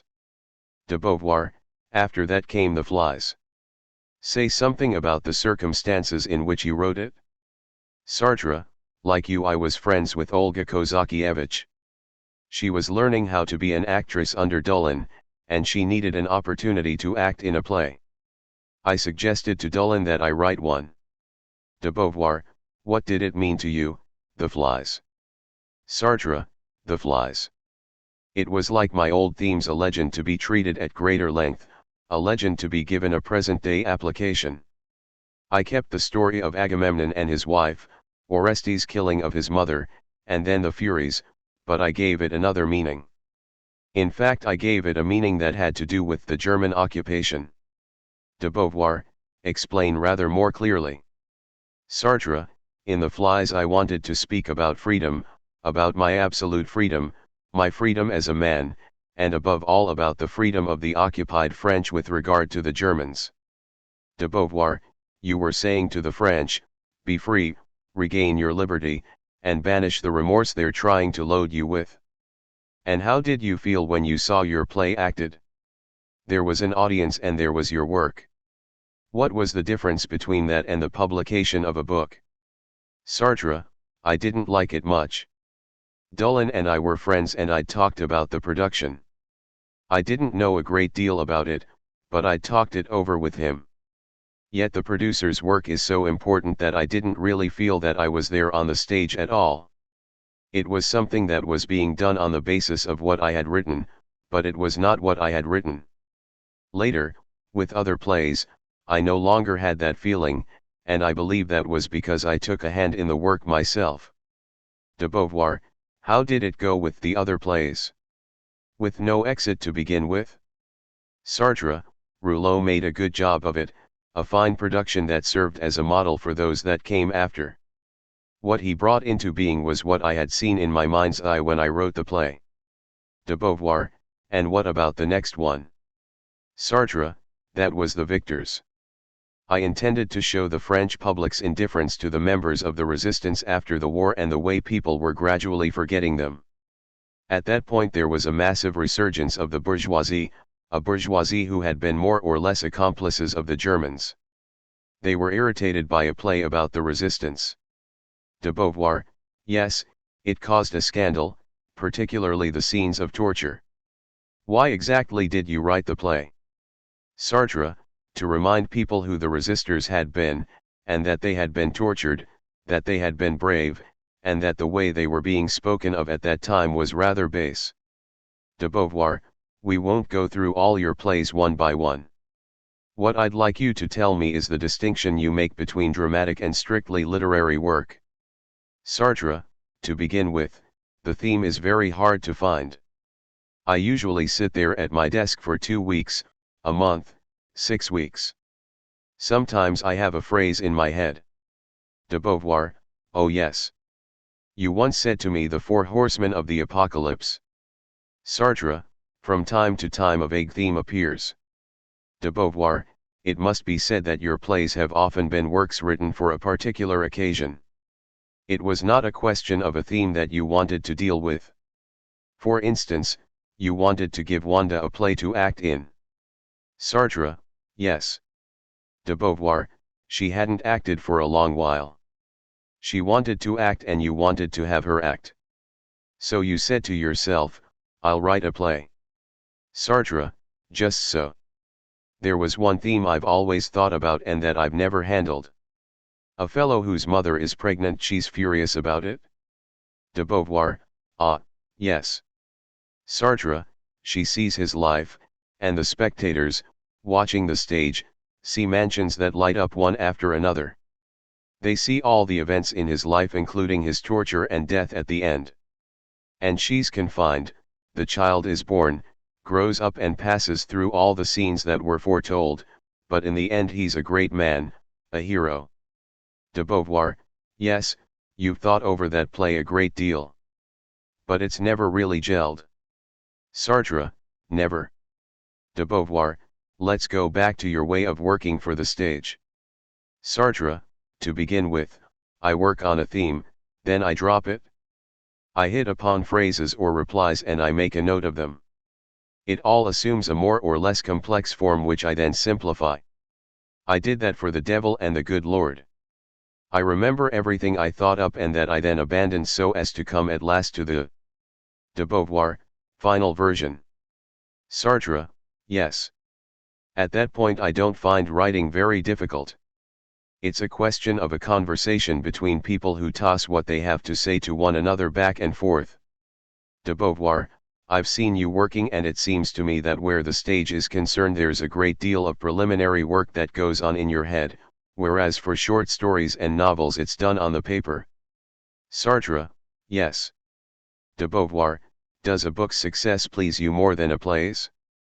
Sartre, oh, as for plays, you're happy when they're successful, of course. You know whether a play's a flop or a success very soon. But the fate of plays is bizarre. They can fall flat, or on the contrary they can recover even if the first night was a failure. Their success is always in doubt. Not for a book. If a book is going to do well it takes a long time over it, perhaps 3 months, but then you can be sure of it. Whereas with a play, a success can turn into a flop or a flop can turn into a success. It's very strange. And then the big successes usually end badly. Brasseur, for example, made a mess of it for me twice. He acted in the play for a certain number of performances, and then he either took a holiday or went off to have an operation and the play came to an end. De Beauvoir, another thing. It rarely happens that you reread one of your books. But you often see one of your plays again, because it's being staged abroad or with a new production. Do you see one afresh when you see it again? Do you have the feeling that it's a play written by someone else? Sartre, no. While the play is going on, it's the production you watch.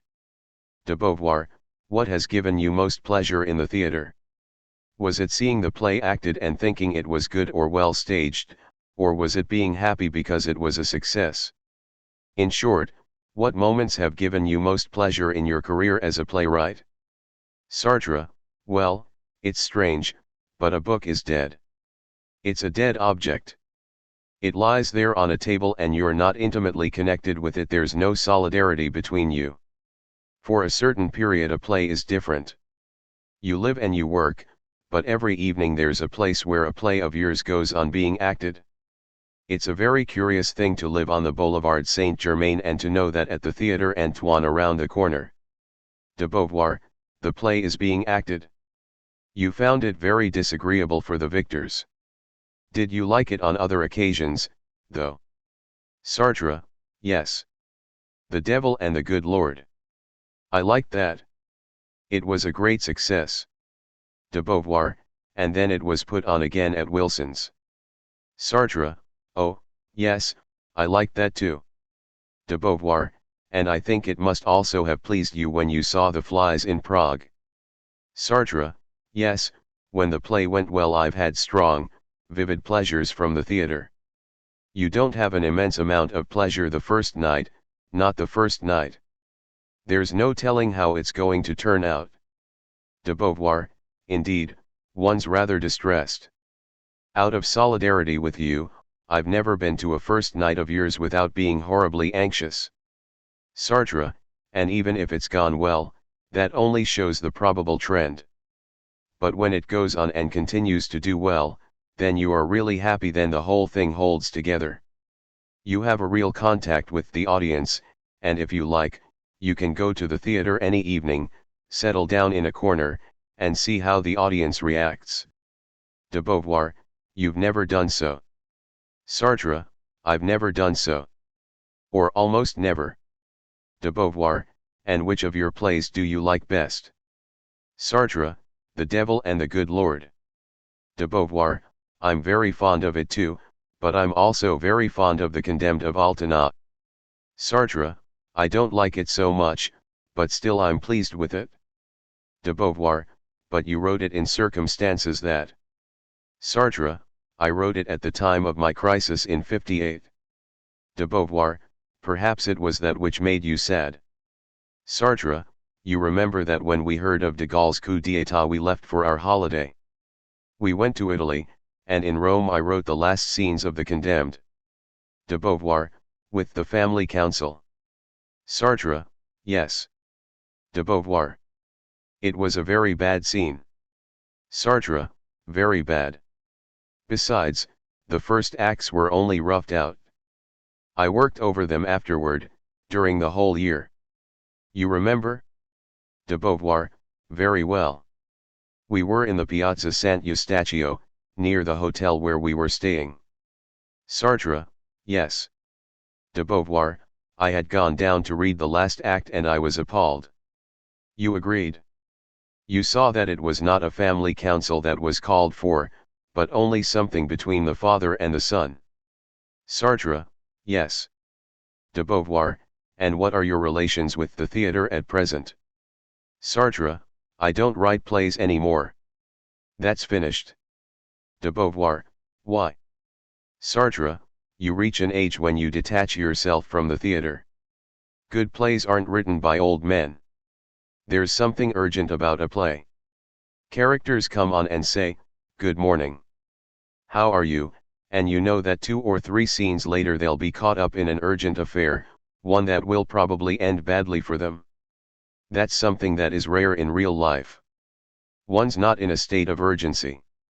A serious threat may be hanging over one, but one's not in a state of urgency. Whereas you can't write a play without urgency in it. And this urgency comes back to you because it's felt by the audience. They'll be living a time of urgency in their imaginations. They'll wonder whether Götz is going to die or whether he's going to marry Hilda. So that when it's acted, the play you've written puts you into a kind of state of urgency every day. De Beauvoir, but why, just because you're old, can you no longer revive that feeling of urgency? On the contrary, you ought to think, after all, I haven't very much longer to live. I must say the last things I have to say, and say them quickly. Sartre, yes, but I've nothing to say in the theatre for the moment. De Beauvoir, are you influenced by the fact that at present the French theatre is scarcely a writer's theatre any longer? Sartre, certainly. Notchkin's 89, for example, was created by actors who themselves composed the text. De Beauvoir, is that a factor that really influences you, or not? Sartre, yes. My theatrical writing has become something that belongs to the past. If I were to write a play now, which I won't, I'd give it another shape, so that it would be in harmony with what's being attempted today. De Beauvoir, there's one annoying thing about the theatre: the audience, which is almost always bourgeois. You once said, but really, I've nothing to say to these bourgeois who'll come to see my play. Sartre, I did have one experience of a working class audience. It was for Nekrasov. I was on good terms with El Humanite, with the Communist Party, at that time, and they sent people from the great factories and the Paris suburbs to see Nekrasov. De Beauvoir, did they like the play? Sartre, I don't know. I know they came. There were also popular companies who acted the respectful prostitute in factories, and that went well. De Beauvoir, there is a question that I would like to ask you, and it is this: in the words you said a great deal about reading and then about writing. You gave a very good explanation of what reading meant to you, the two levels of reading, that in which you understood nothing but were still fascinated, and that which you did understand. You also spoke, though in a more cursory fashion, of what the discovery of other books meant when you were older. But it seems to me that we should return to what reading meant to you from, let's say, the age of 10. What was reading for you at La Rochelle? What was it when you came to Paris? What was it later on? What was it during your military service? During the years when you taught at a lycée? And up until these last years? Sartre, one has to distinguish between two kinds of reading. The one, which came after a certain length of time, was the reading of books or documents that were to be directly useful for my literary or philosophical works. The other is a free, independent reading, the reading of a book that has just come out or that someone has recommended, or of an 18th century book that I did not know. This is committed reading insofar as it is linked to my whole personality, my whole life. But it has no exact part to play in the book I'm writing at that time. In disinterested reading, the reading of all cultivated men, I've passed through periods that brought me first to adventure stories at about the age of 10, as you know. To Nick Carter and Buffalo Bill and their like, who in a certain fashion showed me the world. Buffalo Bill and Nick Carter were set in America, and seeing Nick Carter in the pictures that illustrated each number of the magazine was in itself a discovery of America. He looked exactly like the Americans who were to be seen when one went to the movies. He was big, strong, clean-shaven, and he was accompanied by his henchman and his brother, equally strong and tall. And the tale described New York life to some extent. In fact, that's where I first came to know about New York. De Beauvoir, you spoke about that in the words. But I'd like you to go on to the period you did not speak about in the words. What did reading mean to you at La Rochelle? Sartre, at La Rochelle I belonged to a lending library, that is to say I took over my grandmother's role. I had known about lending libraries, as I said in the words, through my grandmother, who used to go to one and take out novels. So I began going to the lending libraries in La Rochelle and to the town hall library, which also lent books. De Beauvoir, but what did you read and why? That's what matters. Sartre, it was a mixture of books that carried the adventure stories on, making them continually nobler and more specialized. It was there that I read Gustav Imard, for example. De Beauvoir, Fenimore Cooper also? Sartre, a little Fenimore Cooper, but I found him rather boring. Others too, whose names I've forgotten but who came out in books rather than in periodicals. De Beauvoir, and what was there apart from these adventure stories? Sartre, apart from those books, I made something of a return to the ways I had had in my grandfather's time, when I used to read books in his library. They were finer books but they were also less interesting. I was a little boy when I discovered adventure stories, whereas my grandfather's novels came at a later time. De Beauvoir, but at La Rochelle it was no longer your grandfather's books. What were they, then? Sartre, to some extent it was my mother's and my stepfather's books they advised me to read. And then I found myself better oriented. My mother was no great reader, but still now and then she did read a book, one of those that were being read at the time. De Beauvoir, and your stepfather, did he read?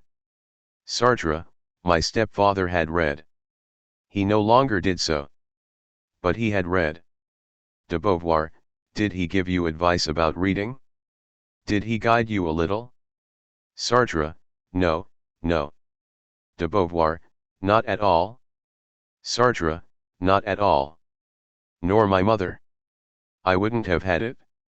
De Beauvoir, yet you say you read the books they read. Sartre, yes, because I came to them myself. I'd see the books in their bedroom or in the drawing room and I'd get them, particularly after the war, because they were books that had to do with the war and I wanted to learn. De Beauvoir, there were no prohibitions. You could read whatever you liked? Sartre, there were no prohibitions, none at all. In any case I didn't take particularly forbidden books. I took ordinary books. Some of them provided a link between academic and bourgeois culture. There were books that actually presented themselves as doing so. De Beauvoir, did the teachers recommend books to you? Sartre, that wasn't done in those days. It was strictly textbooks that they mentioned. There was a library, of course, but Jules Verne was what one mostly found there. De Beauvoir, and didn't you have an intellectual exchange with the other boys at school? At La Rochelle? Sartre, they didn't read much. I was almost the only one who did. They were chiefly interested in games. De Beauvoir, so it was very much a matter of chance. Sartre, it was not exactly governed by that. There was a certain amount of choice. Claude Fourier, for example. I read him because there was one of his books on my stepfather's shelves. It was books of that kind that I lighted on. I came across them because they were there in the lending libraries. Those were the books one saw. De Beauvoir, were there any books that particularly struck you at that time? Were there books that you liked, in spite of those middle-class restrictions? Sartre, oh, at that time it was mainly detective and adventure stories that I liked. I did read Claude Fourier's books. They certainly interested me. And I read others of the same sort, though I found them less interesting. De Beauvoir, there was nothing that gripped your imagination. Sartre, nothing. De Beauvoir, what was the nature of the change, from the point of view in reading, when you came to Paris? Sartre, it was a total change, because my friend Nizan and the 3 or 4 top boys in the class, Burko and then Gruber, the painter's brother, were readers. And when I met him in the first form at Henry IV, Gil was a reader too. Their essential reading was Proust. And that was a great discovery. It was Proust who made a transition from the novel of adventure to the novel of culture, to the cultivated book. De Beauvoir, whom did you like at that period? Proust. Giraudoux. Sartre, Giraudoux, whom Nizan made me read. Paul Morand, also recommended by Nizan. I was brought into this literary life by Nizan, who did not read adventure novels but who did read a great many more modern books. De Beauvoir, you read Gide too? Anyhow, you discovered modern writing. Sartre, I must have read The Fruits of the Earth, but nothing else. After all, those days were long ago. There were lots of modern writers, and speaking of them, Nizan used to say, "Have you read this one? Have you read that one?" And so I read them. From that time on, from the first form to philo, reading transformed the world. It wasn't so much philosophy but rather books by the Surrealists, by Proust, Morand, and others. De Beauvoir, you read partly to be in harmony with Nizan and not to be surpassed by him, to know as much as he did, to be in the swim. Sartre, primarily because of him, but also because of the few others at the school who read too. De Beauvoir, you say it transformed the world. Could you speak of that at somewhat greater length? Could you to some degree describe this transformation of the world? Sartre, where adventures were concerned, it was perfectly clear that certain novels were situated in America, a world that I did not know. But I wasn't particularly interested in geography. I had no distinct notion of what America was like. Whereas the books, let's say Morand's books for example, opened the world to me from the first form and philo on. That is, things didn't happen simply outside the world I was living in. They happened in this place or in that, in China or New York or on the Mediterranean, all of which astonished me. I was discovering a world. De Beauvoir, on the planetary, geographic level? Sartre, yes, and that was of the greatest importance. So although I was bad at geography in class, I was beginning to understand it. De Beauvoir, I believe that's a very general phenomenon. At that time writers discovered exoticism. Morand, Valéry Larbaud, and many others were leaving France and describing the world. But you also had other openings onto the world. Giraudoux or Proust don't go in that direction at all. Sartre, Giraudoux is tense, on edge. I didn't like him much.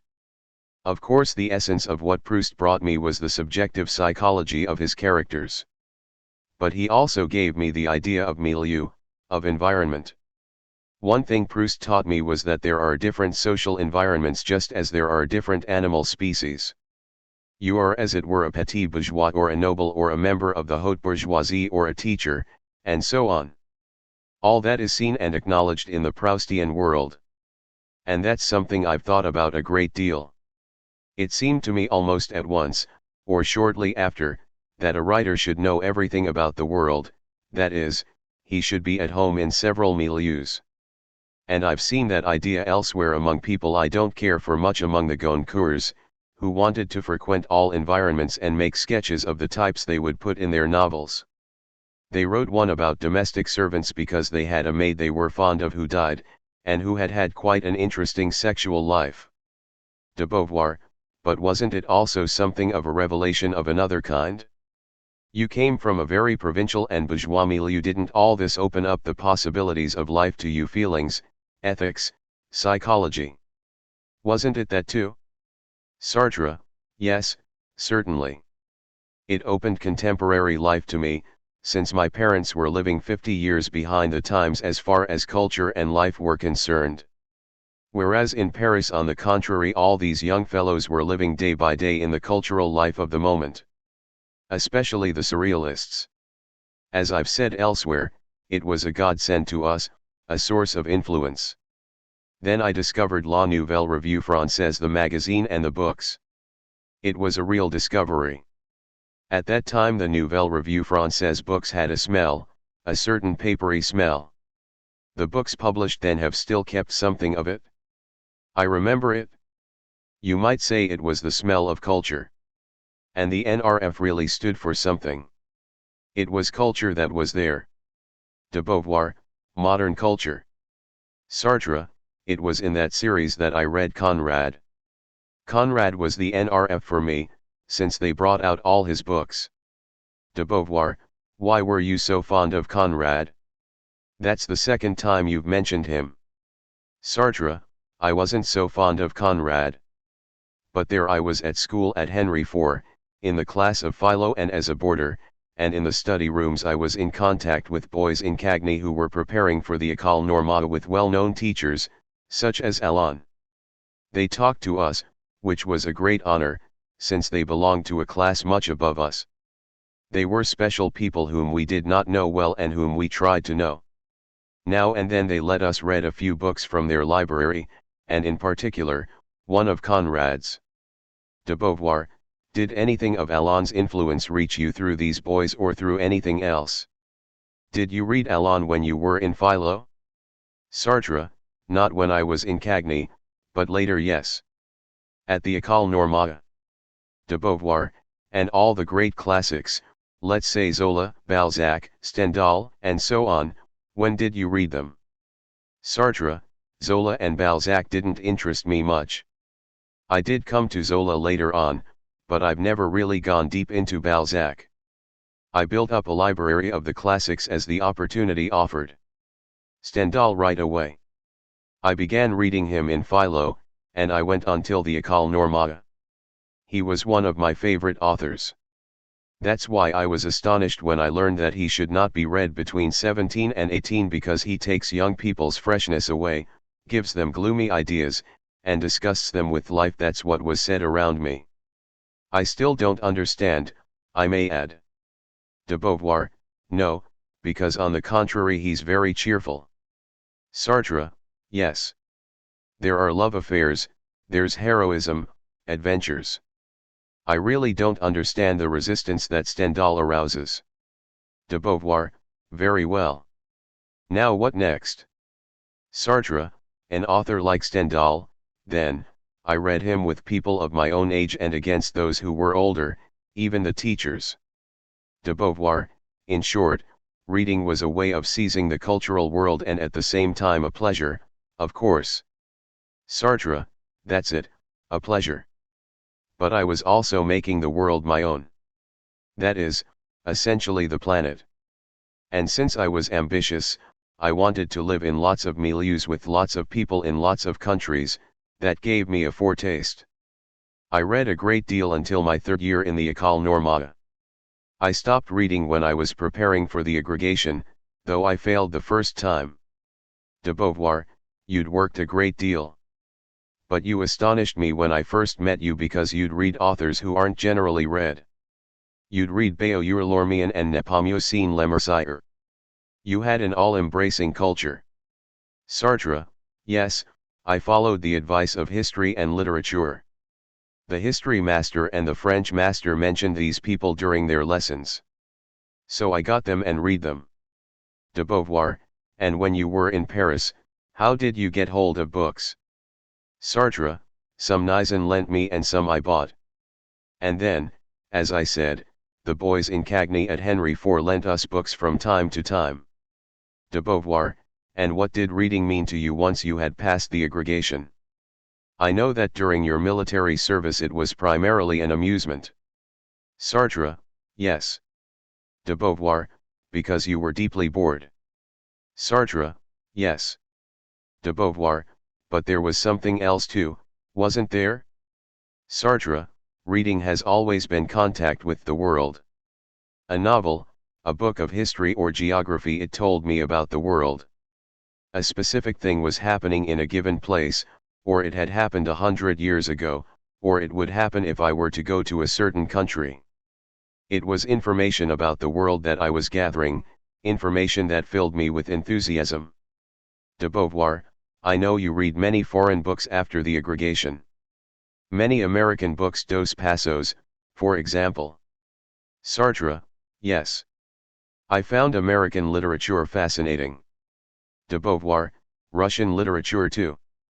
Sartre, I'd been reading the old Russian books, Dostoevsky, Tolstoy, and so on, for a great while. They had been recommended to me at the lycée.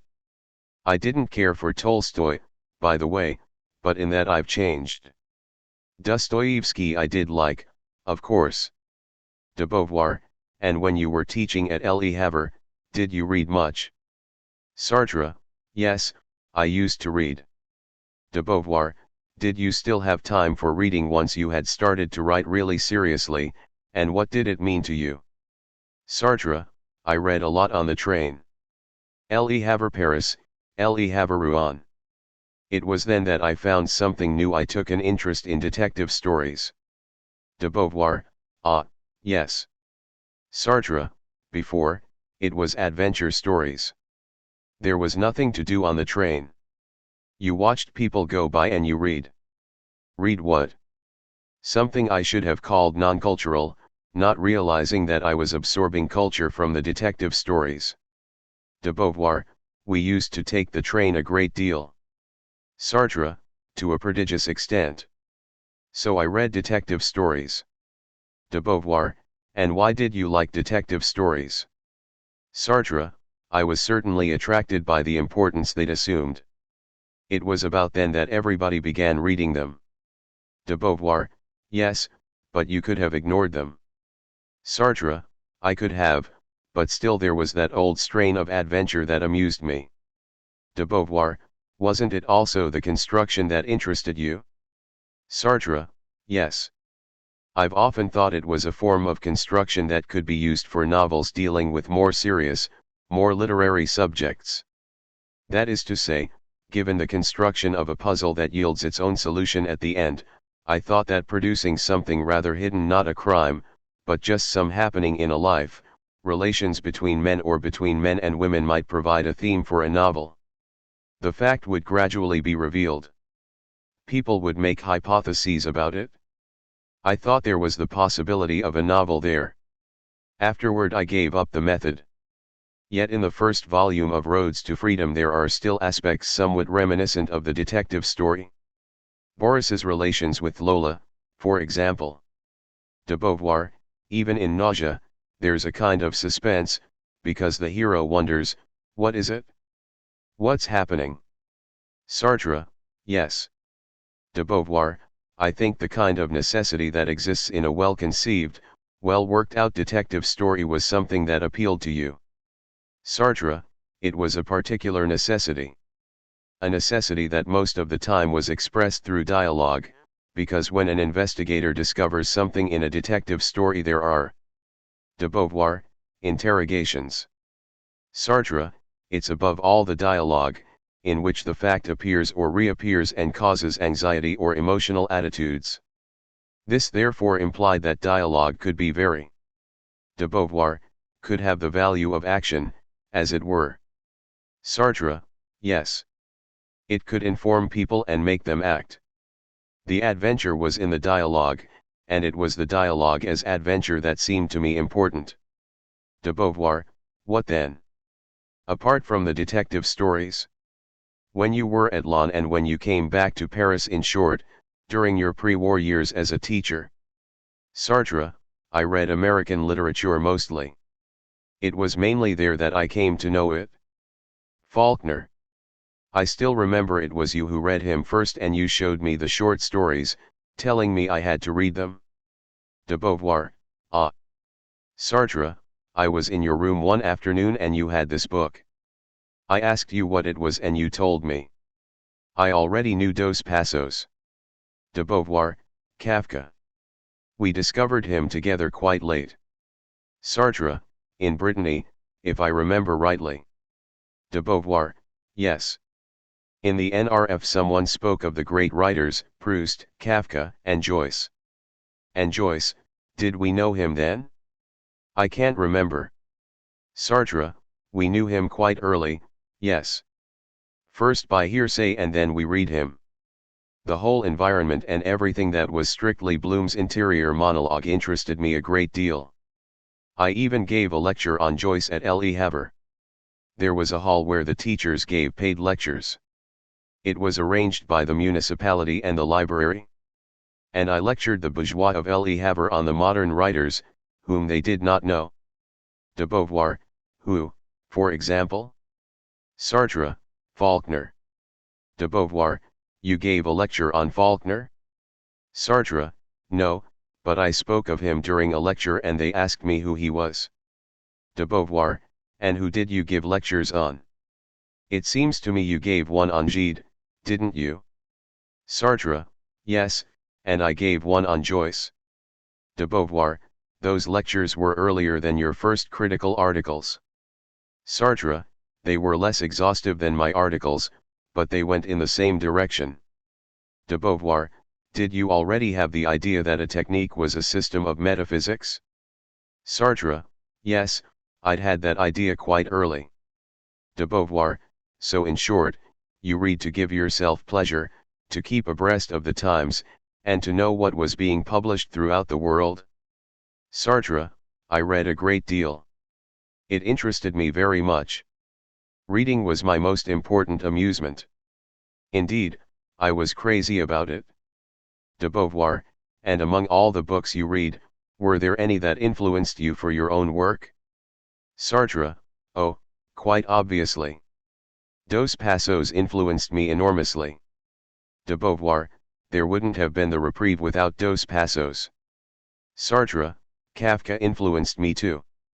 I can't say exactly how, but he influenced me profoundly.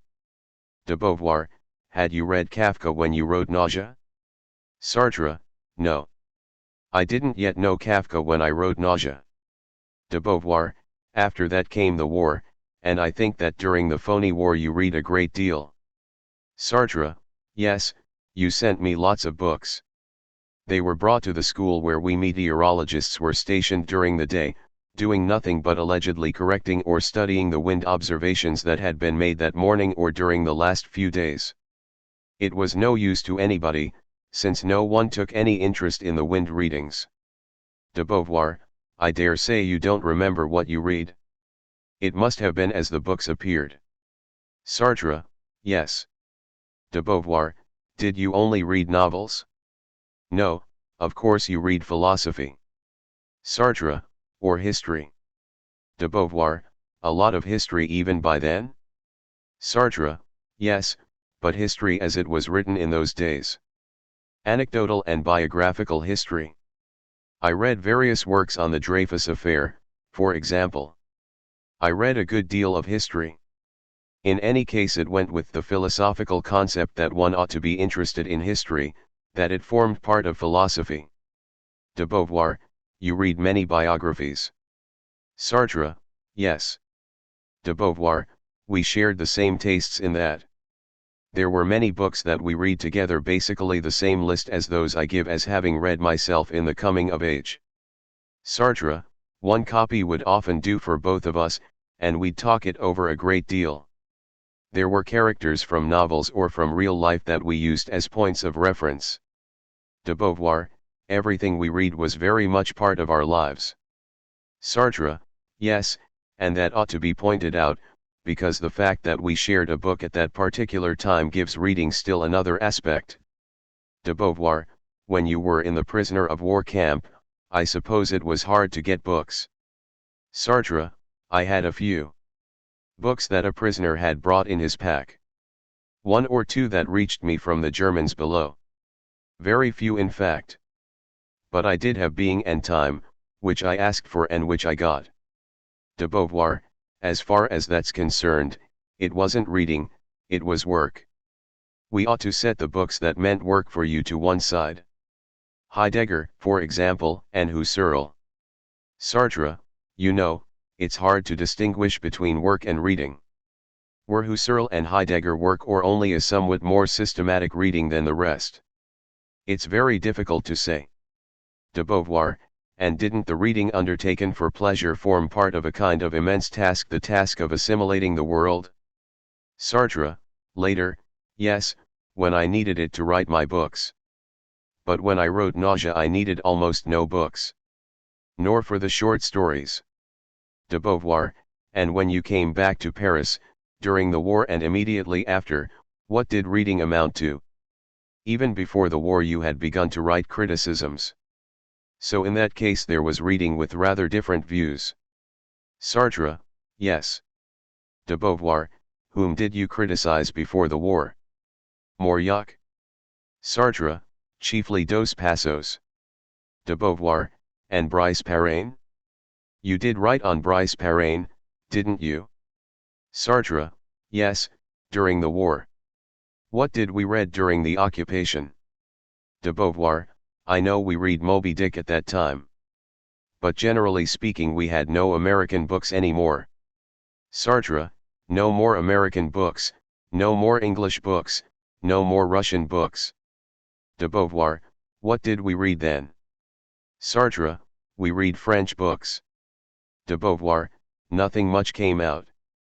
Sartre, we read things we hadn't read before or else we reread. De Beauvoir, that's right, we no longer read new books. Sartre, we read quite a lot, nevertheless. De Beauvoir, for my part, I believe it was then that I read. I don't know whether you read it too, the whole of the Arabian Nights in Dr. Mardrus's edition. Sartre, yes. We read Out of Time, we read in the 19th century Zola. I reread him during that period. De Beauvoir, and after the war? Sartre, there was one book that was important for me during the war, and that was Georges' Histoire de la Révolution. De Beauvoir, after the war there was a flood of American and English books. We then discovered another form of the adventure novel. And quantities of books that showed us what the war had been like on the other side of our curtain of darkness. Sartre, that was more interesting for you than for me. De Beauvoir, why? Sartre, because I don't know. I read them, of course, but I did not possess the kind of experience that would provide a starting point for reading of that sort. De Beauvoir, from 45 onward, didn't you read rather less, because of the fact that you were writing a great deal and that you were pretty well committed to political battles? Sartre, yes, but then I had nothing else to do. Before, I was at the lycée. It was at about this time that I formed up a library for myself. I took books from it, read them, and reread them. De Beauvoir, you kept your library in your mother's apartment, where you were living. There was a time when you didn't possess a single book.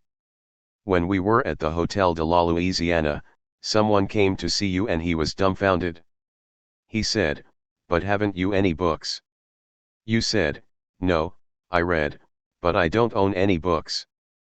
But the moment you began living in the Rue Bonaparte you formed a library. Sartre, yes. It was out of love for books and a desire to touch them and look at them. I used to buy books in the Rue Bonaparte, and in the Rue Mazarine too. There are immense numbers of bookshops all over that part of Paris. I used to buy complete editions. De Beauvoir, you had the complete edition of Colette. And Proust's complete works. Sartre, yes.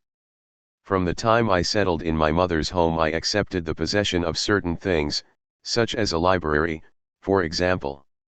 The fact of not having owned books before that was the result of a clearly defined decision.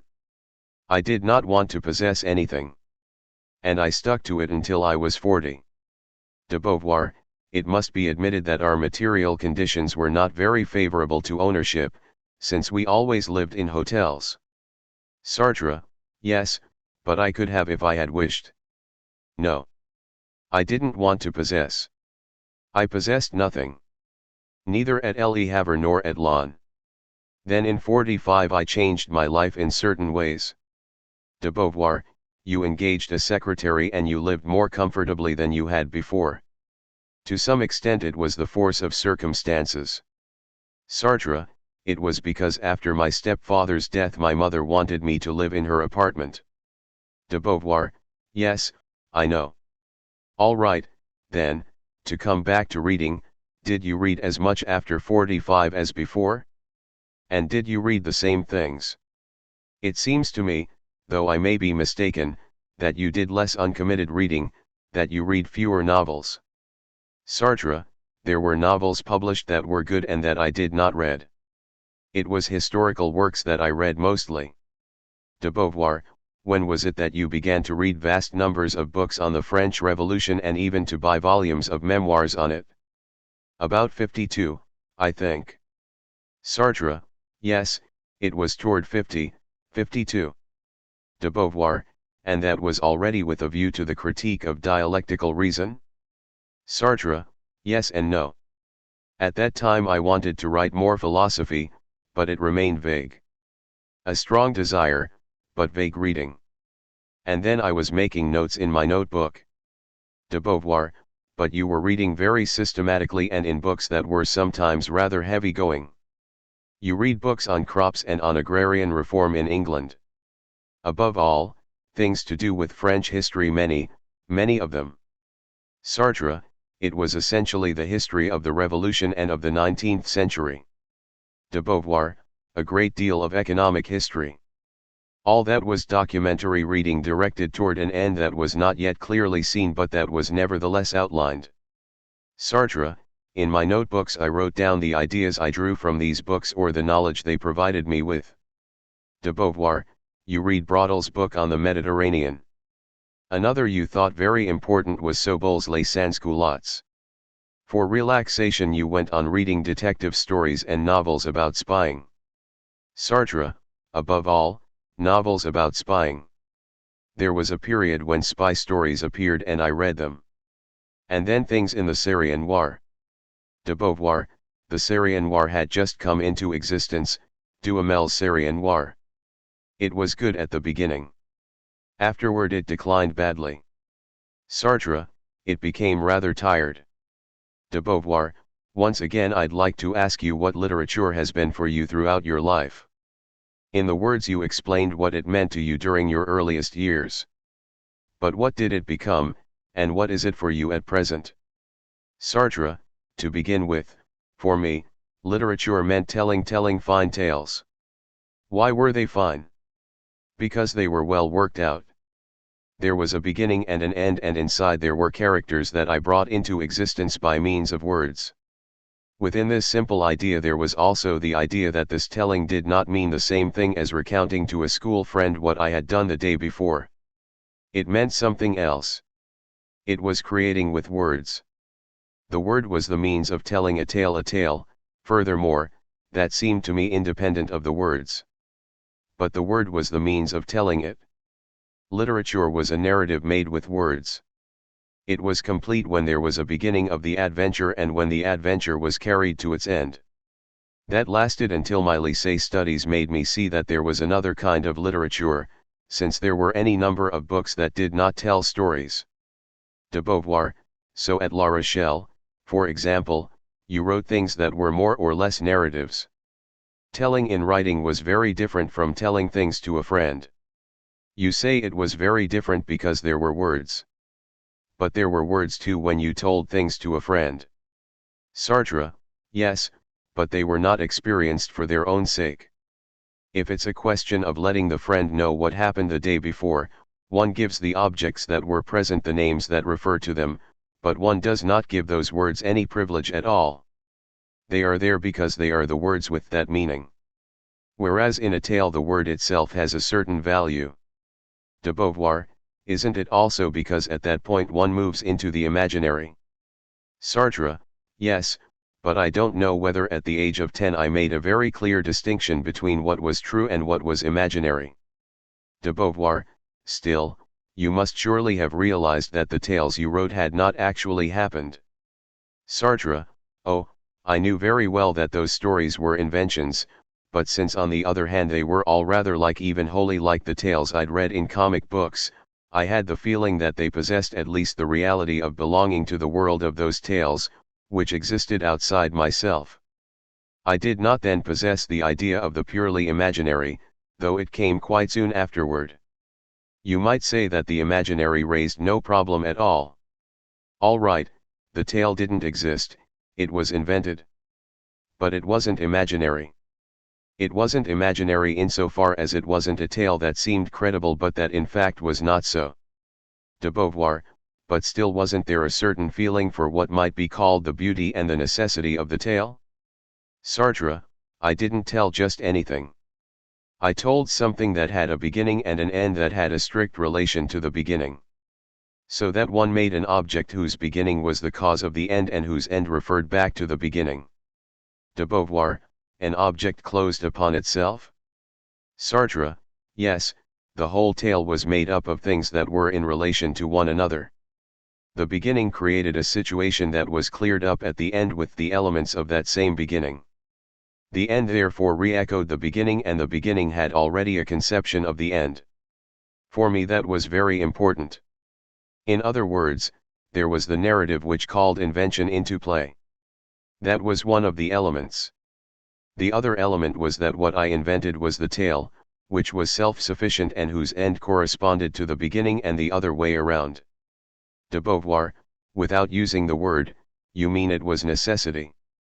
Sartre, it was a necessity that one revealed only in the telling of the tale. That was the essential feature, you might say. A necessity was revealed in the telling, a necessity that was the linking together of words chosen so that they might be linked. And then, but very vaguely, there was also the idea that there were good words, words that looked well when they were being linked together and that made a fine phrase once they were joined. But all that was vague. I certainly felt that words could be beautiful, but I did not worry about it much. I was concerned with saying what there was to be said. That lasted until I was about 12. Then we began reading works of the great 17th or 18th century writers at the lycée, and I saw that not all of them were romantic tales, but that there were also discussions, essays, and so on. And this kind of writing resulted in a work in which time no longer appeared in the same manner. Nevertheless, it seemed to me that time was of the essence in literature. It was the reader's time that was called into being. That is, the reader had his own time to begin with, and then he was set in a duration that was created for him and that took place within him. During the time he read he became the object he was making. De Beauvoir, so you then had a conception of literature that still reckoned on the reader's time but that was no longer necessarily a tale. What had it become at that point? Sartre, there was a before and an after. The reader began the essay with ideas that were not those which the writer was setting out. Slowly, he became aware of the writer's ideas. It took time, starting at 2 o'clock in the afternoon and going on until 6 and then beginning again the next day. So it was by means of time that he learned the author's ideas. There was an outline in the first chapter, and then it all built up and the reader finished by possessing a temporal idea. It was temporal because it took time to form itself. That's how I saw things. De Beauvoir, but did you write what could strictly be called essays when you were really young, in Cagny or the first form? Sartre, not before Cagny in any event. And did I write any even then? At that time Nizan and I each worked on his own, but we showed one another what we had written and the novels were at the same time essays. That is, we wanted to put our ideas into them, and then the novel's length of time simultaneously became the duration in which the idea was expressed. And Nizan's short stories in the Revue sans titre were rather like essays. While for my first essay I wrote La Legende de la Vérité, the legend of truth. De Beauvoir, and ERL Arménien, the Armenian, how did you look upon that? Sartre, more or less as an essay. As an essay but with characters to whom meaningful things happen. In their conversation they deal with them at length and explain them. And so it becomes a symbol. De Beauvoir, but the other day you said that one of the things you wanted to do was reveal truths. To reveal the truth of the world to others. Sartre, yes, that came slowly. It didn't come at the beginning. Yet it was there. One had to have a subject. For me, it was the world. What I had to say, to talk about, was the world. Furthermore, I think it's the same with all writers. A writer has only one subject, and that's the world. De Beauvoir, there are some writers who reach the world by way of themselves, writers who go in for intimacy and speak of their own experiences. Sartre, everyone has his own way of seeing things. I don't know why, but I did not write about myself, at least not as a subjective character, as one having a subjectivity and ideas. It never occurred to me to write about myself, about something that had happened to me. Yet naturally it was still entirely a question of me. But in the stories I wrote the aim was not to represent myself. De Beauvoir, that is to say it was the world that was apprehended through you. Sartre, there's no doubt that the subject of nausea is primarily the world. De Beauvoir, it's a metaphysical dimension of the world that has to be revealed. Sartre, just so. It's an idea other than that of literature. Literature reveals the truth about the world, but in a way unlike that of philosophy. In philosophy there's a beginning and an end and therefore a duration, yet philosophy refuses that duration. You have to take up the book. You don't understand it until you've finished it, and so at that stage there's no duration. You don't inject into the book the time you've taken to make it out and understand it. And the thought you get out of it is an ideal thought. You keep it in your head as a well-organized whole. The book may speak of duration, there may be a chapter or two on it, but at that point it is a concept, not a dimension of the object. I've changed as far as that is concerned, because now I think on the contrary that my philosophical works contain the notion of temporality, not only as the necessity that each person may have in reading the book, starting at the beginning or the end, which means an expenditure of time, but also insofar as the time taken in the exposition and the discussion makes part of the philosophy itself. The one determines the other. De Beauvoir, at the time of writing Nausea, did you have an idea of necessity?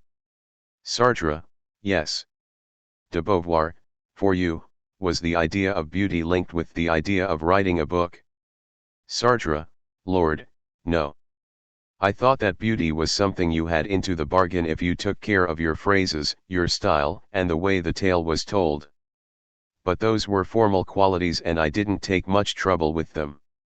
For me what mattered was finding the world at the bottom of the tale. De Beauvoir, yet just now you told me that even when you were young, you already attributed an importance to words. Sartre, yes. It was a kind of element of beauty, but also of precision, of truth. A phrase with well-chosen words is a true, accurate phrase. De Beauvoir, yet at the end of Nausea, when the hero hears some of these days he says he'd like to create something like that. And it touches him by what might be called its beauty. Sartre, yes, but the reason why some of these days moves Roquentin is that it is an object created by a man a great way off, who touches him by means of his verse. It's not that he's a humanitarian, it's a man's creation that strikes him and that he likes. De Beauvoir, in other words, it was a question of communication rather than of beauty. Sartre, those objects that survived once they had been produced were to be found in libraries as material realities. But they were also in a kind of intelligible heaven that was not an imaginary heaven. It was a reality that remained. And I remember that Nausea lagged somewhat behind my own ideas. That is, even then I was no longer concerned with creating true or beautiful objects outside the world, as I supposed before I knew you. I had gone beyond that. I didn't know exactly what I wanted, but I did know that it wasn't a beautiful object, a literary object, a bookish object that one created. It was something else. From that point of view, Roquentin marked the end of one period rather than the beginning of another. De Beauvoir, I don't quite see what you mean. Flaubert thought a book was an object that stood perfectly well on its own feet, that had, as it were, no need of a reader, whom he would like to look upon as totally useless. Is that what you thought before Nausea? Sartre, more or less, though I did not think it had no need of a reader. De Beauvoir, well then, when Nausea was finished and even while you were writing it, how did you see the book? Sartre, I saw it as a metaphysical essence, I had created a metaphysical object. It was like a Platonic idea, you might say, but a particularized idea and one that the reader would discover as he read the book. I began Nausea believing that, and by the end I no longer believed it. De Beauvoir, what did you believe at that point? Sartre, I wasn't sure. De Beauvoir, and when you wrote short stories?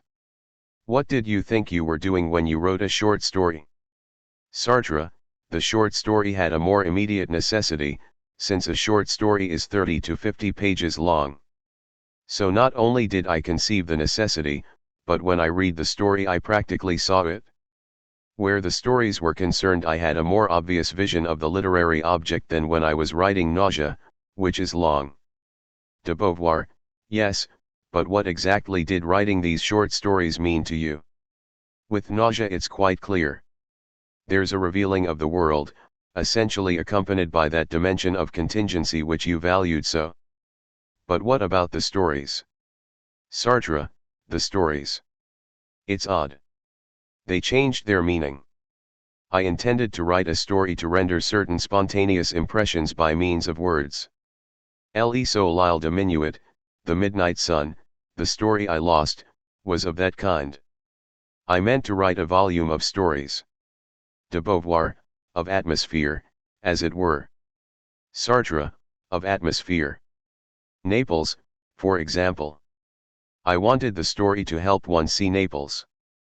De Beauvoir, what then? Did it change? Sartre, yes. It changed, I can scarcely tell why. Erostrate was one of Bost's dreams. De Beauvoir, yes, but why did you choose that dream? Sartre, my plan took on a broader character. The story might be the vision of a moment that mattered a good deal to me, or it might also be something more important, like the Spanish War. There was one about madness. So it was a question of situations that were pretty serious and completely different from what I had meant at the beginning. At the beginning my idea was more to write a tale about an evening on the Paris boulevards, about a garden, a tale about Naples, or a crossing by sea.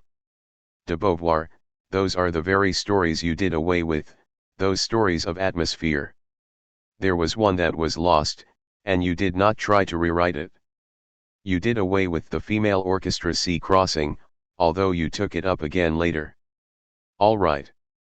But throughout all this, what was the nature of that which you called the very essence of literature the other day? Here it was still recounting. Sartre, certainly recounting. Even an essay recounts. De Beauvoir, but still, writing an essay on Giacometti is not the same thing as the wall. Sartre, it's not the same thing. But even so, time is needed to enter into Giacometti's pictures. And there is the time of the reading. It's not quite the same as the time of the creation, but the two are interconnected. And when the reader reads the essay, insofar as he is a reader he creates, and he will bring about the apparition of the object as it was laid down for him.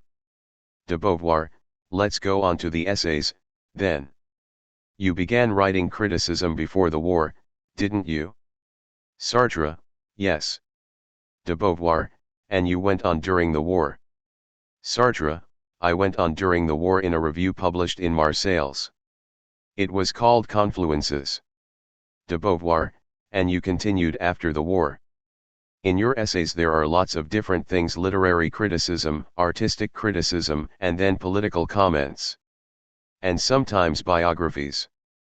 Portraits of Merleau-Ponty and Nizan. What were your views on criticism then? And why did it interest you?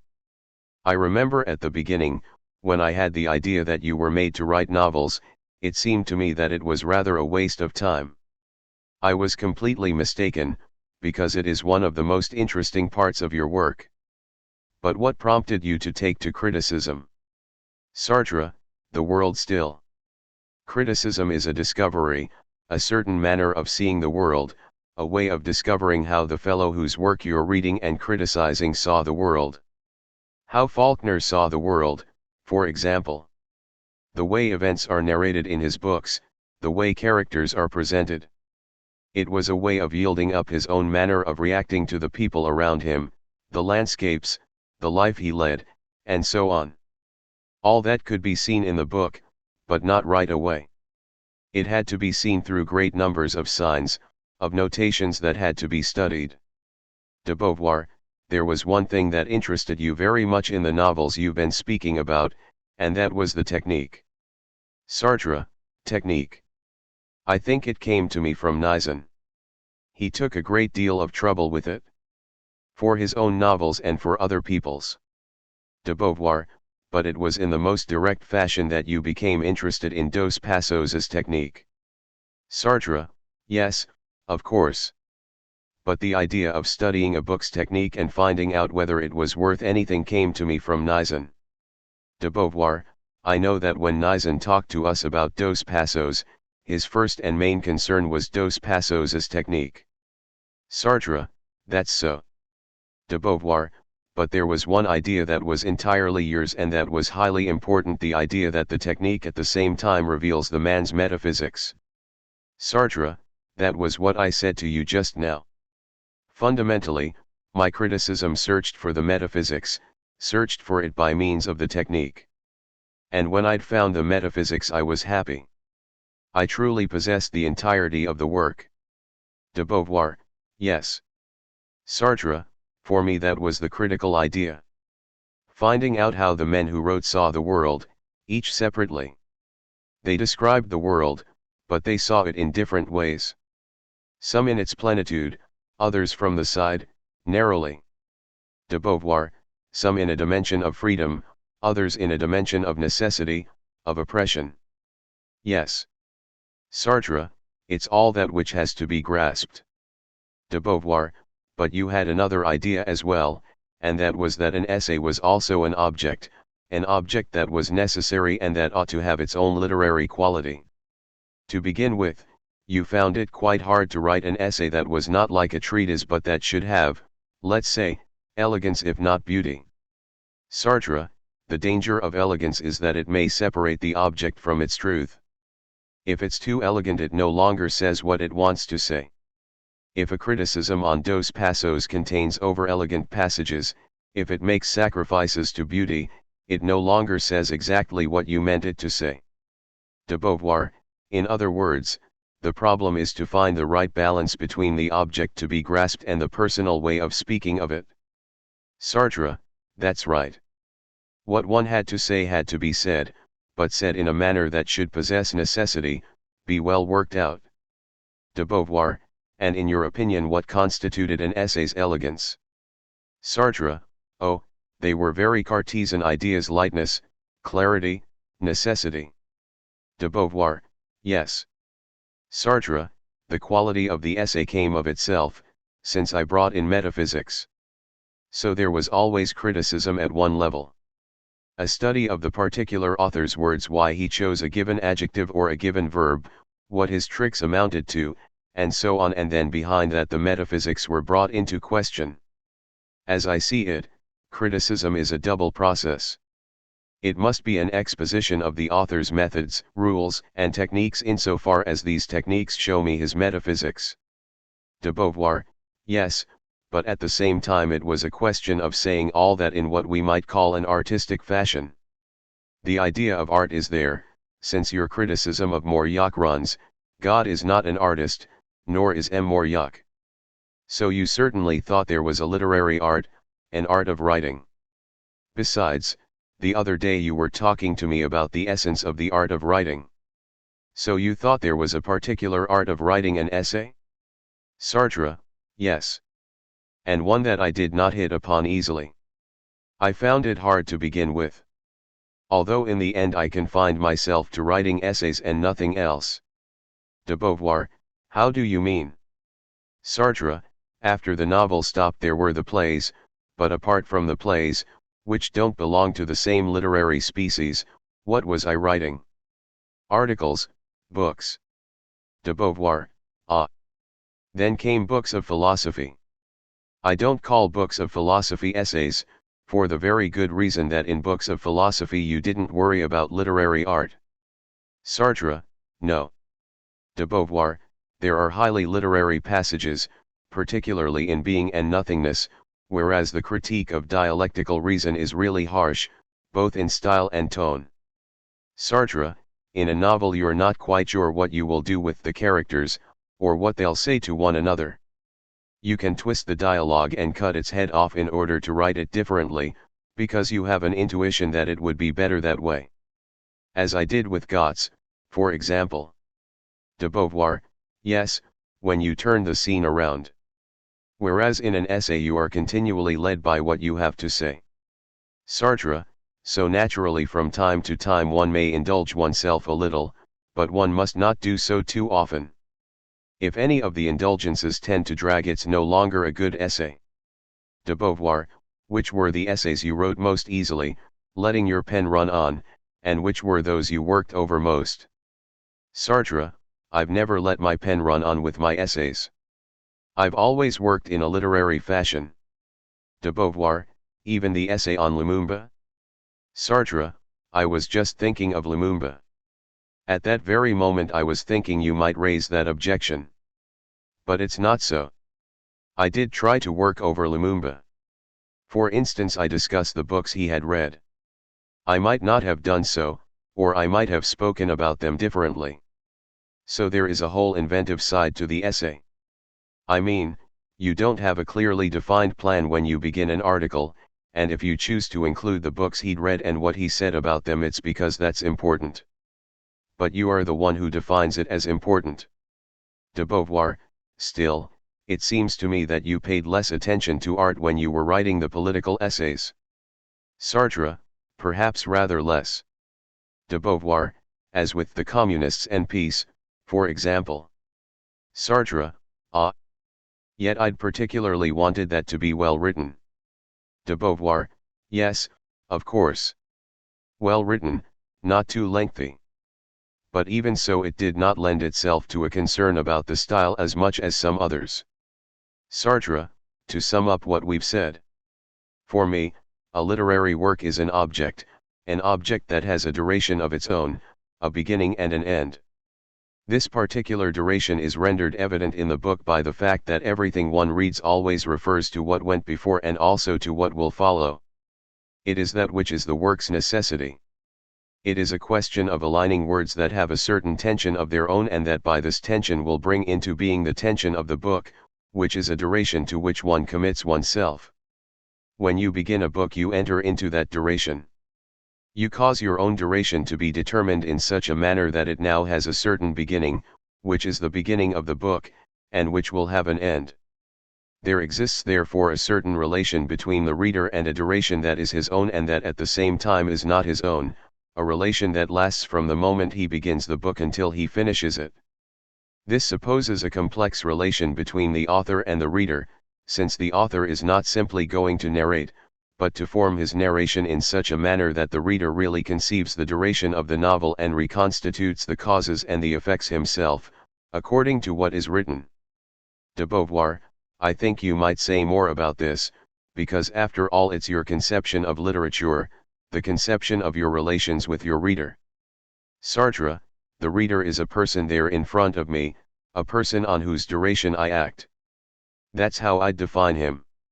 And in the course of that duration I cause the appearance of feelings intimately connected with my book, feelings that correct themselves, argue with one another, combine and leave the finished work confirmed or done away with. De Beauvoir, the other day you spoke of an attempt at seducing the reader. Sartre, that's right, an attempt at seduction. But not an unlawful seduction, not as you might seduce someone with arguments that are not true but that sound good, no, seduction by the truth. To seduce, a novel has to be an expectation, a waiting, that is to say a duration that stretches out. De Beauvoir, in a certain fashion there's always suspense. Sartre, always. It's resolved at the end. De Beauvoir, one always wonders what's going to happen. And even in an essay the reader is always asking himself, what is he going to say now? What is it he wants to prove? Sartre, and what does he mean now and how does he reply to these objections? So time steps in too. And through this time, through this construction of the object, I read the world, that is, the metaphysical being. The literary work is someone who is rebuilding the world as he sees it by means of a narrative that is not directly aimed at the world but which has to do with imaginary works or characters. And that's roughly what I wanted to do. De Beauvoir, you ought once more to explain. You've already done so very well, but it was so misunderstood. You ought to explain your move on to committed literature. Sartre, I've written a whole book on it. De Beauvoir, yes, of course. But after all, what relation is there or what difference is there between the works you produced before having the theory of engaged works and those that came after? Are the same things finally to be found in the committed works or not? Sartre, it's the same thing. In a committed book it's not a modification of the technique but rather of the idea of what one wishes to create by means of words. But that doesn't bring about a change, since the committed work will be connected with a certain political or metaphysical concern that one wishes to express and that is present in the work. Even if it doesn't call itself committed. De Beauvoir, it's rather a question of the choice of subject. Sartre, just so.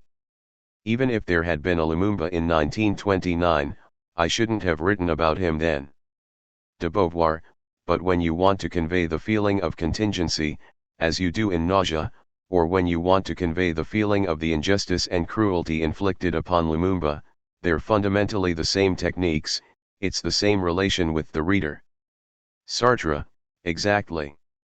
One simply has a wish to enlist him in a cause that will show him certain aspects of the world.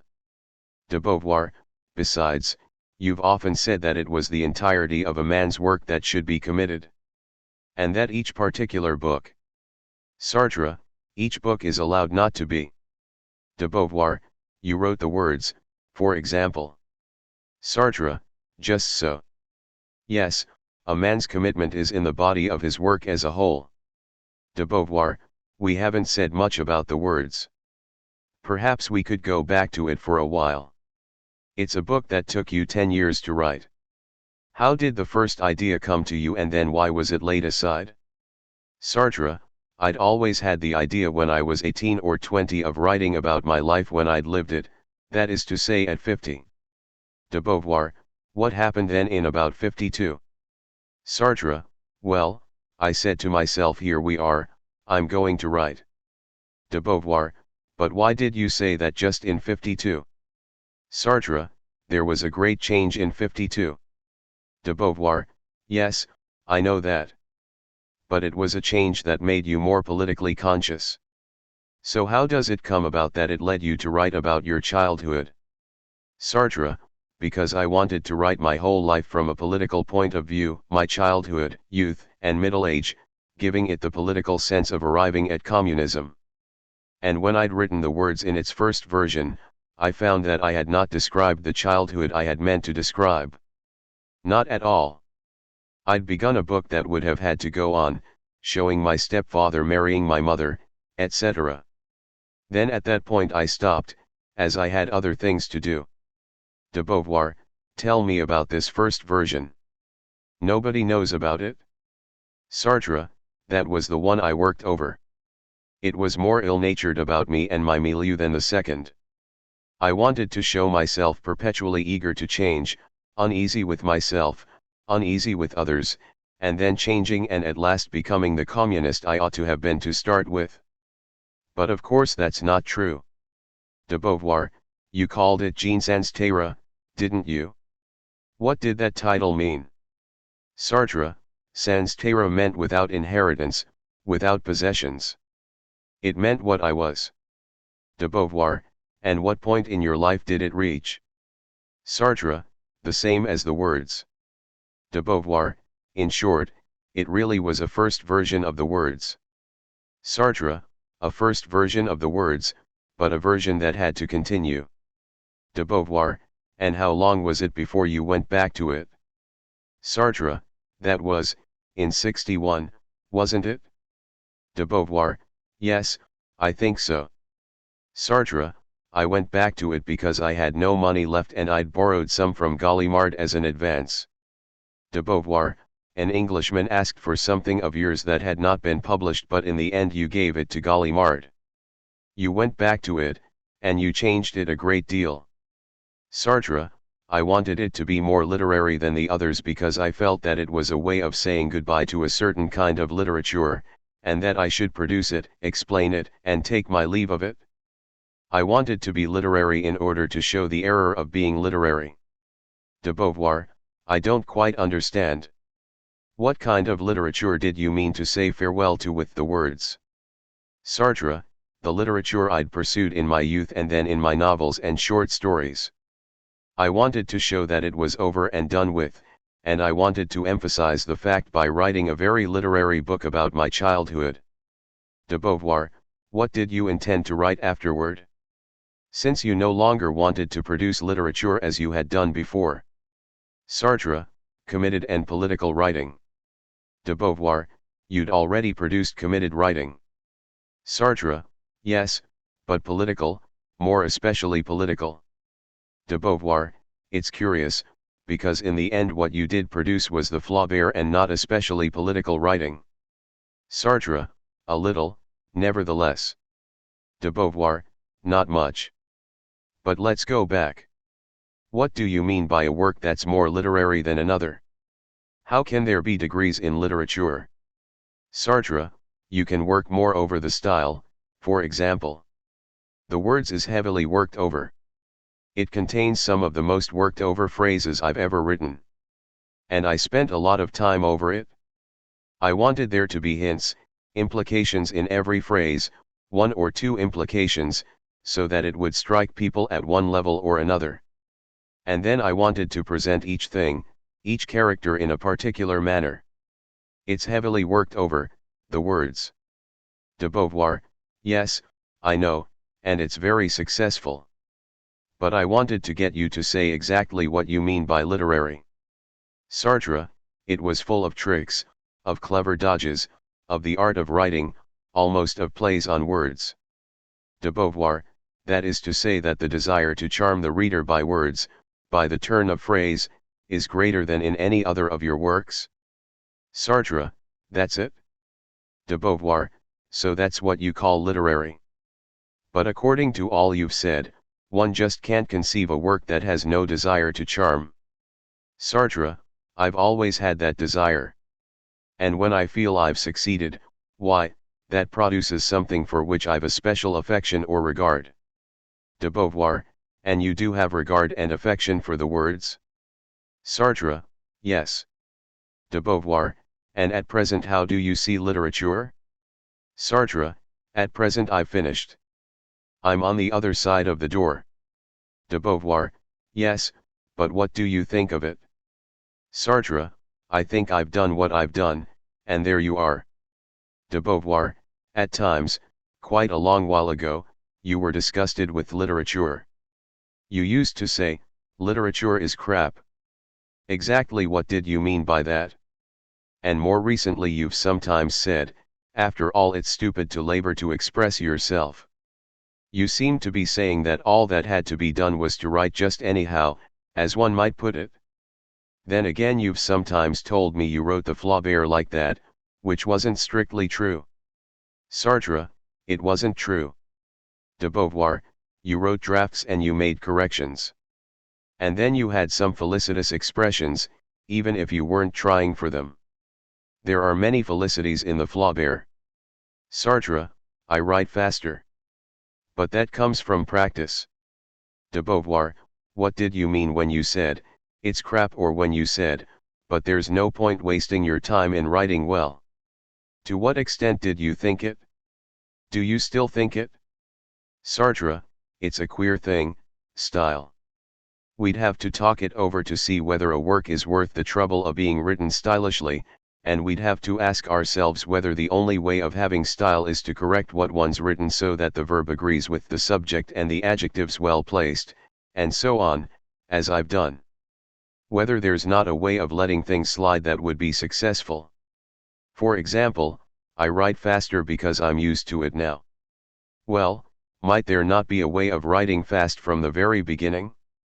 But, you know, many left-wing writers think that style, taking too much care of words and all that, is an infernal bore, and that one ought to go straight for the object, not worrying about the rest. De Beauvoir, but very often the result is disastrous. Sartre, I don't agree with them. I don't mean style's not necessary. I only wonder whether great labor over words is necessary to create a style. De Beauvoir, doesn't that rather depend on the people, the period, the subject, the temperament, the opportunities? Sartre, yes, but fundamentally I believe that the best written things have always been written without too much effort. De Beauvoir, why is it that you read much less literature now? Sartre, from my childhood and for quite a long time, until 1950, I looked upon a book as something that presented the truth.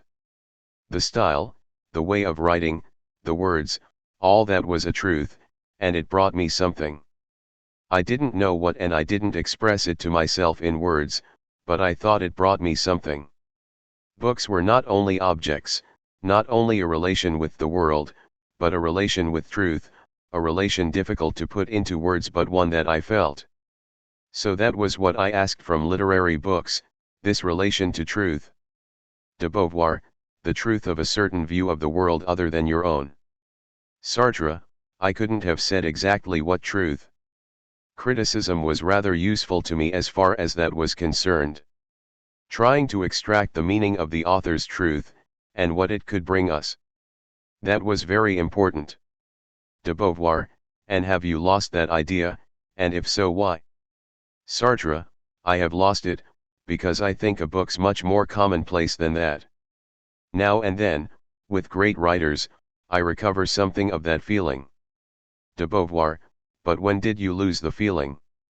Sartre, about 50, 52, when I went into politics to some extent.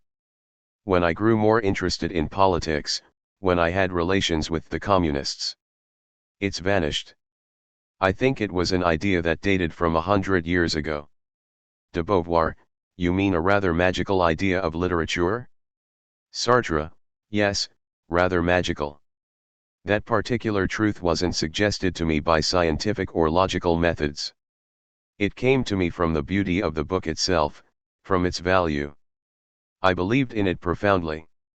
I believed that writing was an activity that produced a reality, not exactly the book, but something beyond the book. The book belonged to the imaginary, but beyond the book there was truth. De Beauvoir, and you stopped believing it when you had read a great deal of history and when you plunged deeper into committed writing. Sartre, yes. As a man gradually gains his experience, so he loses the ideas he used to have. That was around 52. De Beauvoir, it seems to me that the last work you read with a great deal of pleasure was Moby Dick. Then came Gennett's books, I think. It was not by mere chance that you wrote about him. You were charmed by his work. After 52, I don't think you had any great literary enthusiasms. Sartre, no. De Beauvoir, at that time reading was either study or mere amusement. Sartre, or else books of history. De Beauvoir, I know you haven't read the books that I've liked these last years. I've mentioned them to you, but we haven't talked about them together, even when I told you I thought them very good, like Albert Cohen or John Cooper Powys. Reading them didn't interest you at all. There's a kind of disenchantment with literature in the strict sense. Sartre, perhaps. Besides, generally speaking, I no longer really see why people write novels. I'd like to talk about what I once thought literature was, and then about what I've abandoned. De Beauvoir, do, by all means. It's very interesting. Sartre, to begin with, I thought that literature was the novel. De Beauvoir, yes, a narrative, and at the same time the world was seen through it. It gives you something that no sociological essay, no table of statistics, or anything else can give. Sartre, it gives the individual, the personal, the particular. A novel would give this room, for example, the color of this wall, these curtains, the window, and it's only the novel that can give it. That's what I've liked in it, the fact that these objects were named, that they were very close in their individual character. I knew that all the places described did exist or had existed, and that in consequence the truth was certainly there. De Beauvoir, though you weren't particularly fond of literary descriptions. There are descriptions in your novels from time to time, but they are always closely linked to the action and to the way the characters see them. Sartre, and short. De Beauvoir, yes. A little metaphor, 3 little words to hint at something. Not really a description. Sartre, because a description, well, it isn't time. De Beauvoir, no. It comes to a halt. Sartre, it comes to a halt. It doesn't give the object as it appears at the moment but as it has been for the last 50 years. It's absurd. De Beauvoir, whereas hinting at the object in the movement of the action, that's fine. But may there not be another reason? Isn't it because you've read practically all the great books of literature? And it must be admitted that what comes out from one day to the next is rarely of an astonishing quality. Sartre, it was like that before the war. De Beauvoir, oh, no, before the war you hadn't yet read Kafka or Joyce or Moby Dick. Sartre, no. I had read Cervantes, but I'd read him badly. I often say I should reread Don Quixote. I've tried once or twice. I've been prevented, not because I didn't like it, on the contrary, I liked it very much, but circumstances have turned me aside. There are lots of things to reread, or to read. I might set myself to it. De Beauvoir, but perhaps you think it would no longer bring you anything much, would not enrich you, would not give you any new views on the world. And there again, you know, you're in agreement with the general opinion, as has so often happened during your lifetime and mine. On the whole, people read fewer novels and like them less than they did at one time. It has to be said that there's been the attempt of the Nouveau Roman, which was so boring that people would rather read biographies, autobiographies, sociological or historical studies. One has a much stronger feeling of truth than when one reads a novel. Sartre, those are in fact the things I read. De Beauvoir, yes, that's what interests you at present. But there are things other than literature that have filled you with enthusiasm during your life. Music and painting. Sculpture too. One thing I've observed and that rather intrigues me is that although you've always been very fond of music, although you've played the piano, although you come from a musical family, and although you still listen to a great deal, either on records or on the radio, you've practically never written about music, apart from an introduction to a book by Leibowitz on committed music. Sartre, that's true.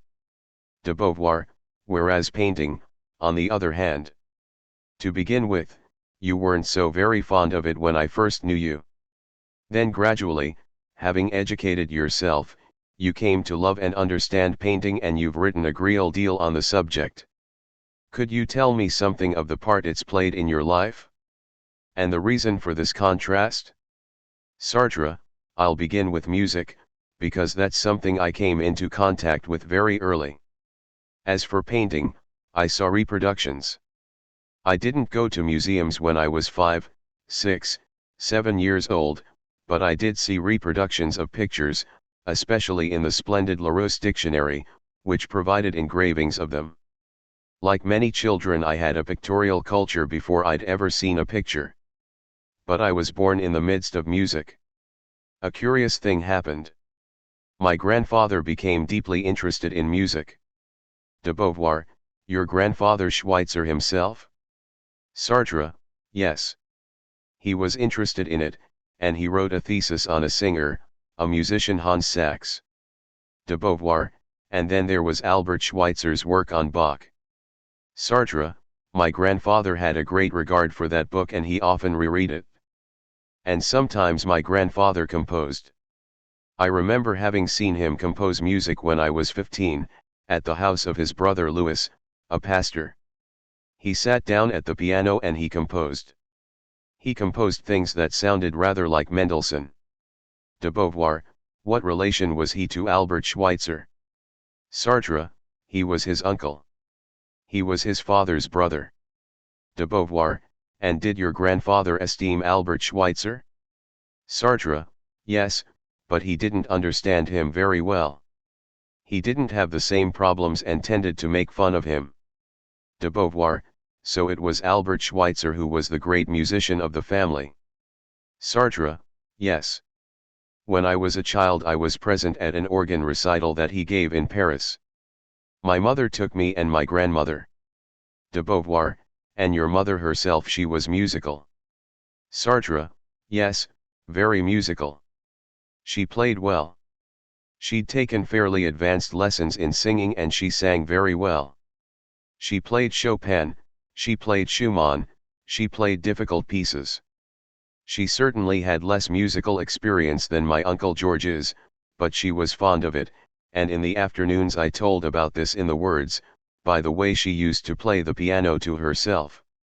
De Beauvoir, did you have piano lessons? Sartre, very early. I had piano lessons when I was about 10, I think. 9 or 10. De Beauvoir, and until what age did you go on? Sartre, when I left Paris for La Rochelle I gave them up. De Beauvoir, so how does it happen that you were really quite good at the piano? Sartre, I taught myself. From the time I was in the fourth form, my mother's piano was in the drawing room of my stepfather's house, and when I had nothing to do, I used to slip in and try to play the tunes I remembered. And then there were the operettas that I had bought or rented from the music shops in La Rochelle. At first my learning was slow and difficult, but I was sensitive to rhythm. When my mother remarried, she played much less because of my stepfather, who really didn't like music. Still, she did play when I came back from the lycée and before my stepfather returned. I'd sit beside her and listen, and when she left I'd play myself. At first I played with one finger, then with 5, and then with 10. In the end I succeeded in training my fingers to some extent. I didn't play fast, but I did play all the pieces. De Beauvoir, did you play four-handed with your mother? Sartre, yes, quartets and Franck's symphony. De Beauvoir, all arranged for the piano? Sartre, yes. I provided myself with a musical culture not unlike my mother's. And I played the piano until 2 years ago, at Arlette's. De Beauvoir, there was a time when you played a great deal. It was when you lived in the Rue Bonaparte, in your mother's apartment. I can still see the sort of little gilt-latticed bench, you used to sit there and sometimes play for an hour before settling down to work. Sartre, so I did, sometimes. De Beauvoir, you'd very often play from 3 o'clock until 5, and then at 5 you'd begin work.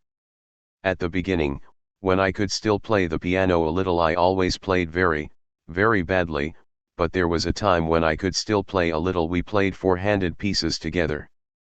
Sartre, yes, occasionally.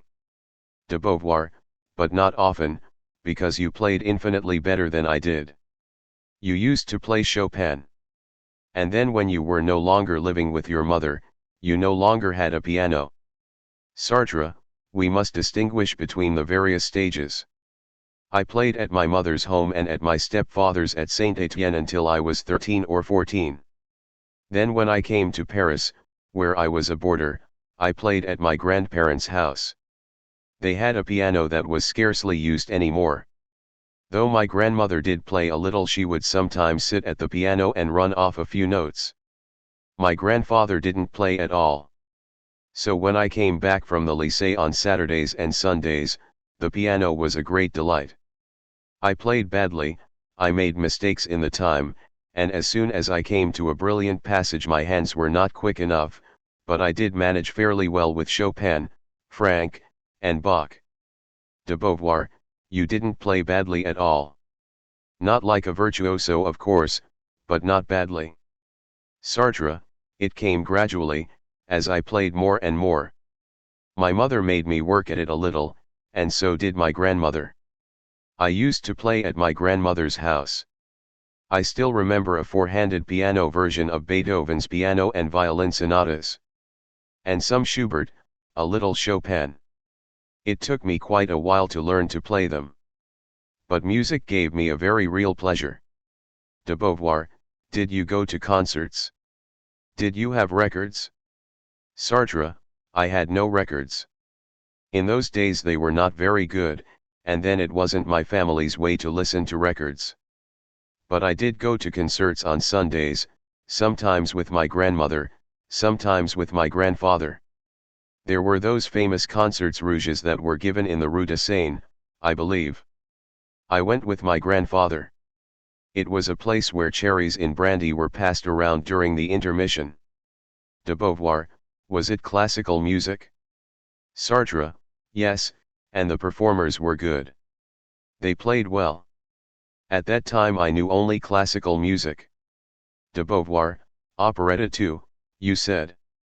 Sartre, yes, but what I mean is that I scarcely knew the more recent music at all.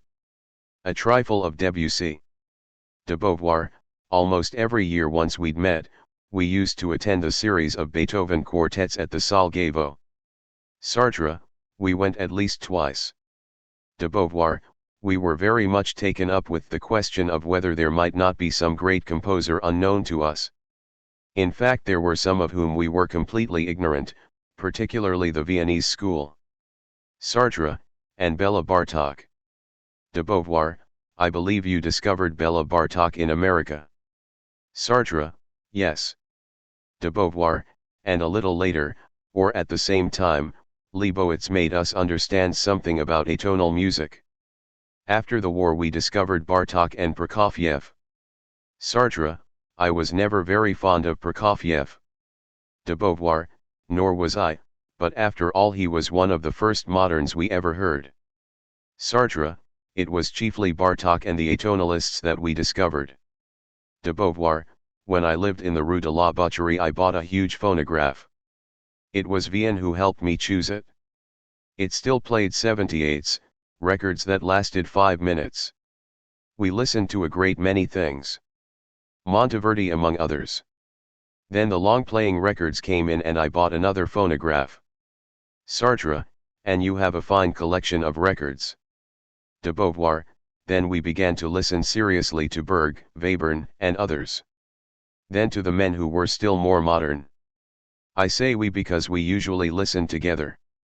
It was then that we began to listen to Stockhausen and then Xenakis and then all the great moderns. Music means a very great deal to you. So how does it come about that you've never been tempted? Thought you gave me a very good explanation of atonal and particularly dodecaphonic music. How does it come about that in spite of loving, understanding, and living in music you've never really been tempted to write about it? Sartre, I feel that it's not for me to talk about music. I can talk about things to do with literature that are quite remote from me, but after all I write, it's my calling, my art, so I have the right to reflect publicly about a literary work. But with music I think it's for musicians to do so, or musicologists. De Beauvoir, besides, it must be very difficult to write about music. Almost everybody does it so badly. There's nothing more boring than musical criticism, generally speaking. Leibowitz did it fairly well in Les Temps Modernes. The Massons wrote a very good book on Mozart. But on the whole it's rather hit or miss, as though the language of music could not be transcribed. Sartre, music is a language of its own. De Beauvoir, did you know the rudiments of theory? Sartre, I learned some of them. De Beauvoir, solfeggio. Harmony. Sartre, yes, when I was 8 or 9 I learned all that. And later I read theorists' works on counterpoint. De Beauvoir, how do you explain that you understood atonal music and dodecaphony so well? Was your ear accustomed to it? Because as for me, I could make nothing of it at all. Sartre, did I understand it as well as all that? De Beauvoir, well in any case you explained many things to me. Sartre, I did understand the rudiments, but it took me a long time to grasp their meaning. De Beauvoir, I come back to my question, why did you write the article on committed music? Sartre, since I listened to music I wanted to say where I stood. I wanted to write something about music, yes. When Leibowitz asked me to write the preface I thought it quite natural to agree. De Beauvoir, you tell me, I don't feel that it was for me to talk about music, it was for musicians to do so. But at a given point, why did you think it was for you to talk about painting? Sartre, that came much later. I became acquainted with certain pictures the first time I went into the Louvre. I was 16, I was in Paris, and my grandfather took me to the Louvre. He showed me pictures and made interminable, rather boring remarks about them. But still it interested me. I went back alone when I was in the first form and in philo. I even took a girl, a cousin of Nisen's, a little blonde, and I already knew how to talk pictures to her. The way I did so was comic, I dare say, yet I did know how to talk about them. But behind me I had no family with sure values in painting as they had sure values in music. My family did not care about painting. De Beauvoir, and what about your friends? Nisen in particular, but Gruber too, since his brother was a painter? Sartre, Gruber never talked about it. De Beauvoir, Nisen never really took to painting. Sartre, at all events Nisen studied painting in much the same way I did. That is to say, At 15 he knew nothing about it. At 16 he went to the Louvre, he looked at pictures, and he tried to understand them. But we didn't go together, or very rarely. I used to go alone. De Beauvoir, in any case you only saw classical painting. You never went to exhibitions of modern pictures. Sartre, never. I knew modern painting existed, but... De Beauvoir, how late did you go? Naturally you went as late as Impressionism. Cézanne. Van Gogh. Sartre, Cézanne and Van Gogh, yes. My grandfather must have talked to me about Cézanne. De Beauvoir, gradually you educated yourself, you traveled, you saw great numbers of things. In that respect we coped with a good deal of our education together. Sartre, it was you who showed me modern painting. De Beauvoir, I didn't know much about it, but still, influenced by Jacques, I did know something of Picasso, a very little about Braque. Sartre, I knew nothing about them whatsoever, so I learned about them through you. De Beauvoir, Italy and Spain helped us educate ourselves. Fernand Garaci was beginning to paint. At Madrid he wasn't entirely in agreement with us, he said we thought too much of Bosch and not enough of Goya. I'm still just as fond of Bosch, by the way, but now I have a much higher opinion of Goya than I had. I didn't like him in those days. Garaci thought there was something in Goya that we hadn't grasped. He was right. So gradually, then, you came to attach a great deal of importance to painting. We went to lots of exhibitions, Picasso, Klee, etc. But how did you, not being a painter, come to have the nerve to talk, and in my opinion talk very well, about painting? Who did you talk about, by the way? Let's recapitulate a little. Wols, Giacometti. Sartre, Calder too. Klee. Not in a special article, but in the pieces on Giacometti and Wols. Tintoretto. De Beauvoir, I come back to my question. Why did it seem to you perfectly normal and easy to write about painting while music was taboo? Sartre, I thought that for music you needed a musicologist's training to understand counterpoint and know all that lay behind a work before discussing it. It was possible to delight in music and to profit by it, as I did, but to know what it all meant called for a greater degree of culture than I possessed. De Beauvoir, and how did it come about that you wanted to speak of painting? Sartre, I'd had experience of painting without relation to the history of painting. I'd seen a picture that seemed to need explaining. It was at Colmar, when I was. De Beauvoir, ah, yes. It was one of the pictures you liked best, by Grunewald. Sartre, yes. De Beauvoir, there was another picture you were very fond of, the Avignon Pieta. Sartre, and I knew it, too, before knowing anything at all about painting, because it was in a room I used to pass through in the Louvre. I saw the painting and I liked it very much. That was even before I knew you. De Beauvoir, as for Grunewald, it was you who showed him to me. Sartre, and I saw what could be said about the picture when I read one of Huysmans's books. De Beauvoir, did Huysmans talk about Grunewald? Sartre, yes, and at length, in Against the Grain. De Beauvoir, that's interesting. Because you never found anything written in books that made you want to talk about music. Sartre, never. De Beauvoir, there's only one person who's spoken quite well about a piece of music, and that's Proust, but it's very subjective. In my opinion, much better books have been written on painting than on music. All right. So you read Huysmans's book. And you thought a man of letters could talk about painting. Sartre, yes, he talked about it well, at least for those days. He raised questions, he described the pictures. Even before seeing Grunewald's picture I'd read Huysmans on Grunewald. I had therefore read about Grunewald without knowing him. It was during the war, when it was not possible to go to Alsace. I did not see the picture until after the war. Meanwhile, I'd read the Huysmans piece on Grunewald, pages and pages of it. De Beauvoir, Which was the first article that you wrote on painting? We mentioned some just now, but not in order. Which was the first? Sartre, it must have been Calder. De Beauvoir, yes. Your article on Calder must have been written in 46 or 47. You wrote it for a Calder exhibition in Paris. Calder is not exactly a painter, but that doesn't matter. Then who came first, Giacometti or Wohls? Sartre, Giacometti. Giacometti was long before Wohls. De Beauvoir, did you write about his sculpture first or his painting? Sartre, his sculpture. For a long while I looked upon Giacometti as a sculptor only. It was not until later that I came to appreciate his painting. De Beauvoir, still it must be said that the most beautiful things he produced were certainly his sculptures. Sartre, certainly. But there are pictures of his that I'm very fond of. De Beauvoir, Giacometti and you were friends.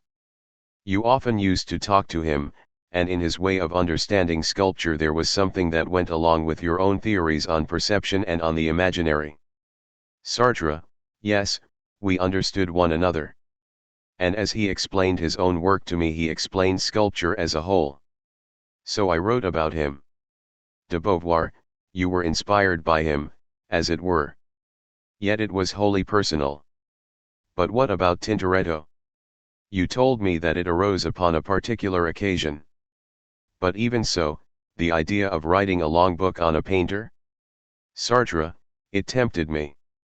And I thought Tintoretto interesting because his evolution was Venetian, independent of Florence, which was so important, and of Rome.